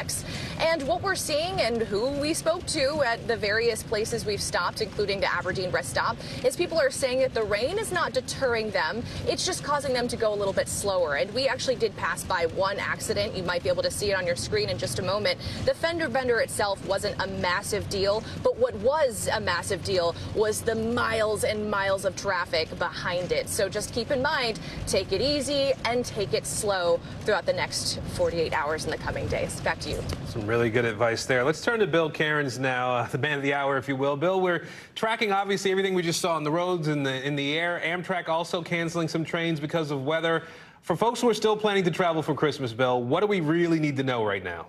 We're getting to that point where there's not many people that can travel without issues. We're really talking about the Gulf Coast and maybe in Florida. Up the East Coast, we have the rain. Inland areas are getting snow. In the middle of the country, the Arctic air has already moved in. Dallas is now at 0 wind chill. The Arctic front's about to head through San Antonio and to Houston. Chicago, your temperature is plummeting as I speak, and with it, the whipping winds will come and some snow, too. There's not a lot of snow with this Arctic front, but enough to put down 1 to 2 inches from St. Louis to Chicago to Milwaukee, and that could be troublesome. And we just showed you what it looked like on the roads here at I-95 with that rain from New York all the way down to Richmond. So as far as concerns go, we're going to get snow, but most of the heavy snow will come off the lake effect areas here, Lake Michigan and Buffalo. Buffalo's going to have one of the worst blizzards they've experienced in decades. Not only are they going to get the heavy lake effect snow, but they're also going to get winds up to 65 to 72 miles per hour. That's the new forecast.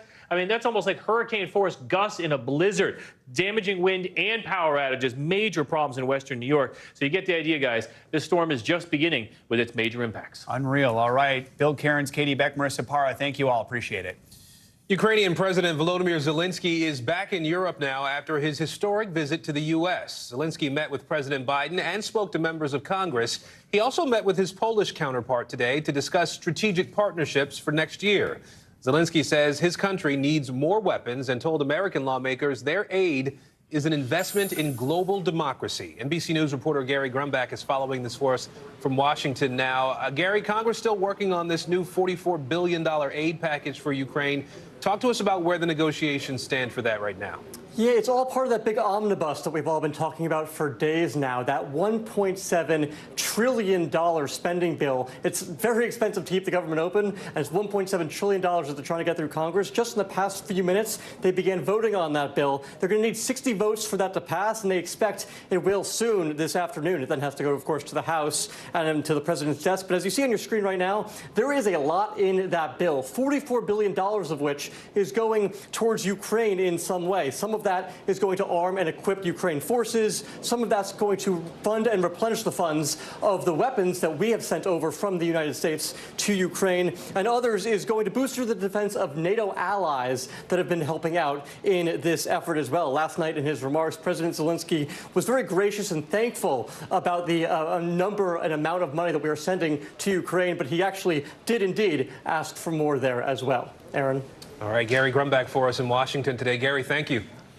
Any moment now, we're expecting the January 6th committee to release its full report. That document, 8 chapters long, the final result of an 18-month investigation. The panel is also releasing transcripts from dozens of witness interviews. NBC News senior national political reporter Sahil Kapoor joins us now from Capitol Hill. So, Sahil, 2 of those transcripts are from interviews with Cassidy Hutchinson. She is the former aide to Chief of Staff Mark Meadows during the Trump administration. Take us through some of the highlights. Yeah, Joe, one of the big standouts of this transcript is Cassidy Hutchinson talking about the fact that her former lawyer had suggested to her not to be fully candid about certain things, certain questions that the committee would bring up. This lawyer also worked for the Trump White House in the past, so there was some question about possible ulterior motives here. You see the transcript up on the screen. Cassidy Hutchinson said, quote, "I remember Passantino, that's the lawyer, sat back in his chair and he's like, no, we don't want to go there. We don't want to talk about that."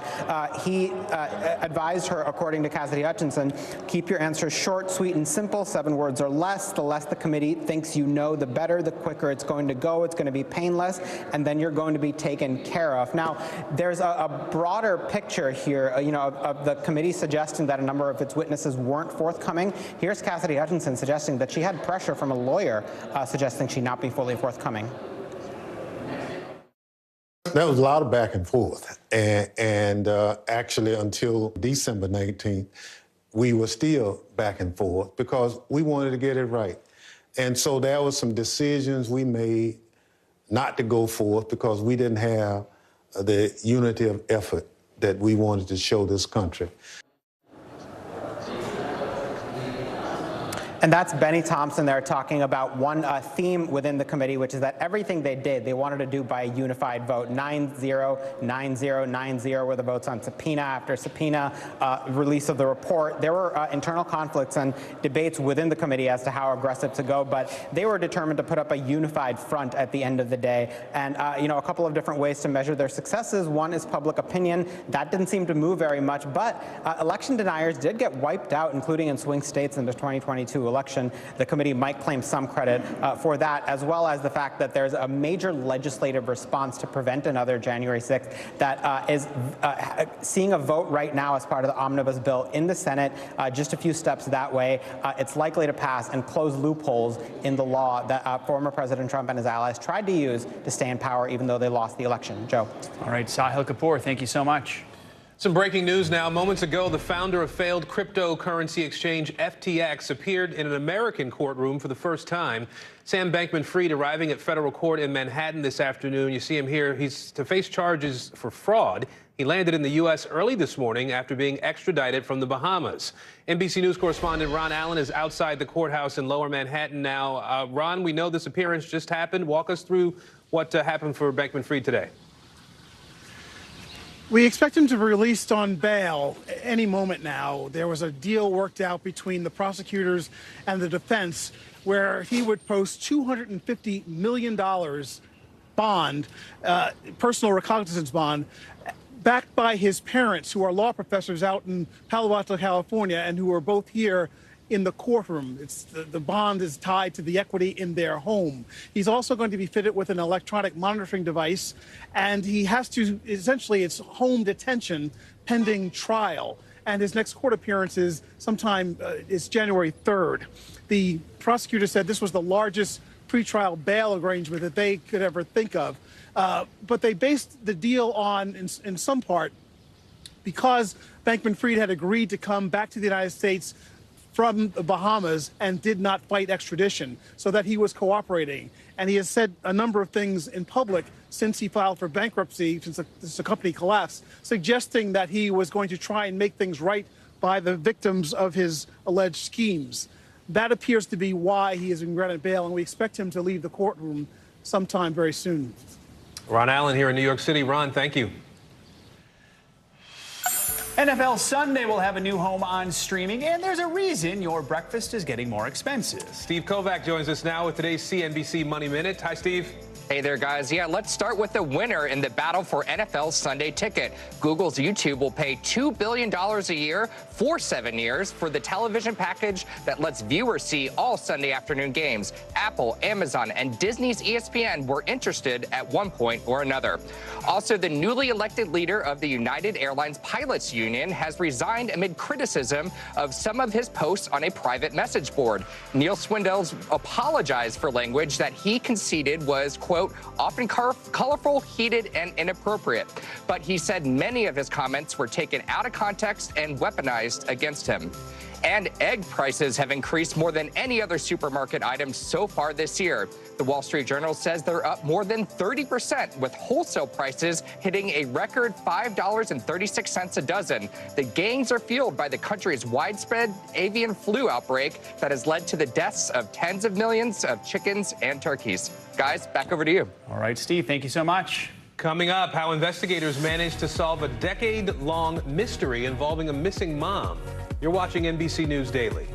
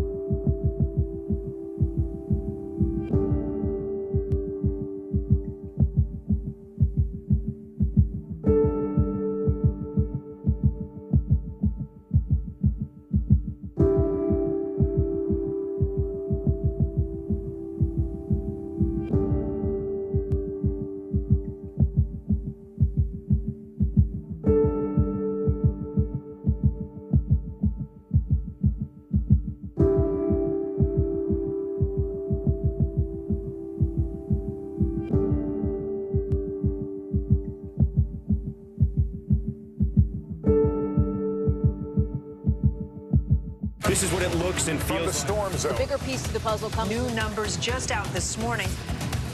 Good evening. We begin tonight with breaking news just coming in. We begin this hour with the latest developments. We're coming on the air with some shakeups big time on Capitol Hill. How much water ultimately will be forced inland? Whenever it happens, wherever you are, NBC News, streaming free now.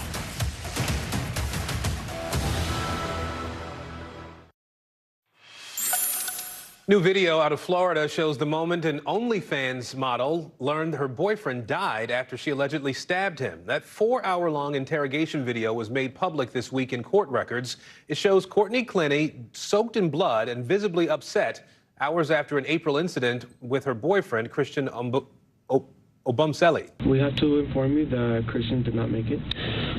Okay. unfortunately, the doctors did what they could. And Christian is dead. Yeah. My apologies for being absolutely covered in blood. I grabbed a knife and I said, don't come anywhere closer to me. I had absolutely no intention of using it. I'm on the phone with my mom, and it's coming at me like it's going to grab either the phone or like the knife or something. And so I was just like, I was like, don't come any closer. It's coming at me, and I drew it. Clinton claims self-defense and is facing a second-degree murder charge. She's being held until her next court date in the new year. The family of a missing Chicago mother is getting some much-needed answers. Her remains were found and identified 11 years after she vanished. Here's Rob Stafford from our NBC station in Chicago. This place is filled with mysteries. Yeah, it really is. There are numbers, but no names on the 84 snow-covered graves in this section of Mount Olivet Cemetery in Chicago. Cook County Sheriff Tom Dart says he tried to bring order and humanity to the cruel chaos he found back in 2011 at another cemetery where the unidentified were buried. They were setting the caskets up and down, perpendicular. I mean, like that, just jamming them in there. Now the medical examiner gets DNA, dental records, and fingerprints from each Jane or John Doe and registers their gravesite here at Olivet. The question is, could any of the people reported missing by so many families in and around Chicago be buried here? Could the answer to their anguish over what happened to their loved ones lie in this cemetery? Last year, the sheriff's office established a task force to reopen missing persons cases. So far, his team has solved 18 of 140. It's just beyond people's ability to understand that a person can go missing anywhere at any time, let alone that you can actually find the remains of an individual and not be able to connect it. That just seems to be a foreign concept. Well, the first things we start doing is obtaining reports and documents and evidence. Commander Jason Moran has completely reinvestigated the disappearance of 61-year-old Lynzine Franklin, a mother plagued by mental illness, reported missing in the spring of 2011. Any proof of life? None. Proof of death? No one with the name Lynzine Franklin. Lynzine's daughter was desperate to find her. The daughters of Viola Martin are desperate too. She disappeared at Christmas 13 years ago. We talked to them last year. I don't want to celebrate Christmas, and they'll tell you I purposely cut my phone off. This year, Viola's picture was among the missing featured on billboards around Chicago. Deputy Chief Dion Trotter is still working the case. Since we last spoke, what have you done? We've located addresses where the phone records have given us leads to. We've talked to some of the people who have been in contact with her prior to her disappearance. The first rule, never assume any old file is accurate. In the case of Lynzine Franklin, Commander Moran even reran her fingerprints to compare to all the Jane Does buried at the cemetery. And then a break. When we had a fingerprint examiner look at both sets of prints together, they were able to say that they were one and the same person. It's a match. It's a match. Sadly, it turns out Franklin died at a bus stop from a heart attack 2 years after she went missing and was listed here at Olivet as case number 511 in 2013. I can't emphasize enough to you, the families, sure, they don't want to hear the bad news, but they want closure. The number now has a name, Lynzine Franklin. The hope of a reunion is gone. Perhaps the healing can now begin.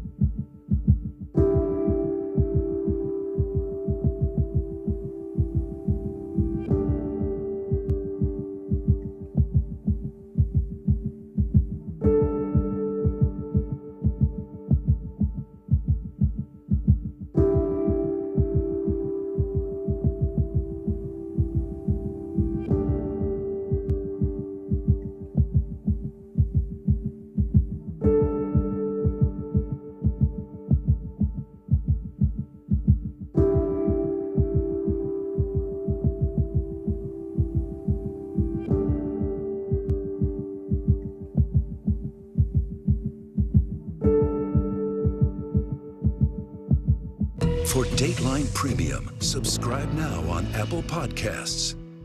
Watch NBC Nightly News with Lester Holt or listen wherever you get your podcasts. The Meet the Press Chuck Toddcast, an insider's take on politics and more with some of my favorite reporters. Get it for free wherever you get your podcasts. Watch NBC Nightly News with Lester Holt or listen wherever you get your podcasts. Celebrating 75 years of Meet the Press, the longest running show on television.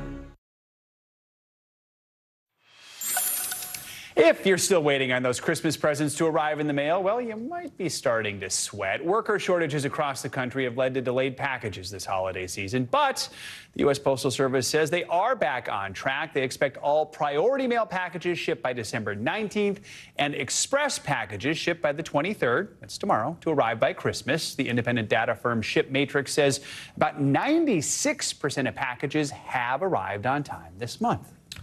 Well, car repossessions are on the rise in this country, and they're now approaching pre-pandemic levels. Industry analysts expect the trend to continue into 2023, and economists are worried it's just one of the many early warning signs for next year's economy. NBC News business and data reporter Brian Chung joins us now to break this all down for us. So, Brian, what are some of the other indicators that economists are looking at right now to get an idea of where the economy is heading? Yeah, well, Joe, Aaron, the statistic that you just cited about car repos is kind of underscoring how uncertain this economic environment is. But let's take a look at where we are at the end of 2022 in terms of the overall economy. And the biggest story is still inflation, right? Overall prices about 7.1% more expensive than they were this time last year, all contributed by food up 14%, gasoline up 10%, although it's come down as of the past few weeks, but also shelter. This is for rent and also mortgages up 7.1% over the year. All of that eroding wage gains of only 5.1%. So people really feeling the pain there. And the big kind of response to all of this inflation is from the Federal Reserve. They've raised interest rates, 30-year fixed mortgage rates, more than double what they were a year ago. And then one last point I want to show here with regards to what the economy looks like. There is a bright spot. It is the labor market, the unemployment rate touching 3.5% in the fall. That's the lowest that we've seen in over 50 years. So at least one good bright spot in this very uncertain economy. All right, Brian Chung with us today. Brian, we appreciate it. Thank you. There is a new piece of artificial intelligence that's making waves on the internet for just how realistic it is. It's called ChatGPT. It's a program that can generate text in a way that resembles human conversation. NBC News technology correspondent Jake Ward has been looking into this and joins us now. So, Jake, my producer actually wrote part of that intro using the ChatGPT and then tried to explain it to me, and it was so over my head. So you tell me, what is it, and what are some of the concerns that are out there about this new software? So think about it this way, Aaron. Essentially, it's a free piece of software accessible on any web browser. You go onto a site run by a company called OpenAI, and you basically begin chatting back and forth with what feels like a customer service agent. It'll answer questions, and sort of go back and forth with you. But as you get into it and you begin asking it questions, you can make requests of it. You can say things like, hey, I have a term paper coming up on 19th century Russian revolutions. Type that in, it'll kick back at you a piece of writing that you could absolutely not distinguish from what a human, college level student might have written for that. Here's the scary part. You put that thing through the standard issue plagiarism catcher that a teacher uses today, and it will not catch it. It is so realistic seeming that people all across the world right now are using this thing to write everything from legally binding law contracts to poetry to knock-knock jokes. I've been playing with it for a while, and it absolutely replaces the kind of writing that I could do. But here's the thing to understand, Aaron. This thing is not, in fact, a creative thinker. The way it works is it essentially has just picked up the patterns in a greatest hits of everything we've ever written on the internet, and it's just regurgitating it back at us. So, you touched on some of the issues there, but is that the big concern? You talk about plagiarism and things like that, that it's just going to sort of put people in a position where we're not doing our own stuff online? Well, humbly, I want to just point out I wrote a book called The Loop that is exactly about this. And I have to tell you, there's nothing more psychologically distressing than watching something you predicted in a book happen in real time. This is absolutely that. So there are a couple of issues here. One is, right, you're looking at the actual, like, the moment, the landscape we're in right now is about to change, right? Yeah. Google, according to reporting from the New York Times, is just absolutely in a panic about this thing. They're calling it the Google killer. They're worried about it replacing it. And then you talk about the value of human creativity in a world where things are, computers are writing it for us. It's a very new world we're facing here, Aaron. Strange new world, scary new world. Jake Ward for us today. Jake, we appreciate it. Thank you. And you can see more of Jake's reporting tonight on NBC Nightly News with Lester Holt on your local NBC station. Up next, the new expanded search effort now underway for a missing baby in Ohio. You're watching NBC News Daily.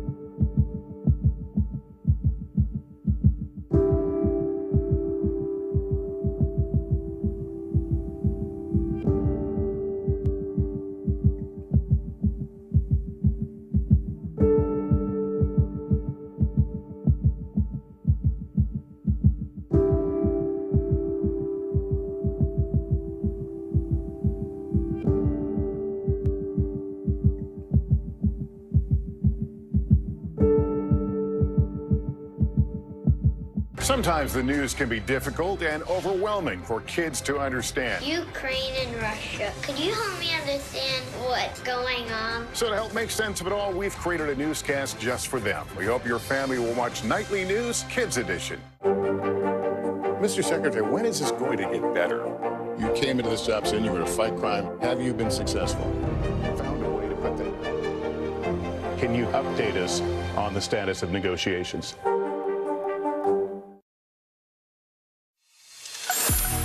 Bottom of the hour now. Here are some of the stories making headlines on NBC News Daily. Washington, D.C. police are searching for a man who they say impersonated an officer and shot 2 people at a youth facility. Authorities say the man entered the facility Tuesday with a fake badge, claiming that he was there to serve a warrant. He then opened fire on a young victim and a man. It's believed the attack on the child was targeted. Both victims are recovering in the hospital. The trial for an election lawsuit challenge by former Republican gubernatorial candidate Kari Lake is underway in Arizona now. That 2-day trial will give Lake the chance to prove her claim of ballot misconduct in Maricopa County. However, county officials say that everyone did have a chance to properly cast their vote. Lake lost to Democrat Katie Hobbs by more than 17,000 votes in November. And tributes are pouring in for Super Bowl champion Ronnie Hillman, who died Wednesday after a short battle with cancer. Hillman was a running back for the Denver Broncos, helping the team win the Super Bowl in 2016. He was diagnosed with a rare and highly aggressive form of cancer back in August. He was 31 years old. Well, it has now been more than a month since 4 university students were murdered in Ohio. They were found stabbed to death inside this home near the University of Idaho campus on November 13th. The small college town of Moscow has been shattered by this killing. Now the police chief there is addressing increasing concerns that the case has gone cold. NBC News correspondent Steve Patterson spoke to the police chief and joins us now. So, Steve, how is the chief explaining what to the rest of us seems like a lack of leads in this investigation? By changing the nomenclature, Aaron, by essentially saying that there are, in fact, leads. He just can't really put those leads out to the public because of what he describes as complexities in the case. Here's what he told me. Listen to this. Is there anything new in the investigation? What I can tell you is this case is not going cold. We're still receiving hundreds of tips daily. We are following up on those tips. We're still building that picture. We're putting the pieces together, and we're not going to stop. And he says that putting the picture together, those pieces, part of that process is by keeping what they have close to the vest. It's all sort of a tactical process in solving this crime. Aaron? Well, any clue at this point, at least, where investigators are focusing their attention right now? I mean, so now I have to put everything in speaking to him as far as we know. And as far as we know, it's basically been the same way it has the past 2 weeks or so. They are focused on this white Hyundai Elantra that they say was near the scene of the crime at the time of the murders. They want as many tips as they can from it. There have been a few leads. Those leads have so far been dead ends, but they are focused on that as far as people in that car, or maybe the occupants of that car, have some sort of special information or maybe any information that may help them with the case. They're focused on that, and also the timeline of where the victims were before they went into that house. But those have been the leads that we've been hearing for the past 2 weeks. Frustrating, of course, for the victims, but they say it's all part of the process, Aaron. All right, Steve Patterson for us today. Steve, thank you. The search is expanding today for one of two infant brothers from Ohio kidnapped in their mother's car. The FBI is now joining the search, which now spans several states. We're also learning more about the kidnapping suspect. NBC's Dana Griffin joins us now. So, Dana, bring us up to speed on where search efforts stand right now. So, Joe, investigators say the time frame is their biggest concern. 5-month-old Kassan Thomas has been missing for more than 48 hours. Police are not only looking for him, but the woman they say kidnapped him, 24-year-old Nala Jackson, as well as that stolen Honda Accord that's missing its front bumper and has a ripped temporary tag. Now, the search has now expanded to 5 other states outside of Ohio, Michigan, Indiana, Kentucky, West Virginia, and Pennsylvania, now included in that search. Now, this kidnapping happened Monday night in Columbus. Kassan and his twin brother, Kyer, were in their mother's car. Police say the twins' mom left the car unlocked and running while she picked up a food order. And that's when police say Jackson stole the car with the babies inside. Kyer was found early Tuesday morning alone in the cold outside of the Dayton International Airport, more than 70 miles from Columbus. Investigators have formally charged Jackson with 2 counts of kidnapping, and police are begging for anyone with information on this case to come forward. We want to focus on bringing Kassan home. We want to focus on locating Nala Jackson. We're looking at everything. We're not ruling anything out. We want to make sure that we are exhausting every lead, every tip, and if we find out anything, again, if anyone has cited him, even if it's not in Ohio, you say, well, that couldn't possibly be him or that couldn't possibly be her because it's not in the state of Ohio. Please do not discard that. Call us, give us that information. Now, the last known sighting of Jackson was 2 days ago at a Dayton gas station. Police say this was before she dropped off one of the twins at the airport. Now, the twins' parents have been combing the streets along with family members and other community friends, saying that they will not stop searching until their baby is home. Joe? So, Dana, Jackson, the suspect in this case, you're learning she has a history of legal issues. What more can you tell us?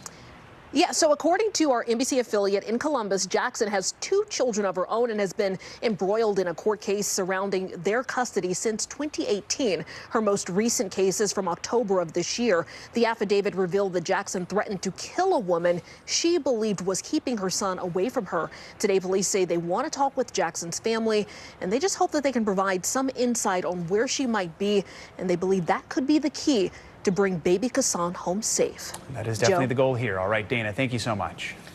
Now to some breaking news. With just hours to spare, the Senate has passed a sprawling $1.7 trillion spending package to fund the government into 2023. Senators voted on a series of amendments over these last hours to pass this bill before tomorrow's deadline. NBC News Capitol Hill correspondent Julie Sirkin joins us now, where she's been tracking this. So, Julie, what was ultimately included in this package?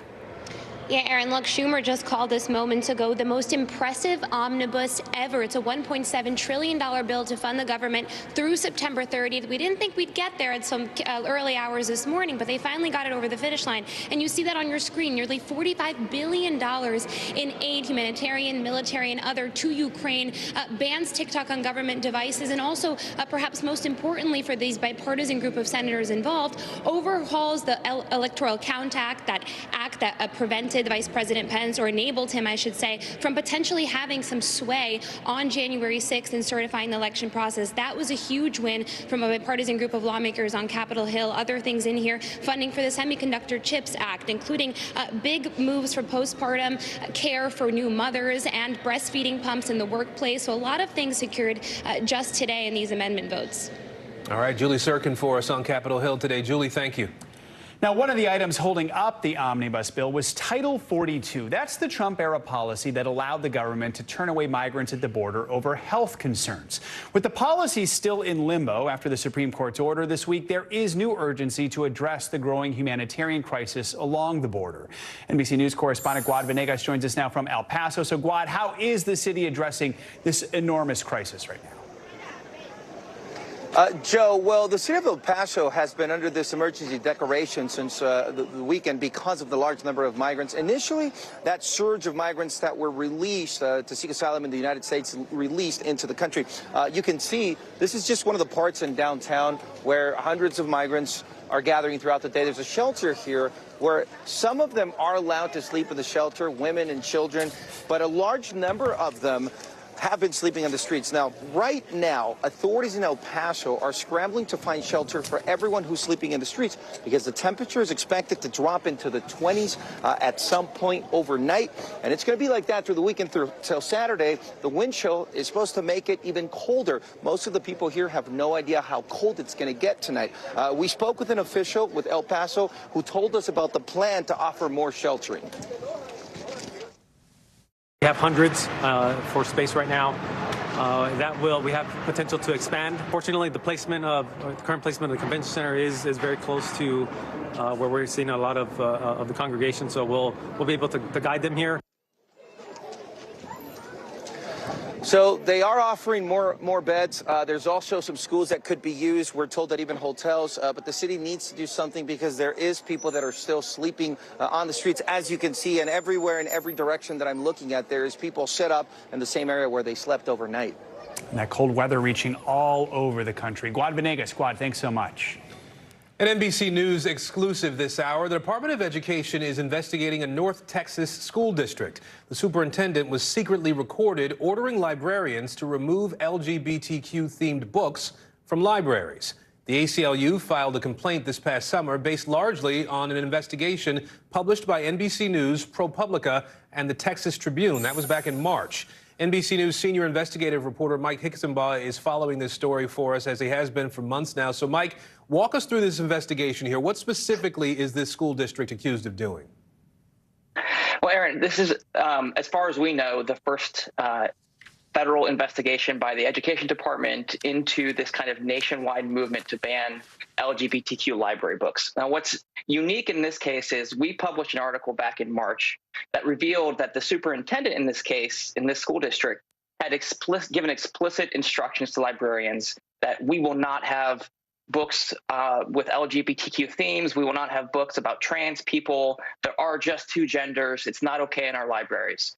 And so what the ACLU is arguing here is that those comments, those anti-LGBTQ comments, combined with the decision to remove books, has created an environment in the school district that says gay kids, LGBTQ kids, trans kids especially, are not welcome here. And that's a violation of their federal civil rights. And so the feds are now investigating to see if that is the case. In fact, we know, you've noted that we've seen school boards and school leaders all over the country talking about which books should and shouldn't be in school libraries. Do we have a sense of how broadly these book bans might be happening? Well, these censorship attempts have spread to every state in the country. And experts told me that this investigation in Granbury could open the door for additional cases because this isn't the only district where these library book removals have been paired with explicit anti-LGBTQ comments, either from school officials, school board members, parents who want the books banned. And so this could be the first in a series of probes. All right, you can read more of Mike's reporting on NBCnews.com right now. Mike Hicksonbaugh. Mike, thank you. Coming up, the urgent message from doctors amid a major spike in COVID deaths ahead of the holiday weekend. More NBC News Daily right after this.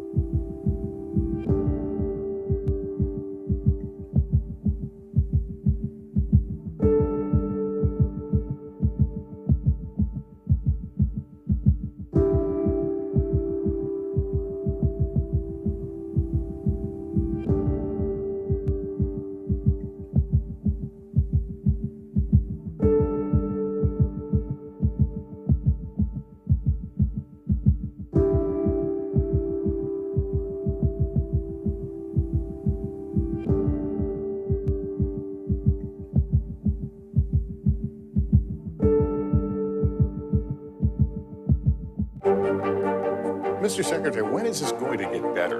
You came into this job saying you were to fight crime. Have you been successful?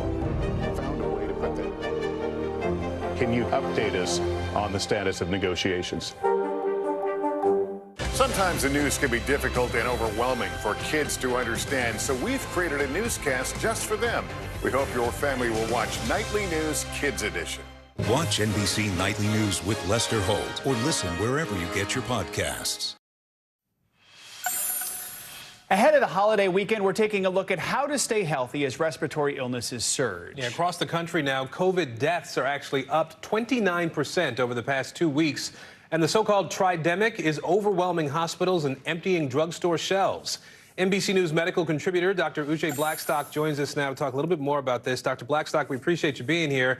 You know, a lot of people are going to be gathering over the next coming days with their families, with their friends. What are some of the best practices, you think, for folks who want to try to stay healthy during the holiday season? Right. Well, thank you so much, Joe and Aaron, for having me. You know, I think some of those concerns that you mentioned, the shortages of Tylenol and Motrin, and then, you know, the surge in all these pieces, you know, does leave us concerned, but people can stay healthy. One is if you are already feeling sick, stay home. If you're having symptoms, please don't go to that family gathering.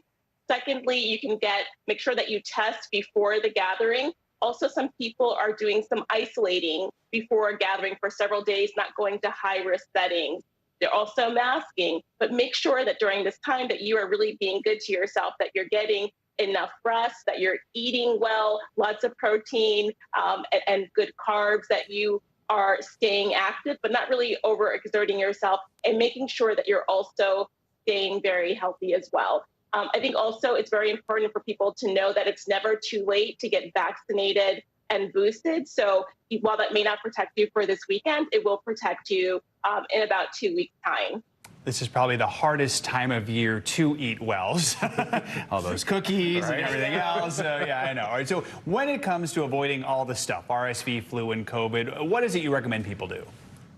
Yeah, so one thing that I noticed, people are not wearing the correct masks. The correct masks are high-quality masks, N95 or KN95 masks are the most important. Surgical masks are definitely not going to cut it, and they can protect you from RSV, flu, and COVID. As I mentioned, testing before gathering is very important. And when you're at those gatherings, you want to make sure that you have good air ventilation. Open those windows, get those air purifiers out there. And then also you want to make sure that you're thinking about the most vulnerable members at your gathering, those who are elderly or those who are immunocompromised, and keeping things safe for them as well.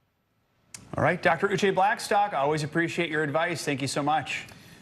Thank you. In today's mental health check, we are taking a look at the toll that stress takes on our everyday lives. Whether it's paying bills, inflation worries, relationships, or work pressures, it all has an impact on our physical and mental well-being. Jalen Henderson with our sister network LX News takes a closer look. Doesn't it feel like there's a new personal crisis happening every day? And sometimes there's more than one. The list goes on. There are bills, complicated relationships, pressure at work, attempts to steal your identity and your money, never-ending activities for your kids, and there's lots and lots of bad news. The gunman pleaded guilty to 25 counts. All of these everyday stressors can take a toll on your mental health, so much so that some behavioral experts decided to study it. Cue Dr. Susan Charles. How you emotionally respond to these types of stressors that most of us experience about 2 or 3 times in a typical week. So the degree to which we respond to these relatively minor stressors actually create this wear and tear that increase our likelihood to have worse physical health and mental health. Researchers asked more than 700 participants how everyday stressors like arguments or broken home appliances impacted their day and emotions. I call it the stickiness of these emotions stuck with them. When you get more upset, when you get more angry, when you get more sad or anxious because a stressor has happened in your life, the degree to which you became more upset or more angry or more sad, more negative, that degree was related to having worse mental health. And the current state of our communities, our country, or our world isn't helping much. There's inflation, political turmoil, unprecedented weather events, social injustices about everywhere you look. And don't even get me started on the COVID-19 pandemic. In March of 2022, the World Health Organization released a scientific brief. It estimated a 25% increase in depression and anxiety worldwide. It's important to have a self-care routine and take some time for yourself. Meditate, journal, exercise, or seek professional help if you think you need it. My light bulb might go out. That happens. I change it to make sure I have more light. And so when I think about it from a very simplistic way, you don't need a crisis in order to talk to somebody. Good advice there. She mentioned the house appliances. I spent about an hour this week trying to fix our paper shredder. But I little succeeded. odd that you have a paper shredder. I know, but I succeeded. It was very exciting in the end. So there you go. Little victories, you got to celebrate them. Take ownership and celebrate them, right? There is more news ahead. Yeah, you're watching NBC News Daily. We are also streaming free 24/7 on NBC News Now. You can watch us wherever you stream live. The news continues right after this.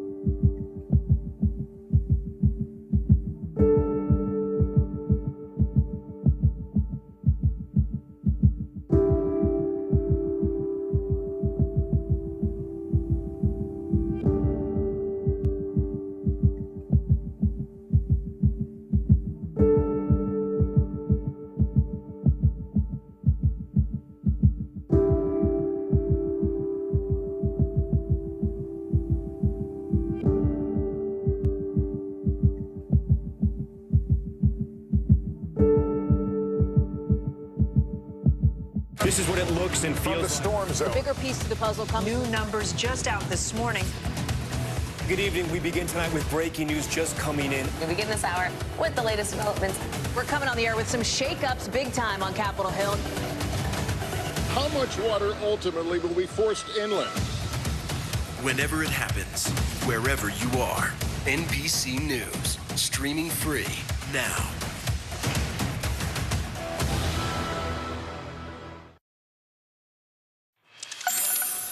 Last year, 300 people died from drug overdoses each day, and nearly a third of those deaths involved fentanyl. NBC's Vicky Vargas spoke with a mother spreading awareness about the dangers of the drug. Andre Scanlon carries a mother's unconditional love for her son. He was beautiful, though. A son who died 9 months ago from fentanyl poisoning. Right now. Okay. Stephen Chaplin was 32 years old, living in Oregon. He was that guy who made others laugh, a musician, a welder, and a father of 2.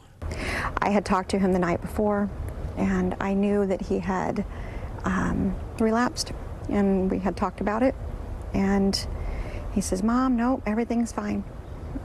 I'm going to be okay." It wasn't. After he died, there was anger, there were questions, and then moments of guilt. In many ways, Stephen's story is like so many others. His mother says after the Navy, he became addicted to pain medications, an addiction that was off and on for years. With Christmas on the horizon, Scanlon thought long and hard about her pain and how to best channel it. I cry every day. I don't have a minute that goes by that I don't think of my son, and I know that other parents who are dealing with this as well, they feel the same way. So she put her Christmas tree outside on the front lawn. She made ornaments from wood chips to remember Stephen and others lost to drugs. You are missed, and, you know, love you. Then she invited people grieving the same loss to adorn the tree. Strangers started showing up. I don't know George. I don't know Pauline. The Fullerton woman says she no longer feels alone as more and more people come together, bonding for a very difficult reason. It needs to be talked about. We have to do something. He would still be here, I think, if it wasn't for fentanyl. And he's not. And so she hopes that message resonates with others in the silence of a Christmas tree. In Fullerton, Vicky Vargas, NBC4 News. Well, not many would give a holiday gift to their ex, but for one Southern California Navy veteran, divorce doesn't matter when you're giving the gift of life. Tony Shin from our Los Angeles NBC station has more. Rosanna and I were together for 10 years, and we separated in February of 2022. Not only did his marriage recently end, but for the past 13 years, Adam Brown has been struggling with polycystic kidney disease, or PKD, a debilitating genetic disease that causes cysts to grow on kidneys. So I was in extreme pain. I'd have blood loss. I was extremely weak. I was having neuropathy in my feet where I couldn't walk. I had my right kidney was 19 pounds and my left kidney was 32 pounds, respectively. Over the years, both kidneys had to be removed, and since the spring of 2020, Adam had been relying on dialysis. And I go 3 times a week for 4 hours each session to have my blood cleaned. While they were together, Rosanna tried to donate a kidney to Adam, but she wasn't his blood type. So they entered a program at Loma Linda University Medical Center called Daisy Chain. That's where 2 donors match 2 recipients, and they trade kidneys to help each other's loved ones. I actually had given her, like, we've talked, and I said, hey, you're not obligated to donate your kidney anymore because we're not together. And for Rosanna, a 22-year Navy veteran, it was an easy choice. I joined the military when I was 17, so basically my entire life has been dedicated to saving people. So, you know, this is one chance that I get to save my best friend, and I absolutely would take it. And then when I tell people, oh, I'm donating my kidney, and they're like, oh, who are you giving it to? And I'm like, my ex-husband. We always get that weird reaction where people are like, ooh,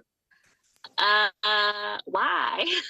Recently, doctors found a match, and in November, Rosanna and another person exchanged kidneys, donating one to Adam and donating Rosanna's to another recipient. The person who donates knows that forever that they have alter someone else's life moving forward in terms of improving their life quality as well. So I think it's pretty incredible. It's also incredible that a divorce didn't stop an ex-wife from giving her ex-husband a precious gift he will always be grateful for. And it was the most selfless act that anyone's ever done for me. Tony Shin, NBC4 News. I'm Aaron Gilchrist. And I'm Joe Fryer. You're watching NBC News Daily.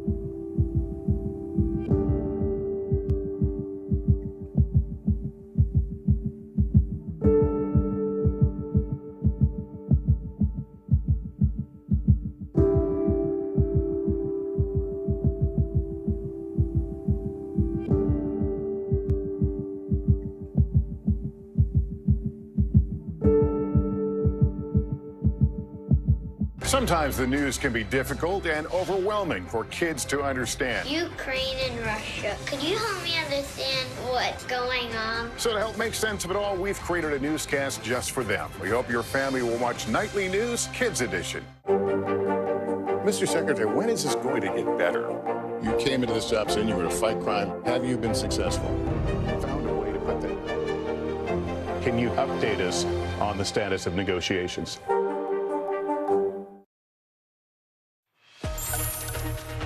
Hi, everybody. I'm Aaron Gilchrist. I'm Joe Fryer in for Kate Snow. NBC News Daily starts right now.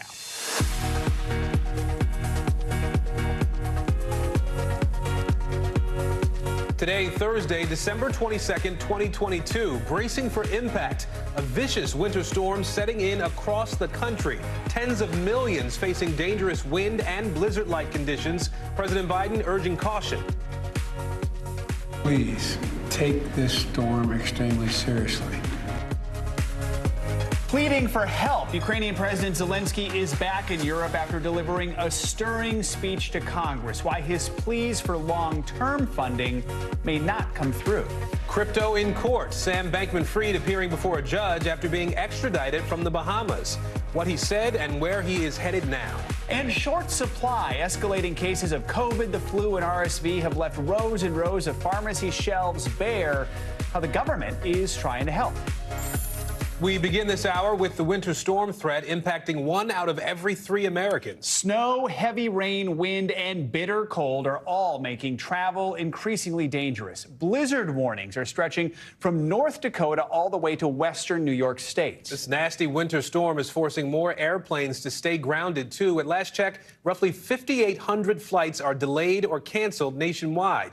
Now, if you're still planning on flying, you want to take a look at this board we're about to show you here. Look at this. 7 cities you need to see that are the most likely to see problems in the air tonight. Some of these are home to America's biggest airports. This could also be the coldest Christmas in decades. 143 million Americans are under wind chill alerts. At Denver International Airport, the snow is really blowing. Get this, on Wednesday, temps there dropped 30 degrees in just 15 minutes. Wow. Meteorologist Bill Cairns is tracking the storm for us. Shaquille Brewster has a look at road conditions. We want to start with Dasha Burns at Newark Liberty International Airport in New Jersey today. So, Dasha, you are at one of the busiest airports in this country. How are things going? Are flights staying on time there? In short, Aaron, no. The flight board right now is showing more and more delays by the hour here. And at the same time, the crowds here are building up. Look, this storm is moving into the New Jersey, New York City area right now in the form of heavy rain. That's only going to get worse tonight into tomorrow. We're going to see heavy wind here as well, flood watches, all as the travel levels are hitting pre-pandemic levels. Look, the authorities here at Newark say that they're expecting travel at this airport to actually exceed 2019 levels between now and January 2nd. They're expecting around 11 million people coming through the tri-state area's airports, their tunnels, and their bridges. Again, it's airports, but it's also on the roads. And the folks who are meeting here are very worried about getting where they need to be on Christmas. Take a listen to just a little bit of what we heard.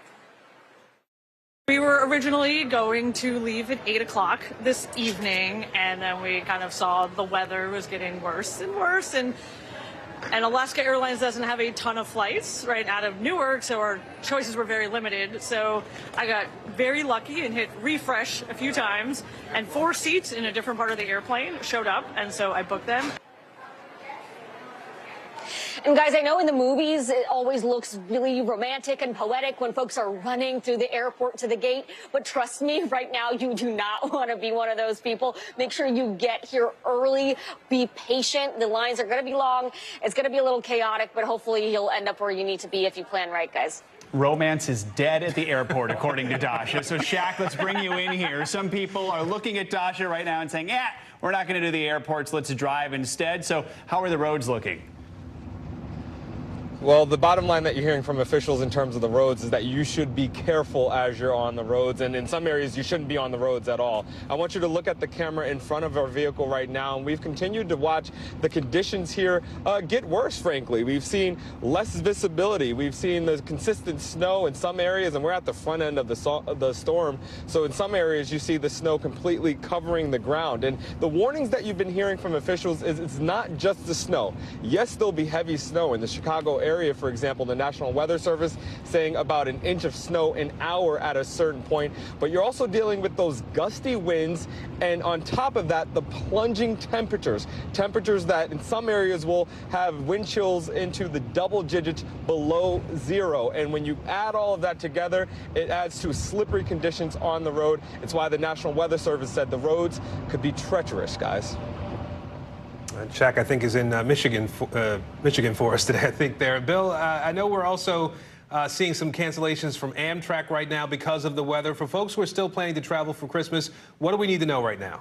Well, you need to know you're going to be in this Arctic plunge that's moving across the country. That's one. And then two, you need to know if you're going to be driving in snow or have to deal with flash freeze conditions. So as far as the wind chills go, how about these numbers? 50 states, or almost every state, is going to have a wind chill at one point of below 32. And as far as the number of people that are going to go below zero, 46 separate states. So there's just so many people that we're including in this. And the biggest concern from here on out, and besides the flash freeze and the wind chills, is going to be the high winds. As our storm really begins to strengthen, you probably heard the term bomb cyclone. That's where we're going to get the winds tonight, and then especially tomorrow and the Saturday morning. Look at Buffalo, now predicting a 72-mile-per-hour maximum wind gust. That's enough to do some structural damage out there. So that's an issue. Power outages, northern portions of New England. The snow totals only off the lakes will be the highest, but Buffalo is saying they could get 30 to 36 inches of snow. So if you want to talk about crippling and historic event, that's more western New York, the Buffalo area. The rest of the region, you just have to make it until Saturday, and things will begin to improve. All right, thank you, Bill Cairns and Shaq Brewster, who is in Indiana. Stay safe. Ukrainian President Volodymyr Zelensky is back in Europe now. That's after his historic visit to the U.S. Zelensky met with President Biden and spoke to members of Congress yesterday. He also today met with his Polish counterpart to discuss strategic partnerships for next year.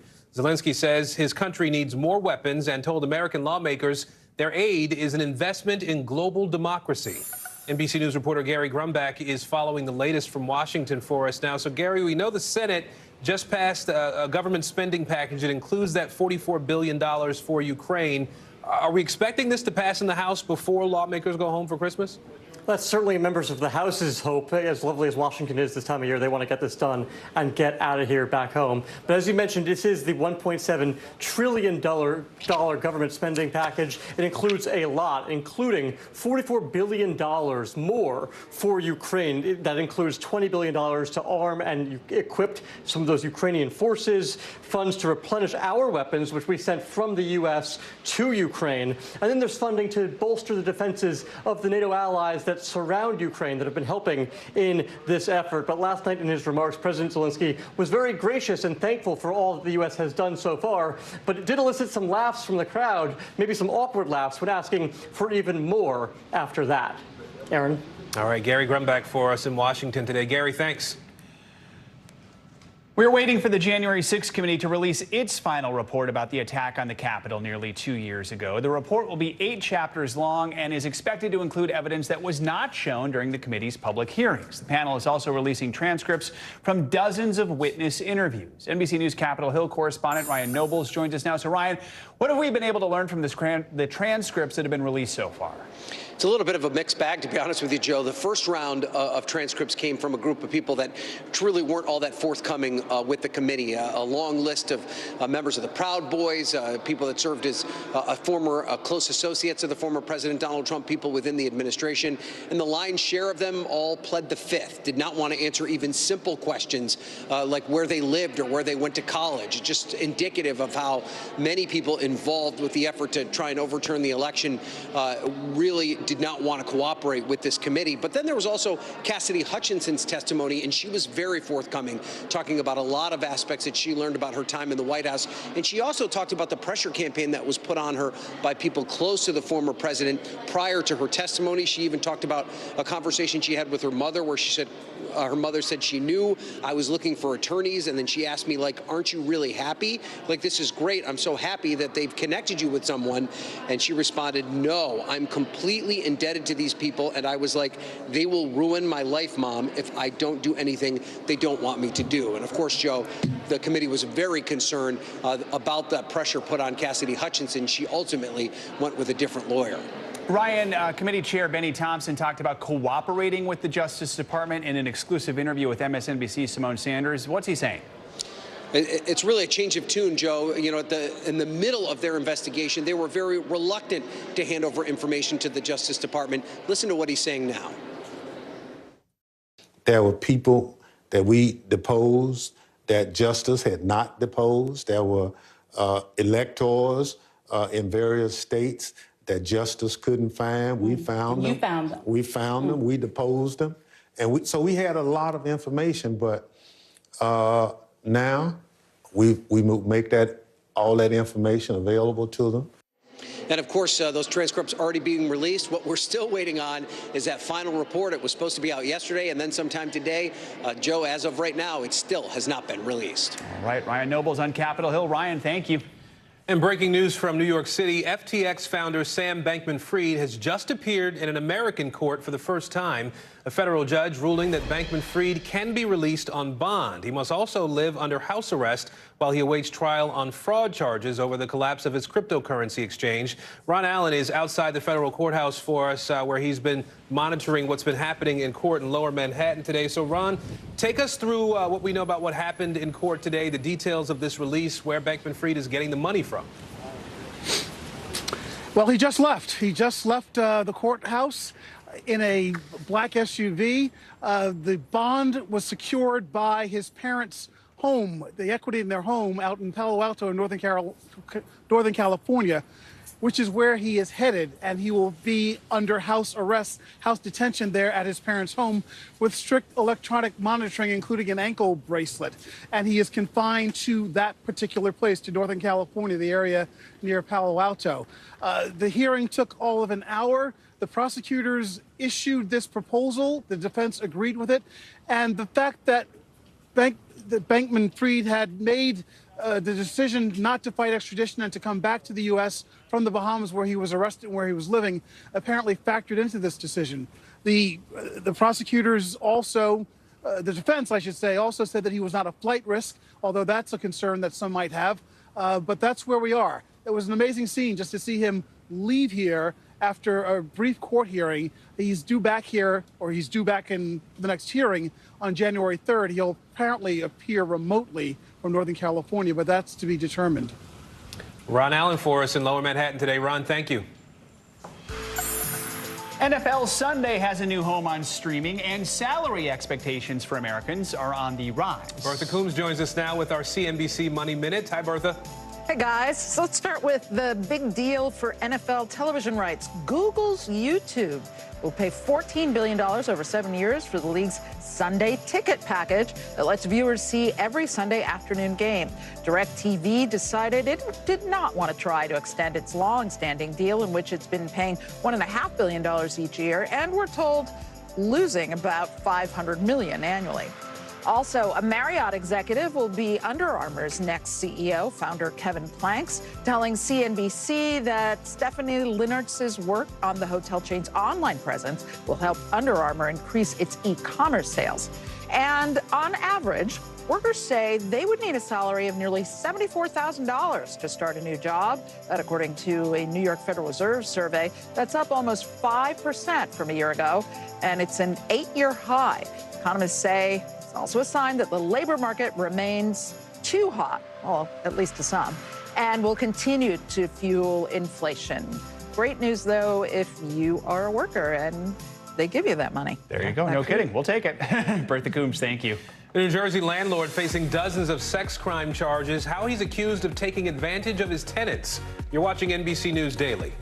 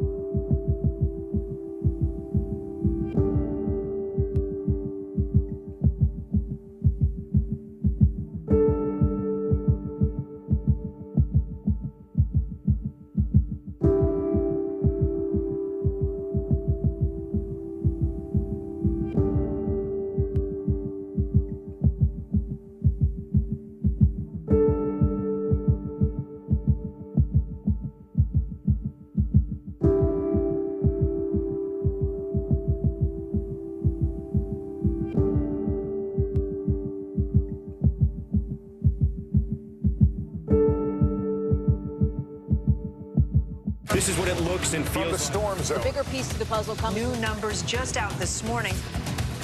Good evening. We begin tonight with breaking news just coming in. We begin this hour with the latest developments. We're coming on the air with some shakeups big time on Capitol Hill. How much water ultimately will be forced inland? Whenever it happens, wherever you are, NBC News, streaming free now.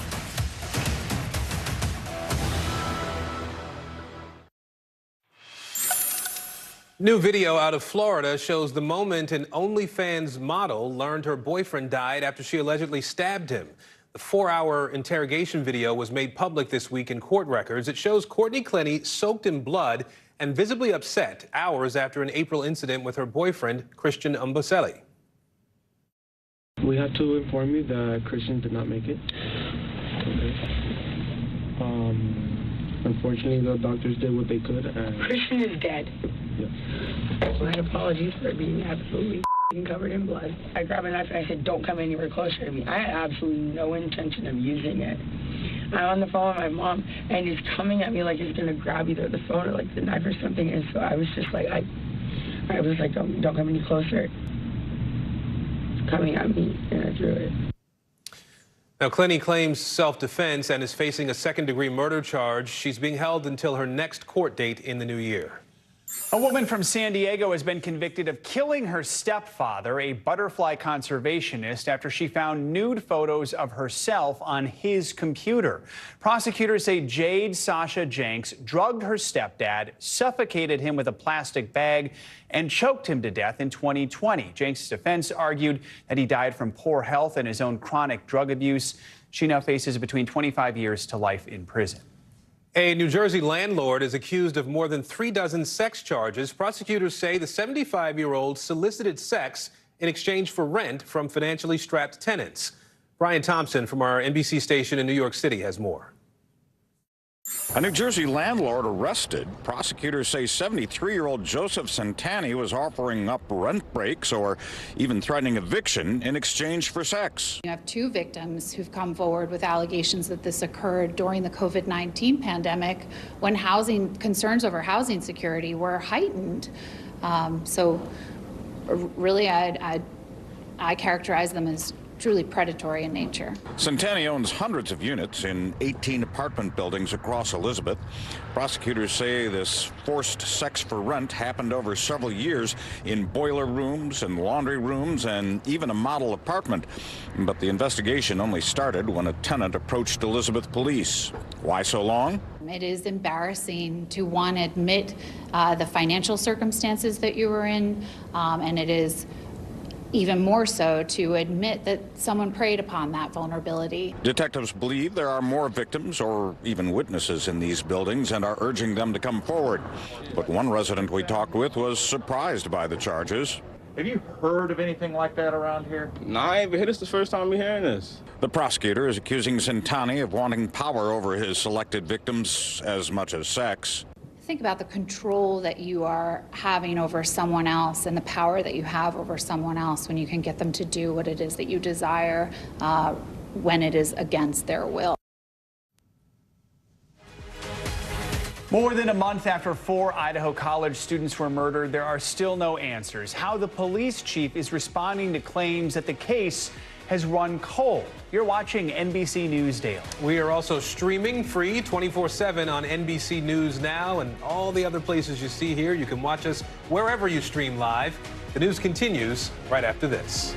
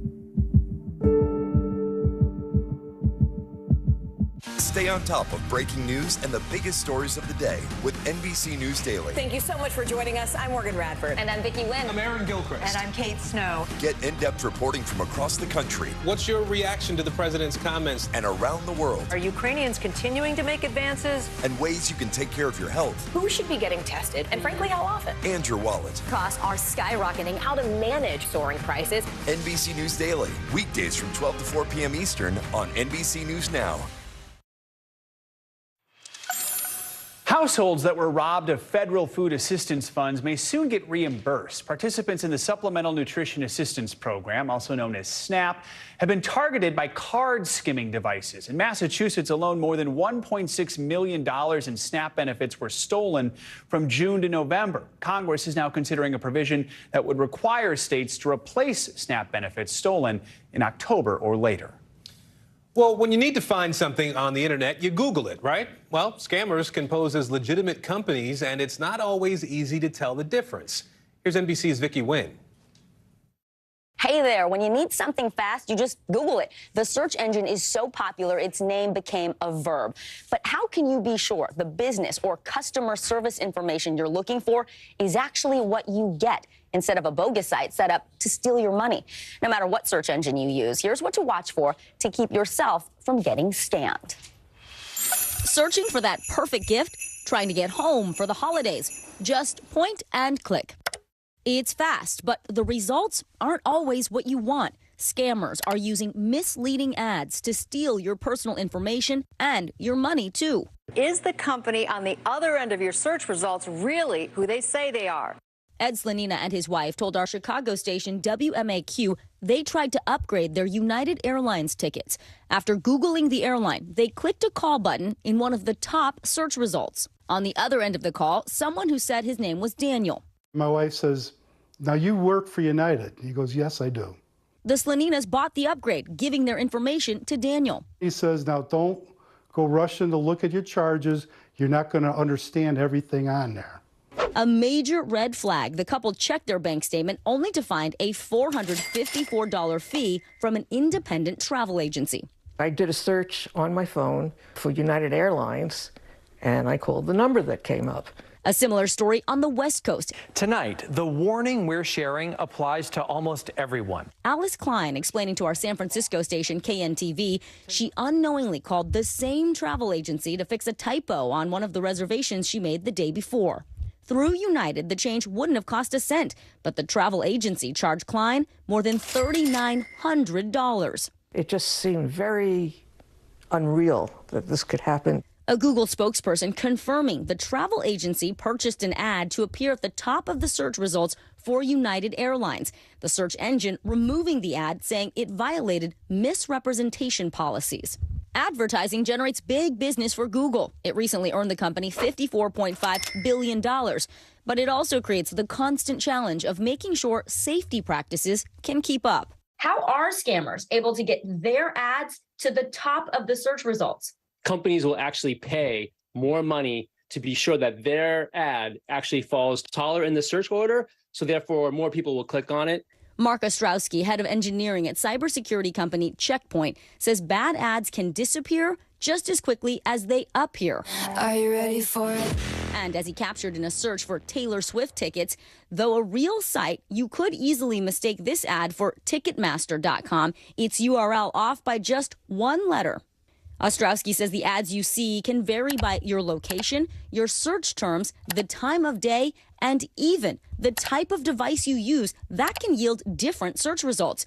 He shows us a recording of a search he did on his phone using the term United Airlines. The first 3 sponsored ads that I got were actually not directly United Airlines. But the same search on his computer? The first ad is actually United Airlines. In October, Google announced ads will now feature clearer labels in the top left corner. And on mobile devices, they'll include the word sponsored in bold black text. Do you think there is more responsibility on the part of the internet search provider? There's just so many searches that happen every single day, and there's so many people advertising. It's inevitable that some of them are going to get through.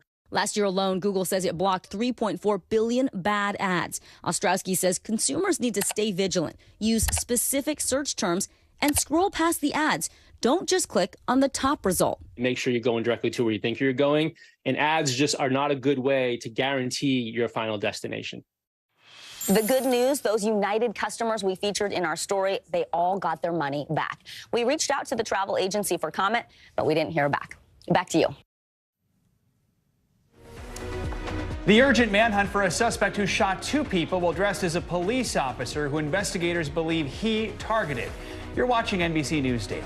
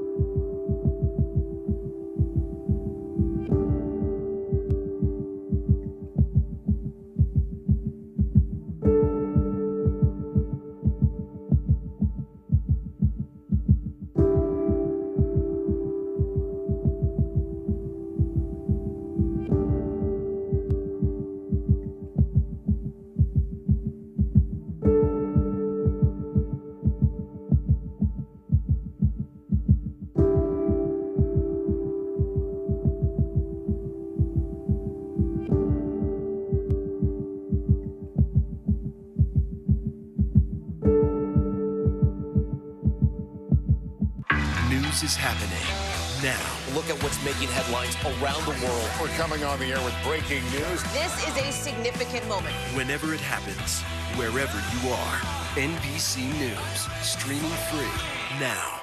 Sometimes the news can be difficult and overwhelming for kids to understand. Ukraine and Russia. Could you help me understand what's going on? So to help make sense of it all, we've created a newscast just for them. We hope your family will watch Nightly News Kids Edition. Bottom of the hour now. Here are some of the stories making headlines on NBC News Daily. Washington, D.C. police are searching for a man who they say impersonated an officer and shot 2 people at a youth facility. Authorities say the men entered that facility on Tuesday with a fake badge and claimed that he was there to serve a warrant.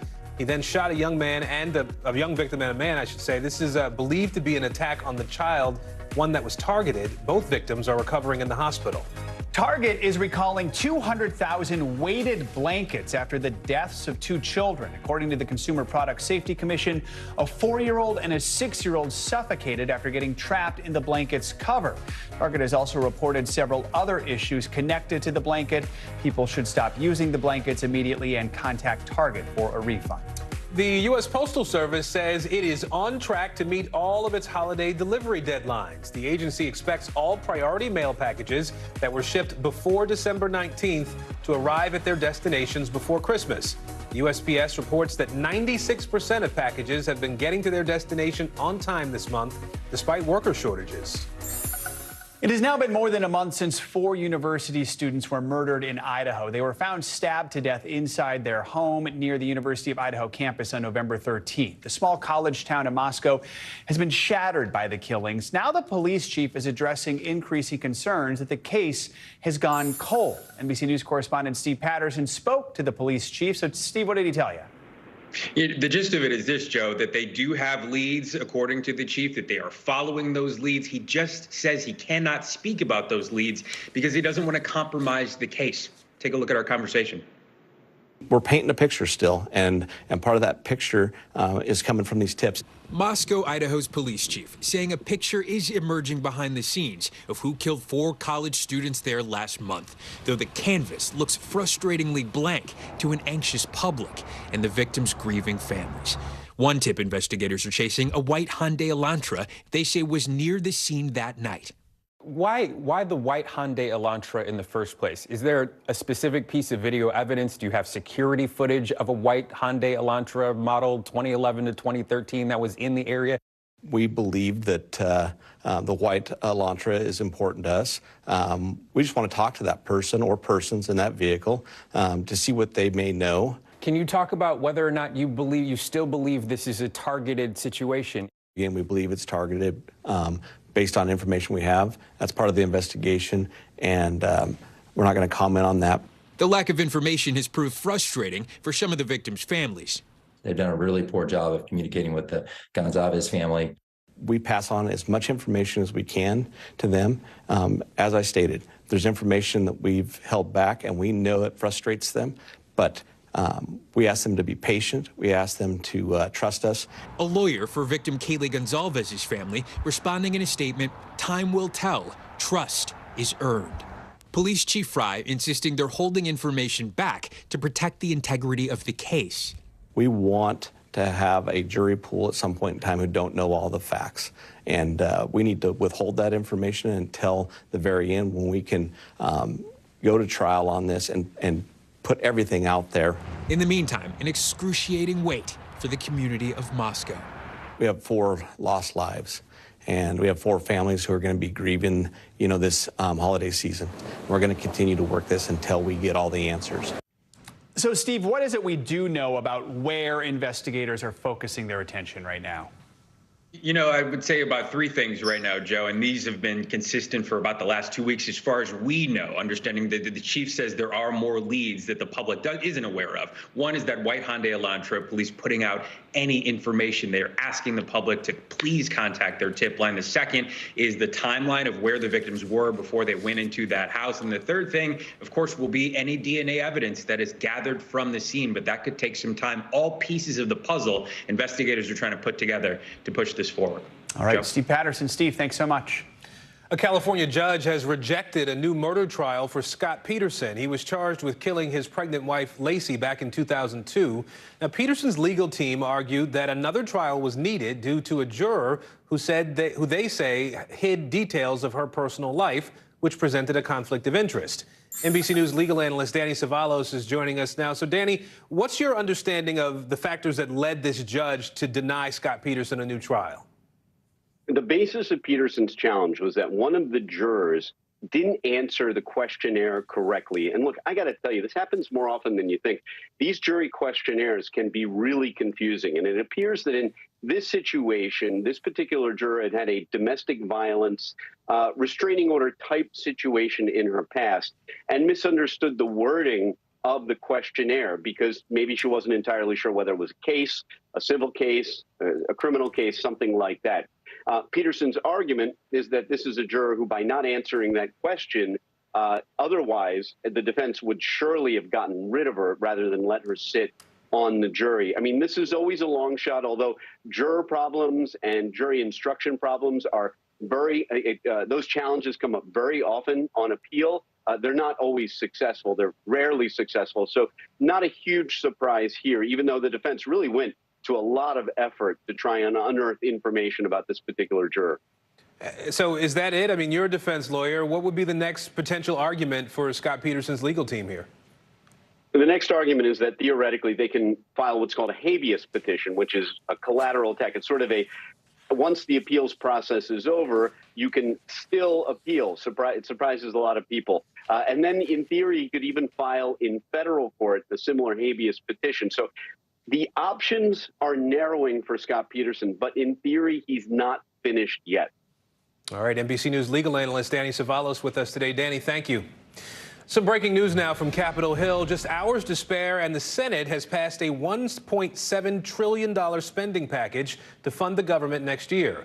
Over the last few hours, senators voted on a series of amendments to pass this bill before tomorrow's deadline. NBC News Capitol Hill correspondent Ali Vitale is joining us now. So, Ali, what ultimately ended up in this package?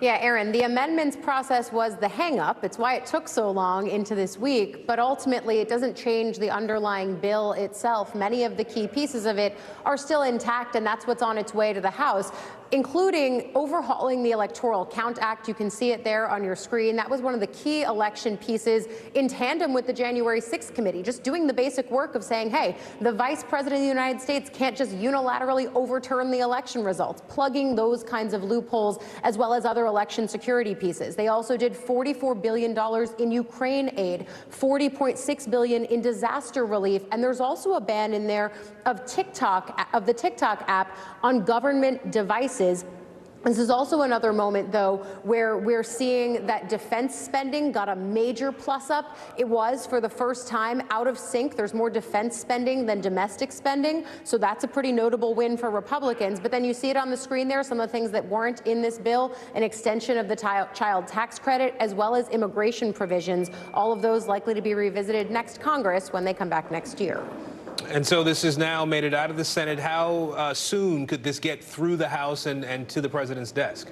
Yeah, you can feel the mood here. They want to get this done as soon as possible, but it's still going to be either late into tonight for the House or potentially tomorrow morning. That's the thing we're still asking our sources about. And frankly, lawmakers are asking each other because they would like to get out of here for the holidays as well. All right, Ali Vitale for us in Washington today. Ali, thank you.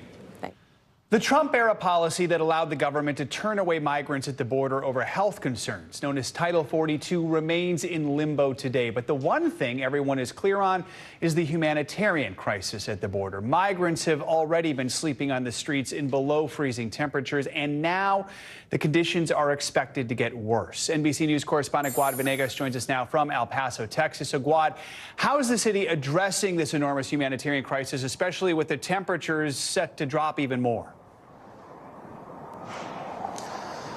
Joe, the temperatures are going to be dropping into the 20s. With the wind chill, it's supposed to be even colder. I can feel the wind right now, and it is really cold.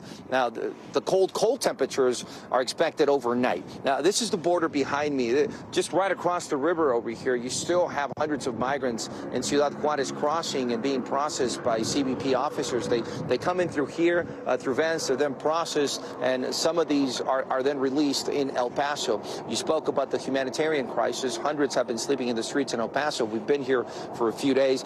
There was an emergency declaration, and we know that more shelters opened. In fact, we spoke with local authorities, and they showed us one of these shelters where they're offering beds. This was set up inside the convention center. In fact, there was a festival that was going to be held there in a few days. That's been canceled by the city as they scramble to offer places for these migrants to sleep. Here's the emergency management individual that runs this for the city speaking to us yesterday. We have hundreds for space right now. We have potential to expand. Fortunately, the current placement of the convention center is very close to where we're seeing a lot of the congregation. So we'll be able to guide them here. Now, here's something that as we speak to migrants, we're sort of trying to figure out. The migrants that are going through an asylum process, that are released and need shelter, eventually want to get to other parts of the U.S., have a document. They've received a document, and these are the migrants that are going to the shelters. But the reality is that a lot of those sleeping on the streets tell me they are undocumented migrants that cross the border not by turning themselves into CBP, but instead using other parts of the fence to enter the United States illegally, and they are now in the city of El Paso. So that's a humanitarian crisis because many of them are sleeping on the streets. They tell me they have not found a place where they can go inside overnight. Most of them don't know how cold it's going to get. So as we've been doing our work, we've also been telling migrants they need to prepare however they can because the temperatures are going to drop into the 20s tonight. And most of the people here have never experienced that kind of temperature, and they don't know how cold it's going to get. So that's the humanitarian crisis that still exists. Right now, there's people set up a few blocks, and they're ready to sleep there tonight, Joe. Guad, looking ahead, I mean, once Title 42 is lifted, the number of migrants crossing the border each day is expected to multiply on top of what we're seeing now. What is it you are hearing from people who are waiting to cross? Well, Joe, as I speak with migrants here at the border, and weeks ago, I was doing some more reporting down south in Mexico, even months before, and the migrants will tell you that they don't understand policy, they don't understand immigration policy, and the reality is that whether Title 42 is in place or if it's lifted, that's not going to change the migrants' intention. The migrants continue traveling through Mexico, and they're making their way to the U.S.-Mexico border, and whether Title 42 remains in place, that's not really going to stop them, because they tell me they have no other options. The migrants that are lining up here, they tell me, well, I don't really understand. I think something's going to change that is going to make it easier for me to seek asylum in the U.S., but I don't really know what's going to happen. So I think we need to understand that this is something that is going to keep happening, because you have tens of thousands traveling through Mexico. So are migrants that come from Venezuela, Nicaragua, they come from Cuba, from Peru, from countries that have been going through economic difficulty. So that's something we have to keep in mind as we manage the situation here at the border, Joe. All right, Guad Venegas reporting from El Paso. Guad, thank you. The tridemic medicine shortage has parents scrambling to find ways to treat their kids. We're going to show you how to deal with the short supply. More NBC News Daily right after this.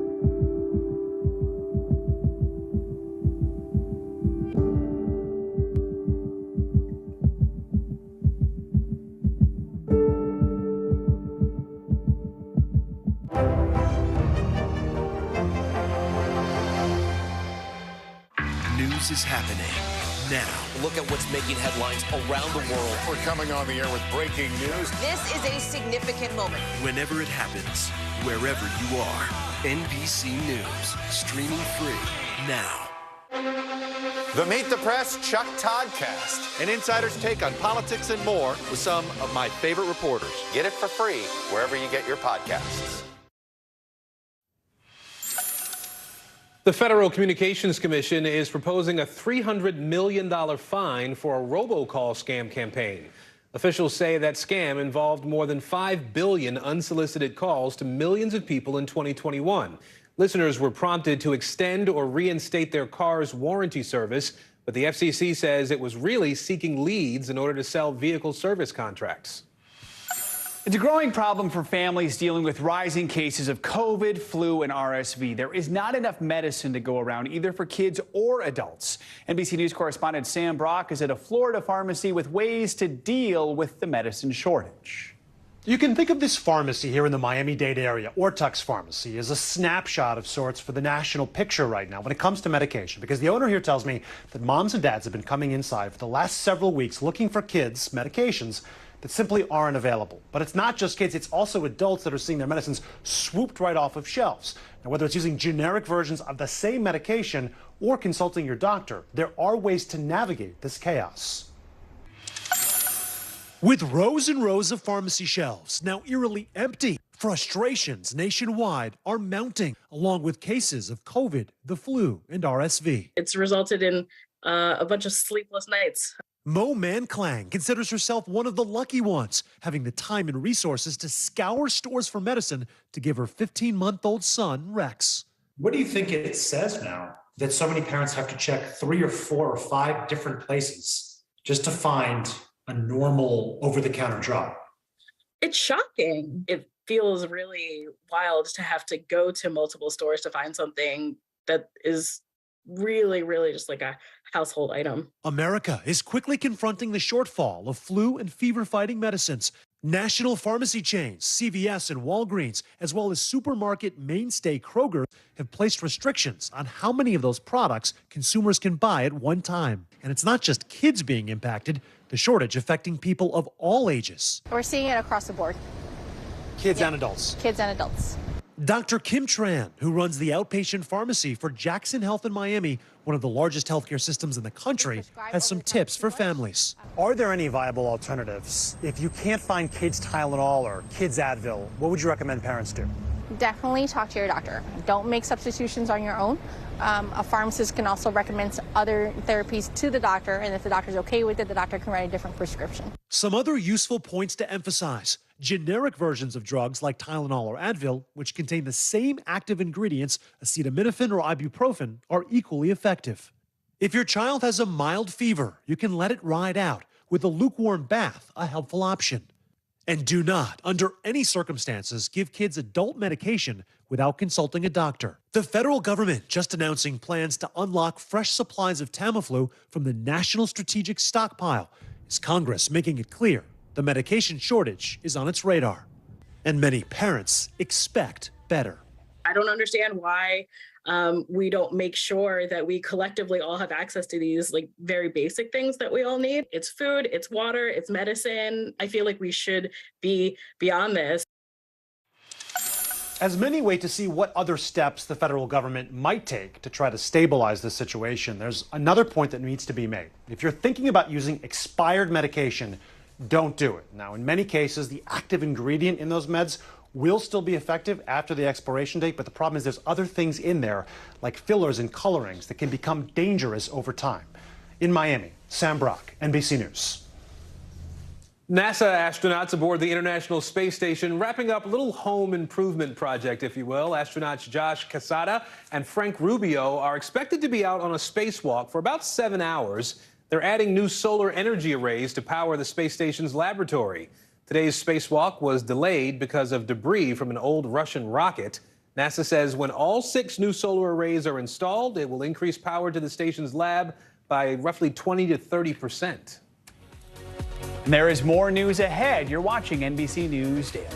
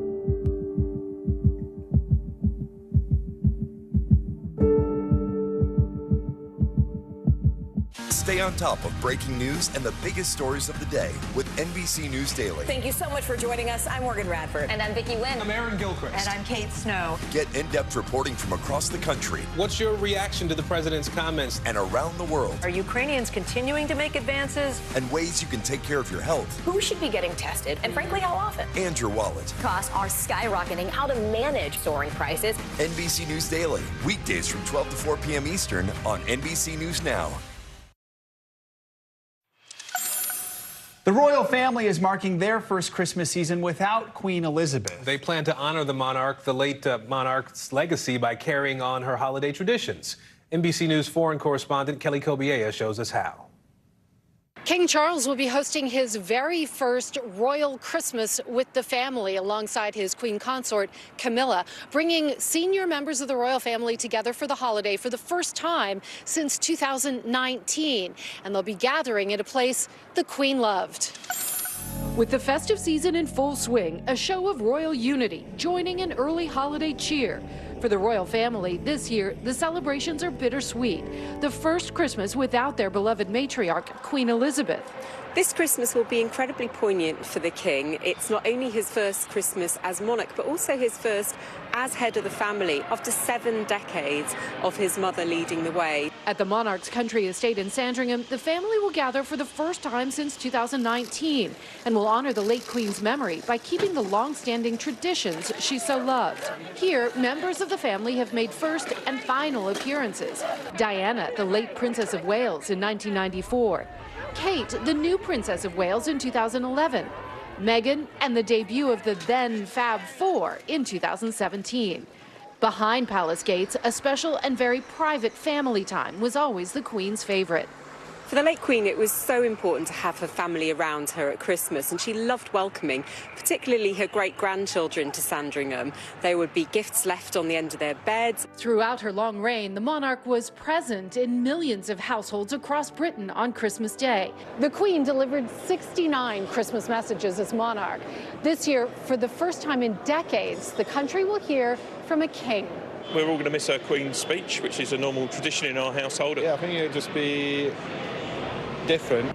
The new king expected to focus on his mother's long life of service in his first Christmas address. In private, memories to cherish. The very fact that the family are gathering in such large numbers in a place that meant so much to the late Queen will really honour her memory, and they will, of course, be sharing so many happy memories of time spent with her over the years. Prince Harry, Meghan, and their children, Archie and Lilibet, will stay home in California for the holiday. Harry talked about Christmases past with the royal family in the couple's Netflix docuseries. You know, Sandringham, I have such happy memories of Sandringham. That was where we spent every Christmas. His father, King Charles, now hosting his first Christmas as monarch and looking ahead to his coronation in May. And Buckingham Palace announced today another big celebration for next year. The Trooping the Color, the official birthday parade for the monarch, will be held in mid-June, just 42 days after the coronation. Here are some of the other stories trending right now. British pop singer Rex Orange County is no longer facing sexual assault charges. The 24-year-old singer tweeted this morning that the charges were dropped because of a lack of evidence. He had been charged with 6 counts of sexual assault that were reported to have taken place with one woman in June of 2021, with the trial slated to take place next year. Pop star Justin Bieber is nearing a deal to sell the rights to his music, according to the Wall Street Journal. The deal is worth about $200 million. The buyer is Hypnosis Songs Capital, a British investment firm. They also bought the rights to some of Justin Timberlake's music back in May. A Chick-fil-A franchisee in North Carolina has been fined for illegally paying workers with food instead of money. Labor Department investigators found that management at that restaurant was paying workers with meal vouchers. They say the Chick-fil-A also had underage workers operating dangerous machinery. The franchise is being forced to pay $6,000 in fines and make their employees whole with actual money. And a very eventful city council meeting in Fort Lauderdale, Florida. Take a look. Good evening, council peoples. You may call me Mistress. A dominatrix showed up to government meeting demanding public funding for a facility to perform her services. The city is currently reviewing a nearly $1 million contract for a waste procession plant. That's money that she says could be put to better use. We're just going to pause for a moment, blurt out whatever is on your mind right now at home. You do it, I won't. Get it out of your system. We don't want to get fired. And there it is. There you go. I'm Joe Fryer. And I'm Aaron Gilchrist. You're watching NBC News Daily. We're also streaming free 24/7 on NBC News Now. You can watch us wherever you stream live. The news continues after this.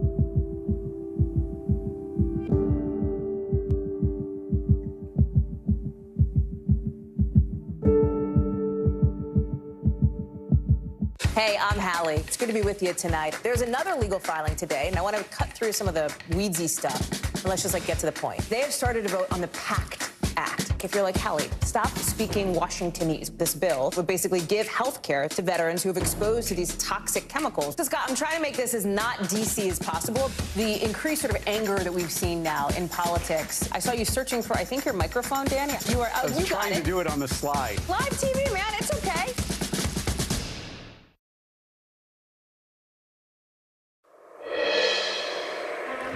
If it's Thursday, breakthroughs, bombshells, and Biden. It's been a day of action in Washington, at the White House, and in Congress as leaders in both parties navigate a series of storms, literally and figuratively.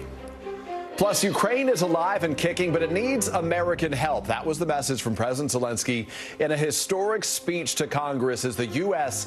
prepares to send more money and more weapons to the front lines. And Americans across the country are battling a triple threat of illness from COVID, flu, and RSV. How to face a season of sickness with one of the top medical experts in the country.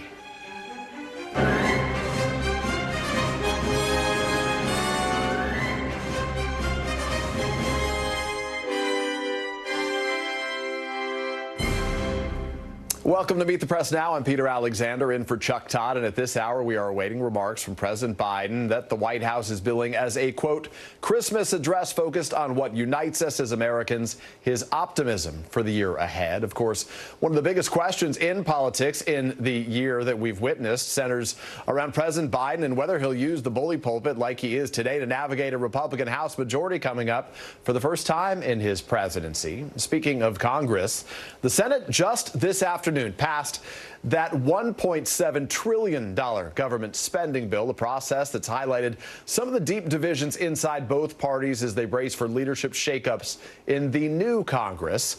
It's now going through some administrative hoops in the House, where it is expected to pass later this day. Here's Senator Chuck Schumer sending the bill to the House and sending the Senate to the airport to make their holiday flights just before the vote. This is one of the most significant appropriations packages we have done in a very long time. The range of people it helps is large and deep. After a lot of hard work and compromise, the Senate is funding the government with an aggressive investment in American families, workers, and national defense. This will be the last roll call vote. A Merry Christmas, a Happy New Year to one and all. As we follow developments today with President Biden and Congress, we're also tracking developments tied to the former president, Donald Trump. Right now, we're standing by for the January 6th committee to release its final report that was originally scheduled to drop yesterday. We were expecting it earlier today. We are told that it could come at any minute, and if that happens, we'll be ready. The January 6th committee has released a number of deposition transcripts from various figures in former President Trump's orbit, including a former top White House aide, Cassidy Hutchinson.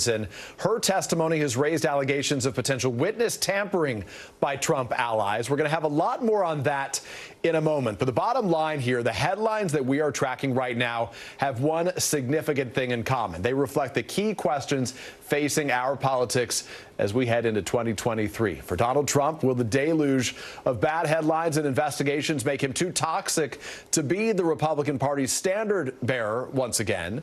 For President Biden, will he find a way to continue his string of accomplishments and settle on a new list of priorities for 2023? And for Congress, will this ugly spending bill fight be a preview of the interchamber and inter-party quarreling to come when Republicans take control of the House just a couple of weeks away? NBC's Sahil Kapoor is on Capitol Hill for us. NBC's Gary Grumbach is outside the White House as we anticipate the president's remarks. And NBC's Ken Delanian is watching the latest with the January 6th committee. Sahil, let me get to you quickly. A lot of back and forth, some concerns this wouldn't happen at all. And all of a sudden you got a $1.7 trillion omnibus that looks like it could happen before the end of this day. How did we get here? Well, Peter, the Senate did pass by an overwhelming bipartisan vote the $1.7 trillion omnibus spending bill. The final vote was 68 to 29, winning over more than enough Republicans to clear a filibuster and move forward. It now goes over to the House, which is expected to pass it. How did we get here? This is a product of months of negotiations between Democrats and a group of Senate Republicans, including Mitch McConnell, who were willing to play ball on this. The reason Republicans were willing to do this deal and provide the votes is that they got a boost in military spending above domestic discretionary spending. That was a big carrot for them. It breaks that Democratic demand of parity between the military and non-military budgets that they've insisted on for years. The bill also includes a major rewrite of the Electoral Count Act, that 1887 law that former President Trump and his allies tried to exploit to keep him in power, even though he lost the 2020 presidential election. Essentially, what this new provision in this omnibus bill does is it looks at all the things that Trump and his allies tried to do and tightens those loopholes, closes them, so it makes clear the vice president, doesn't have any power whatsoever to discount electoral votes. It raises the threshold to object from one member of the House and Senate to 1/5 of each chamber. Just those two things would have prevented January 6th if they were law. And in addition, of course, there's $45 billion in Ukraine aid, which, not ironically, not coincidentally, I should say, comes one day after President Volodymyr Zelensky spoke to Congress. So how did it happen? There was enough willingness in Congress to get it done, but these are the closing days of the Democratic trifecta. Next year, it's House Republicans in charge of that chamber, and it's going to be an entirely different ballgame, Peter. And that's really the story. The three-word question, I think, right now is, can they govern, right? All of a sudden, you're going to have the House Republican Speaker, likely Kevin McCarthy right now. You've talked on the Senate side to Mitch McConnell recently. Was this omnibus process sort of a preview of what sorts of fighting and flashpoints we could see coming up in the new Congress?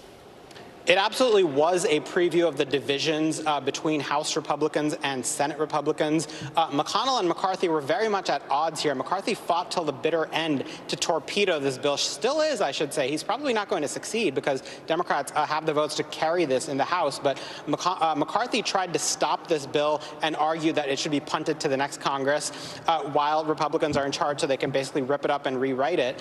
And McConnell had other ideas. Now, McCarthy, it's not even clear clear he can get elected Speaker at this point. That's the most basic thing you need to do before you organize the House of Representatives. And that fight, Peter, more than anything else, is an indication of how challenging it's going to be for House Republicans to govern. Not only do they have this wafer-thin majority that would be difficult under any circumstances, they're also facing down a Democratic Senate, a Democratic president, who are not going to go along with the things that the far right, which is very emboldened in the House Republican caucus, want. How McCarthy finds his way out of that dilemma remains to be seen. I did talk to Mitch McConnell, and he acknowledged these disputes, these disagreements that he has with McCarthy, and he said McCarthy has, quote, a difficult hand to play.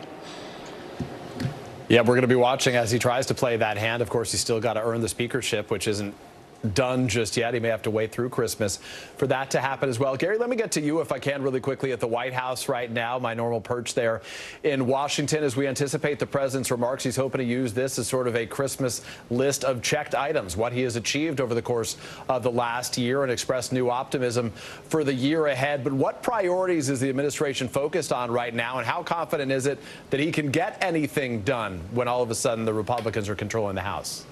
Yeah, don't call it a victory lap. That's what we're told this speech is not going to be, according to sources that are telling our White House team. It's going to be much more of a celebration of the accomplishments of the past 2 years, from the Inflation Reduction Act to the Infrastructure Act. But that was the past 2 years. The next 2 years are going to look very different. It's part of because of what Sahil said. With a Republican House and a Democratic Senate, there's going to be a lot of gridlock on Capitol Hill. And so the next few years, especially next year, there's a lot of uncertainty as it relates to the investigations that are going to be going on into Hunter Biden, into Dr. Fauci. This is what all the Republicans say they're going to be doing in this next year. There's also the uncertainty of the economy and what that's going to look like. Prices have been all over the place about everything in this past year. Who knows what the next year is going to bring? And then, of course, when it comes to the Ukraine war, this is another big topic. The amount of money that we're giving to Ukraine is likely going to change dramatically in the next Congress. So there's something to look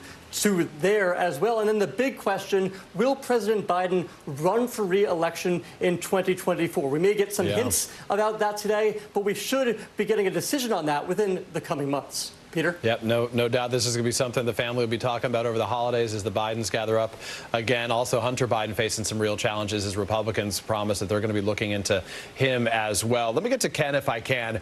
More January 6th committee documents are trickling out as we await that final report. Among them, what we're seeing right now, the transcript of Cassidy Hutchinson's interview. Obviously, she was that incredibly brave young woman who worked basically as Mark Meadows' right-hand woman, who witnessed so much taking place inside the White House and heard some of those anecdotes, some of the stories being recounted, had some of the exchanges that are so key here. What did she say, according to these transcripts, about the pressure campaign against her? Yeah, Peter, we're learning really sort of two major lines of revelations from the transcript of her full testimony, which is the extent of the efforts to influence her testimony, both from a spokesman for Mark Meadows, who, according to her, called her the day before she was due to testify and essentially said, we know you're going to do the right thing and help out the boss. And then by the lawyer that she first engaged, actually was engaged for her, a pro-Trump lawyer named Stefan Pasentino. And she says that he essentially told her that it was okay to say she didn't recall information even when she did. She painted a picture of a lawyer that was really trying to minimize and influence her testimony in a pro-Trump direction. He has now taken a leave from his law firm, although he says he did nothing wrong. And then the other major strain of revelation from this is just the extent to which she is testifying that Mark Meadows and others had conversations with Donald Trump where Trump acknowledged that he lost the election. I cannot stress how important that is for the Justice Department as they weigh a prosecution in this case, because it's one thing to have people like Bill Barr testifying that they told Trump that the allegations of fraud were bogus. Because Trump can always say, look, I disregarded that advice, and I was listening to other people like John Eastman who were telling me there was fraud. But when you have people like Mark Meadows allegedly saying that Donald Trump said, for example, on December 17th, he knows it's over, he knows he lost, but we're going to keep trying.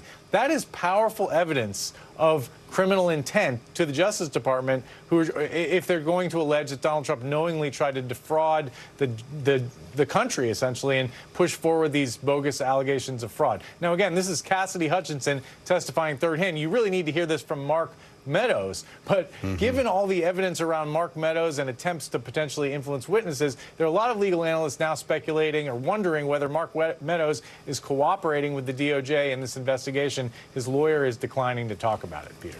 Well, there's a couple things to chew on right there, right? First, Stephan Passantino, this is the attorney that was assigned to Cassidy Hutchinson, effectively pro bono, being paid by others, reminding he was the White House ethics lawyer in the past, and he's the one who said to her, we're just going to downplay all this. You're going to claim you didn't hear anything. I don't recall. It's really remarkable if you read through this transcript. And separately, the point you make about criminal intent, that's been the real challenge for the Justice Department to this point. So there's a lot for us to keep an eye on of what just broke already, even as we await the final report.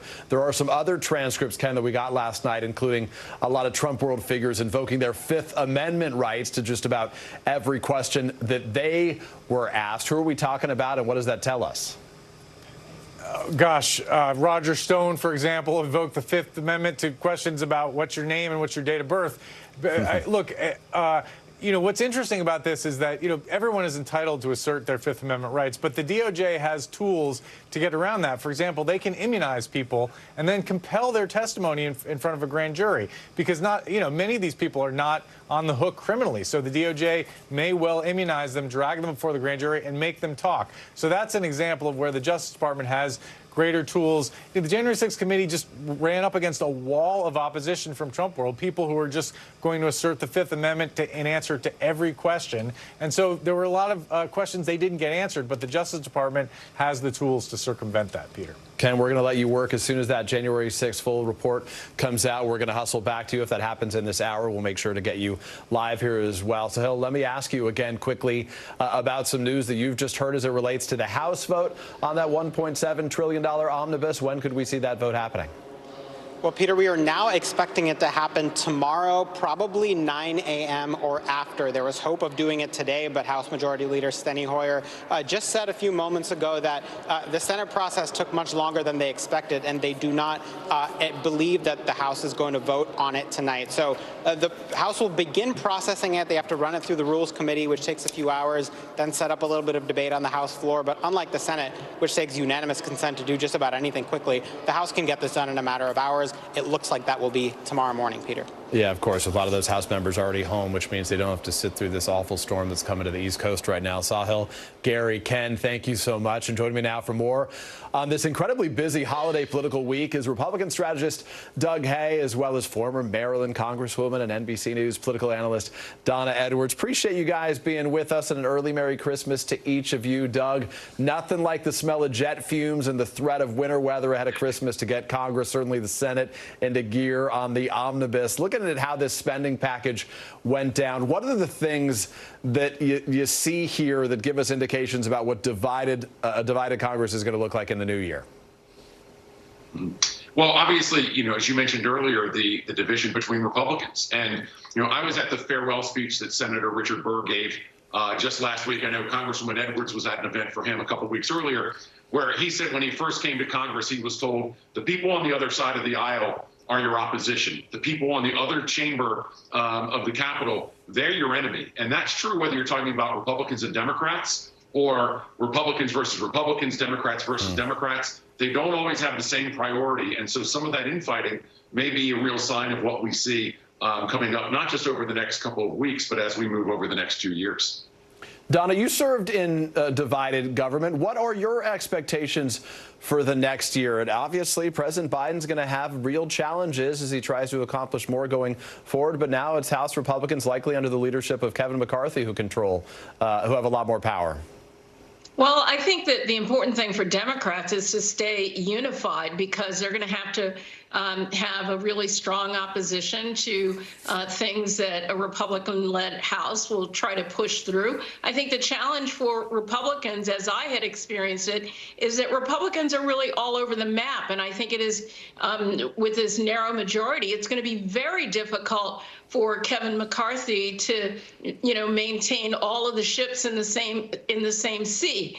And so I think it is going to be difficult on the one hand for Republicans and for Democrats just staying unified in the face of that opposition. My experience is that Democrats have been able to do that and really push the buttons of some Republicans. And what we're seeing coming out of these for these new members coming into Congress is that they are in a completely different place than the mainstream of the Republican Party, if there is still a mainstream. And Donna and Doug, as we speak to you right now, to our audience watching, you can see President Biden delivering his remarks on what they describe as the Cross Hall, right in the center of the White House residence. If he makes any news in the course of his remarks, we will share that with you. Again, he's expected to be touting many of the White House's accomplishments over the course of these last 12 months. Donna, just one more follow-up to you, if I can, though. We know the omnibus funds the government through September. We also have the debt ceiling expected to hit likely in the spring months of next year. How ugly is this going to get as we relate to that potential cliff? Well, it could be really ugly. We've seen in the past where Republicans have tried to use the debt ceiling as a cudgel, and no surprise that they'll try to do that again. And then with spending, even though spending expires on September 30th with the new fiscal year, that means that Republicans are going to have to set up their spending priorities going into an election year, and I expect that that will be difficult as well. But this debt ceiling coming up is going to be a surefire confrontation in the factions of the Republican Party. Doug, is Kevin McCarthy the next speaker? I mean, what's taken so long? I think some people will say, obviously, there's an indication of the challenges they face right now. You got Kevin McCarthy threatening to tank all Senate Republican bills in the House if they agree to the spending package, right? He's still wielding a lot of power right now, but he still doesn't have full support within his conference. Well, I think everything that he says right now should be in that context of the January 3rd vote. You know, you don't get there until you have that vote, which, as the Congresswoman knows, is one person at a time, if they're in the chamber, voting on a person by name. So there's a lot that goes on. There's a lot of drama, you know, even in votes where you know who's going to win. When we knew that John Boehner was going to win in 2013, for example, Nancy Pelosi dealt with this as well. Obviously, as Kevin McCarthy is trying to get there, right now he's demonstrating to his caucus that he's a fighter. And we can argue whether that's, you know, the best posture to make if you're the speaker or not. But that's the posture that the conference wants to see by and large. And as he's trying to go back to his old role, he has to go to his old job of being the whip to get the new job as speaker. That's what he's demonstrating right now. He's whipping them by showing what a fighter he is. And Doug, Kevin McCarthy says the House Republicans are going to take politics on the road. They're going to be holding hearings at the border, they say, as it relates to the issues over the asylum seeking, the migration crisis that we've witnessed taking there right now. Is this all to be seen through that lens as well, right? Really just to speak to the base and ultimately to some of the farthest right wings of the Republican Party?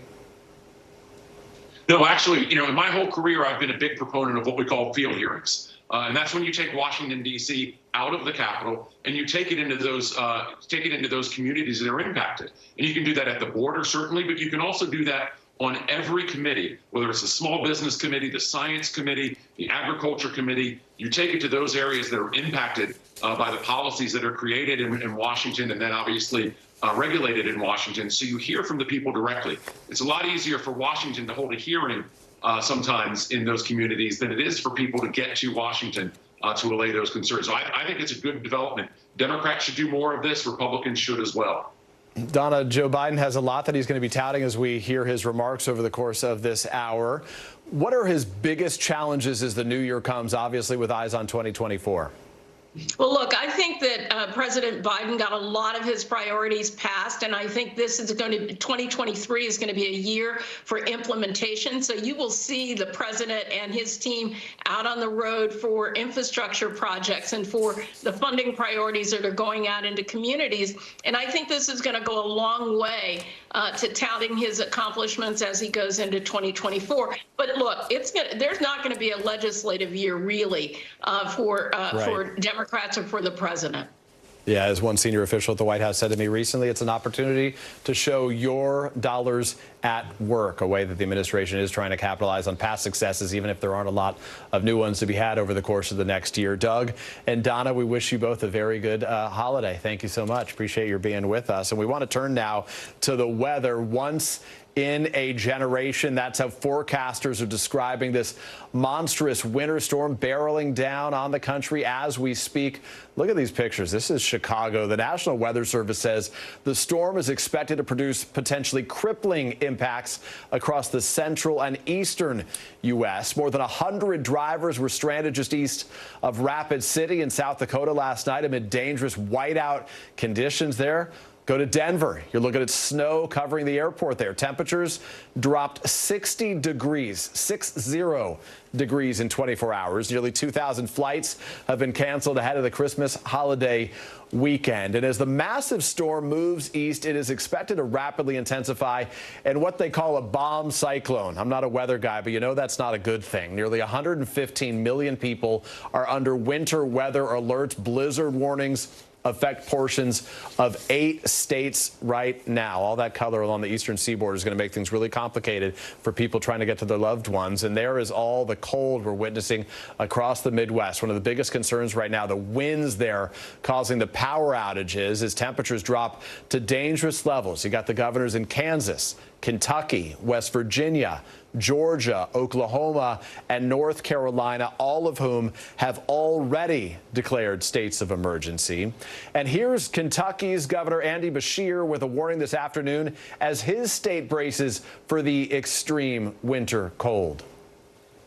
Even with all the extra stuff we do to it, won't work to prevent ice if we have certain conditions out there. So everybody expect the roads to be treacherous tonight through tomorrow, probably through most of Friday at least. I don't want to lose one person due to this cold. But folks, if we don't take it seriously, we will lose loved ones.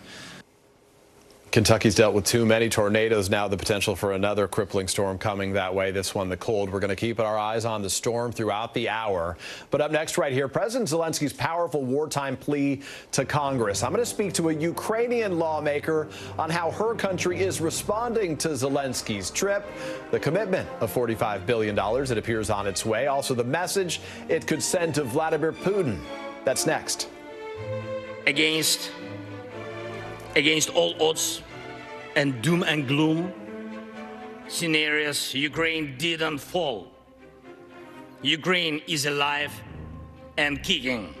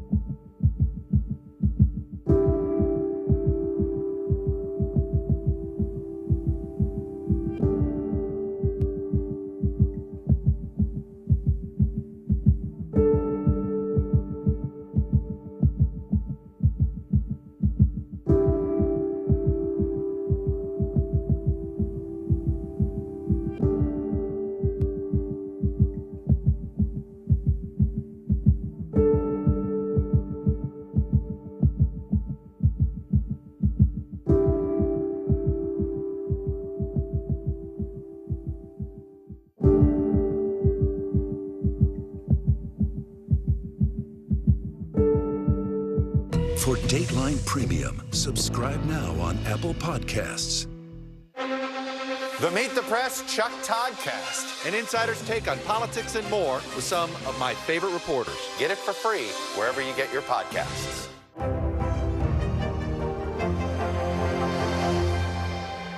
NBC News, streaming free now. For Dateline Premium, subscribe now on Apple Podcasts.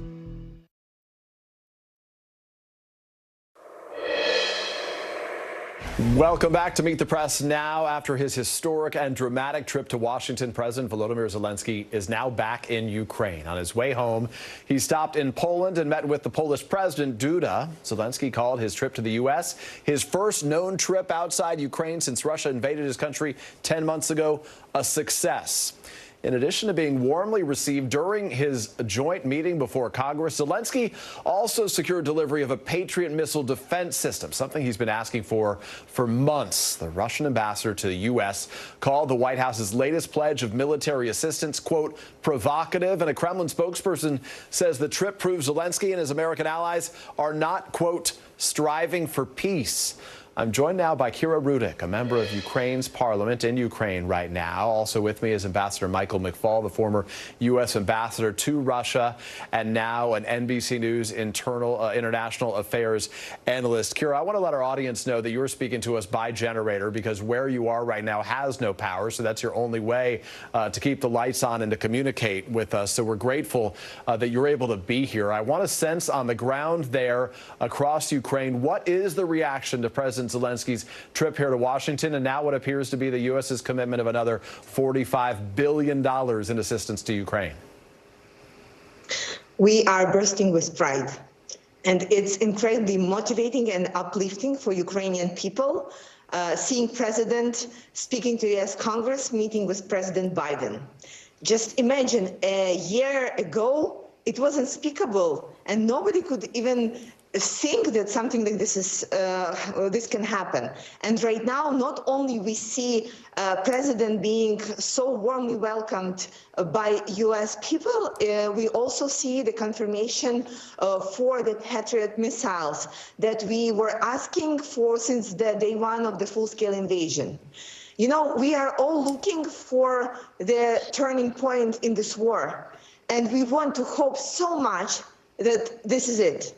Because the Patriot delivery to Ukraine is a huge symbol to all our allies that we can get these weapons and that we should receive more and more sophisticated weapons from them, defense systems that we need so badly.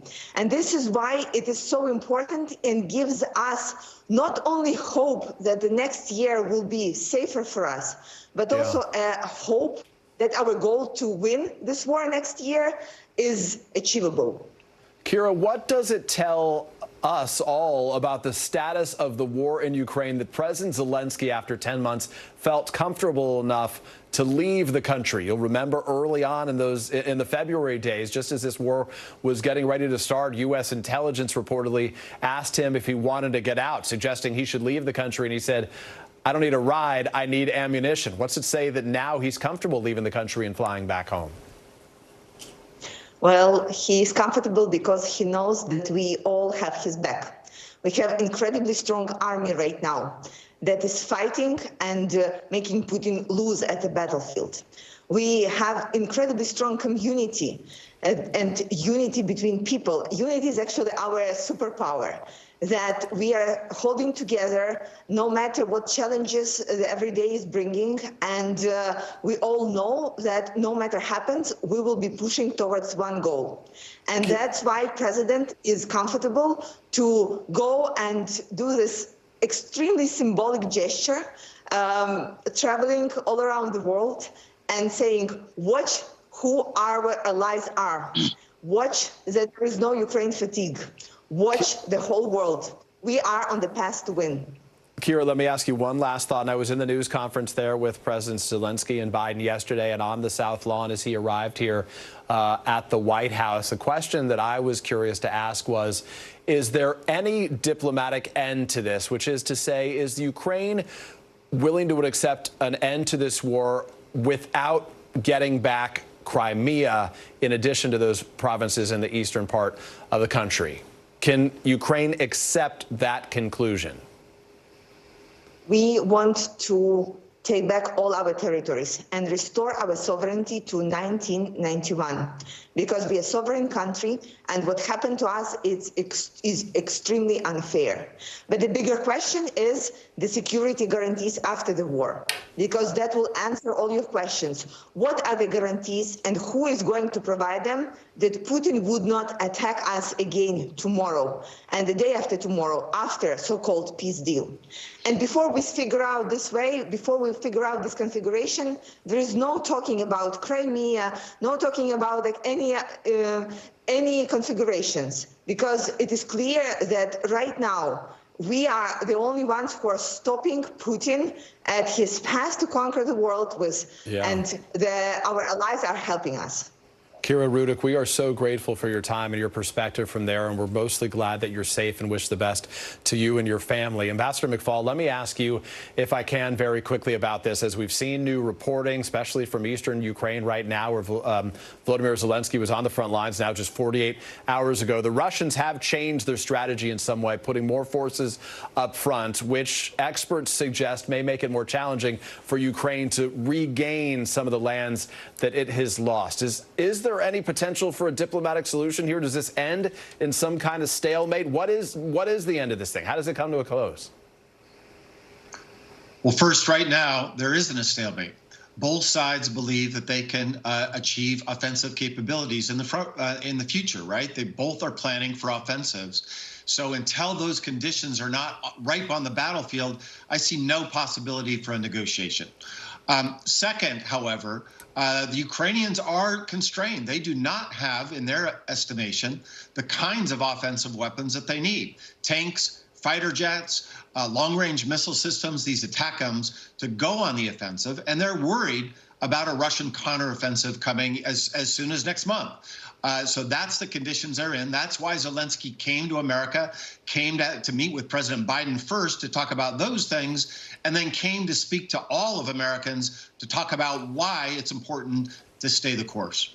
And Ambassador McFaul, as you know well, President Biden yesterday made it very clear that the U.S. is not providing those offensive capabilities. They're giving the Patriot missile defense system because, as he said, it is a defensive weapon. In his words, if Russia wants it to stop being used, they should stop attacking Ukraine. The Russian embassy, though, they called yesterday's announcement a provocative step. It was stressed that the provocative actions by the U.S. are steadily leading to an escalation, the consequences of which cannot be imagined. That was the statement that was shared from the Russian ambassador to the United States.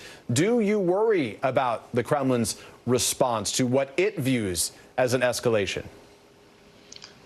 Well, of course I worry, and of course that's the job of the President of the United States and his team to worry about escalation. But we need to have data about it, right? First of all, why do they need Patriots? Because Russia is bombing their cities. When Russia wasn't bombing their cities, they didn't need Patriots. Patriots are a defensive weapon. But second, even more importantly, I think, we've heard this threat of escalation all the time. They're doing everything they can to fight the war in Ukraine. They're not constraining themselves. So why should the Ukrainians constrain themselves?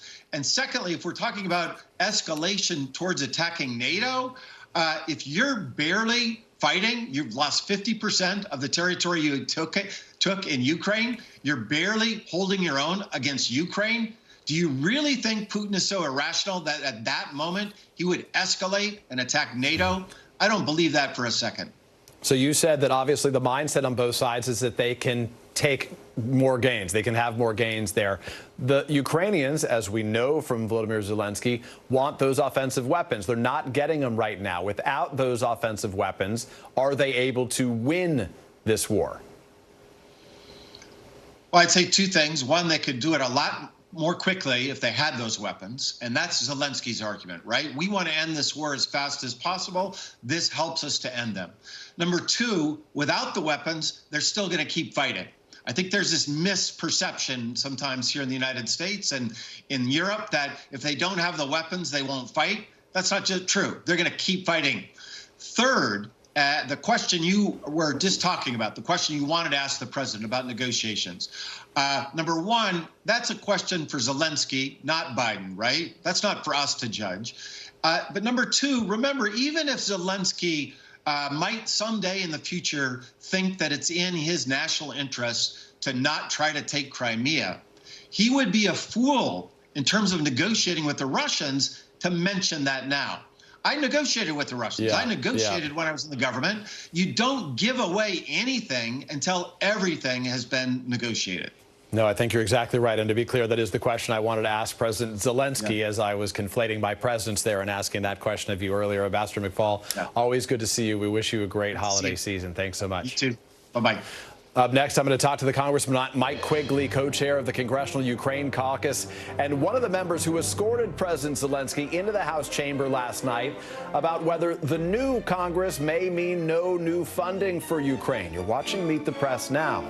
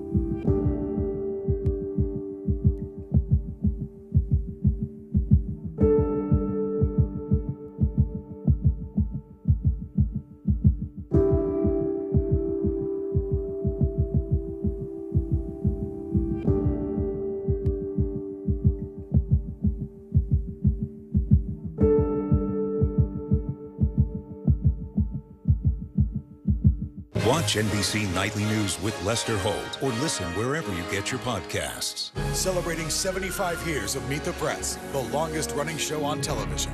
NBC News, streaming free now.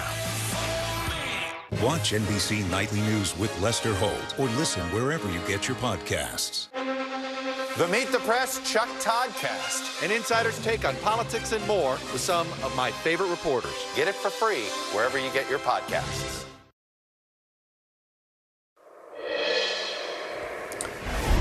Welcome back. As we mentioned a bit earlier, there is a good chance that right now you are in the midst of or certainly about to face one of the most powerful and widespread pre-Christmas winter storms in a generation. The storm is going to bring dangerously cold temperatures to roughly 143 million Americans from as far west as Colorado all the way to the East Coast. Blizzard conditions are also expected between now and Sunday for much of the upper Midwest and Northeast. The storm has already dumped several inches of snow in Wisconsin and Illinois. Those pictures from Madison earlier today. It's forced airlines to cancel more than 2,000 flights today nationwide, with additional cancellations expected again tomorrow, all during what is one of the busiest travel weeks of the year. And joining me now is the Illinois Congressman Mike Quigley, whose district includes part of the Chicago area. He's also a co-chair of the Congressional Ukraine Caucus. Congressman Quigley, having spent my college years in Chicago and having been the child of Chicagoans, I know you guys get tough winters, but this is a really messy and ugly several days that you're facing with some frigid temperatures ahead. What's it looking like outside right now?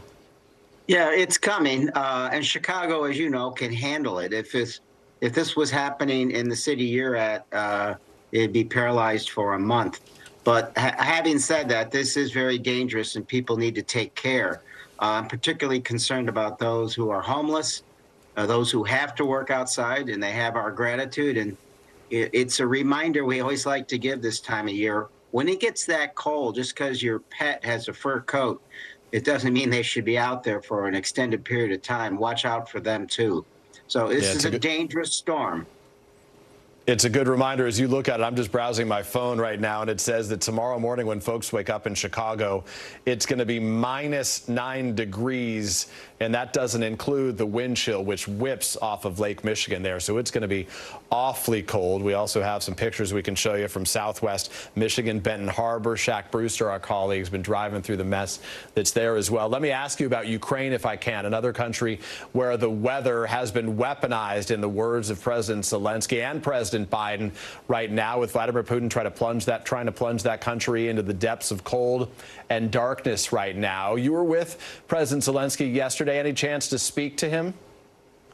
I reminded him that we spoke at length in July when I was in Kyiv about how the war was going and what Ukraine needed to move forward.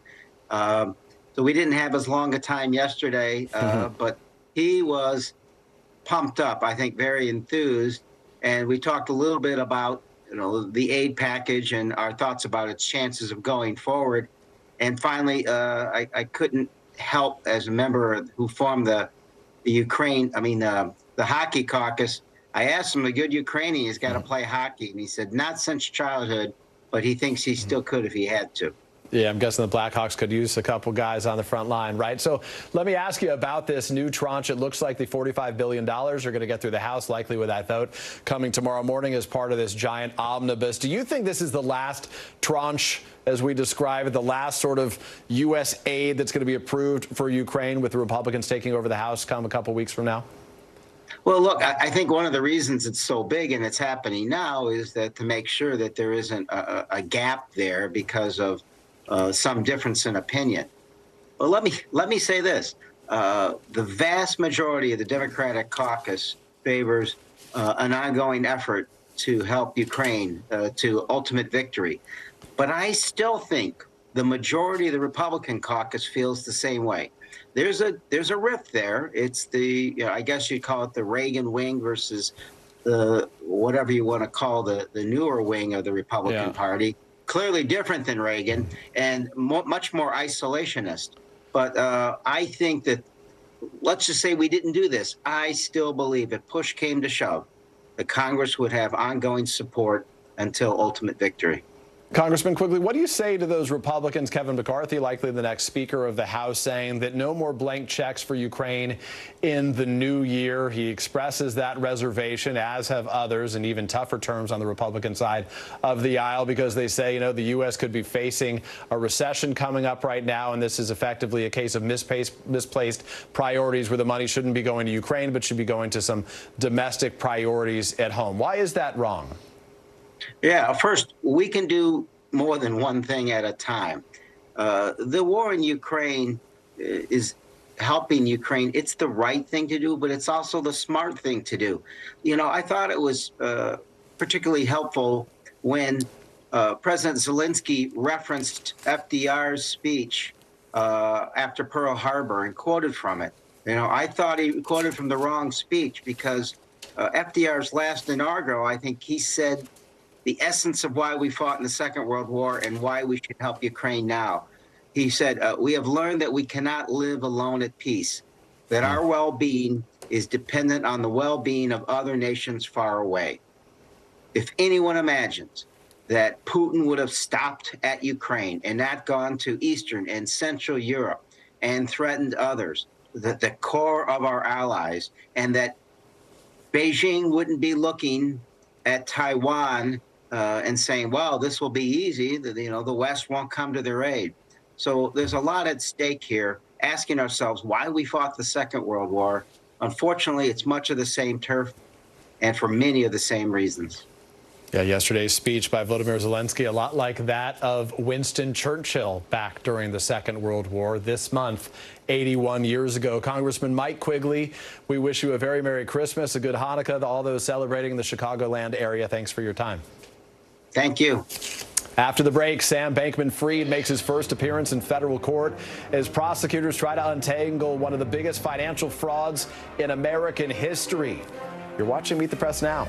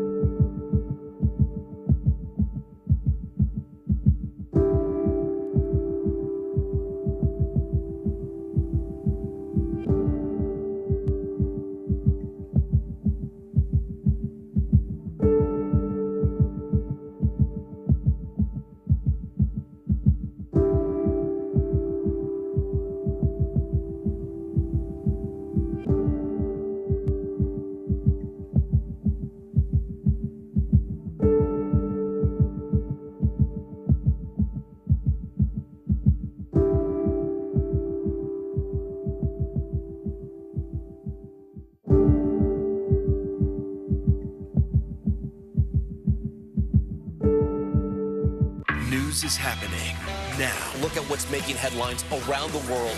Whenever it happens, wherever you are, it's here now.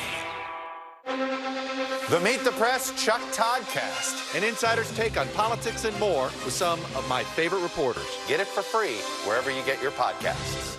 For Dateline Premium, subscribe now on Apple Podcasts. Watch NBC Nightly News with Lester Holt or listen wherever you get your podcasts.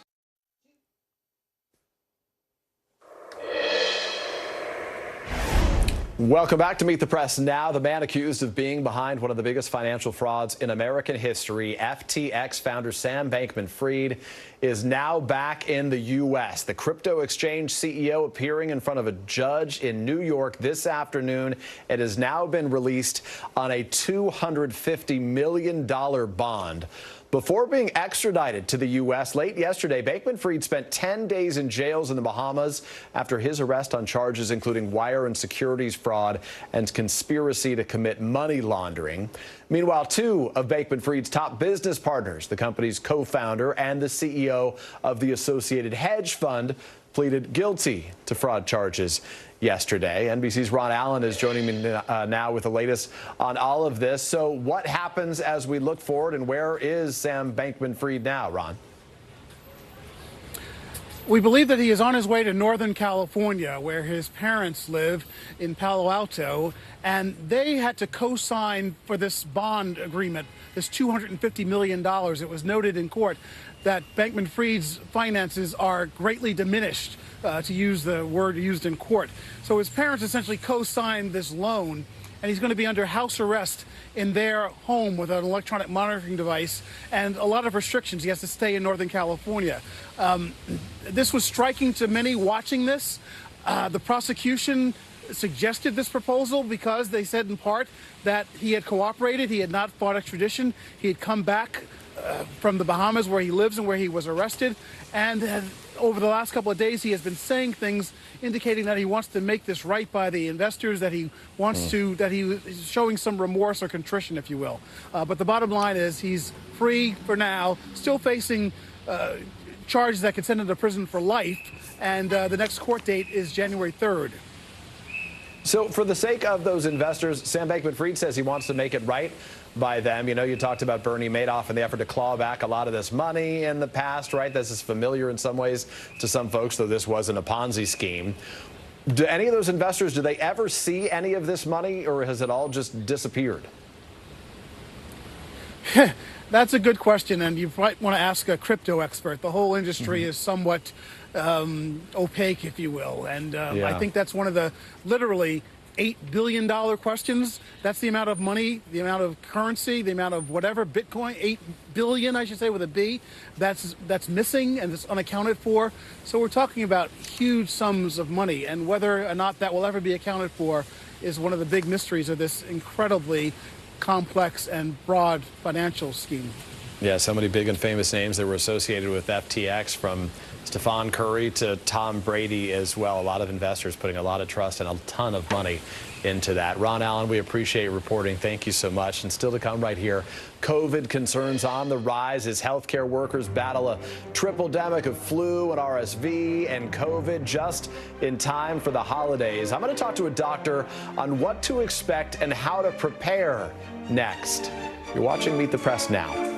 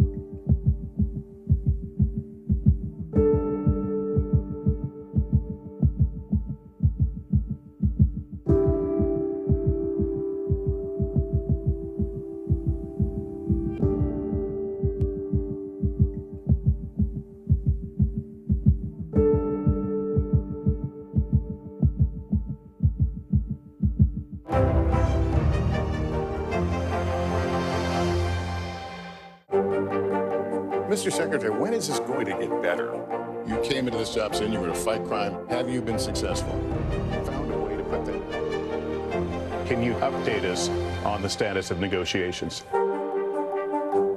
For Dateline Premium, subscribe now on Apple Podcasts. NBC News, streaming free now.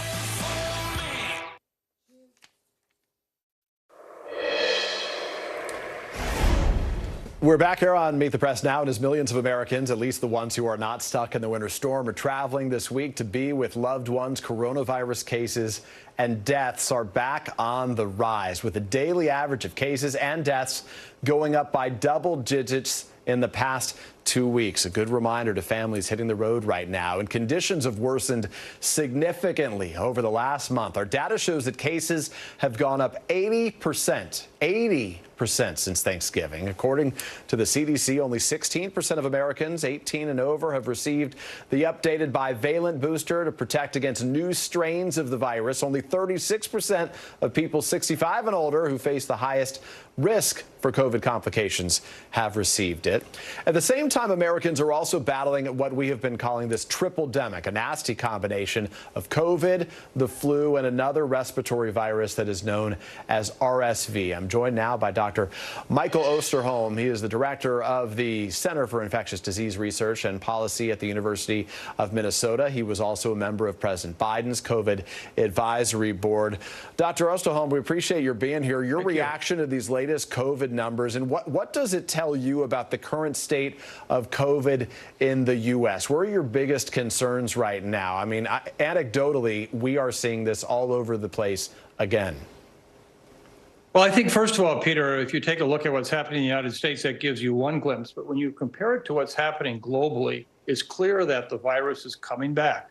And it's what we've been talking about for some time, that this virus continues to mutate, it continues to change. And with that, we can expect to see quiet periods where case numbers go up.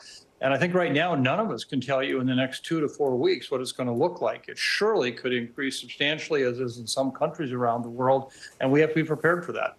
It goes unsaid that, masking up and washing hands is going to help here. But what is the best advice to those who are returning to be with their families? I feel like a year ago, the deal was you had to take a test in some families before you even walked into the door here. What should folks do to try to keep themselves safe right now, given the fact that this thing can incubate in your body for a couple of days before you even get that positive? Right. We're all trying to adjust to this stage of the pandemic and what it means. I think the first and most important thing to say is please get your booster dose. That vaccine will not necessarily protect you from getting infected or, for that matter, even becoming ill. But it has a substantial protection against serious illness, hospitalizations, and deaths. So that's really important. It's not too late because whether it's in early January you get exposed or later, you still will have the protection. It's too late to be protected for Christmas. What we do, and it seems to be working well, is just a very simple process. If you're having Christmas together, getting together, number one, nobody comes who's been exposed to somebody with COVID in the last 3 days that you know about. Number two is if you have any symptoms that day, I don't care if it's a sniffle, you can't come. And number three, test. Use the home test. And so far, people have been very successful in stopping transmission, even in get-togethers, if they use those three simple steps. Doctor, talk to us about the flu. I was talking to some doctors in Rhode Island just a couple of days ago. They said that their ER was full, 100% capacity with adults and kids right now. There are a lot of flu concerns in a lot of the country. Obviously, some of these other viruses, even the common cold, making a comeback after a couple years, where it was off our radar. We were so focused on COVID right now. How serious is flu as it relates to families? RSV, I'm hearing, is actually coming down. So the flu may be the other big problem. Well, Peter, I think we've actually had a narrative on the flu and RSV that has not been accurate. And I think that there's been, in some ways, almost hype around it. If you actually look at what's happening, we had a much earlier flu season. And that's true. We haven't seen that in 20 to 30 years. But if you actually look at the numbers of cases, I think we're going to have an average flu year. And this is exactly what was seen in Australia, in South America, and South Africa during their winter season this past summer. Early flu season looked bad initially, but just as we're seeing RSV and influenza come down, I don't think that it is, in fact, nearly as challenging. Now, what is challenging, yes, the hospitals were overrun. The story I think much of the media is missing is our healthcare system has become so underserved and capable that that's the problem. Pediatric beds have been retired out of cost. 30% of the beds in hospitals right now are being taken by people who should be in long-term care or step-downs, but there's nobody in the community that has long-term care beds available. When you add this all up, and the emergency rooms today have become mental health holding clinics. So it's the system's challenged, and if this were happening 5 to 10 years ago, yes, it would be stressful, but wouldn't be as stressful as it is right now. So yeah, be concerned, but I think you're going to see in the end, flu will not have been much more serious than any average flu year. You make an important point. I'm going to bring that thought back to our newsroom. That's a story that we should be covering, and I'll suggest it going forward, the changing face of those ERs and hospitals, given the situation for them as well. Dr. Michael Osterholm, we're glad to see you. We always appreciate your advice and expertise. Thanks, and thank you for being with us at this hour. We're going to be back with more Meet the Press now tomorrow. NBC News Now continues with Lindsay Reiser in for Hallie Jackson.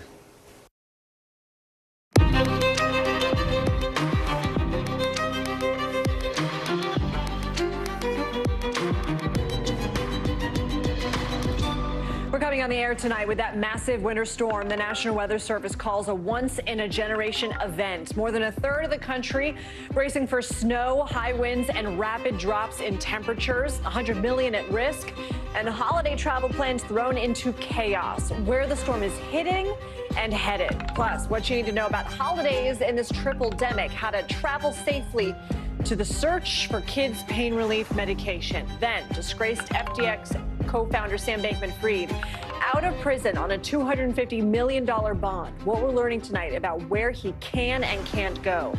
Plus, TikTok is apologizing for spying on users as they push to strike a deal with the U.S. government over security concerns, the steps they're taking. And down to the wire, the House now set to vote tomorrow on that $1.7 trillion government funding bill. Tucked into that bill, proposed changes to your 401k. How your plan could be impacted later in the show. Hey, everybody, I'm Lindsay in for Hallie. And tonight, we're coming on the air with this dangerous holiday storm in full gear. We're talking snow, high winds, plunging temperatures, flooding, and more. Take a look right now. This is a live look at Bismarck, North Dakota. Whiteout conditions you see there. Still some people on the road. We want to show you Kansas City, Missouri as well. And right now, 105 million people are under a winter weather alert because of this storm. That's about a third of the country. The National Weather Service is saying the storm could have potentially crippling impacts across the central and eastern U.S. I want to show you all the snow in North Dakota, pretty much deserted except for that one truck which looks stuck, and blowing snow you see there as well. I want to show you some video out of Kansas showing a morning commute, hard to even see the road ahead. One of the biggest concerns for officials, those widespread power outages that could last through Christmas for thousands, which could make things really life-threatening in areas across the Rockies and the Northern Plains. There will be Arctic-level cold air and freezing wind chills. President Biden earlier today warning Americans to take this seriously. It's not like a snow day, you know, when you're a kid. This is serious stuff. The timing of all this couldn't be worse. You've got the storm hitting on one of the biggest travel days of the holiday season. As we come on the air, we're seeing airlines have canceled more than 2,000 flights in and out of the U.S., delays in the thousands. For some people, the window to change their plans is closing. It was really chaos. It was back and forth. And one minute, there's a flight at 8:30 or 6:45, and then a minute it's gone. I have a partner going out west to Colorado, so I'm nervous about that one. I'm happy I get to get out before, so I don't get stuck here in the blizzard. We've got our team on the ground checking out how travel in the skies and on the roads are shaping up. Shaq Brewster driving through Benton Harbor, Michigan. Katie Beck is at Reagan National Airport in Arlington, Virginia. And we've got Bill Cairns here for the forecast. So, Shaq, let's start with you. Some people, they're planning to drive instead of fly. You've been driving all day. What are the conditions like? Yeah. Well, Lindsay, we started the day just west of Chicago in the suburbs as we got those first few flurries, and then we went south of Chicago. Now we're in Michigan as we make our way along the road here. And I want you to look at the conditions we're dealing with, where it's no longer flurries that we're seeing. You see the snow covering the ground. The visibility has gone down dramatically. We're under a blizzard warning right now, and you see most of the cars on the road, for the most part, taking it slow, taking it easy as they go through these tough conditions. Now, what you're hearing from officials all across this region is concerned not just with the snowfall. Yes, there is going to be significant snow in some areas. We know in the Chicago area, they were expecting about an inch of snow an hour through the afternoon. So yes, that is a concern, but it's really the wind that is only going to increase in the hours to come. That is what drops that visibility and creates those whiteout conditions that we've been looking at for much of the day in other parts of the country. And then those plunging temperatures. That's what leads to black ice, and that's what makes the roads so treacherous. And that's the word that you're hearing from the National Weather Service, that travel at this time could be treacherous. So right now, the guidance that you're hearing from officials is that the time for preparing is quickly come to an end, and now it's the time to hunker down and to stay off the roads, or if you must travel, to keep it slow and take it easy while you're driving. And Jack, we can see the snow levels out of the window there a little bit, and that sliver. Obviously, the truck is blocking it now. But how are people you've been talking to preparing for this? I mean, there's snow that region is used to, and then there's this. Exactly, and you know, this is an area that is used to snow, but in terms of the blizzard warning that we're seeing, this is the first blizzard warning that they've seen in over 5 years here in the Benton Harbor area. So this is more than what they are used to dealing with. And what you're seeing from different states in the region, for example, Indiana, they activated their National Guard. They have pre-positioned folks along the highways so that when drivers get stranded, if they're on the roads, that there's some assistance for those drivers. As we were going through the Chicago area, we saw plows in the morning pre-positioned on those exit ramps and those and then they started to very quickly be on the road. And we'll switch to the front camera right now, and you can actually see there's some emergency vehicles off to the side here. It doesn't look like there was any crash just yet. Actually, I see there was one car that actually completely slid off the road and is in the embankment on the right side there. So that is the concern. Officials are saying, take it slow, take it easy, because even if you do that, when you're dealing with black ice, when you're dealing with that low visibility, it's still a dangerous condition on the roads, and that danger is only expected to increase as we get into the evening and overnight hours, Lindsay. All right, Shaq, you and your crew stay safe. Thank you so much. Let's go now to Katie Beck at Reagan International Airport. So, Katie, we mentioned a third of Americans are under a winter alert. You've also got a third of Americans on the move ahead of Christmas. What's the travel situation like across the country?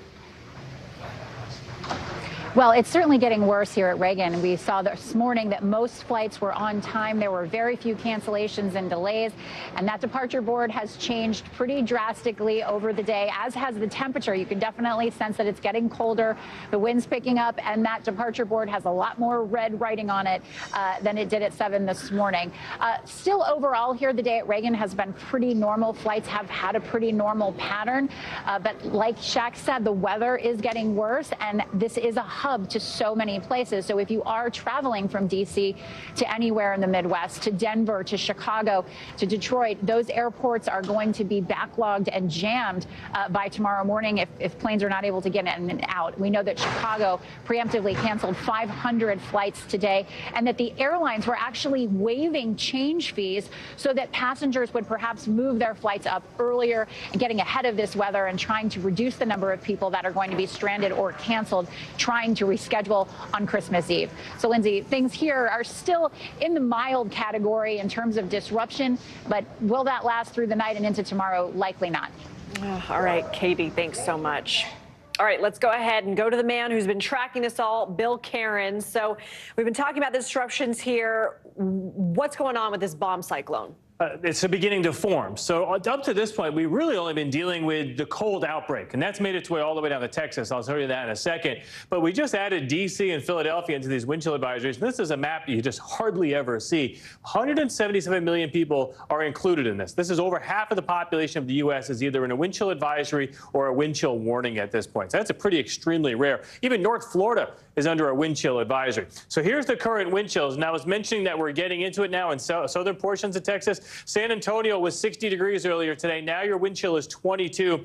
In Houston, the bottom's about to drop out. You were at 60 earlier. The cold air is now filtering in. Dallas is at -3. We're about -40 in Sioux City. Chicago earlier today was in the 30s. You're now at -9. So the cold air rushed south. And now behind our bomb cyclone that will develop tonight, the cold air is going to rush towards the East Coast. That's what everyone on the eastern seaboard has to look forward to during the day tomorrow. All the snow is mostly over Chicago down to areas of Illinois. It's been light. It's only been 1 to 2, maybe 3 inches. The snow is not the significant portion of the storm. It's going to be the plunge in the temperatures and then the strong winds as this storm really intensifies as it heads towards Detroit later on tonight and during the day tomorrow. It's going to get so strong that the winds are going to be, equivalent to like a strong tropical storm in some areas. That's 50 to 70 mile per hour wind gusts, possibly off of Lake Erie here on Buffalo, 72 mile per hour winds. That's enough for even structural damage, let alone tree limbs and trees falling down in the area.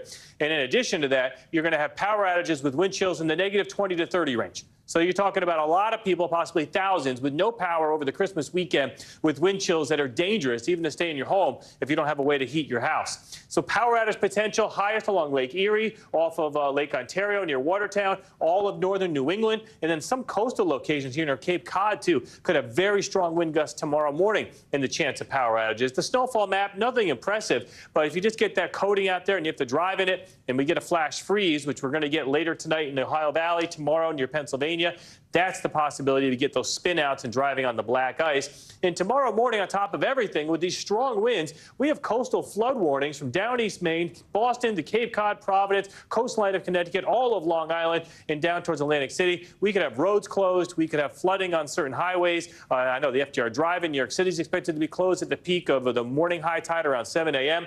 And then the rainfall on top of it, inland areas could have rainfall flooding, Lindsay. So, I mean, this is exhausting. I mean, very rarely do we have a storm that has this much of a significant impact in this large of a portion of the country. Yeah, and another reason why it's so unusual is we have President Biden, who actually got a weather briefing. I mean, usually that happens with natural disasters like hurricanes and stuff. He urged people to listen to their local officials. What do those people say on how to stay safe?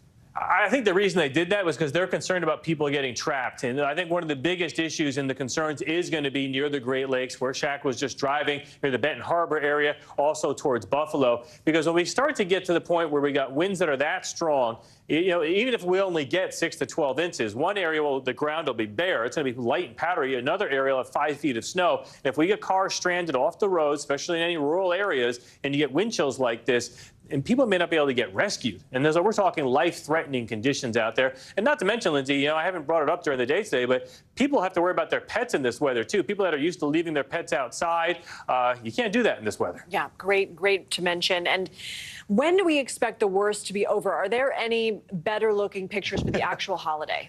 There is.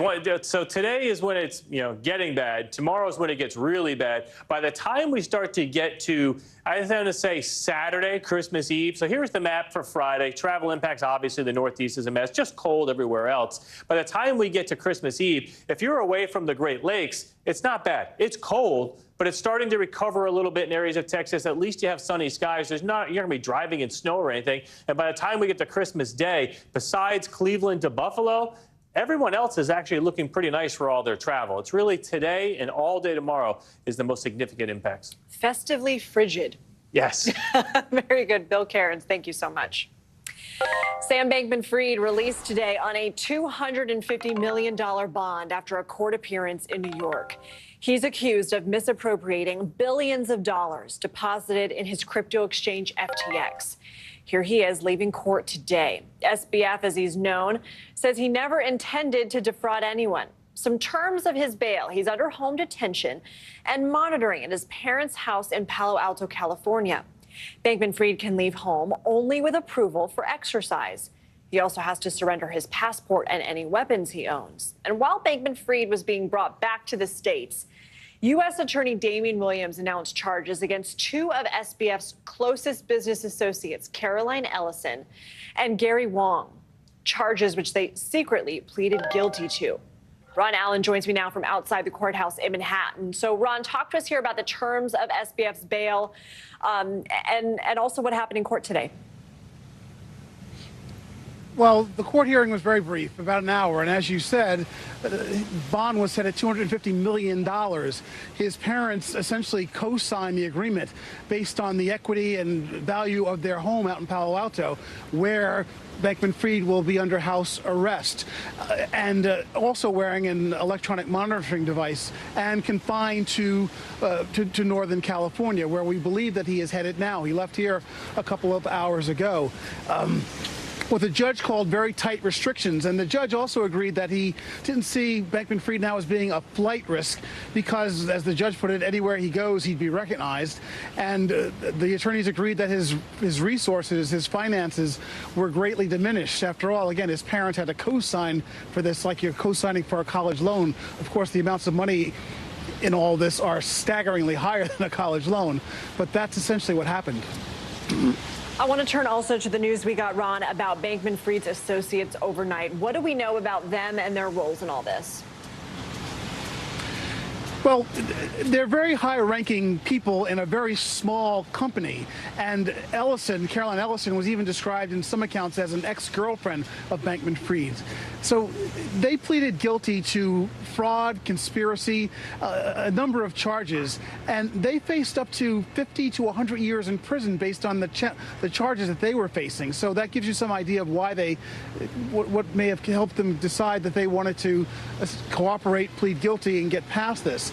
And the U.S. attorney throughout this entire process has been very adamant in saying that there could be more to come. He said to any employees who worked for any of these companies that if you've done anything wrong, you should get ahead of it and essentially turn yourself in. So it would not be surprising to see more arrests, more charges as this case continues to unfold.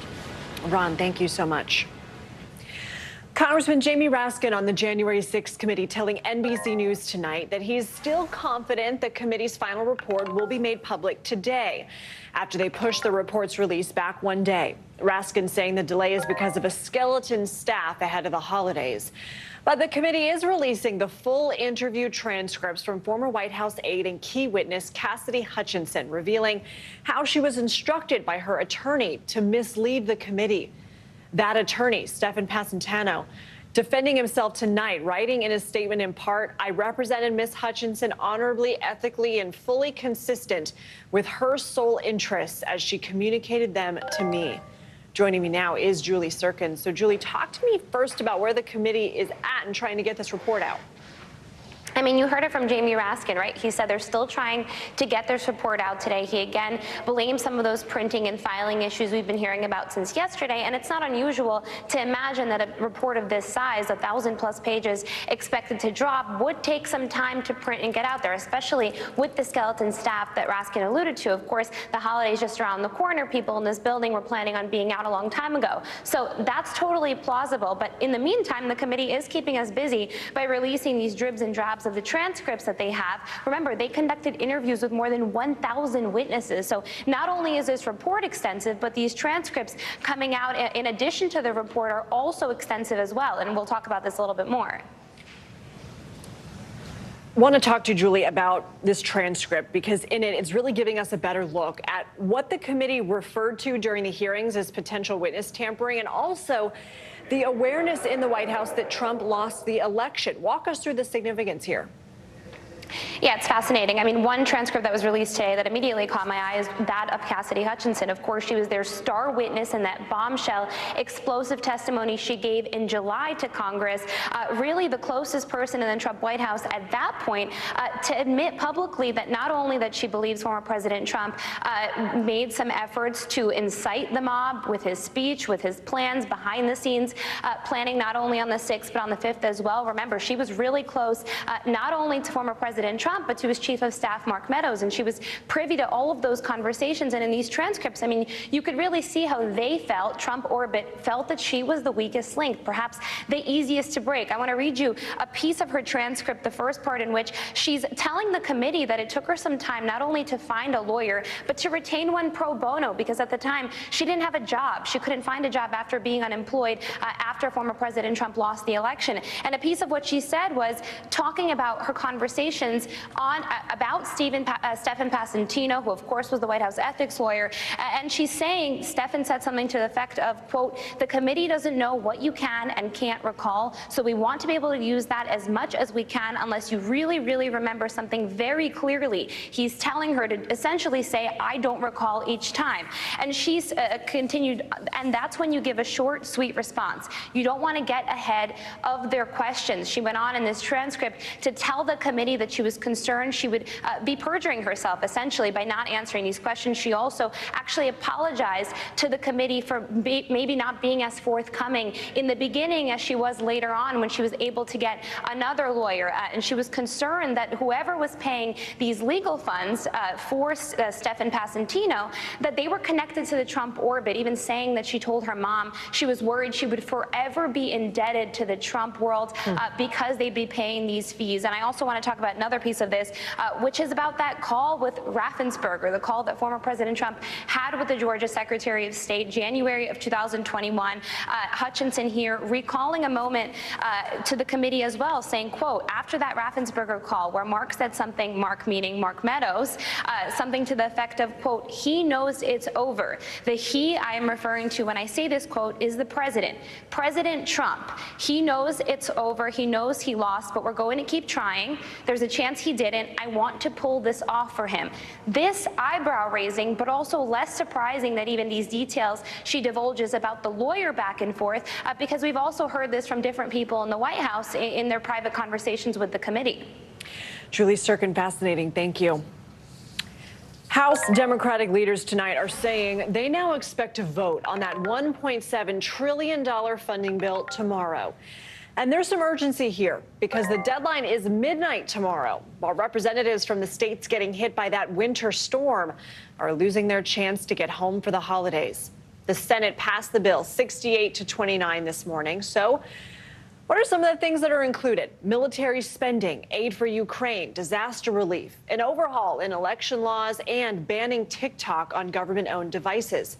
Joining me now is Sahil Kapoor. So Sahil, walk us through why the House is not voting on this until tomorrow.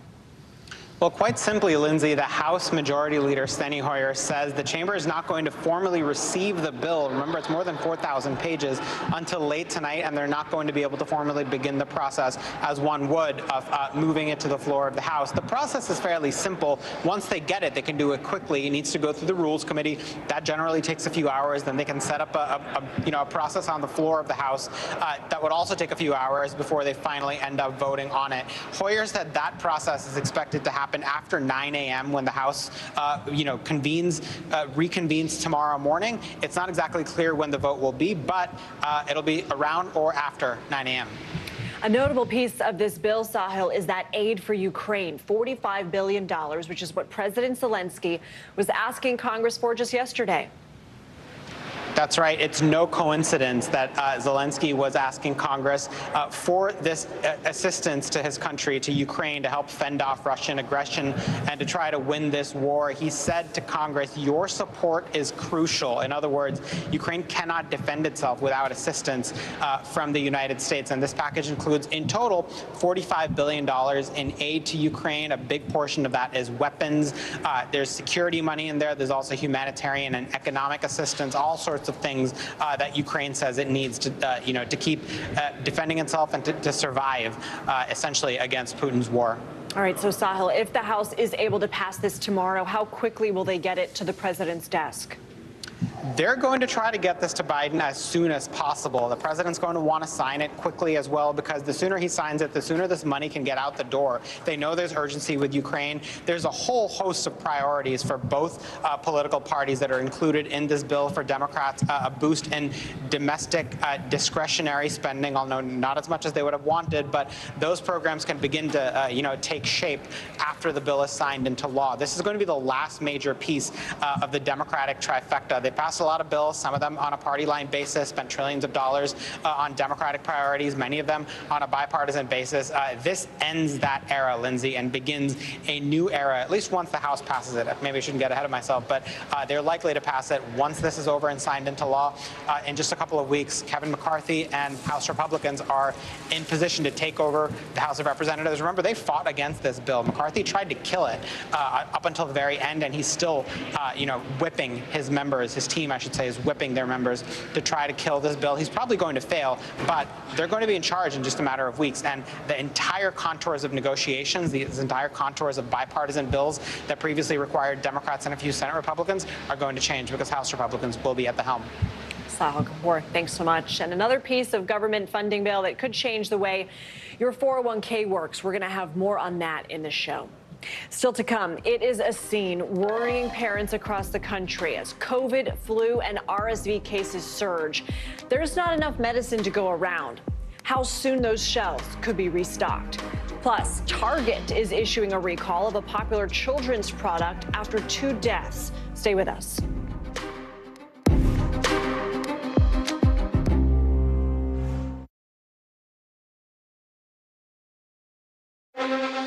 The Meet the Press Chuck Toddcast, an insider's take on politics and more with some of my favorite reporters. Get it for free wherever you get your podcasts.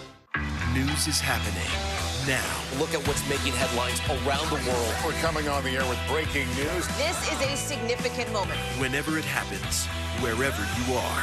NBC News, streaming free now.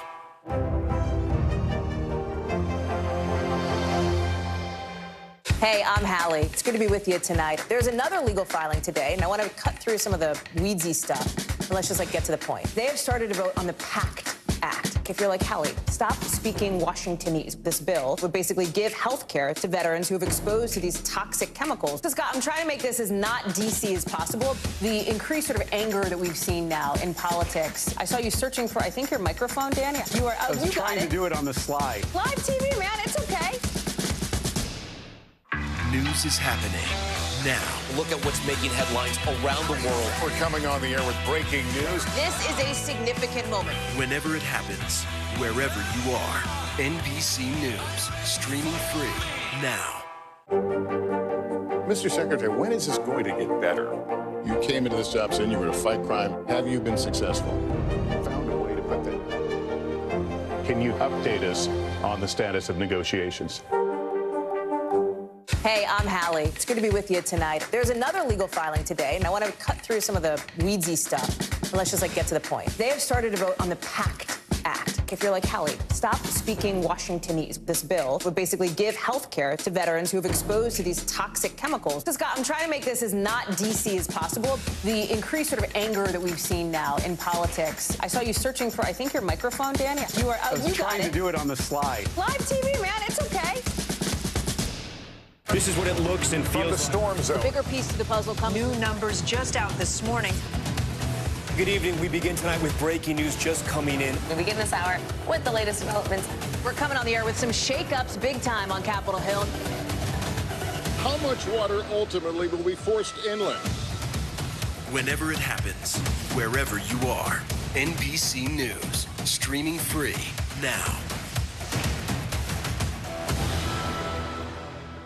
Stay on top of breaking news and the biggest stories of the day with NBC News Daily. Thank you so much for joining us. I'm Morgan Radford. And I'm Vicki Wynn. I'm Aaron Gilchrist. And I'm Kate Snow. Get in-depth reporting from across the country. What's your reaction to the president's comments? And around the world. Are Ukrainians continuing to make advances? And ways you can take care of your health. Who should be getting tested? And frankly, how often? And your wallet. Costs are skyrocketing. How to manage soaring prices. NBC News Daily. Weekdays from 12 to 4 p.m. Eastern on NBC News Now. The average life expectancy in the U.S. is dropping, but it's not just because of COVID. That story coming up in 5 things. But first, shelves are empty around the country as parents look for children's pain relief medication. It's a big problem for families dealing with rising cases of COVID, flu, and RSV.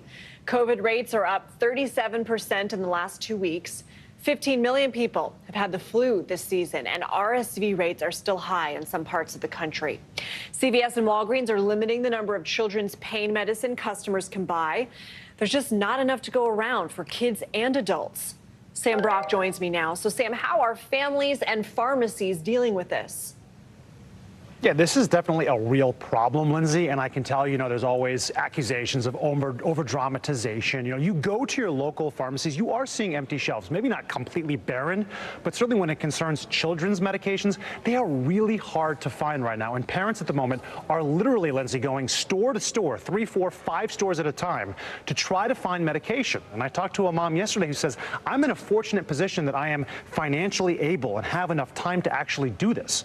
For many other families, they don't. So you could look online as well. Again, though, if you're going to order on Amazon, that might require a Prime membership, but you might have easier access that way. Whatever you're doing right now, though, the stockpile of actual medications for kids, Tylenol and Advil, for acetaminophen, ibuprofen, those are all really strained at the moment. As far as pharmacies are concerned, what they're advising to parents and to families is to use generic versions of those same active ingredients. They're just as effective. They might not just have the brand name, but they can still do the job, Lindsay. And we reported yesterday the federal government will release Tamiflu from the Strategic National Stockpile. How soon could that happen? So the federal government has been very opaque about this so far. We don't know the number of doses they're releasing. We don't have the timeline for when they will be released. Here's what we do know. The states themselves were able to access their state stockpiles. They've exhausted those. So now the states individually have to request from HHS Tamiflu doses, and then they're going to be delivered based on some quantity of need. The question is what? Because the real issue right now is that the flu season in general started early this year, Lindsay, and the question becomes, well, how long is it going to extend? What is the level of urgency on the timing front of things? So we know that that's there. But just for context, it has been a decade plus since the federal government tapped into its national stockpile back for swine flu, H1N1. That's the last time that antivirals were taken out of the stockpile until now. Well, all right, Sam Brock, thanks so much. And with more than 7 million Americans flying somewhere for the holiday, airports and planes are going to be crowded. There's no mask mandate on public transportation. So how can travelers stay healthy this holiday season? Joining me right now is Dr. Natalie Azar. So, Doctor, when it comes to travel, how concerned are you seeing how many people are traveling? Do you think we're going to see a spike after the holiday season? I don't think we will. I pretty much know that we will. I mean, we see it after every major holiday. Since COVID started, we've seen a spike in the number of cases, and it's all the conditions. It's a perfect storm. People gathering who are in different households, all of these travel hubs along the way. It's too late to get vaccinated now to be protected for this holiday season, but it's never too late to put a mask on, and that's still your best protection at this point, Lindsay. So mask in a crowded airport, on a plane, everywhere at this point? I would do it anywhere you're in an indoor crowded area where you are not familiar with the people around you and you don't know their vaccination status. Unless you're eating or drinking, I would wear the mask. All right, let's talk about some of the things that Sam Brock was talking about. So first of all, this shortage, I've got a 9-month-old, and when we go to the drugstore and we see there's only a little bit of children's Tylenol left, it is very worrisome. What can parents do if they can't find it? Right. So, and I know that I don't want this to sound like a cop-out answer, but really the first thing to do if you're concerned or you're not sure is to call your pediatrician. They have been fielding these calls now for the last number of weeks, and they have a lot of really good recommendations, and they have a lot of good tricks up their sleeve. There are other brands that actually are making these medications, acetaminophen and ibuprofen, one called Genexa. As Sam mentioned, you don't need to go brand. You can go with the generic. A couple important points. If your child is 2 or older, you can do a chewable. If your child is around 11 or 12, you can actually, it's a good time to teach them how to take a tablet or how to swallow a capsule. I mean, they don't need to do the liquid anymore, because that's really what was a shortage. And I always say this every time I'm on air talking about this. If your child is less than 3 months and has a fever, you definitely need to call the pediatrician. But if the child is older and they have a fever, but they're eating, they're drinking, they're peeing, they're pooping, they're playing, and they just seem a little bit uncomfortable, you don't need to rush to treat that temperature just to make yourself feel better. If they're really uncomfortable, then you definitely want to bring that fever down. Okay, good to know. And then also Tamiflu, this release from the national stockpile. What are the updated recommendations? So the FDA released some updated recommendations, and they basically said, well, first of all, let's just remember what Tamiflu does. It doesn't necessarily keep people, oh my God, what am I saying? The Tamiflu, just like the antivirals for COVID-19, are really meant to prevent severe disease. They lessen the symptoms, duration of symptoms in average healthy people by about a day. So what they've basically said, Lindsay, is that if you're an otherwise healthy adult and you have the flu, you don't need to take Tamiflu. Kind of to sort of, we have a scarcity in resources, just sort of, hold on to that. If you're older, if you're in the hospital, there are actually other medications besides Tamiflu. It's not the only antiviral for flu that you could get if you're in the hospital. So I think that's important. It kind of flew under the radar a little bit. I don't think you need to rush to take Tamiflu if you're otherwise healthy and you test positive for flu. Okay, Dr. Azar, thank you so much. Always good to know.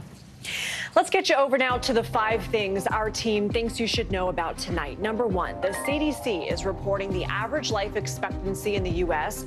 dropped for the 2nd straight year in 2021. It's now at 76.4 years, the lowest in 25 years. The report blames the drop on 2 factors, the COVID-19 pandemic and an increase in drug overdoses.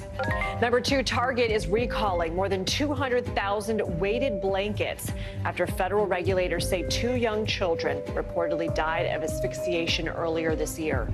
The Consumer Product Safety Commission says the Pillow Fort weighted blankets can actually trap kids inside, and they, along with Target, are urging people to stop using the blankets immediately. Number 3, omelet lovers may have noticed a higher grocery bill in the last few months because the price of eggs has skyrocketed almost 50% since this time last year. And it's due to a severe bird flu pandemic across the U.S. About 37 million of them have died since the start of this year. Number 4, the U.S. Postal Service is making sure Santa doesn't come late. USPS says it's on track to meet its holiday delivery deadlines. All this despite a nationwide worker shortage and an impending winter storm. Number 5, there's just 1 day left to buy tickets for tomorrow's Mega Millions drawing, the jackpot, ballooning to $510 million yesterday. It's the 2nd highest Mega Millions jackpot this year alone after October's $1 billion prize. That jackpot was won by a lottery club in Oakland, California. When we come back, new rules for your 401k could be on the way, how it could change how you save for retirement. Plus, TikTok admitting today it spied on some of its users. Details when we come back.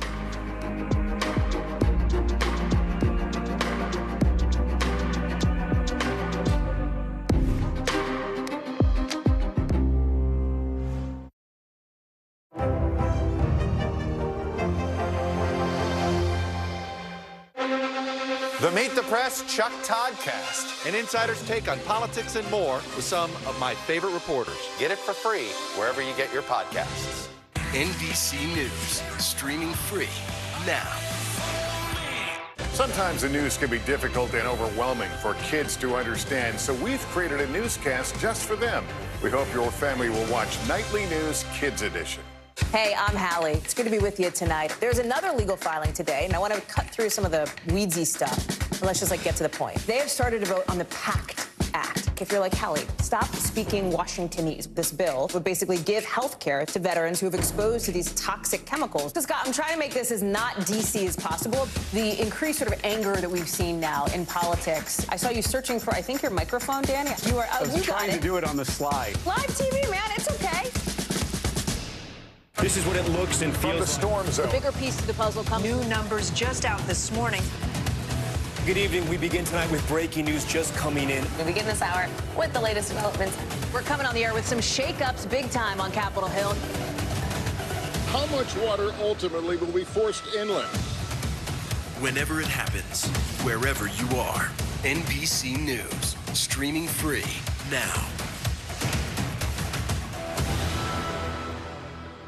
Stay on top of breaking news and the biggest stories of the day with NBC News Daily. Thank you so much for joining us. I'm Morgan Radford. And I'm Vicki Wynn. I'm Aaron Gilchrist. And I'm Kate Snow. Get in-depth reporting from across the country. What's your reaction to the president's comments? And around the world. Are Ukrainians continuing to make advances? And ways you can take care of your health. Who should be getting tested, and frankly, how often? And your wallet. Costs are skyrocketing. How to manage soaring prices. NBC News Daily. Weekdays from 12 to 4 p.m. Eastern on NBC News Now. Hey, I'm Hallie. It's good to be with you tonight. There's another legal filing today, and I want to cut through some of the weedsy stuff. And let's just get to the point. They have started to vote on the PACT Act. If you're like, Hallie, stop speaking Washingtonese. This bill would basically give health care to veterans who have exposed to these toxic chemicals. So, Scott, I'm trying to make this as not DC as possible. The increased sort of anger that we've seen now in politics. I saw you searching for, I think, your microphone, Dan. You are. I was trying to do it on the slide. Live TV, man. It's okay. This is what it looks and feels. From the storm zone. The bigger piece to the puzzle comes. New numbers just out this morning. Good evening. We begin tonight with breaking news just coming in. We begin this hour with the latest developments. We're coming on the air with some shakeups big time on Capitol Hill. How much water ultimately will be forced inland? Whenever it happens, wherever you are, NBC News, streaming free now.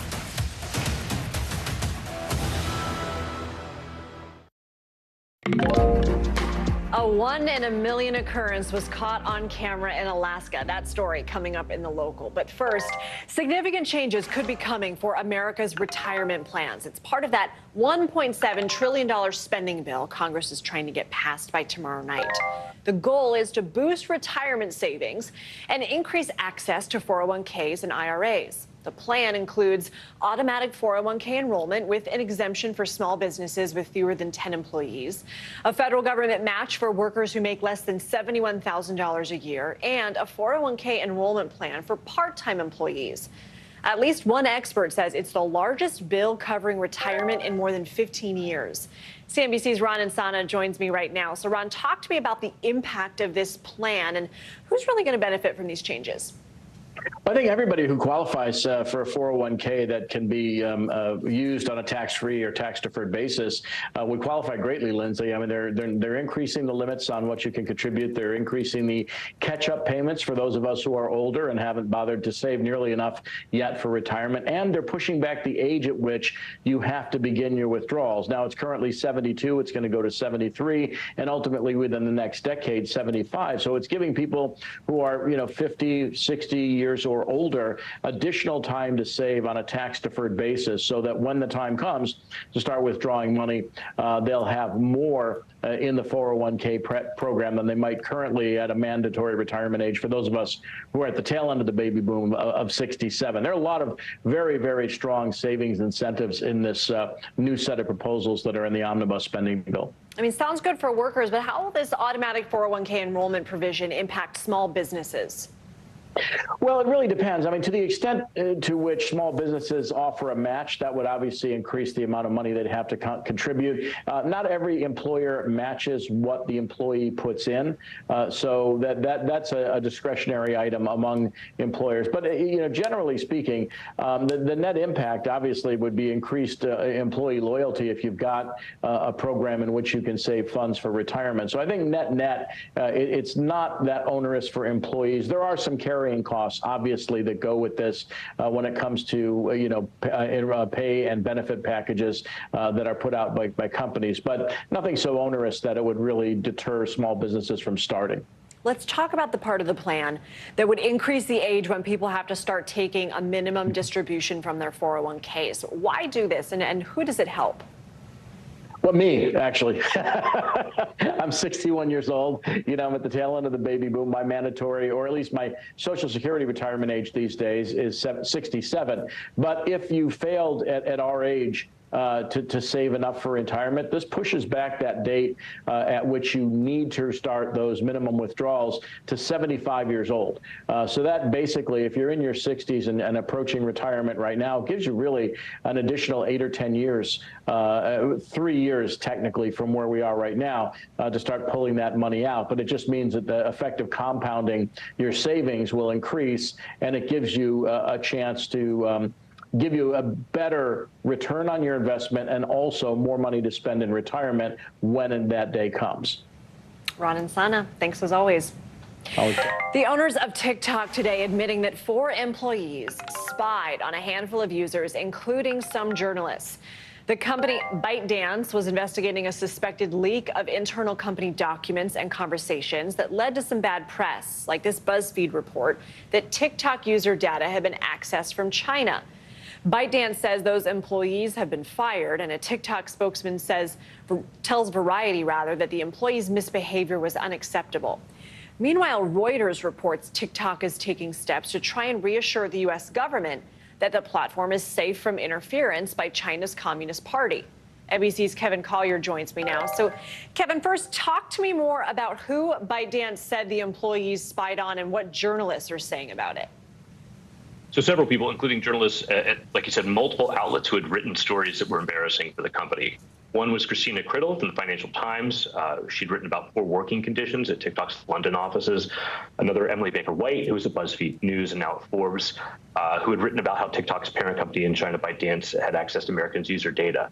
You know, most apps can send user location data back to the company. And in this case, TikTok exploited that capability to track where the reporters had physically been, to see if they'd been in the vicinity of TikTok employees, as a means to suss out which workers had been talking to the press.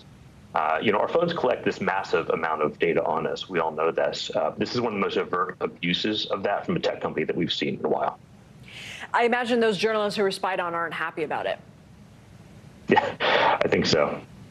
Bans right now on TikTok are gaining momentum. The New York Times reporting at least 14 states have banned the app on government-issued devices. People were already wary. Now they're caught in sort of this firestorm, right? Just as they're trying to convince the government that the platform is safe, right? Mm-hmm. Yeah, right. I mean, whenever we talk about TikTok as a vector for the Chinese government to spy on Americans, I think it's important to step back and remember that China has acquired significant personal information on practically every American adult. The Ministry of State Security there has, in the past 8 or so years, hacked credit monitoring company Equifax, getting Social Security numbers. They've hacked companies like Marriott to get travel information, insurance companies for Americans' medical data. They hacked OPM, which is essentially the United States government's HR department, for details for who's worked for the government. That's all the prologue to today. So these bans that you're talking about, statewide bans on government-issued phones, TikTok may push back on that, but it would certainly seem to undermine the company's claims that it's trustworthy when it's engaging in this kind of overt abuse that we've learned of today. Kevin Collier, thanks so much.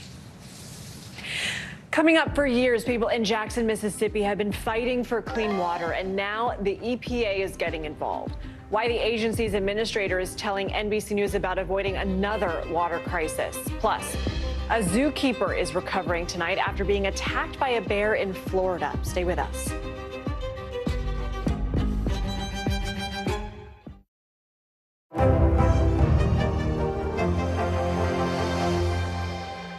Sometimes the news can be difficult and overwhelming for kids to understand, so we've created a newscast just for them. We hope your family will watch Nightly News Kids Edition. The Meet the Press Chuck Toddcast, an insider's take on politics and more with some of my favorite reporters. Get it for free wherever you get your podcasts. For Dateline Premium, subscribe now on Apple Podcasts. Hey, I'm Hallie. It's good to be with you tonight. There's another legal filing today, and I want to cut through some of the weedsy stuff. But let's just get to the point. They have started to vote on the PACT Act. If you're like Hallie, stop speaking Washingtonese. This bill would basically give health care to veterans who have exposed to these toxic chemicals. So, Scott, I'm trying to make this as not DC as possible. The increased sort of anger that we've seen now in politics. I saw you searching for, I think, your microphone, Danny. You were I was trying to do it on the slide. Live TV, man. It's okay. This is what it looks and feels. From the storm zone. The bigger piece to the puzzle comes. New numbers just out this morning. Good evening. We begin tonight with breaking news just coming in. We begin this hour with the latest developments. We're coming on the air with some shakeups big time on Capitol Hill. How much water ultimately will be forced inland? Whenever it happens, wherever you are, NBC News, streaming free now. Stay on top of breaking news and the biggest stories of the day with NBC News Daily. Thank you so much for joining us. I'm Morgan Radford. And I'm Vicki Wynn. I'm Aaron Gilchrist. And I'm Kate Snow. Get in-depth reporting from across the country. What's your reaction to the president's comments? And around the world. Are Ukrainians continuing to make advances? And ways you can take care of your health. Who should be getting tested, and frankly, how often? And your wallet. Costs are skyrocketing. How to manage soaring prices. NBC News Daily. Weekdays from 12 to 4 p.m. Eastern on NBC News Now. News is happening now. Look at what's making headlines around the world. We're coming on the air with breaking news. This is a significant moment. Whenever it happens, wherever you are. NBC News, streaming free now. Mr. Secretary, when is this going to get better? You came into this job saying you were going to fight crime. Have you been successful? Found a way to put that. Can you update us on the status of negotiations? Sometimes the news can be difficult and overwhelming for kids to understand. Ukraine and Russia. Could you help me understand what's going on? So to help make sense of it all, we've created a newscast just for them. We hope your family will watch Nightly News Kids Edition. Sometimes the news can be difficult and overwhelming for kids to understand, so we've created a newscast just for them. We hope your family will watch Nightly News Kids Edition. For Dateline Premium, subscribe now on Apple Podcasts. NBC News covers hundreds of stories each day, and because you couldn't possibly read, watch, or listen to them all, our bureau teams have done it for you. This is what they tell us is going down in their regions in a segment we call The Local. From our Northeast Bureau, the New York Attorney General's office says it's looking into a number of issues surrounding a Republican congressman-elect after his past was called into question. George Santos has been accused of fabricating key details of his background, including his education and work history, according to a report in the New York Times. His lawyer calls these defamatory. Santos himself took to Twitter today saying, quote, "I have my story to tell and it will be told next week." From our Southeast Bureau, a captive black bear attacked a zookeeper in Jacksonville, Florida. The bear managed to escape its enclosure just after the zoo closed. Sadly, an animal control officer was forced to use lethal force against the 5-year-old bear. The zookeeper was rushed to the hospital and is expected to recover. Out of our Western Bureau, an Alaska couple captured this incredible footage of a bull moose shedding its antlers right in front of their doorbell camera. You're going to see the moose shaking his head there, and then both massive antlers pop off, startling him. You can see the neighbor there holding him up. No need to worry, it's a normal occurrence. These moose regrow their antlers every year. Back in August, torrential rain in Jackson, Mississippi caused flooding, which knocked out the water system. You probably remember the coverage. The situation was bad. The city didn't have enough water to flush toilets and fight fires. They even ran out of bottled water to give to residents. When the water finally came back, there was a boil water advisory. The water crisis in Jackson isn't new. It's been going on for decades.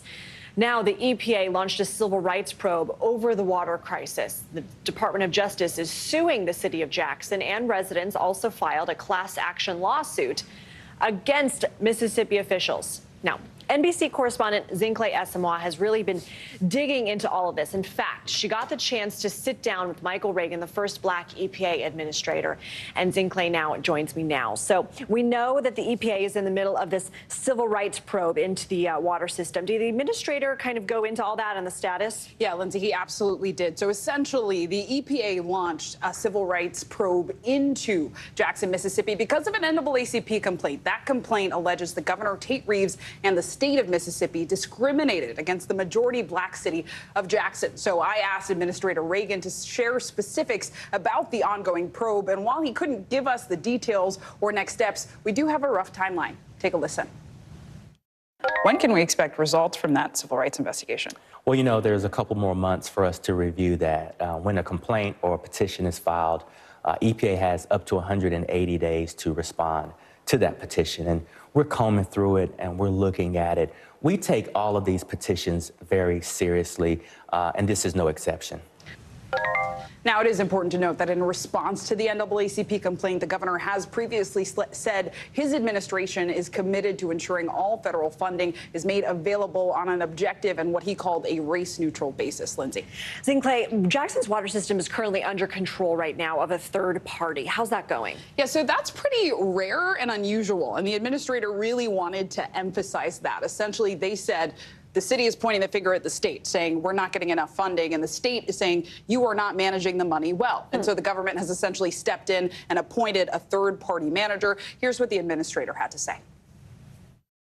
It was at EPA's behest, along with the Department of Justice, that we determined that there needed to be a third party involved with some judicial oversight to ensure that everyone was playing fairly and investing in Jackson's water infrastructure. And notably, the last time the EPA tried a similar tactic, appointing a third-party manager, it took about 10 years. Comparatively, Reagan points out, it only took them about 5 months. But they did say, when I asked, has the government failed residents of Jackson, he acknowledged, we have not invested enough. And that's what he's hoping this will be, an investment in the people there. And Zing-Clay, we've been talking about this massive winter storm that's headed to so many parts of this country. Is Jackson's water system going to hold up? I think this has everyone holding their breath, right? Because we have these big freezes coming. When pipes freeze, what happens? They often burst. Now, the mayor has recently said, Mayor Chokwe Lumumba of Jackson, that he can't